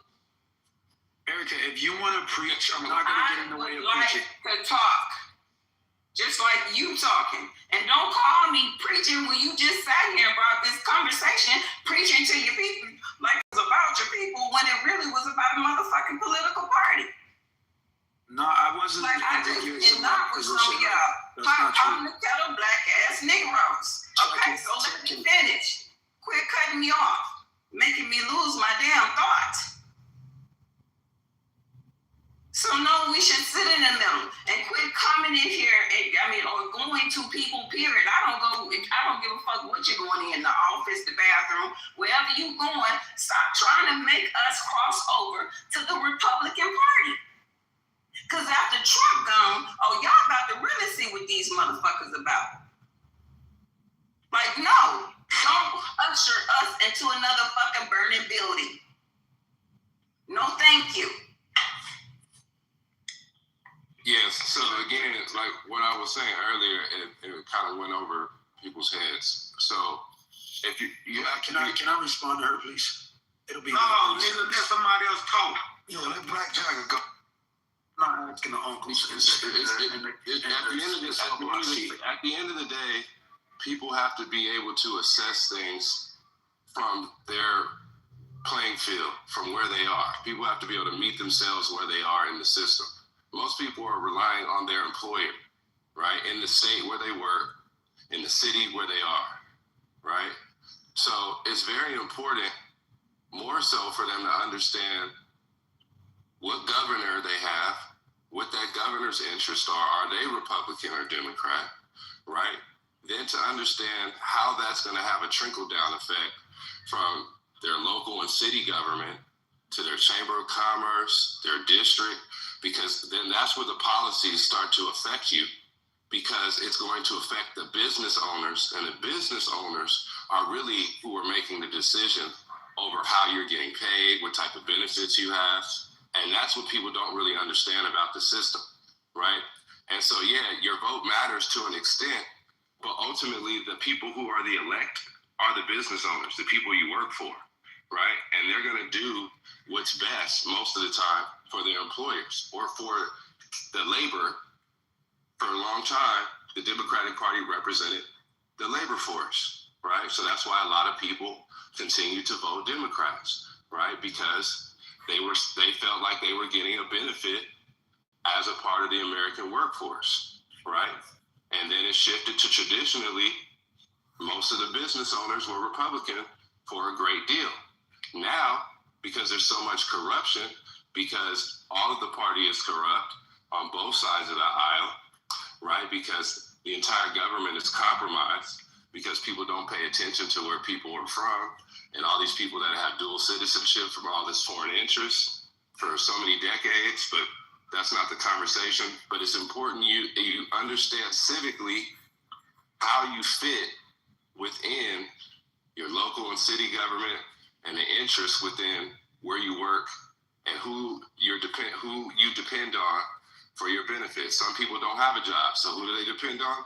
The state, right? Some people work for the government, so who do they depend on? The federal government. So it's just understanding who you are and where you exist.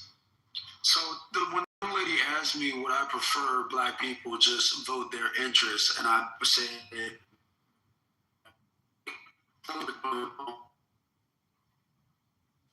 divine intervention.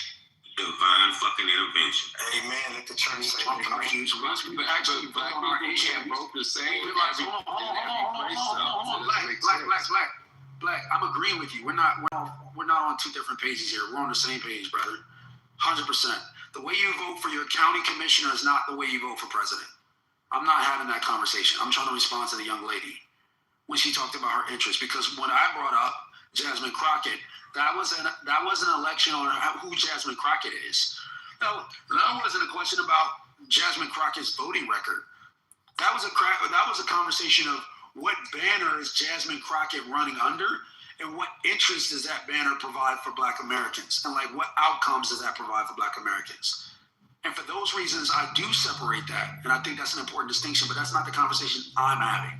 The conversation I'm having is the one that we vote 98% of the time for the same party. Erica brought up the criticism that I was somehow trying to get I'm not trying to get Black people to vote on the other side. I'm trying to get Black people to wake up to the reality that their interests are not being protected on the left, so they should consider the alternative. Make some value considerations, not just protected class considerations. I'm a protected class. In other words, you're asking them to protect their labor. So Democrats are for protected classes, therefore I vote Democrat every time. But it's a Trojan horse. And again, I know some people don't have the range for this conversation, so I'm boring you. But if you actually look at the crosstabs and look at the statistics and how your children fare in the democratic education systems, if you actually took the time and like did that research, you'll realize that this shit is deleterious for you. And if you don't know what that word means, look it up. Like, I'm sorry that you guys don't have. I'm sorry that you guys don't have. Hold on. I'm sorry that you guys don't have the range to have this conversation, but it's one we need to have in our community. If you just look at economics, like just look at pure economics, right? I mean, look at every other people group and how they vote. You look at us and how we vote. TC, why would you keep talking if you think we ain't got the range? I'm not saying I'm talking about the dude that's breathing on the fucking mic like he's Darth Vader. Oh, okay. I'm not talking about you, Eric. I'm talking about the dude that keeps coming off mic to breathe on the I'm motherfucking right. Well, that's what I'm talking about. He was talking to everybody. Yeah, like, I mean, I think I've been. No, that's me. That's me. TC, everybody don't jump in. Go ahead and finish up, TC, so somebody can get a turn. I made my. No, TC, I do agree. Yeah, I would like to respond to that because you say democratic education. I live in between two red states. And when I tell you, they motherfucking education, what is you talking about? Democrat, they all, what is you talking about? Okay, let's go with what I'm talking about. Can I get the chart? And then I wanted to make the point. Eric, I can answer your question. To be Republican, but you just said you trying to get them to consider the alternative. What's the motherfucking alternative of Democrat? Like folks here, the arrogance and TC. I mean, without you saying independent, the alternative is Republican. If you don't understand, you're right. I said consider the alternative. Correct. No, I'm not ambiguous. Like I'm not evasive in what I'm saying. I know exactly what I'm saying. I'm not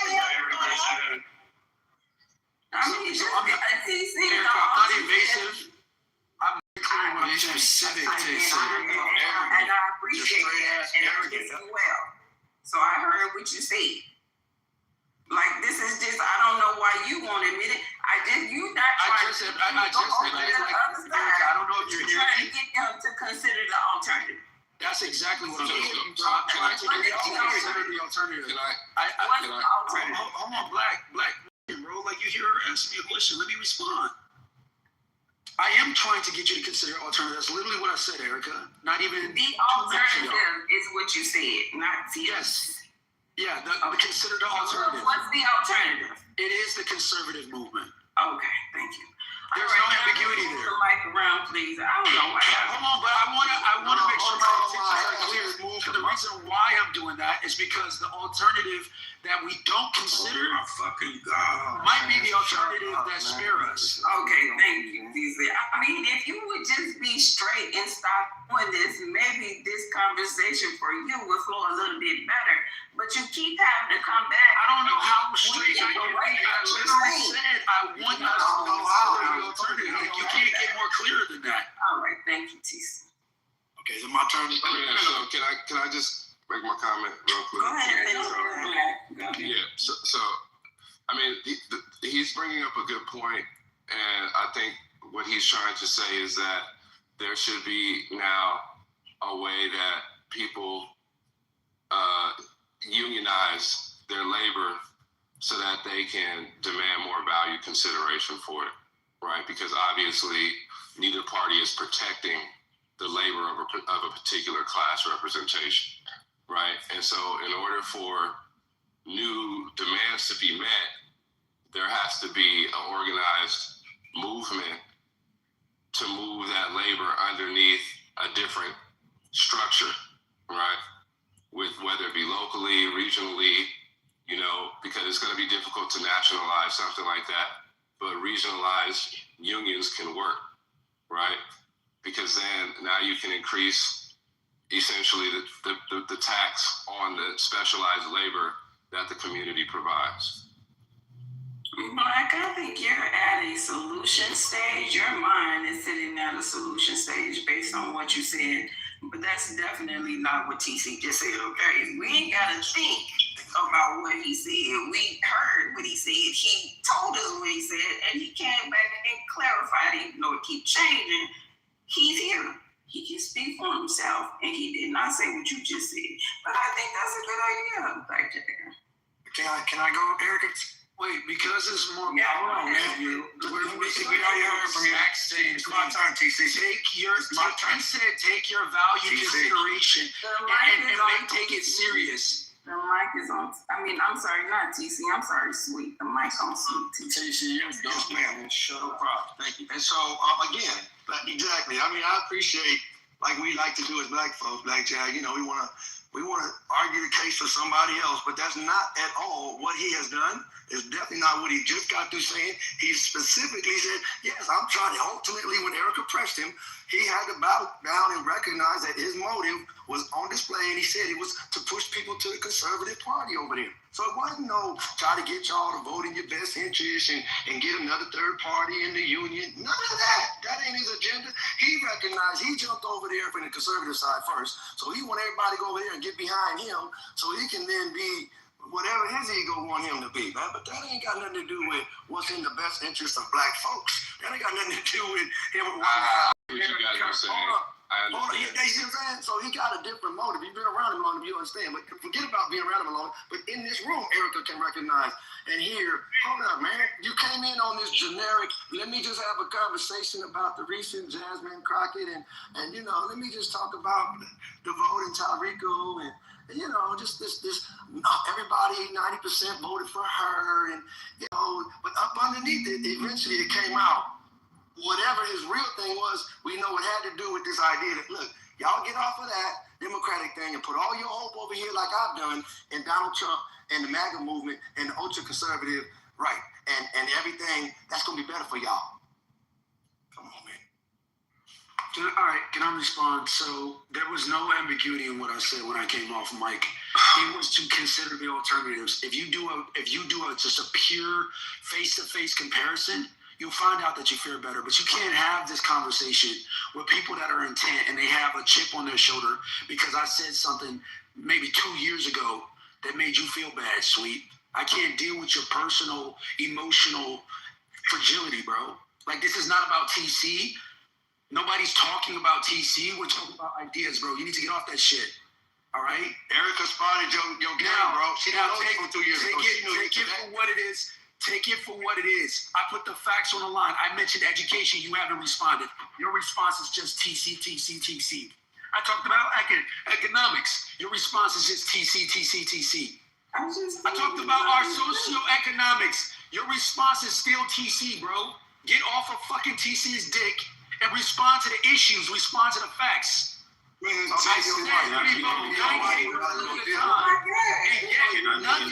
the time we get our interests put first. This is not new. This has been the case for the last 70 years. Malcolm talked about it. The fuck what are we doing? Like we're gonna make this a personality contest? I'm talking about ideas. This ain't got shit to do with TC. Get off the fucking train, bro. And realize you're getting fucked up. You've been last. You stayed dead last. Your shit is the reason why we stay dead last. You're not talking about ideas, you dumbass. You're talking about people. Can I get in the queue, please? We still I can do that shit too. This ain't got nothing to do with personality. I'm trying to crash out. You done crashing out, bro? No, I'm mute. Hold on. I think the mic is on. Are you done, TC? Yeah, I'm done. We'll talk to your wife about that issue. Hey, it's not talking to me. Go ahead. So this shit is crazy, right? This Republican and Democrat shit been around for hundreds of fucking years. And no matter who gets in control, neither does anything for black people. So to hang your hat on either one of them is fucking delusional. And as far as us organizing, we've been organizing since the 40s and 50s, and where the fuck has that gotten us? We organize, somebody gets in office and tell you they're going to reward you for your organization, and they shit on you when they get in office. It's just repetition. What black people have to do at this time is, if you're going to vote, fine. But no matter who gets in office, sit back, observe, and figure out how to maneuver around that shit and make your bag, make your life better. Because at this point, every president has shown you that they're not going to do nothing for the black community. I went into a store in the area that I live in the other day to show you how people are moving. On the front of the fucking store, it said Chinese. You know who was running the fucking store? Mexicans.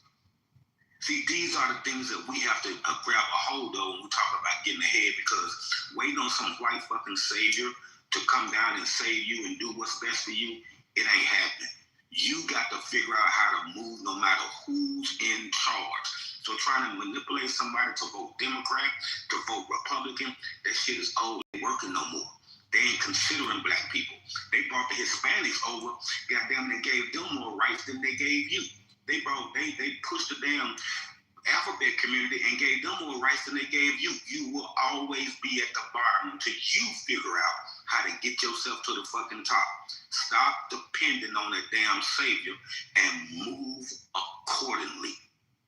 No, he's correct, because what we're actually up against is colonization and consistent colonization, right? Because as long as immigration continues to happen, it doesn't matter where they're coming from, right? They're coming in with the colonized American mindset because they have to do whatever they have to do to comply to be able to get whatever new form of citizenship the government is giving them to get now cheap labor or labor at a margin, right? It's going to continue to happen. So it's like we have to be able to privatize our wealth and our capital, our human capital, our intellectual capital, right? The financial capital that we do have, right? Because it's like essentially like you're up against drones, right? Imagine just they have unlimited agents to keep deploying into the country to basically just, like he just said, it's always going to be a new movement, right? Any new movement is the new form of the state agenda. It always has been, right? And they can keep replicating these people because they can just keep cosplaying people to look like whoever they need them to be, and then get people to associate with those people in the public through commercials and speeches and ad campaigns and movies, and that's how they keep that shit turning. Feel me? So I want to be clear what I'm doing and what I'm not doing, right? Republican and Democrat are parties. You're a Republican, you're a Democrat. Those are parties. Conservatism is a mindset. It's a school of thought. I don't come onto these stages and promote the Republican Party. I promote conservatism. Conservatism is a school of thought. It centers on the importance of family, strong individual sovereignty, protection of your interests, ownership. It's not about collectivism. It's about individualism. That's a mindset shift. What I'm convinced that what I'm trying to convey is consider the alternative mindset, the alternative school of thought for Black Americans. There's no manipulation happening here. I'm not attempting to manipulate. I'll know probably that this is now my third invitation to anybody on this stage to grapple with the alternative consideration, the conservative consideration when it comes to education, when it comes to economics, when it comes to policy. But for the third time, you guys are going to kick me in the back and say, oh, this guy's trying to get us to vote Republican. That's real surface level, limited, shallow thinking. And I don't know why we continue to do the same thing. But we continue to do it, and we get the same outcomes and wonder why. All I'm saying is this. I've had enough of the rhetoric. Like, let's have a fact-based, rigorous conversation. If y'all just want to do the fucking shoot the shots, oh, he got you, he bigged up you, oh, he got that zinger in on you, that shit is fun and goofy, and it'll land you in the same place your kids and your grandkids. We've not had a rigorous conversation about conservative thought, have we? Because they won't allow us to, because they bring in the sweets of the world to disrupt that conversation, to distract you from the reality that I'm getting you to consider a different way of thinking, Black America. But no, let's keep doing that goofy shit. Let's keep doing that. They not like us and dance in the hallways and shit. While our kids are graduating college, graduating high school with 3rd and 4th grade reading and math proficiencies.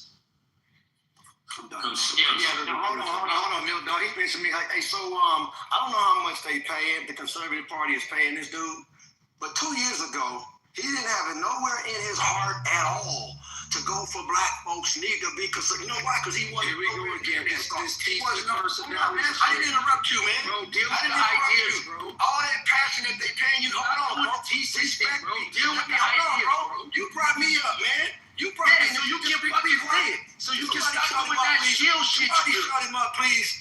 You got to respect the Democrat, bro. Damn it, you had your time. And so the real is this. He want to put it on sweet because I guess apparently in his world I'm the only one in this clubhouse streets. No, I take that back. Politically correct, know about it too. Patty, you know him know. But the reality is this, man. Wherever this dude go, I don't know why he want to grandstand and act like he a black representative. And he's authorized by the almighty conservative, whoever God, to come in and tell black folks that they need to be more conservative. Like black folks don't have no collective understanding, bro. And all of a sudden, hold on for a second, man. All of a sudden now, and again, he ain't telling everybody, hey, vote your conscience, vote what you know is best. He pushing it all the way to the nth degree. And you know who's representing the Conservative Party. You know the whole mindset.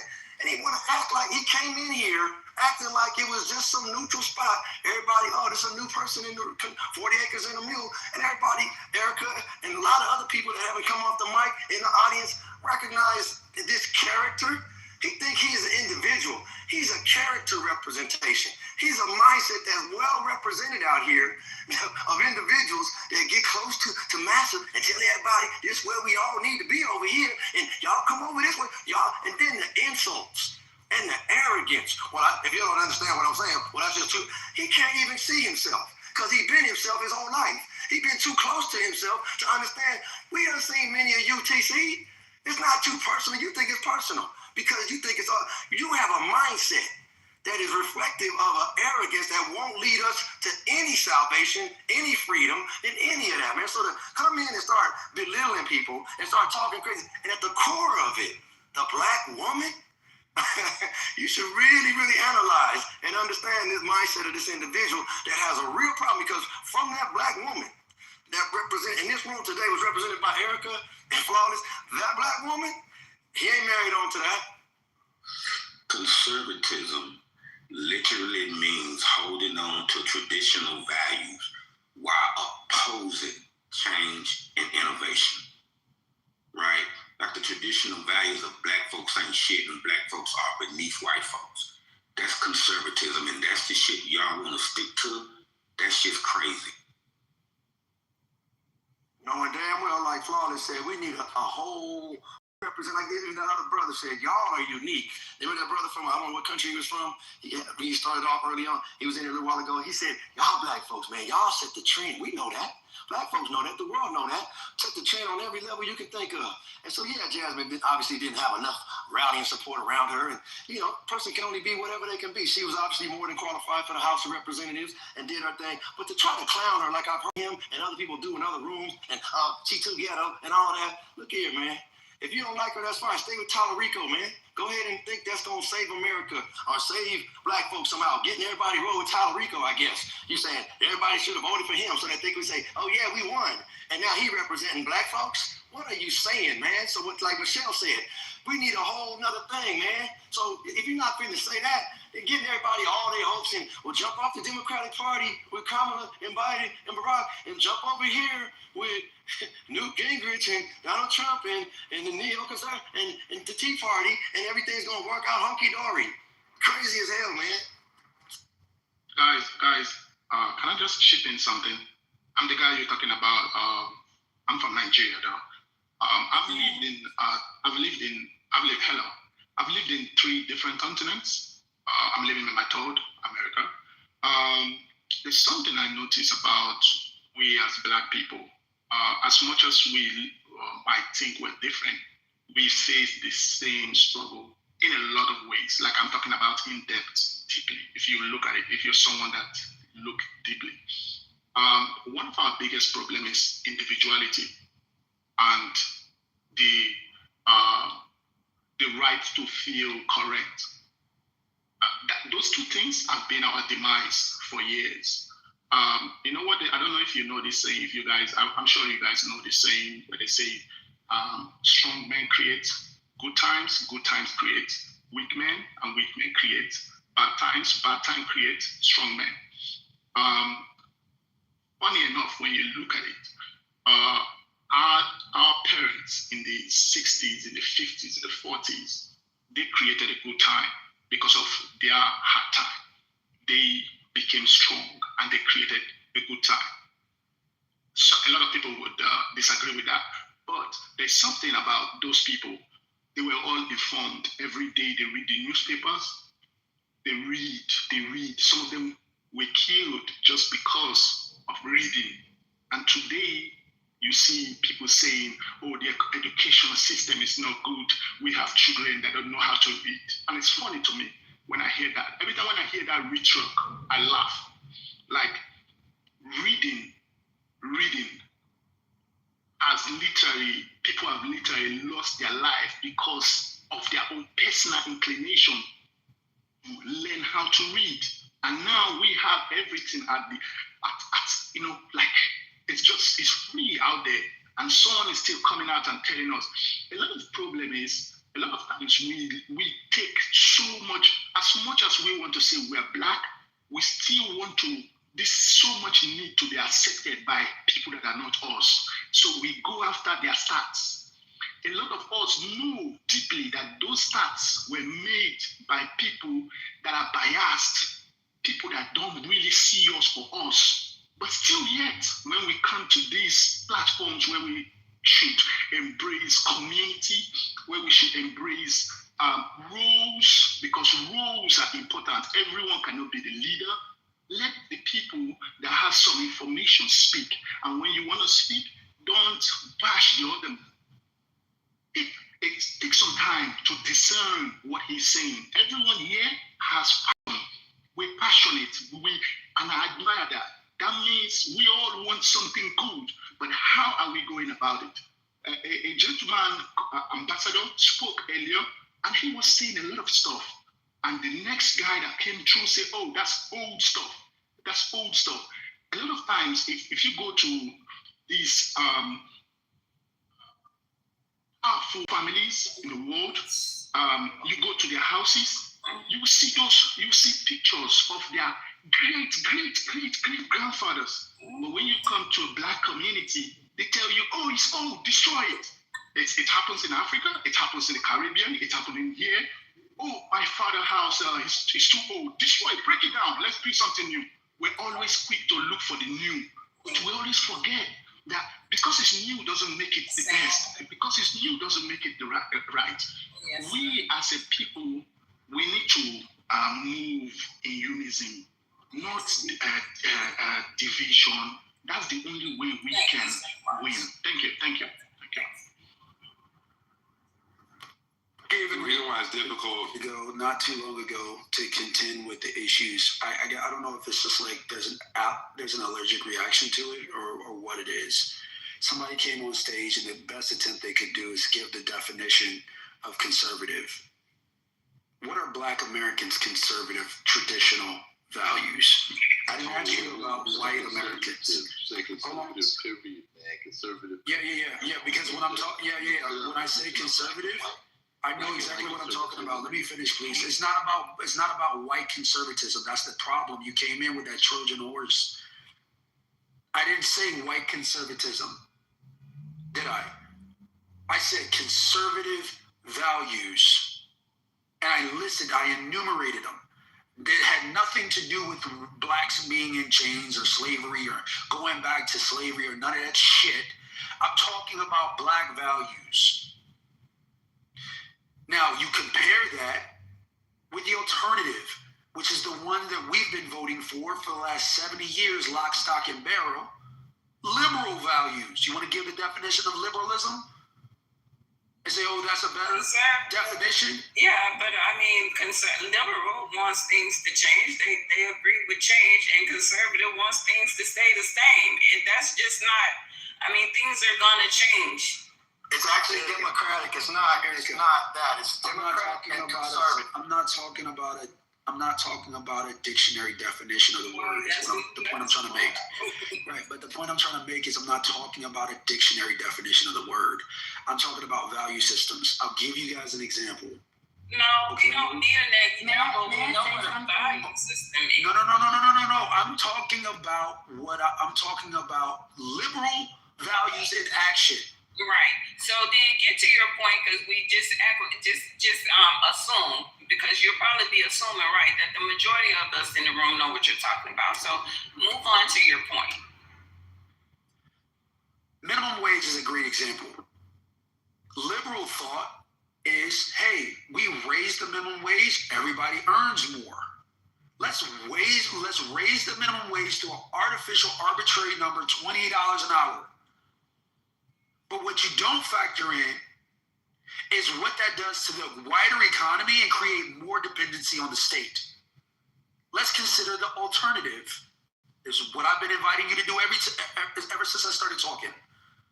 Alternative, conservative value, conservative thought is create as much opportunity for market growth as you can and let market dynamics dictate earning potential, and not by the state. What that does is it creates competition. And so since we know that black people, we accept that black people are not ineligible or inadequate or incapable of competing, competition breeds success for our people if we apply ourselves. So what I'm asking you to do is to consider or grapple with the alternative from our voting habits. I'm not asking you to vote Republican. You take that one situation right there, and then you build it out at 17 degrees. And what do you get? You get competition, creates opportunity and success. Creating artificial, arbitrary metrics creates more dependency on the state. We saw it in Venezuela. They did the exact same thing with socialism in Venezuela. The state came in and said, look, we got this massive oil resource. We're going to hoard it for the state and determine how people get paid and who gets the contracts by the state. And what happened to Venezuela? A majority of their population is under the poverty line. They have more oil, They have more accessible oil than any other country in the world. Yet they're one of the poorest countries in the world. Doesn't that sound a lot like a comparison to Black America? The fact that we have so much ingenuity, so much buying power in this country, but we squander it because we get dependent on the state. Far too many of us are dependent on the state education. Far too many of us is dependent on state health care. Far too many of us are dependent on state welfare. Those are my thoughts. Yeah, boy, it is difficult when people want to look at these issues in the macro instead of the micro. Boy, it's a lot of shit that's going wrong with that. I mean, it would take a long time to break all the shit down that you just mentioned. So I'm going to just go, and it ain't just damn vote for the conservative. That's going to fix the shit that's going on. But because I do remember a time where this country was ran by conservatives and your ass was over there drinking out of separate water fountains and all that bullshit. They was beating your ass with water hoses, spraying you down, killing your ass, hanging your ass. I don't know what the fuck is happening these days, but I don't know if the youth just think we gonna start here. Fuck the past, fuck history, because it don't matter. Well, hey, ignore it. You're bound to repeat it. Like it makes no sense. Go ahead, Mr. Rich. Go ahead, Mr. Rich. Okay, I'm going to make it short and sweet. The choice between two evils still result in evil. Now, if we look to the past, the Black went to the Democratic Party because of the President Roosevelt offered the New Deal for America. If we look at the time, it very difficult times in the United States. The United States almost altered, and it was on the verge of total collapse. So, yes, Roosevelt offered a deal to the American people, and the Black people, in my opinion, fell for the okie doke. We went to war and we helped this nation out. But when we got back here, we didn't get any of the benefits that was promised. Then we went to North Korea, and the same thing resulted there. So we have been falling for the okie doke for the belong is. Now, we talked about creating the third party. That would be in our best interest, because then we wouldn't be catered to neither side, because they pander for our vote, and then once they get in office, they do nothing for us. They offer maybe a dog and a bone to quiet us up and things like that. Remember the conversation that Johnson stated that we would have those niggas voting Democrat in the next 100 years. Well, the thing that we have to understand is that we're just labor to them. We're just someone to act as a housemaid and things of that nature. So in order for us to be recognized, we have to stop, give me liberty or give me death. Now, if that means that we all just have to stand around and twiddle our thumbs in order to get recognized, then that's the course that we have to take. Because just, between the two evils, it's not going to get us any place now. Ain't that the truth, Mr. Richard? Go ahead, BB. Yeah, the two evils was what is it? No, the mic is on BB. BB. Yeah, I like to talk. Thank you. Like my able to follow him. Erica. Okay. I appreciate that. And like I said, I just jumped in the room. I'm sorry if I'm repeating myself, but I just have to say, I think that I understand I don't know who was speaking before Mr. Richard, the brother, was saying about the difference in values versus our idea of the party just in general, like Republican and Democratic, because I think we do get hung up and we're deeply socialized. It's a lot of different social movements that are attached to these political movements, and then we forget the actual core values of these parties. Yes, the Republican Party is the original anti-slavery party. They are also very big on things like national security, reducing mass surveillance, which the Democratic Party doesn't have a lot of focuses on. But the Democratic Party does try to focus, I would say, on human rights. Obviously, postmodern liberalism is a little bit different.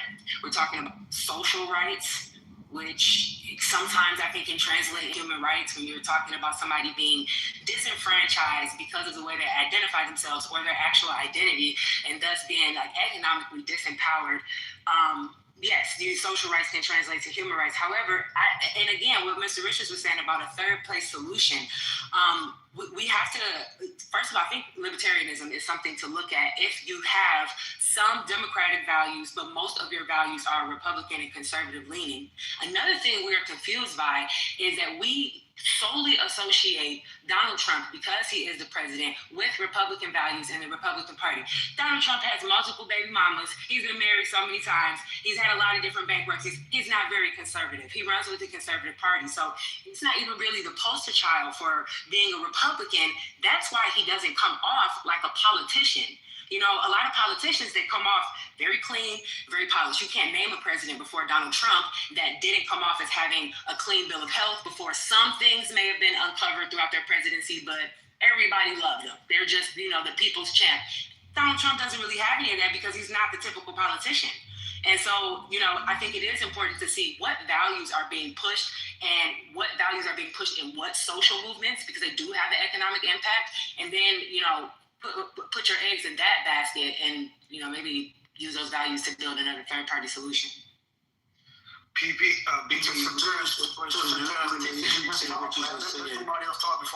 is a third-party option viable in this political environment? It's not that a third party doesn't exist. There are other parties that exist when you go and vote on the ballot, and we don't pay any attention to them because we're not socially warped by them. It's not really common for you to be hearing news about what's going on in the Libertarian Party. But a lot of people that, like I said, that have Republican values as far as how they think on a state and national level, but Democratic values on the social level, they tend to vote Libertarian. But they don't even give enough votes for it to matter, for anybody to get pushed, to primaries. So it's not that a third-party solution doesn't even exist in the first place.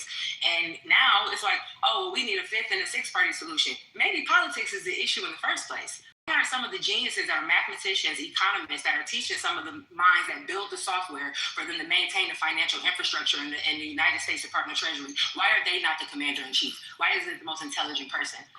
Here's the thing, BB. But the Republican Party under Donald Trump, as it is right now, there's nothing conservative. There's nothing about that party that represents black folks. That's not to say that even that party represents where black folks' conservatism exists. And to say that Donald Trump, who again so many days ago was Democrat himself, but he recognized that in order to be president, to work the magic that he's working right now, he could not do it on the Democratic side. So he jumped over there and then just got all them to believe in him. And we watched it all play out, and he knew it was a two-choice thing, and he knew he could go against Barack in the climate that America still is in, and he was going to win a lot of people that understood, hey, just vote for me, you know what I'm saying? You know, I represent y'all, don't trip.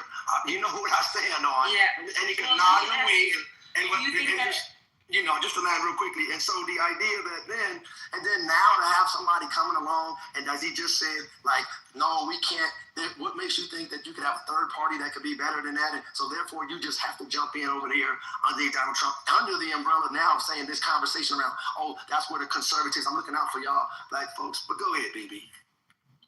So, I'm sorry, I was going to ask, do you have an idea of what, because you said that that conservative party, they don't represent black conservatism. Do you think that the Obamas represented that? I'm just curious. Of course not. Of course not. They don't represent black folks as conservatism or democratic justice values and everybody get a vote either. They don't stand on that either. And that should we be looking for a leader? Are you saying that it would be in the best interest of all of America to have a leader that represented what black conservatism looks like? No, I'm not saying that. I'm saying back to your original point of value. No, that's not what I'm saying. Let me explain to you what I am saying. Since you asked me if that's what I'm saying, no, it's not that. Let me explain to you what it is. What I am saying is, as black folks, we don't need to run around here trying to beat everything to all peoples. If we, as 50 million of us, even if 30 million of us was on the same page about a collective block, that would be more than enough to sway, like the other brother was saying in here, to sway America to understand we ain't just looking out for black folks only. When you talk about black values, you're talking about the love and do the right thing for everybody. That's why that's so important.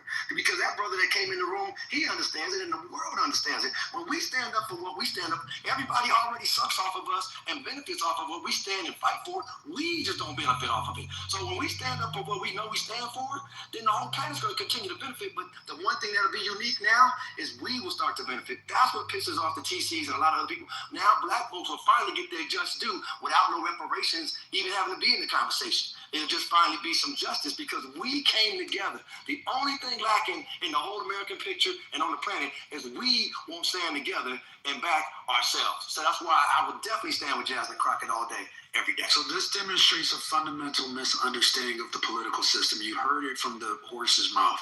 He said, we don't need a majority, we just need 30%. That's not what I even said. You said nothing about 30%, bro. You just know what it is. 30%. I said 30 million instead of 50 million. Go on mute. You can't just let him misquote me. No, he let you talk. No, okay, go ahead and lie on me, TC, but I won't say nothing. All right, go on mute. There you go. Yeah, I don't even know why I addressed his commentary. He only comes off mic to try and refute what I say to discredit the legitimate claims and arguments that I'm making. I don't understand why he has to do it. I don't know if he gets a rise out of challenging me or whatever. And don't waste your time with that. Yeah, that's true. All right, so why I asked you that question, BB, is because I didn't say if it was if we had the options, right? Because I track with a lot of what you're saying, okay? I track with a lot of what you're saying. But the problem that I have is I didn't ask you if we had a third option. Of course we have a third option. I asked if it was a viable third option, meaning does it get us to success? Because if you were to adopt a framework that, okay, black Americans, we go form our own party, right? They're not suggesting they join the Liberal Party. They're suggesting we form our own party, okay? To suggest that we form our own party could only do one thing, effectively fracture the Democratic vote and render the Republicans to be successful and win these national elections. But let's just say they join with the Liberal Party, okay? And we don't have a clear plurality in the vote. I'm talking about on national elections, president specifically. What does that do? That creates a contested election, which throws the buck back to Congress, where the states vote by delegation, which is made up of what? Majority Democrat and Republican. We're back in the same place that we were. I'm not saying that black Americans vote for the Republican Party. What my opinion has been is that we consider or reconsider what our real values are, and not just what's been foisted upon us that it's been given to us by the Democratic Party, and that's why we vote 93% of the time. And I will say this, and I'm going to land here. I don't know if you were in the room, but where I started my argument was that Jasmine Crockett ran in Texas and got 93% of the black vote. Every other people group did not vote with her majority. They voted with Tallarico majority in the Democratic Party in Texas. That should tell us all we need to know about the interest of whether we can galvanize other people to vote with us. We can't. It's a losing battle. So instead of kind of beating the same drum and voting the same party, why don't we consider our values? And if we consider, we have an honest conversation about our values, then we'll find that we align more with the conservative school of thought than we do with the liberal school of thought. And that the liberal value system is deleterious to the Black American progress story in America. And that's proven by statistics and politics, education, policy, healthcare, any socioeconomic category you can point to is proven out statistically, empirically. Can you show me these stats?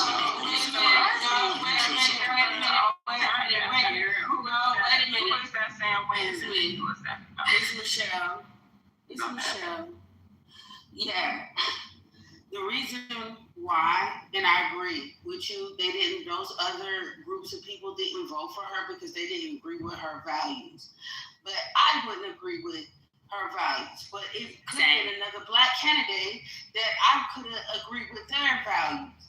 So don't act like that we all as Black Americans don't have values, because we do have values. And I don't have to value what a Republican Party values. You know what I mean? Just because we align on one thing and this other thing, nah, I don't really like it. I'm not fucking going with that shit. It's either all or nothing. And at the end of the day, you can't have a third party because there's so many other people that do align with values that are not strictly Republican, conservative, or conservative liberal, or liberal, whatever the fuck, Democratic liberal. There's people that range from a variety of point of views that don't align with those two parties. And if you're going to sit here and say that people aren't going to want to find another alternative, that is a defeated mindset. You're defeated already, and there's nothing anybody on this stage could even tell this man, because he's already defeated and he's already joined the other side because he's comfortable with being docile, because if he can't beat him, because he's conquered already, he can't beat him, he gonna join that shit. And I'll land. That statement right there is that, you see, his whole argument is based upon, if you can't beat him, then join him. Okay, to me, that's a wimp. That's a cop. Can you get in the queue? I never said if you can't beat him, join him. I said literally evaluate the conservative policy. I think, TC, can I borrow this? I think I'll pass it to you when I get done real quick. But this is, the best way to approach this is, how about you just look at the pros and cons of each party?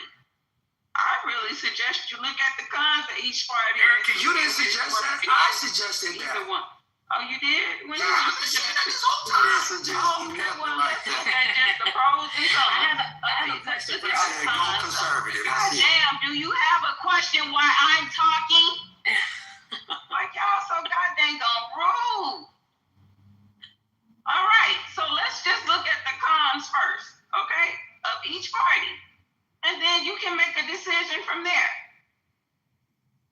I mean, I think that's more productive than going back, because, I mean, y'all keep trying to put people shit. It's bigger than just the people. Both of them have a system that they're offering you, and to be honest with you, it's the same motherfucking one, and they just don't make you think you got an option. Bingo. But let's look at the pros and cons. That works. Let's start with the cons, please. Anybody? Erica, I'm so glad that you've come around to my position. This is what I've been saying for the last 30 minutes. Let's look and evaluate the alternative. I presented one alternative, which is, excuse me, no, stop it. You heard me say it like 7 times. Your comprehension gap is getting in the way. That's the problem. You're a liar. All right, so I'm going to insult again. So again, I brought up, not even like 10 minutes ago, economics. I talked about liberal perspective, the liberal school of thought perspective on economics, macroeconomics in terms of the wealth gap and addressing the wealth gap. What I mentioned was the liberal approach to it, which is embedded in socialist thought and socialist policy, is to raise the minimum wage to address the wealth gap. The conservative position is to increase opportunities to address the wealth gap. Nobody's grappled with that yet. It stands on the table. So where are your? Well, we're doing cons. I don't know if that was a pro or if you. That's a con, Erica. That's a talking point. Well, can I read them? That's a con on both sides. You gave a con for who? The Democrats. That's right. A con for the liberal school of thought. Yes. Okay. So the Republicans. So like this is my thought, right? You go with a Republican system, right? They're conservative. They're not gonna give you the rainbow babies and all this other shit they're gonna give you. But what they will do is control your body, right? They'll uphold oppressive systems. Like that's not gonna change. As a matter of fact, they doubling down on the shit. Matter of fact, they say you done undid that shit too much, so I need to put it back where it was. And they are absolutely in the motherfucking process of doing that. Did they do that law that where they were silencing you if you talk about Israel? Did that chick because I forgot to go back on that one. I mean, so in the alternative, right? The con of that side, because we can go on for days, and I'm sure people get to this. But if you go to the Democrat side, right? Okay, they're gonna give you the fruity babies, which is more than likely gonna encourage your babies, like. You know what I'm saying? So you got the identity issue that's going on the other side. What else we got over there? They lying, making it seem like they doing something good for you when they doing more for another group than they are for you, but they making you think it's for you. But they really oppressing your ass too systematically. You just don't realize it. And so on and so forth. So like that. Can we do it like that? Is that possible? I don't think that's as rigorous as I figure we should stay. Oh, we can get rigorous now. You can come and give us the good, but I just want to deal with. I wanted to focus on the economics, like. I know you want to, but I don't want to because see what happens when you go to buy a car. You know how they get you to buy a car? They get you to get in that motherfucker and drive it, and you be like, this motherfucker's so smooth, man. Fuck how much this one is. I would just want this car. It's nice. Fuck the price tag. I want to look at the price tag first, because if I saw that price tag, I might have never got in the motherfucker. So let's deal with the price tag. Yeah, and when you look at it, so we're gonna look at these pros and cons, right? I don't know which one you want to look at, but like as far as these cons, when it comes to the Republican Party, somebody's out there, Mike. Can you please meet? Oh, it's Melissa. Oh, my bad. Let me see. She in the kitchen somewhere, cooking it up. Cons on the Republican side, right? Common cited cons. Those are reduced social programs, healthcare access issues, environmental policy, and tax cuts and deficit concerns.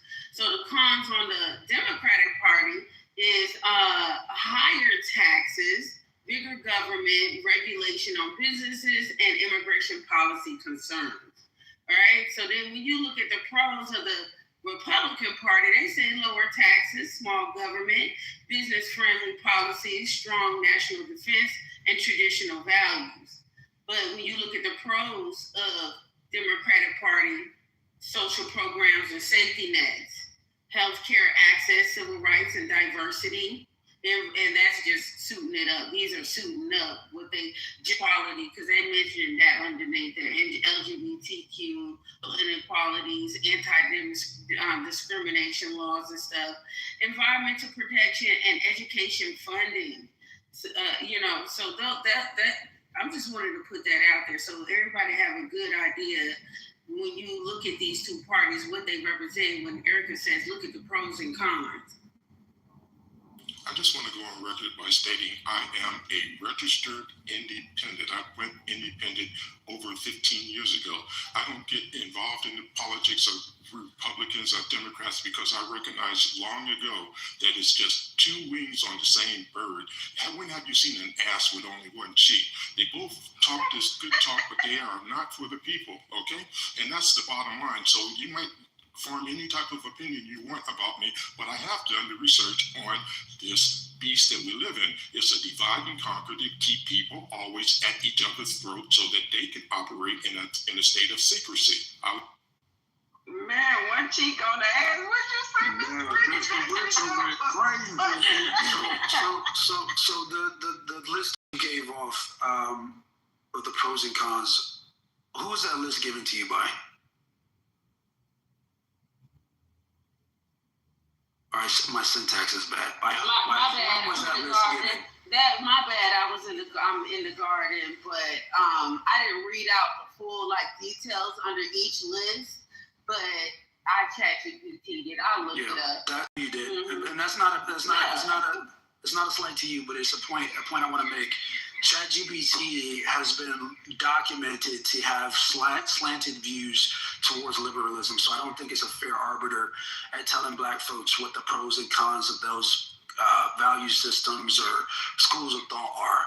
I think it's slanted and is biased. So ChatGPT is a liberal? It's ChatGPT Gemini it's a Democrat. Dude, you don't have to take my word for it. Literally, you can Google it. Because it literally gave a biased point of view of both sides. It literally just gave you a biased point of view. So what is the problem? What was the problem with what it said? That's what I was getting to. But if you'd allow me to finish, I would like to address those. The framing of the problems with conservative policy, the top framing that stood out to me was the suggestion that conservatism is against essentially programming that benefits the populace, labor unions. That's not actually true, is it? Right? We know that in an environment where there's free-flowing cash, there's more sustainability, there's more sovereignty for these business owners to be able to act without the weight of heavy regulation on them, that actually wages increase. They don't decrease. That business owners actually operate in the interests of their workers because the opportunities are so vast and they're not being stymied by ineffective regulation and overburdensome regulation that restricts growth and opportunity. So the reason why I said that is because if you were to take the perspective of an unbiased criticism of conservatism, an unbiased criticism of conservatism would be that it falls sway to populist movements that distract from the core value system at the center of its theory.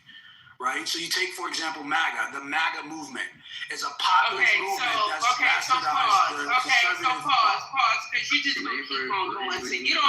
So he don't have an issue with what it said about the Democratic Party, but all you worried about is the cons that it gave. And these are actual factual cons of the Republican Party, because this past year, didn't y'all see cuts to healthcare systems and food programs and welfare? Vulnerable populations may struggle. It's a little bit of struggling going on here. They have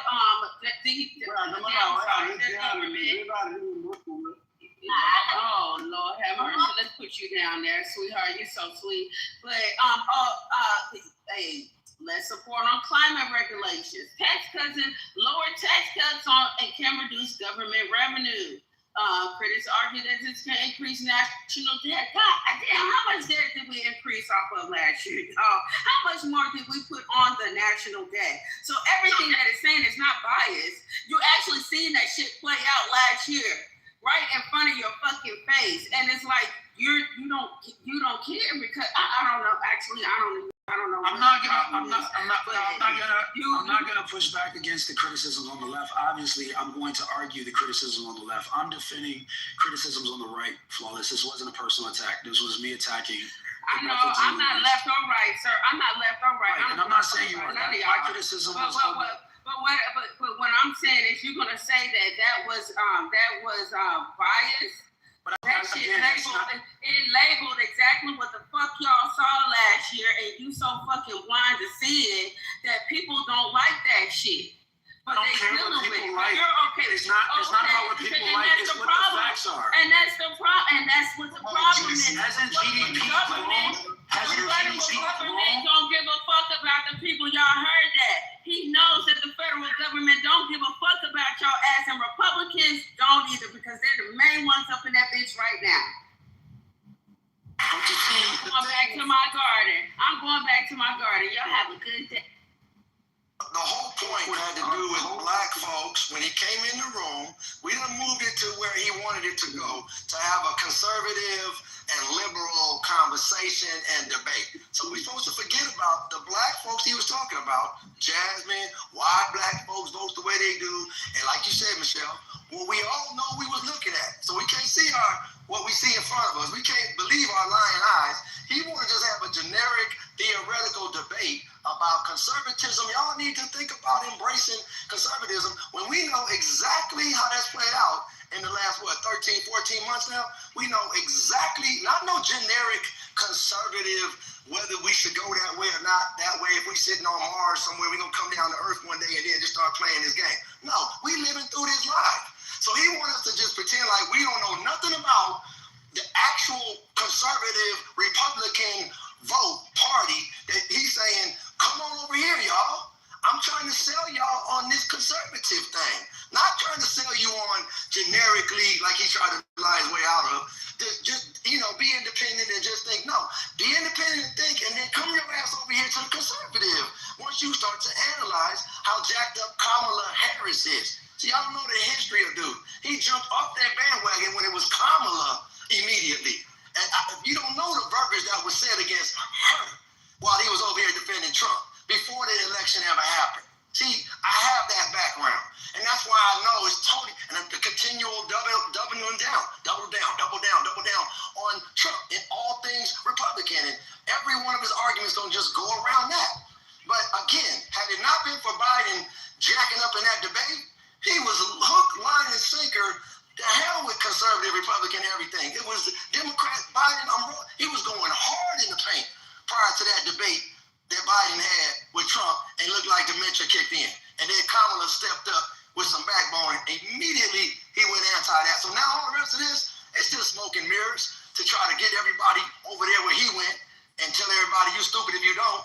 But now I'm gonna frame it as black folks, you need to be more like you're conservative. Come on, man. This guy has a serious problem. He needs to get that shit. I ain't got no problem, bro. You got a problem in me. I don't have no problem. Trust me. I'm just talking fact. This guy has had the whole time to himself, and he only talked about TV. Bro, you isolated talking about me, so we having a conversation. What's going on? This is crazy, bro. Like, get that shit checked out, bro. Yeah, it is crazy, bro. No, you do you, man. Keep on maintaining your life with you and your wife, man. Don't worry about me. We talking about the conservative party and black folks. I'm gonna allow. Jasmine Crockett and Taliko, bro. Am I gonna be allowed to speak, please? This is not y'all. This is not y'all. Hold on. Let's make sure. Let's make clear. Like, this is not y'all. Hey, y'all can do the fighting in the back channel. Erica, this is not y'all. Yeah. I didn't make one comment on. No, it's both. No, it's not. Yeah, it is. Yeah, it is. No, Erica is not. I'm sorry. Like, I didn't make one comment about him. I didn't talk about his political. No, Erica. You did, bro. You did. I didn't make a comment about him politically. Listen, okay, so this is what we're gonna do, right? Just so we can just move on in the conversation. If Sweet says anything else about TC, I'm just gonna put you in the goo, and vice versa. If you say anything else to or about Sweet, I'm putting you in the goo as well. So same rule for both people. All right, let's Thank you. So I'd like to finish what I was saying. I voted Democrat my whole life, okay? Since I was like 21 since I was 18, actually, my first election, I voted Democrat. Up through college, graduated college, started my business, voted Democrat. It wasn't until the election of Joe Biden versus Donald Trump that I started to consider my political leanings. If you'll know, the average story for a black man in America that comes from a majority black city, the story is the same. They vote Democrat because that's what their parents did, and that's what their grandparents did. And that's what I did, because that was the political theory that was foisted upon me, and that's what I believed. But it wasn't until soon after I left college and I put my kids in school and I looked at the disparities between the education system in the inner city where my kid was going to school, and until I took them out of that school and put them in a private school, the outcomes was completely different. It didn't even take a whole year. So I started to advocate for choice-based education, Erica, which was a conservative policy. And then I was shamed, attempted humiliation, exactly like what just happened to me on this stage. Oh, this guy's crazy. He doesn't know what he's talking about. He's stupid. He's dumb. He's uneducated. Forget about the fact that I am educated. Forget about the fact that I employ over 40 people. I've made my first 7 figures by the age of 21. Forget about all of that. I'm stupid because I'm taking a principled stance on an issue that's important to me. It was at that moment, Erica, and I'm landing here, that I said I'm reconsidering my alliances, my political alliances, just because that's what we always did. And it was from that moment on when I started to question all of those political decisions. Why am I pro-abortion? Why am I pro-trans rights? When I started to evaluate it, why am I pro-taxes? Why am I anti-gun? Why am I anti-Second Amendment? When I started to evaluate that shit, I realized something, Erica. That shit didn't line up with the type of life I wanted to live and the type of life I wanted my kids to live. So yes, I changed. I made a principled decision to change the party that I aligned with. It was the best decision I made politically. And for that reason, I stand 10 toes down on that shit. It got nothing to do with Kamala Harris. It has everything to do with my political outcomes and the outcomes of my family. And guess what? A lot of black Americans are waking up to the same reality. And they also voted Democrat their whole life. They voted blue no matter who. And now they're reconsidering that shit. And I'm glad I did. Yeah, I'd like to say that. I feel the same way. I used to be vote Democrat only because if my family, I came from a Democrat and shit. That's it. Until I started to realize that both sides was full of shit. So I didn't run to the other side though.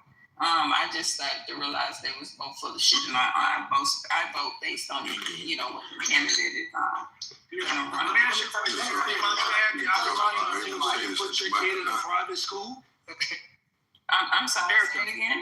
If you had the opportunity to, would you put your kid in a private school? Well,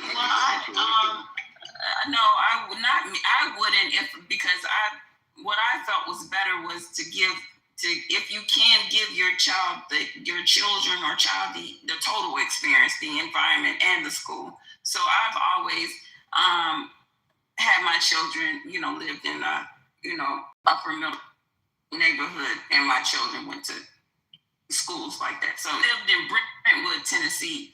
Even though my nieces are in private school, I think it's stupid. Like, I've had this argument. If I'm paying the money I pay for my neighborhood, my house, my home, my environment, the schools are good, why the fuck would I pay for a private school? So, I mean, again, it depends on where you are, everybody's situation is different. So. Well, I appreciate you for answering honestly, but what I took away from that answer is that if given the option, you would want the choice. No, I would not. I mean, I don't need the choice, but again, everybody's situation, or did not need the choice. Everybody's situation is different. No, I would not prefer, because what happens is when you put them in private schools, they're usually in schools with people or children that can't relate to them. They don't fucking look like them. Like, I have a coworker that's going through this issue. So it's a lot of shit that's going on, and again, every situation is different. Yeah, but Erica, do you put your kids in school for kids that look like them, or to get a quality education? I put my kids in school so they can be balanced, right? You send a girl to a school. No one in there looks like her. No one has her fucking hair. That's a self-esteem issue that she's gonna have because she grew up around children that she could not fucking relate to. Now, she ain't gotta be able to relate to all of them. She need to be able to relate to some of them. You're basing that on immutable characteristics, Erica, and I understand that might be important in certain contexts, but in education context, I find it hard to see how that is. You have grown children. Yeah, I do. I don't have any grown children. I don't have any grown children. Okay, well, I'm basing it off experience. Okay, now when you get to the point where yours are grown, you sit back and you reflectively come back and give the story. That's 100% fair. Okay. I'm having a hard time understanding. I've been listening for a long time. I just want to propose something, right? Is it at all possible, and this might be a new thought, I've been thinking about it for some time. Is it at all possible that we can stop treating this shit like it's a sports contest, like it's either one team or the other? Can we honestly say that there are good people and bad people on both fucking sides? And maybe, just maybe, if we stop looking for somebody to do something specifically for black people and start looking at people that do things for America, because if America does well, then we can do well, no matter what party they're affiliated with, and vote that way, then maybe we can have some type of progress going forward, because I voted for Donald Trump, but I also voted for Obama. That was a fucking mistake, let me tell you. But guess what? Herschel Walker, I wouldn't vote for his silly ass. Neither would I vote for fucking Alexandria Ocasio-Cortez, who just happens to be one of the top Democrats right now, but this bitch was a bartender. So maybe it's not about the party, and maybe we should start looking at the people who are actually doing things for America, for the interests that we hold, and vote that way, regardless of who they affiliate with. I mean, that's I can assure you, voting will not get us out of this. Although education, out of my 7 children, 2 homeschool. Out of my 31 grandchildren, 11 of them are homeschooled. Just look at options and alternatives to things. Back or black to the vote on Jasmine Crockett did not take a political that well. She might have took it, but she didn't use it. We gave her plenty of common sense. As I always say, the only campaign you got is the vote you get is the vote that you ask for in person or through a group situation. There's nothing on the social media that will get you into politics. Absolutely nothing. And I think she leaned on politics. Got my money straight up.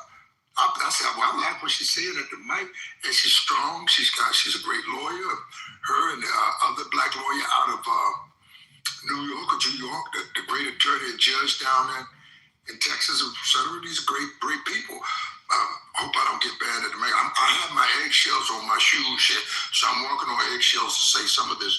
But nevertheless, some of this needs to be said, that they have our own brand of politics to get us where we need to go. It's not, we can't appease Democrat, Republican, Libertarian, Independents. They're all shaking out and going to leave you out. You will not be in the loop at the end of the day. At the end of the vote, they will count it and will tell you, see you later. And I do mean, see you later. I'll plant you now like a good tater. I'll plant you now and I'll see you later. And it's always been that. They coaches as long as the elections are going on. The half black one will run for the office, and then the half white one's going to run the goddamn office. We got to get used to running our own politics and running the system of things that we say we built on this land. We start investing in our self-run, self-government, self-management. That's where you fail in the scale, that you don't manage properly and that you're not aware enough of the competition of what you're up against. Once you bone yourself up and get prepared, there's nobody can knock you out of the ring standing on your own family value system. I have to land my plane on that, but know that the only vote that they're ever going to get is the one you ask for on the door-to-door, and give them your handbill, give them your flyer, and that may get you some votes. But you won't get one single vote off of social media. And I land my plane on the facts. That's a beautiful story, Sheikh. You know, I was born a poor black child, you know, from parents in LA. Father was from Watts, and you know, but they was poor and monetary, but they had enough to get by. But my parents were so strong on both sides, and the good ethics and Catholic upbringing, and I bought into that, and I saw the diversity of life and the disparity of what black folks' life was like. And the lighter you were, it seemed to be a certain kind of lifestyle, and the darker you were, it seemed to be a whole different kind of lifestyle. And something in me said, go to college, and I did that. I picked myself up by my bootstraps, and I said, let me go. And I went off and did that. Got a student loan. And did that whole thing, graduated, went off to Japan. But you're not trying to hear my story too deep. But then, you know, I realized, I said, you know what? As a people, I see this party over here, some people are leading us into a burning house. It ain't gonna work. And over here on this side, and I said, you know, we such a brilliant, amazing people, and the world loves us, and we just such amazing salt of the earth. I said, you know, I ran across a man, I just said, never settle became a thing in my mind. Like, if we just don't settle and keep standing on what we about and the good principles, I know that the world eventually will see that, you know what, we probably could build a whole new reality if we just stood on what we stand on. And that kind of formulated a lot of my thinking, and I appreciate y'all for understanding and hearing my story. My name is Muhammad. I appreciate it. The last footnote the footnote goes on that. It says, don't go out to the voter. You have to go out and appeal to the voters that actually get up and go to the polls. There's a big percentage of voters, but they don't vote. So you got to find out which ones are voting. There's a technique to getting door to door to ask for votes. The people that actually go to the polls, and that are willing to cast a vote for you. Now you got to find your constituency and be among activists, social political activists amongst the voters that go to the polls. That's where we feel we don't explain it with enough detail to get political action. And that motivates your action. I'm going to go out here and find these voters that go to the polls, leave their home, and are willing to leave their home and go to the polls on voting day to vote off. They vote absentee ballot, but when they cast that vote, it will be for me. That's a science, and I'll give you some more Muhammad Ali later, mama. I mean, just to address a little bit more Jasmine Crockett, does anybody know, like, we keep talking about how good of a person she is, and all, like, what policies was she pushing? And then, is this the same Jasmine Crockett? And this is what I mean about just voting for the party and treating that shit like a sport. Ain't that the same Jasmine Crockett that when the idea was floated of giving Americans $5,000 from the tariffs, she was like, what is that going to do? No, that's stupid, right? But the same Jasmine Crockett that is advocating for these corporations to get a refund from them tariffs, is that beneficial to the people or is that beneficial to the corporations? And is the only reason why she's doing that is because the other party is advocating for the other side. That's not beneficial to the people. That's not keeping the people in mind. Fuck if you like the other side. $5,000 to the people, regardless of what you think, that would be better than that money going back to the corporations. Do I have anybody that disagrees with that? Yes, I disagree. I don't disagree with it, but it would be nice to know the report card on the other side as well. Exactly. Now you are like your DSU watch. I'm just saying because people were talking more specifically about Jasmine Crockett, so I just addressed Jasmine Crockett with something that she was doing. Yes, sir. I will go up to the mic and tell you this. I can name you 10 constituents. Start with J.C. Watts, Armstrong Williams, Nigel Ennis, and name that list that you got. And you can't find one of them today, including Michael Steele is out of there. Sure enough, Colin Powell is out of there. And where's my black conservative?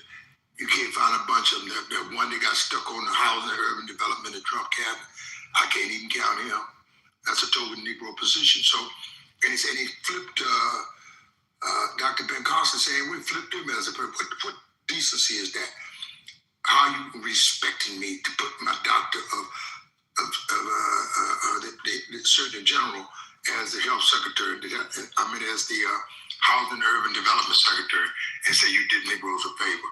So these days, there's no difference in Trump doing that or Bush appointing Clarence Thomas or Trump putting in John Kavanaugh as a head of the Supreme Court. So all of these, it's just craziness that we do, seeking something that's never going to pan out for you on the conservative idealism. J.C. Watts was a Scotch party. You can't find J.C. Watts. You can't find Armstrong Wayne on the conservative front line, the GOP front line, anything. And that they'll sort that Negro out, define him, and boot him out in the person of Michael Steele. He fixed the whole goddamn Republican Party. You can't find Michael Steele over there. Oh, I'm just saying to you, there's no loyalty to us anywhere. And if the loyalty is a loyalty to yourself, find that out, they will respect you. Once you know that's a fact, once you have knowledge of these politics, then you know how to manage these politics. As long as you stuck up to somebody looking for, you said, well, I remember Charlie Rango, he said, I just need a ride. As long as you're looking for a rider, that's just what you're going to get, a ride to the other side, saying, my.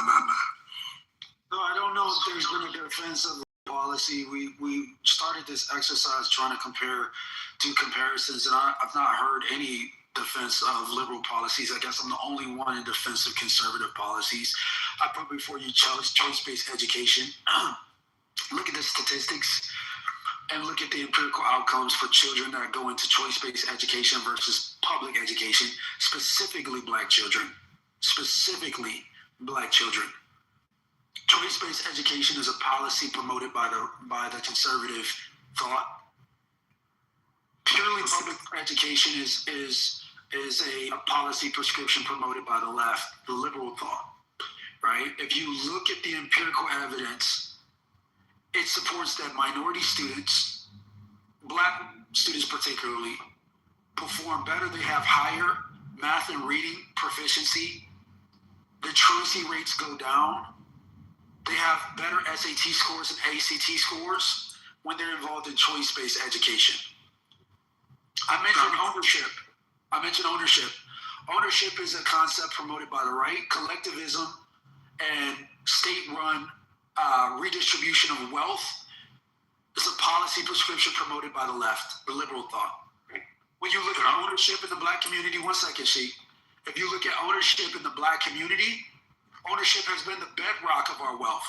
Home ownership and business ownership, to be exact. That is what's contributed to upward mobility for black Americans.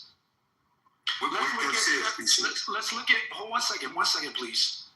Let's look at popular sovereignty within the black community. Us owning our stores, us owning our homes, us owning the infrastructure. We know that black Americans benefit when we are directly involved in the decisions that affect our community. But when other people groups come in and determine how to divvy up the resources in our community, black people get left out last. What does conservative thought think? Don't import illegal immigrants into the community, into American communities, and displace the resources for people that should have never been here in the first place, particularly the ones that are bringing high rates of violent crime. They should be expelled immediately. What is the liberal left policy on this exact same issue? No, let them stay here. And if they do commit crimes, don't withhold, don't incarcerate it under a bail system. Remove the bail system and go for free until they show up on their court date. With that said, Mr. If we take it, hold on one second, I'm landing here. If we take an evaluation, I'm happy to do the evaluation. If we take an evaluation on just those topics alone, you understand that conservative thought is actually more consistent with traditional black conservative values. With that said, Mr. T.C. Carpenter, I would like you to explain to us here at the 40 Acres and a Mule, to our vast listening and participating audience, exactly why and how every single conservative I know has been booted out. Can you explain to us why every conservative to this day, to this moment, has been booted out or killed at the GOP? I don't know what you're talking about. One of the most prominent conservatives, Senator Tim Scott from South Carolina, who instituted and sponsored the bill for opportunity zones, is still a prominent black conservative in the Republican movement. You have Congressman from Michigan. I forget the guy's name. I'm bad with names, guys. The Congressman from Michigan, who's running for governor now in the state of Michigan, a very black, prominent conservative voice, has not been pushed out of the Republican Party. No, I'm not defending the Republican Party, but I am saying that conservatives typically tend to run Republican. I haven't seen those guys get pushed out. Wesley Hunt did lose his election in Texas, but he got 13% of the vote. Just so happened that the electorate in Texas is consolidated around more statewide name recognized candidates like Paxton and Cornyn. But Wesley Hunt got elected to Congress in the state of Texas as a black conservative. He wasn't kicked out. I think it's the very same thing as you find in the Ivy League colleges out of Harvard or Princeton. They use that graduate a few years when they get the usage value out of Tim Scott and others. And then you'll see there's a team ready to do the straw man, the tin man, and they're going to sweep them out and rid themselves of the excess waste. Every one of them been set up by the Conservative Party. But who are you talking about, Sheik? The person of J.C. Watts. These are personalities that I know. I don't know about Watts. Do you know about Colin Powell? Colin Powell leads the list. Colin Powell, that was one of her mentors there. Then you got J.C. Watts and Armstrong Williams. Where are these guys there in front? Are they saying here's Trump candidate?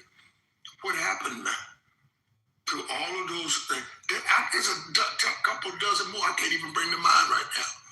They all see them all get washed in or washed out. Terrible things have happened to them, all the way up to death.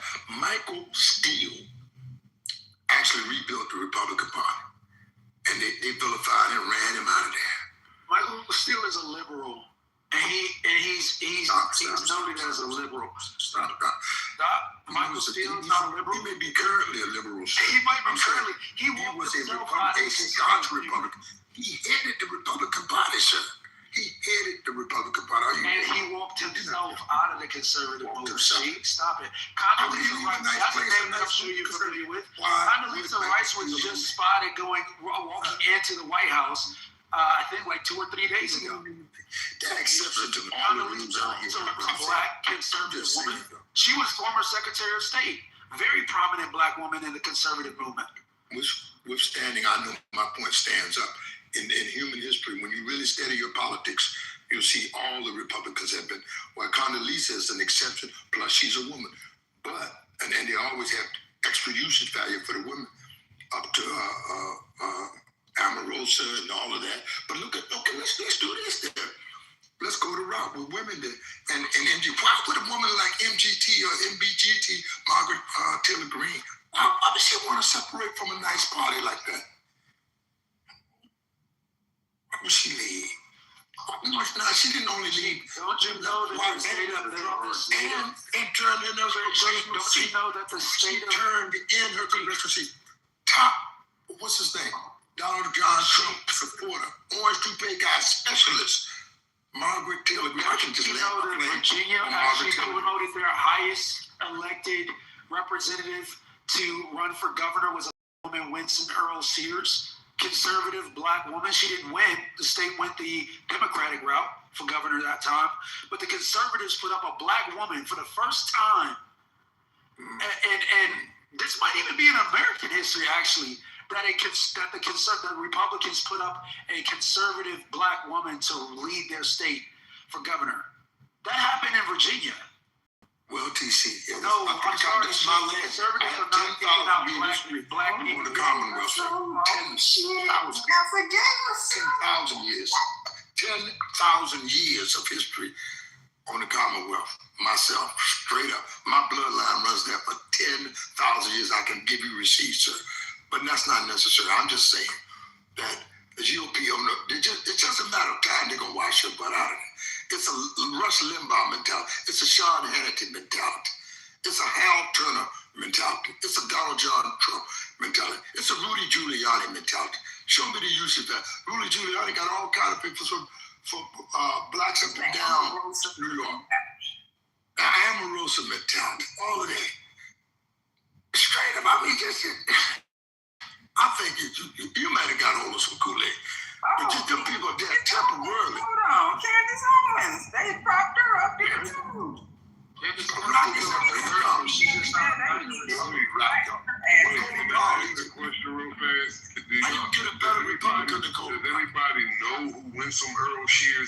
before y'all saying this stuff? I don't know. Nobody been playing no mind game. Who is he? First of all, it's a woman. Well, who is she? Let me see that. She was the person that was running conservatively, like TC was just saying. But y'all are comparing her to Omarosa and to Candace Owens without even knowing what this woman stands for, and that's what I'm saying. Just because a gay chick in the Republican Party, y'all are automatically canceling her out. Oh, they just putting her up there. Oh, she just a token. Like, y'all don't even know what she stands for. Same shit, different shingles. That's my state. That I can work with that. I can work with the Commonwealth, and I can work it all the way from the net turn of land all the way abroad. So I ain't gonna play with you on that. The Commonwealth of Virginia is the biggest plantation and the original plantation of America, and that's where they got all the pattern how to treat these Negroes was done in the Commonwealth of Virginia. That's right. Just how, and they show you today how you supposed to have these Negroes. Go ahead. Yeah, that's crazy. Well, we got some, y'all. I mean, what's going on over there? Tim Scott, what's that looking like that? Anyway, Tim Scott, I mean, they got them a good way. All of them, they sitting in there and running their agenda, most of them. What happened to Ketanji? What's the latest news on her? Ketanji Johnson, the black judge, is she still good? Or we done found a way to discourage her as well? So that's what I'm saying. So what did Ketanji Brown Jackson represent policy-wise that would make us get beyond? Or is it just because she a black woman? Because if it's just because she a black woman, then why aren't we getting behind a conservative black woman? That's what I'm asking. You mean why? The Klan, brother. They next to the Klan. That's why. They standing next to the Klan. I don't know. It's kind of hard to sit in them circles and somewhat not agree with them at those levels. I'm just saying. Now you can make it seem like you don't, but goddamn it, I just can't imagine you really not having some of commonality between y'all to be sitting there. I'm just saying. No sensitivity, yeah.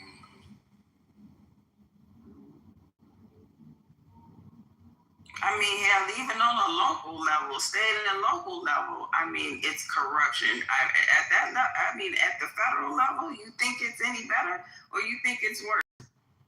Well, that's what I was saying. On a local level and on the state level, right? We should be looking for the people who are working in our benefit, and that should be regardless, because the reality of it is the Republicans and the Democratic parties are the one that has the most money. For people to get out there, get their message out there, it's going to take money. That's why these people are running Democrat, Republican, but not everybody that has that tag represents the entirety of that thinking. And that's my point. We can find good people that are in the interest of the people. You know, I seem to recall there was a shift in politics. I'm guessing around 1980 or 85 or something like that. What you just said, Ian, is true. We used to look for the best person to fulfill the job, but the whole system changed to voting party lines. And I strictly recall is that they used to have primary elections where that you actually tried to find the best person to represent the party, but all of that went away, and we're stuck with what we have to. Not too much on real politics. Not too much. I cannot be impressed by today's modern day politics, and especially the policies of this administration has destroyed the hope of many that had hope in politics. They have lost hope in politics by watching the actions and the lack of actions by this administration. Mama. I think what happens is some of these people run on what they think their constituents want, right? They tell us what they think we want to hear, right? And they have an individual thought process of what they want to do. But once they win, they're engulfed in the party's identity and lose focus on why they ran. Well, one thing that I do recall is that, see, it shifted to the person that had the most money, that had the biggest coffin, I think that's what they call it, that actually won. So the search for the best candidate kind of died with that thing. I think there was a law passed, something like that. There was a limit on how much money could be used for a campaign, but now they took that away. And so it became whoever had the most money actually generally won the election.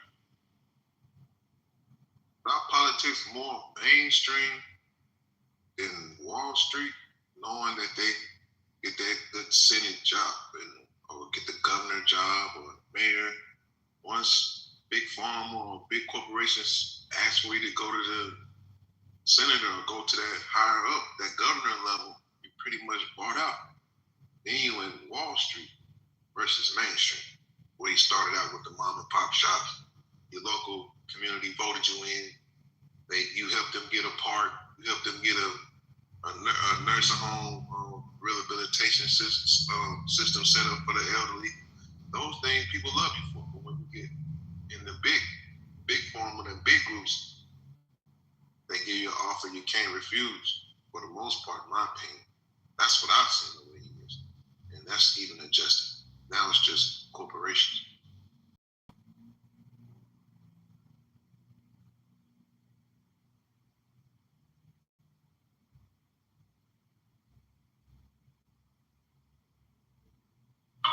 And speaking on the local level, I personally know of people that have run and was told to bow out because one, they didn't have the resources, the financial resources, and two, they were running on an agenda that they didn't want to win.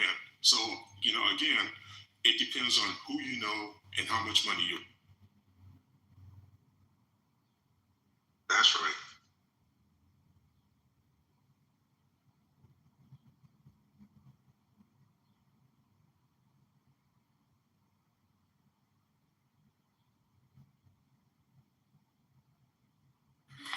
See, it's a fact that we still have the mental drama and trauma of loving self. We still need validation, unfortunately, as a people, from outside of ourselves. We still have to assimilate before we just love ourselves.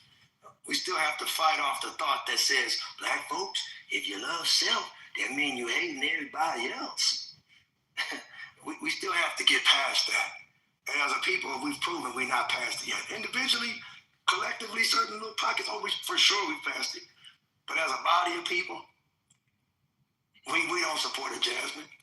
50 million people on the same ticket, 30 million, 20 million, 10 million. Oh man, countries wish they had 10 million. They wish they had the power we have that we just disperse out to the rest of America, therefore the rest of the world. And look at our dilapidated communities, man. All it comes back down to is, you know what? We've been taught to hate self. And that's a big fight. You listen to a person that loves themselves, you listen to a awake person, you listening to a natural person, because they haven't been taught to hate themselves. If you see the Chinese all of a sudden wanting to get rid of their name, something other than self, just know you're looking at damaged goods. Just know that. Ain't nothing wrong with you are, who your mama is, who your daddy is, and loving self and loving your grandparents. That's a sign of healthiness. Wanting your species, wanting your race, wanting your group to live. That's healthy. Squirrels understand that. I promise you, the giraffes, they know that game. the whales, they're not trying to be like the bumblebees. I promise you. They cool with being who they are. But one day, I got hope. One day, for Jesse, on behalf of Jesse, I'm going to keep that hope alive and that faith. I got faith that one day, we're going to not apologize about loving self. And we're not going to fall for the okie doke banana in the tailpipe no more. So, Sweet, what's some of the policies that Jasmine was pushing that we should have got behind that was beneficial for us? Right, I'd rather not go down to that lower conversation when I'm talking about the bigger picture. Because it got me harder. So she should have policies that represented that. No. See, that's done. Right? I can't afford to look backwards. That's done. Ain't no Talarico Yeah, that's that accountability right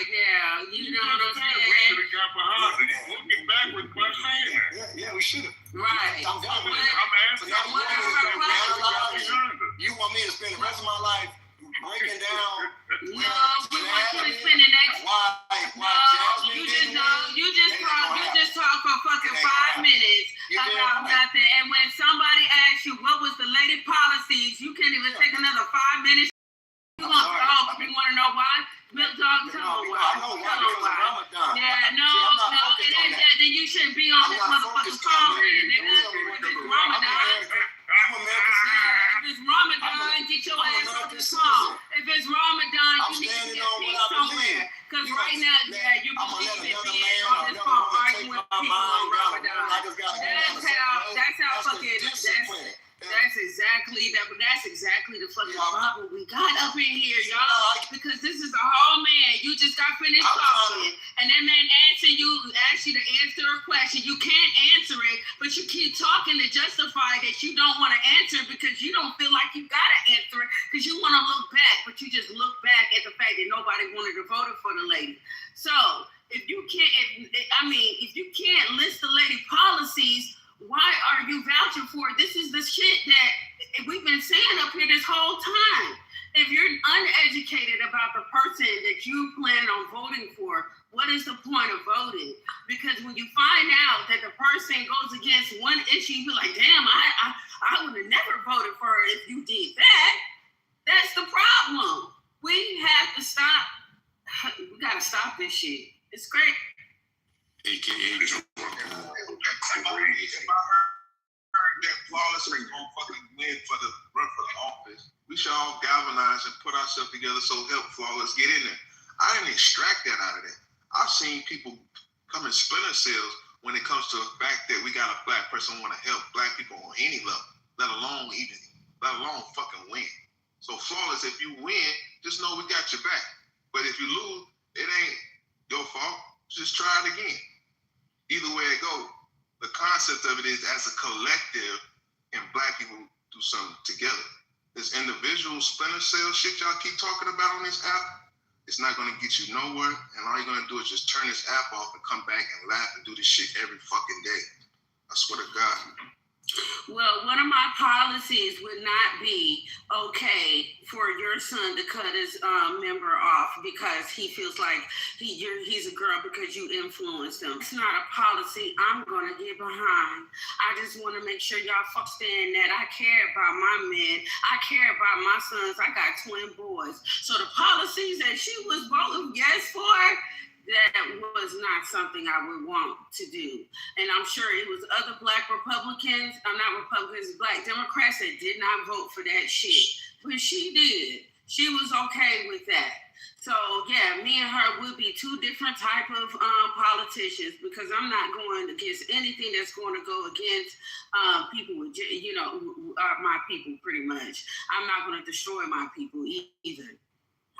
Just being slightly familiar with her. Let me ask you. She had war powers. Hold on for a second, Ambassador. Who actually gets to determine what the policies are of that party, and who determines or is responsible for executing those policies? I mean, is it not the people that are supporting these policies behind these parties? As to develop the framework. Go ahead, sir. Go ahead. I'm sorry. Go ahead. Okay, this is what you got. The policies are set by the lawmakers, and they run on the policy, local, state, and the local government municipalities, meaning the city and the county within a municipality, a county gov, and then they have small cities within that gov. And then there's a block that's a congressional district, and the voter constituency of that district supported them as the policy maker or as the congressional representative. And therefore, she had war powers. She had quite a few. There's quite a laundry list of things. I'm surprised men don't. The pay disparity between men and women is a bunch of that she was working on. State and local government, the human rights policies and issues.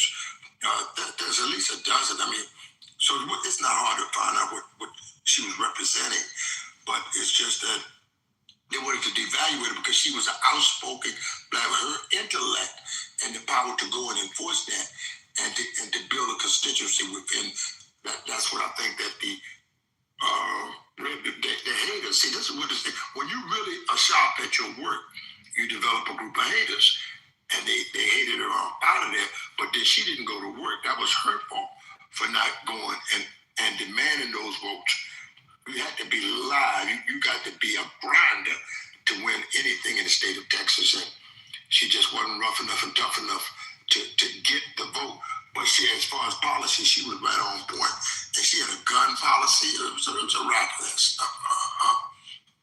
The rights on government and reproductive. She had a rack of stuff that she ran on, but it nevertheless, and she would set policy. She's a proficient, able-minded, and able-bodied lawmaker. That was the thing that I think was most impressive to me, that she was able to articulate what was the issues at the mic. And I land my plane. Somebody asked a question.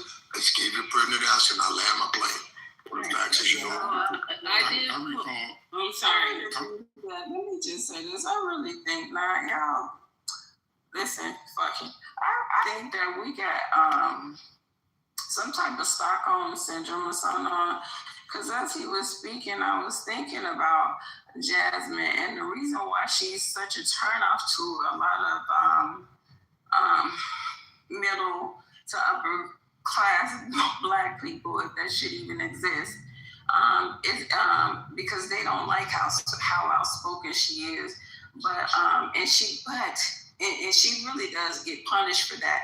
But she's literally in an environment where the other side is the same way. Have y'all seen? I think she's a press secretary, that white chick that be on there giving the goddamn news for Trump, the update. What's her name? Carolyn Lovitz. Man, her personality, she's a nasty heifer. Very much so. Ain't nobody talking about that woman. She has the same disposition that y'all giving to Jasmine. But nigger, and I eat the butt. Oh boy, damn. Anyway, she has the same type of fucking. I just think that we got Stockholm syndrome, and we demonizing her for the way she is, but the ones around her are the same, if not worse. But we don't pick that out. It's like the ass on a Black woman. It was bad, but when the white woman started to go get it, it was a good thing, and that shit became expensive. It was never bad. And we was okay with it. It was never bad. It was always amazing. Shout out to her. I know that's nice Black woman. That's right. Anyway, y'all get it. Yeah, to that question that was asked, okay, recall Howard Dean, he was caught mentioning, I don't remember all of the details, but they set the agenda for each one of the members that they put on the ballot. And remember, I just stated that I knew personally of a person here that ran, and they were told him that his agenda was not right for the party. That happened here on the local level. So there are people within the party that sets these criteria. Now, if you think that we get around here on Clubhouse and this is just fun, they have think tanks in these parties that define what the policy is, and so they select the right person to push those particular particular agenda. So they craft these agendas for the person that they're going to put on the back. And that's the problem, right? The government shouldn't set the agenda. The American people should set the fucking agenda. See, the government has I always say this, the government has convinced the American people that the American people work for the government and not that the government works for the American people. The biggest problem we have is the structure of the government, right? They run off of what they think we want to hear, and then we leave them in office for 4 years. That should not be the case. On any regular fucking job, if you're not producing, your ass is fired immediately. And that's the way the government should be set up. If you got a 4-year term, your ass should be graded every year on the policies that you're bringing forth. If they're not in accordance with what the people voted you in for, your ass should be allowed to be kicked out before your 4-year term is up and not take any of the pleasantries with you as far as being taken care of with insurance for the rest of your life and being paid for the rest of your life. That's the way it should be, and that'll stop a lot of that bullshit. If you're not carrying out the policies that we voted you in for, we should be allowed to vote you out before your term is up. But that'd be fucking. I just looked up. Well, wait a minute. I just looked up, and I was looking up some of the votes that whatever she voted for, yes or no for certain bills. So you got a bill that, on considering several bills, including police reform and technology measures, she voted no. She voted against bringing this package to the floor. She voted yes to Protect Taiwan Act, supports this measure regarding U.S.-Taiwan relations. Housing the 21st Century Act, I'm not really sure what that is, but I'm gonna look into that. But it says yes, she voted in favor to expand and improve housing policy. I think that's very positive. DC Tax Conformity Act, she's not gonna be voting on. I don't think she's on the floor anymore. So those are just a couple of things that found that it's on her website.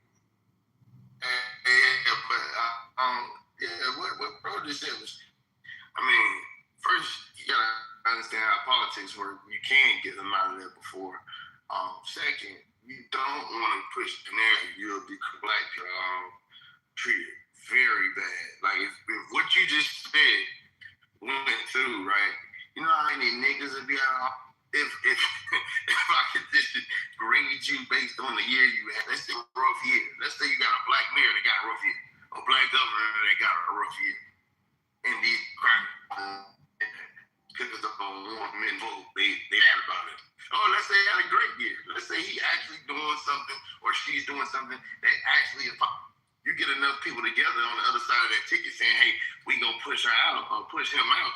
No, you can't do that. You gotta remember, whatever set precedent on one side will be on the bad side. You don't wanna set a precedent on some shit like that and then they be like, okay, well, let's play ball. Since that's how y'all wanna do it, just because y'all feel a certain way. Next time, let the brother. Well, they do that now. Oh, that would be fucking. That would be another way for them to just get this out. Everything that all said, right? It sounds great, but think about it. They use that all white politicians. That would just be another legal way that now they set a precedent. Black people wanted this. They voted for it. They said yes. Let's go with Snoop Dogg's plan of action. Then that would be the fucking. That would be the fucking. Mark. You know, I often use the analogy if they come up with a vote. What's crazy is this is what we do anyway, right? This is how you get out of office when your term is up. So to say that's insane when it's actually what we do any fucking way is insane. I'm just saying to gather more control for the American people, we should be able to do it on a smaller level.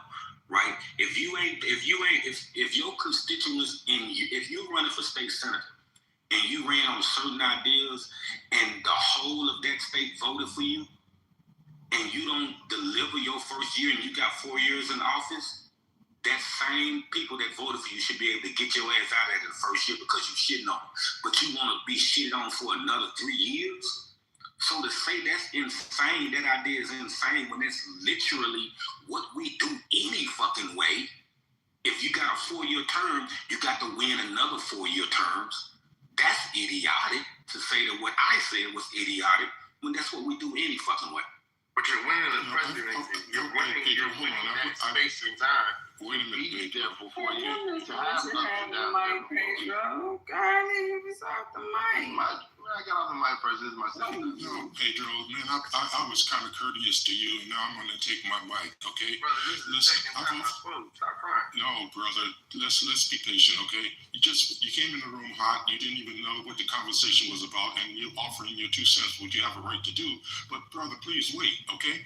Listen. I've often used the analogy if they can come up with a voting system for the American Idiot or the American Idol program that could tally all of the votes by the next day and then publish that vote by the next day, how come they can't do it for the electoral system? They don't want to because they don't want to know what the people think. They want to dictate to the people what they want us to do. And ain't that right, Mr. Richard? I ain't never heard it put that way, but that's the truth. Well, y'all know the reason why they can't do that. American Idol shit is flawed. They don't wait. Listen, you niggas ain't picking the president, and they not picking the fucking artist on stage. What is it crazy? That system of everybody calling in and phoning in, and we know the same day. You think that's actually how they get picked? No, they already know who's winning, just like they know the president is winning. The reason why it takes a little bit longer for the president because they're doing an electoral college, but President American Idol about in real time. We just seen the other day when I had a debate with Brother Sneak in the room how you political voting gonna be like for policy voting. That will work perfectly. No, it won't. No. Instantly, so we gonna instantly come up with laws and just pass them. Man, that's crazy. You gonna believe the number they put up on TV too? This is crazy. See, we live in a republic, okay? That's the reason why we elect the representatives and send them to Congress. They're supposed to be representing us and voting the way that we want them to, but they don't, okay? That's where the issue is. But how could you, all right, so they don't represent us. You know how many people that work in the Navy, all the military branches, right? They get a vote too, right? So how are they going to get their vote in? They got military. That's the reason why you need an electronic system to tally everything. We have the technology, we just don't. If you use that technology, so then you telling me you gonna really bank on that? I would rather us keep going in. But you bank everything on the hanging chat, right? The paper ballot. That's what you hanging your all this upon. I mean, give me the election. They're choosing a president anyway. So we just talking for fun right now. Because they definitely, the Electoral College is what picks the president. But for shits and giggles, let's just say that we were choosing the president where I vote.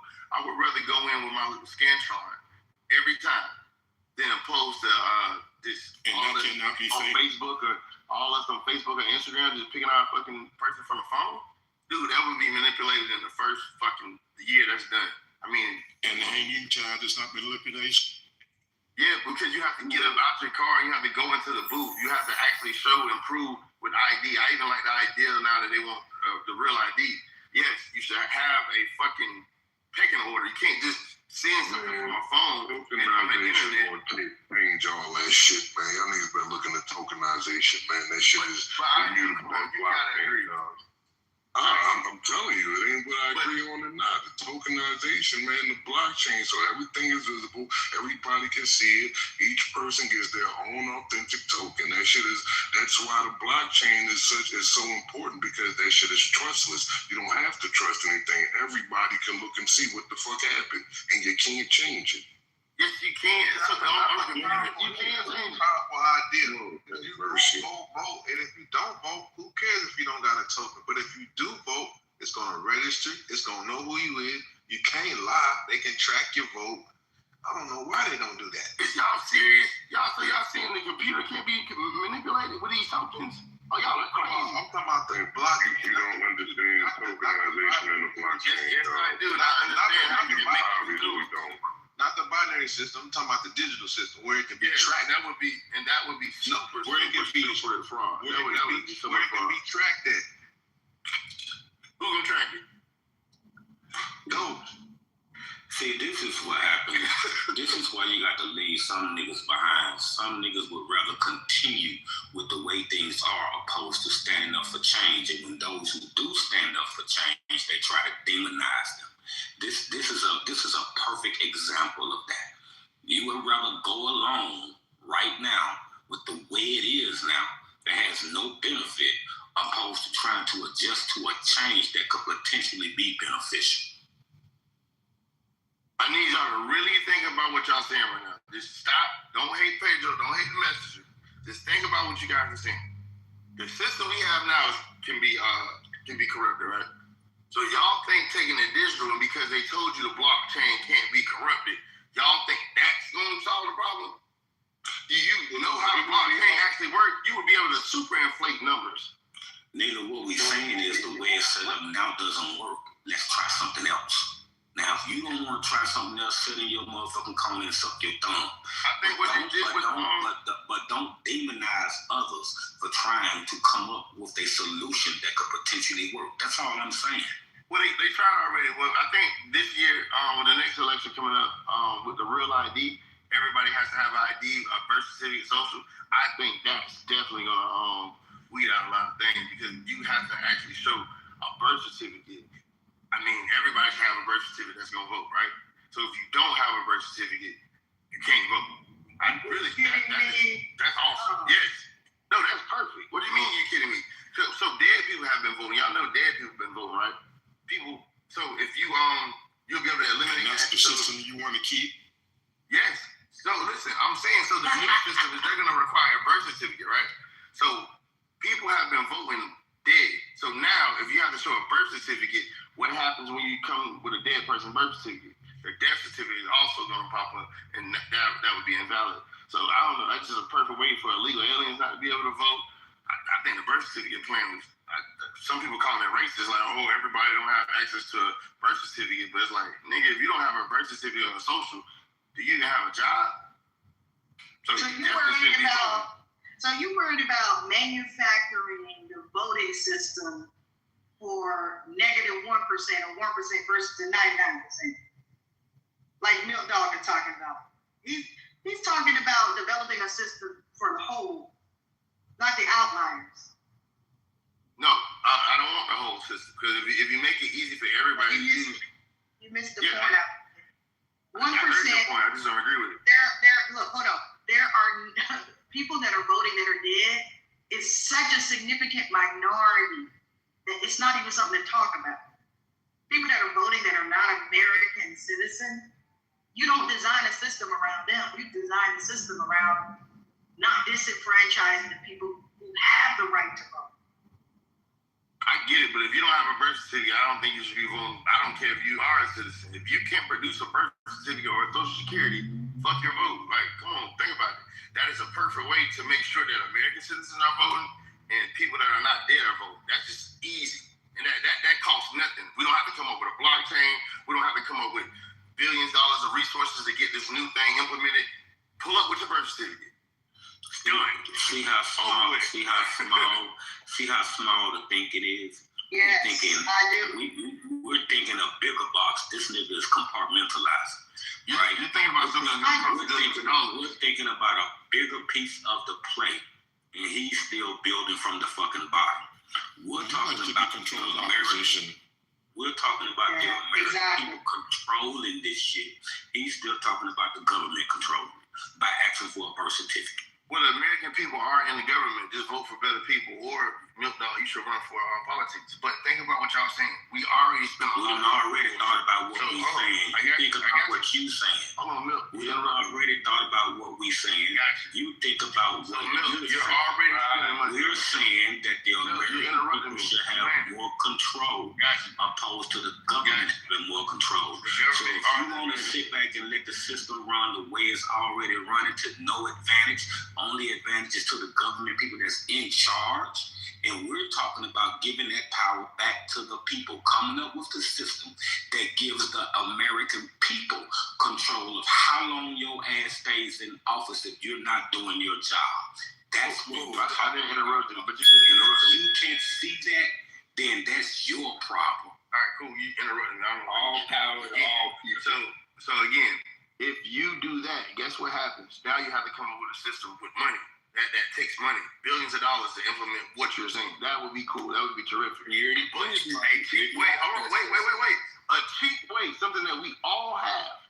Listen how crazy this sounds. We already have a birth certificate. Every citizen has a birth certificate. Every citizen has a social security card. This is easy, free, basically ironclad, opposed to the system you're talking about. Pull up with your birth certificate, social security card. If you don't have it, you can't vote. But how does that change what Milk Dog is talking about? He's talking about the quality or the performance of the legislature. It doesn't matter whether you have a birth certificate or not. We're talking about holding people accountable. So look, you can have a birth certificate and vote for someone and not have a birth certificate and vote for someone. We're not talking about the nominal voting process only. We're talking about what happens when that individual takes office and how do they perform in comparison to what they say they were going to perform. You're still talking about stuff that that nobody else is trying to focus. We're trying to focus on how do we hold these people accountable. Well, you can't hold these people. Let me say this, please, and I'll be out the way. If you don't go to your city council meeting, if you don't go and petition anything, you can't. If you don't have a super PAC, or if you don't start one locally or for your government, if you don't push, you're not going to get heard. So, I mean, you guys aren't doing it, but many people are doing it. I get it. They already have those things in place, Pedro. Get your real ID. You have to have your birth certificate and your social security. It's already on file. It may not be in every state, so you don't have to carry it with you. In order to have a driver's license, I know Maryland does have to have it. When you have the passport, they give the option. If you don't have it when you went out of the country, then they give you all the what you're saying. You do it the long, hard way. So what you're talking about, they already have it in order. I don't know about every single state, but that's what they're going for, to have it in every single state. So you don't have to carry it. It's already in the file. So there's no reason to carry it. So we can go to the next conversation. So but that's not what they're doing now. They're trying to hold the fact that you bring it with. Let somebody else have the mic for the moment, please. Yeah, because he's talking about restricting voters.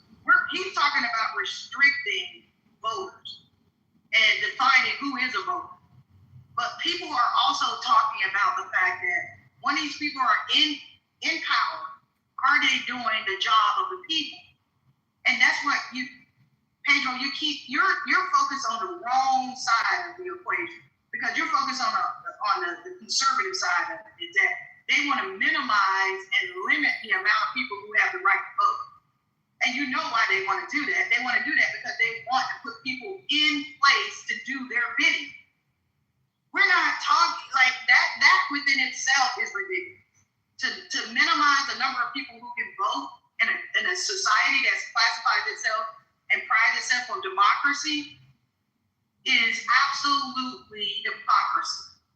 You should be figuring out ways to remove roadblocks to voting, not put more roadblocks to stop people from voting. But the bigger conversation on the stage, why it's so awesome to have this conversation, is what are the new systems that we can create to hold those people that we put in place accountable? Blockchain is a viable solution. All these other ideas that people are talking about are solutions to the problem. You're not talking about solutions. You're talking about disenfranchising people more.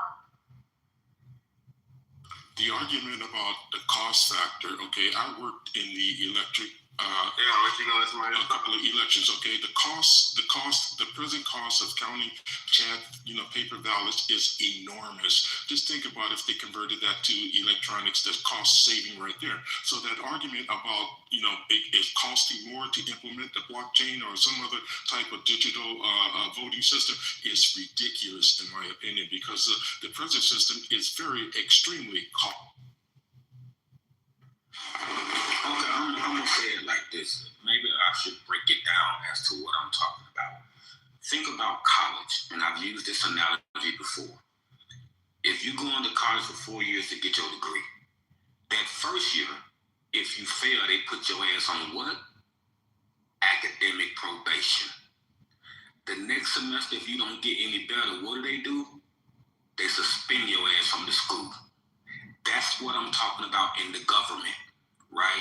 If you're not making the grade, if you're not doing what the American people as a whole put your ass in place to do, then your ass should not be allowed to shit on us for another 3 years. And you damn sure shouldn't be able to do 4 years of fucking over us and then take all those benefits out of office with you when you did not do your job.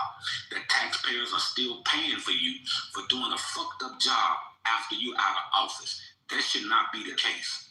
If you don't make the grade for 4 years, you don't get to retire with the benefits of the taxpayers' dollars. But you want to sit here and let them shit on you the first year and then leave them in place and allow them to shit on you for another 3 years. That is insane. So that's all I'm saying. Let's change the system. We're talking about solutions. We're not talking about the small shit you talking about, birth certificates and all that shit. We're talking about solutions to give the power back to the American people and not to the government itself. Yeah, so look, I agree, but I have to disagree. That shit is wild. They're going to use that against black people in office. Hey, Milton, what you saying, it don't come down to Congress. It come down to people. That's the government. That's cold right there. You said, we want to do this all over again. Y'all done got out of hand. Give the government back to the people. Let's redesign this, because y'all done messed up my money. All right. Y'all done messed up all my money. So let me try to explain why that would be stupid, right? there's already, they say, I believe that they lie about numbers anyway, but they say there's more white people in America than black people, right? So now, if you put the power ultimately back in the people's hands and decide who gets in office and who gets to retire with their pensions or whatever, 401k, whatever the perks are, right? Do you see how that could be fucking horrible for black politicians? You're still missing the point. I get it. Hold on, ma'am. No, you're not. Ma'am, I get it. I understand it. I'm just on the other side saying, hey, do you see how that will be used to destroy black people that have served? Think about you in office in a predominantly white city, but you got elected for somehow, right? Now that you're there, these people, they hate you. They want you out. They don't want you to retire with any benefit, but you've done what you believe to be the right thing. That is unfair that they can get you to not retire with any benefit. That is crazy. They will use that. Dude, that is crazy. You don't want to set that type of president. Yes, you do. Against the people. Okay. Like, are you like you're a plant or something in this room? Because nothing that you're saying is logical. Like, it's not on point at all. Like, this guy is brilliant. He's talking about the fact of bringing the power back to the people, and you keep bringing Trump talking points into the conversation. Trolling, man. We're not talking about nobody can understand how that can be used against us. We're not talking about individuality here. We're talking about the fact that the politicians are no longer serving the people. We see that every day right now. They're not serving the people. So hold on. So we're not talking about birth certificates and everything. We're talking about re-engineering a system so politicians meet the needs of the people. I get it. And you keep talking about Trump talking points. We are not talking about the fact that there might be a black person that is not doing the right thing and they suffer the consequences. Yeah, because it matters if black people are not, if black people are politicians and they're not doing the duty of a politician, they should be held accountable too. But sis, is he capable for corporation since he run a corporation?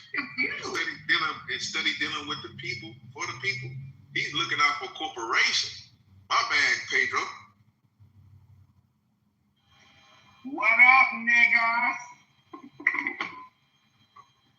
What up, brother? I just want to say, fuck y'all Sunday, but I love y'all. For corporation. I love y'all too. This is a great conversation. Pedro. This America should support Donald Trump. Y'all niggas American, ain't y'all? What type of crazy ass shit is that? It should say Israel. I support Trump. That shit say Trump. I support Trump. Hey, I don't think it's any. Hear what they propose. I don't think it's any different. Hey, somebody gonna hire you. What you mean, like you don't think what's any different? I don't think it's any different from like the stigma or the position mentally that black folk find themselves in today, and what you would call the house nigga found himself in years ago, right? Nothing has changed. You still on the plantation, niggas. You ain't changed that shit. And so is the white folks. Hold on. Nigga, I was just talking. How the fuck you gonna tell me no more? Nah, come on now. Go ahead. Let me hear your support for Trump. I ain't going back and forth. Okay. Right. So what you gonna have is basically a whole bunch of niggas. Stupid something. Man, what's wrong? You having a Tourette's attack or something? Calm down. We'll get to you in a second. Go ahead, IQ. See, right, we're talking about government, right? You're talking about policies. You're talking about things that should be helping black folk move progressively forward. But that hadn't been in the formula of America. America has always benefited off the backs of what you call the African American, black, whatever you want to call yourself, right? That's the reality. So your plight is not a one to buck the system or say fuck the system. Your plight is a one that says, well, hey, let me coddle, let me hug the system. And this is the same system that said, fuck your ancestors. Put them to work and slave them. Rather than that, Negroes turn the other cheek, we're turning the other way. Government basically is when you're looking at politics is basically government, right? This is when you're talking about policies that will affect a group of people. It's the hold on. It's the fact that now Negroes have become this blended person, the house nigga, the modern day house nigga. So therefore, you basically are turning the other cheek, and you're still working with this system to see how it can benefit you as this quote unquote American, right? They don't give a fuck about you as being a black American. So when is it that we as a group of people would now, because before you have a candidate, you got to create that. You have to create. We can't be, taking these candidates and these people that they're giving to you, right? This is now the importance of you creating that yourself, black folk, right? And we shouldn't feel accomplished until we do that. We're just waiting for them to give us some type of nigga, right? And then when they fail to do that, we over here applaud. I'm wanting to scratch my head, like even Pedro, you my boy. But why the fuck would you sit up here and applaud Donald Trump when you know damn well, even with, are you one that applauds Charlie Kirk?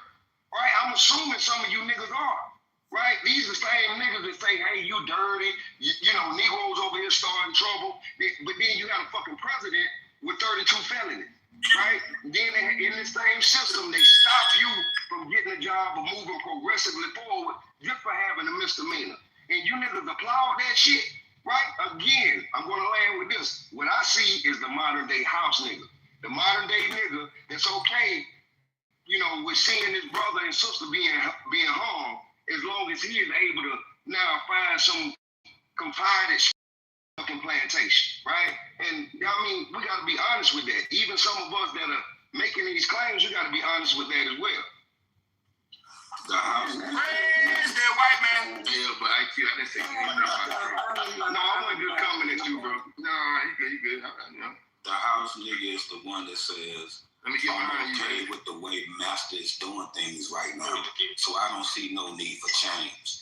All the while, the Master is feeding his ass out the back door and not allowing him to have a seat at the table when the decisions are being made. So look, hold on. It probably be my finish. Can I finish?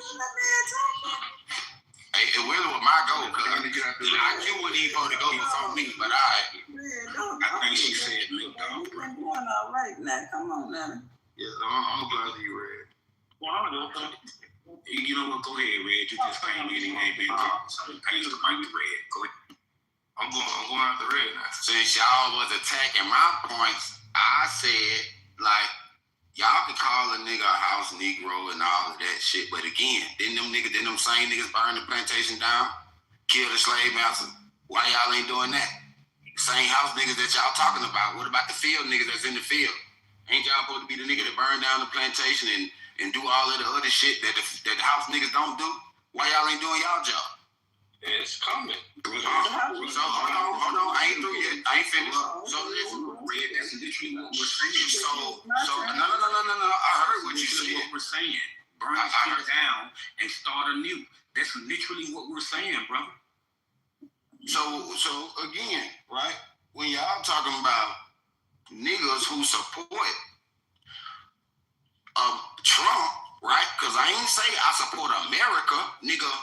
I'm an American. But Trump himself, before he got into politics, right, all the shit that he did for niggas, y'all niggas seem to forget about all of that, right? Y'all seem to now, since he's in control of the system, everything is his fault, right? Everything that done happened up until this point is his fault, right? Everybody forgot everything that this man did all these years ago for y'all niggas that he in the position. Conversation, bro. That's not the conversation. Again, you can make your point when I'm through, because at the top it says, dude. That's not the conversation. Nigga, the topic says, should we support Donald Trump actions? The fuck are you talking about? So that's not the topic. What he's talking about is we were on a topic and not the one at the top of the room. You know how the conversation usually just evolves onto something. But I'm going. That's I'm going off of the topic. Like when new people come in the room, I'm gonna speak to the topic. I don't know what y'all talking about, but I'm gonna speak to the topic. I know I did. Maybe you should have listened to the conversation Don't feel so privileged that you can just come in and change the dang on topic. I'm not. Like I said, when going on. Like I said, that's a really arrogant stance there, Reed. It's not, Erica, because again, it done been plenty of time when we done been talking about other shit and y'all niggas will say, oh, well, no, let's get back to the topic. Then when I come in and speak to the topic, no, we ain't talking about the topic. Maybe you should have read the room first. I read the room. What the hell? I do that, but again, most times when I come in the room, most times when I come in the room, I do. But again, I wanted to speak. I wanted to speak to the topic. I just wanted to speak to the topic. Show his love for Trump. Let him show his love for Trump. I just want to speak to the topic. Can we get back to and I said, please get back to the conversation. And I said when I got through talking, y'all can get back to making y'all points. But we don't want to get y'all couldn't be y'all just to say that shit. Nigga, we was having a great conversation until you. And you still can get back to it. Then let us, nigga. Damn. Y'all keep saying that shit like y'all can't get back to it. Then let us, nigga. Where we at in the conversation? Y'all be too real much, boy. Y'all miss something else with y'all. I can't wait till y'all talk about some shit and I'm gonna come in here and change your whole shit away. That's all right. I'll be back another day. Where we at with the conversation? Where we at?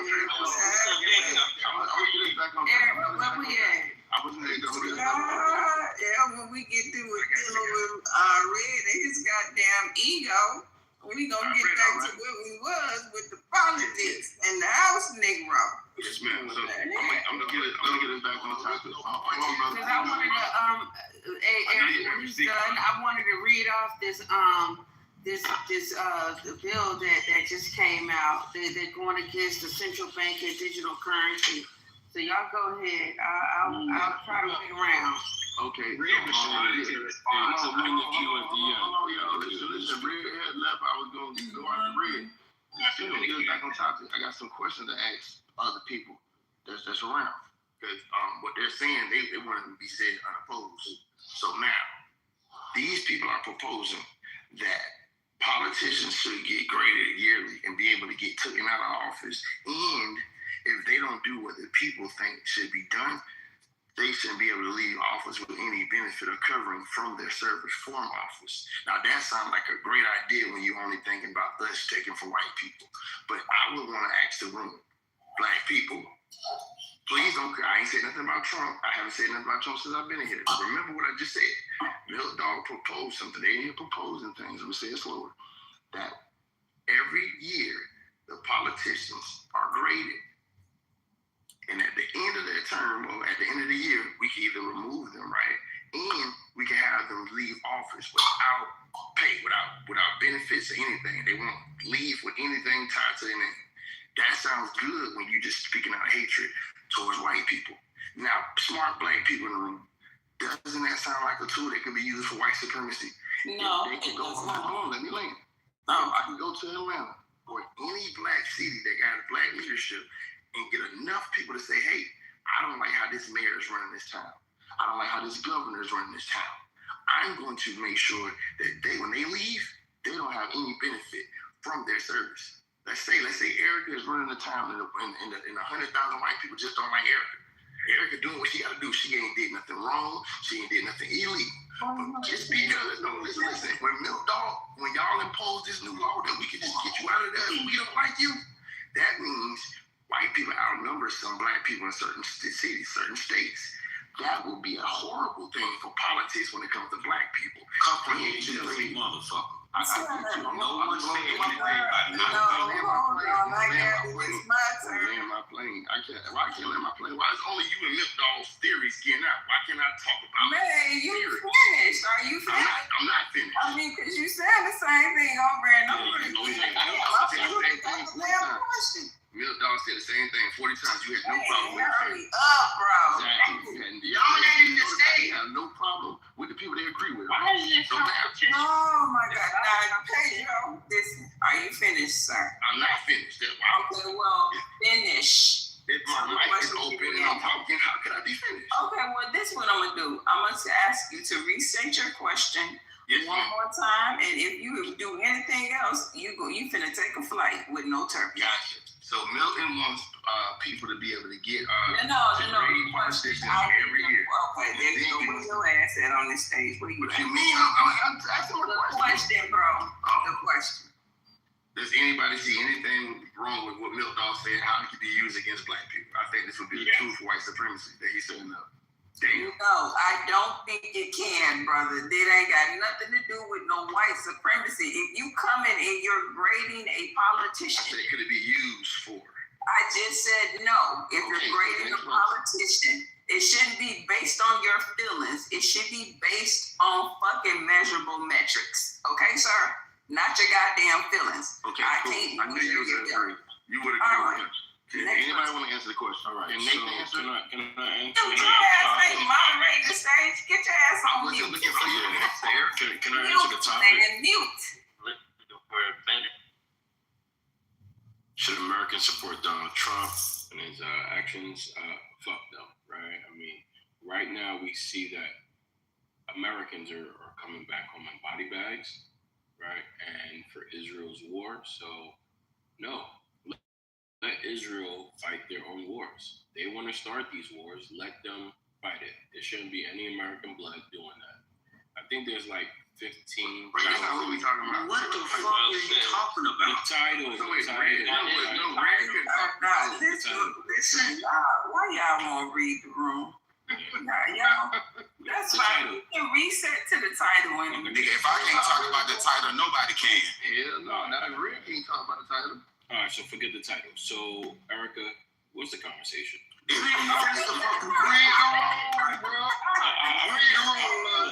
been respecting Eugene's and flawless and everything. Give it a minute. Just hang in there. You'll get it in a second. It might go in your favor in a second. Just give it a second. Yeah, just hold on. Look, can I respond? I've been Go ahead. I know everybody jumping on Pedro, but I do kind of see a lead, like a way for them to use it, because they use gentrification on us as we speak. So it's not perfect that they can't use this type of thing, because you kind of hear talking to these white people, they slip on the use it in what way, Nathan? I think they can, because they come in here. Oh, can you give us an example? Shut up, Pedro. Well, how they gentrify neighborhoods, and what I know. No, I'm talking about what you just said. How they could use that as white supremacy can use that against us by grading the politician every year, requiring the politician to meet requirements every year, like you do on a regular motherfucking job. Reviews. Performance reviews. You know what I'm talking about? Measurable metrics. When that's how can I use that against evaluation? So when I have a personal evaluation of an employee, that's just me and him, or him, me and her having that conversation. But when you generalize it and other elements comes into it, white people have more money than us, which they can use that money for influence and through the community. And like just pay people at super pay all kinds. I cannot with y'all. I can see. I'm not saying pay people to complain on you, but they are very manipulative. Yes. But I get what Erica is saying though.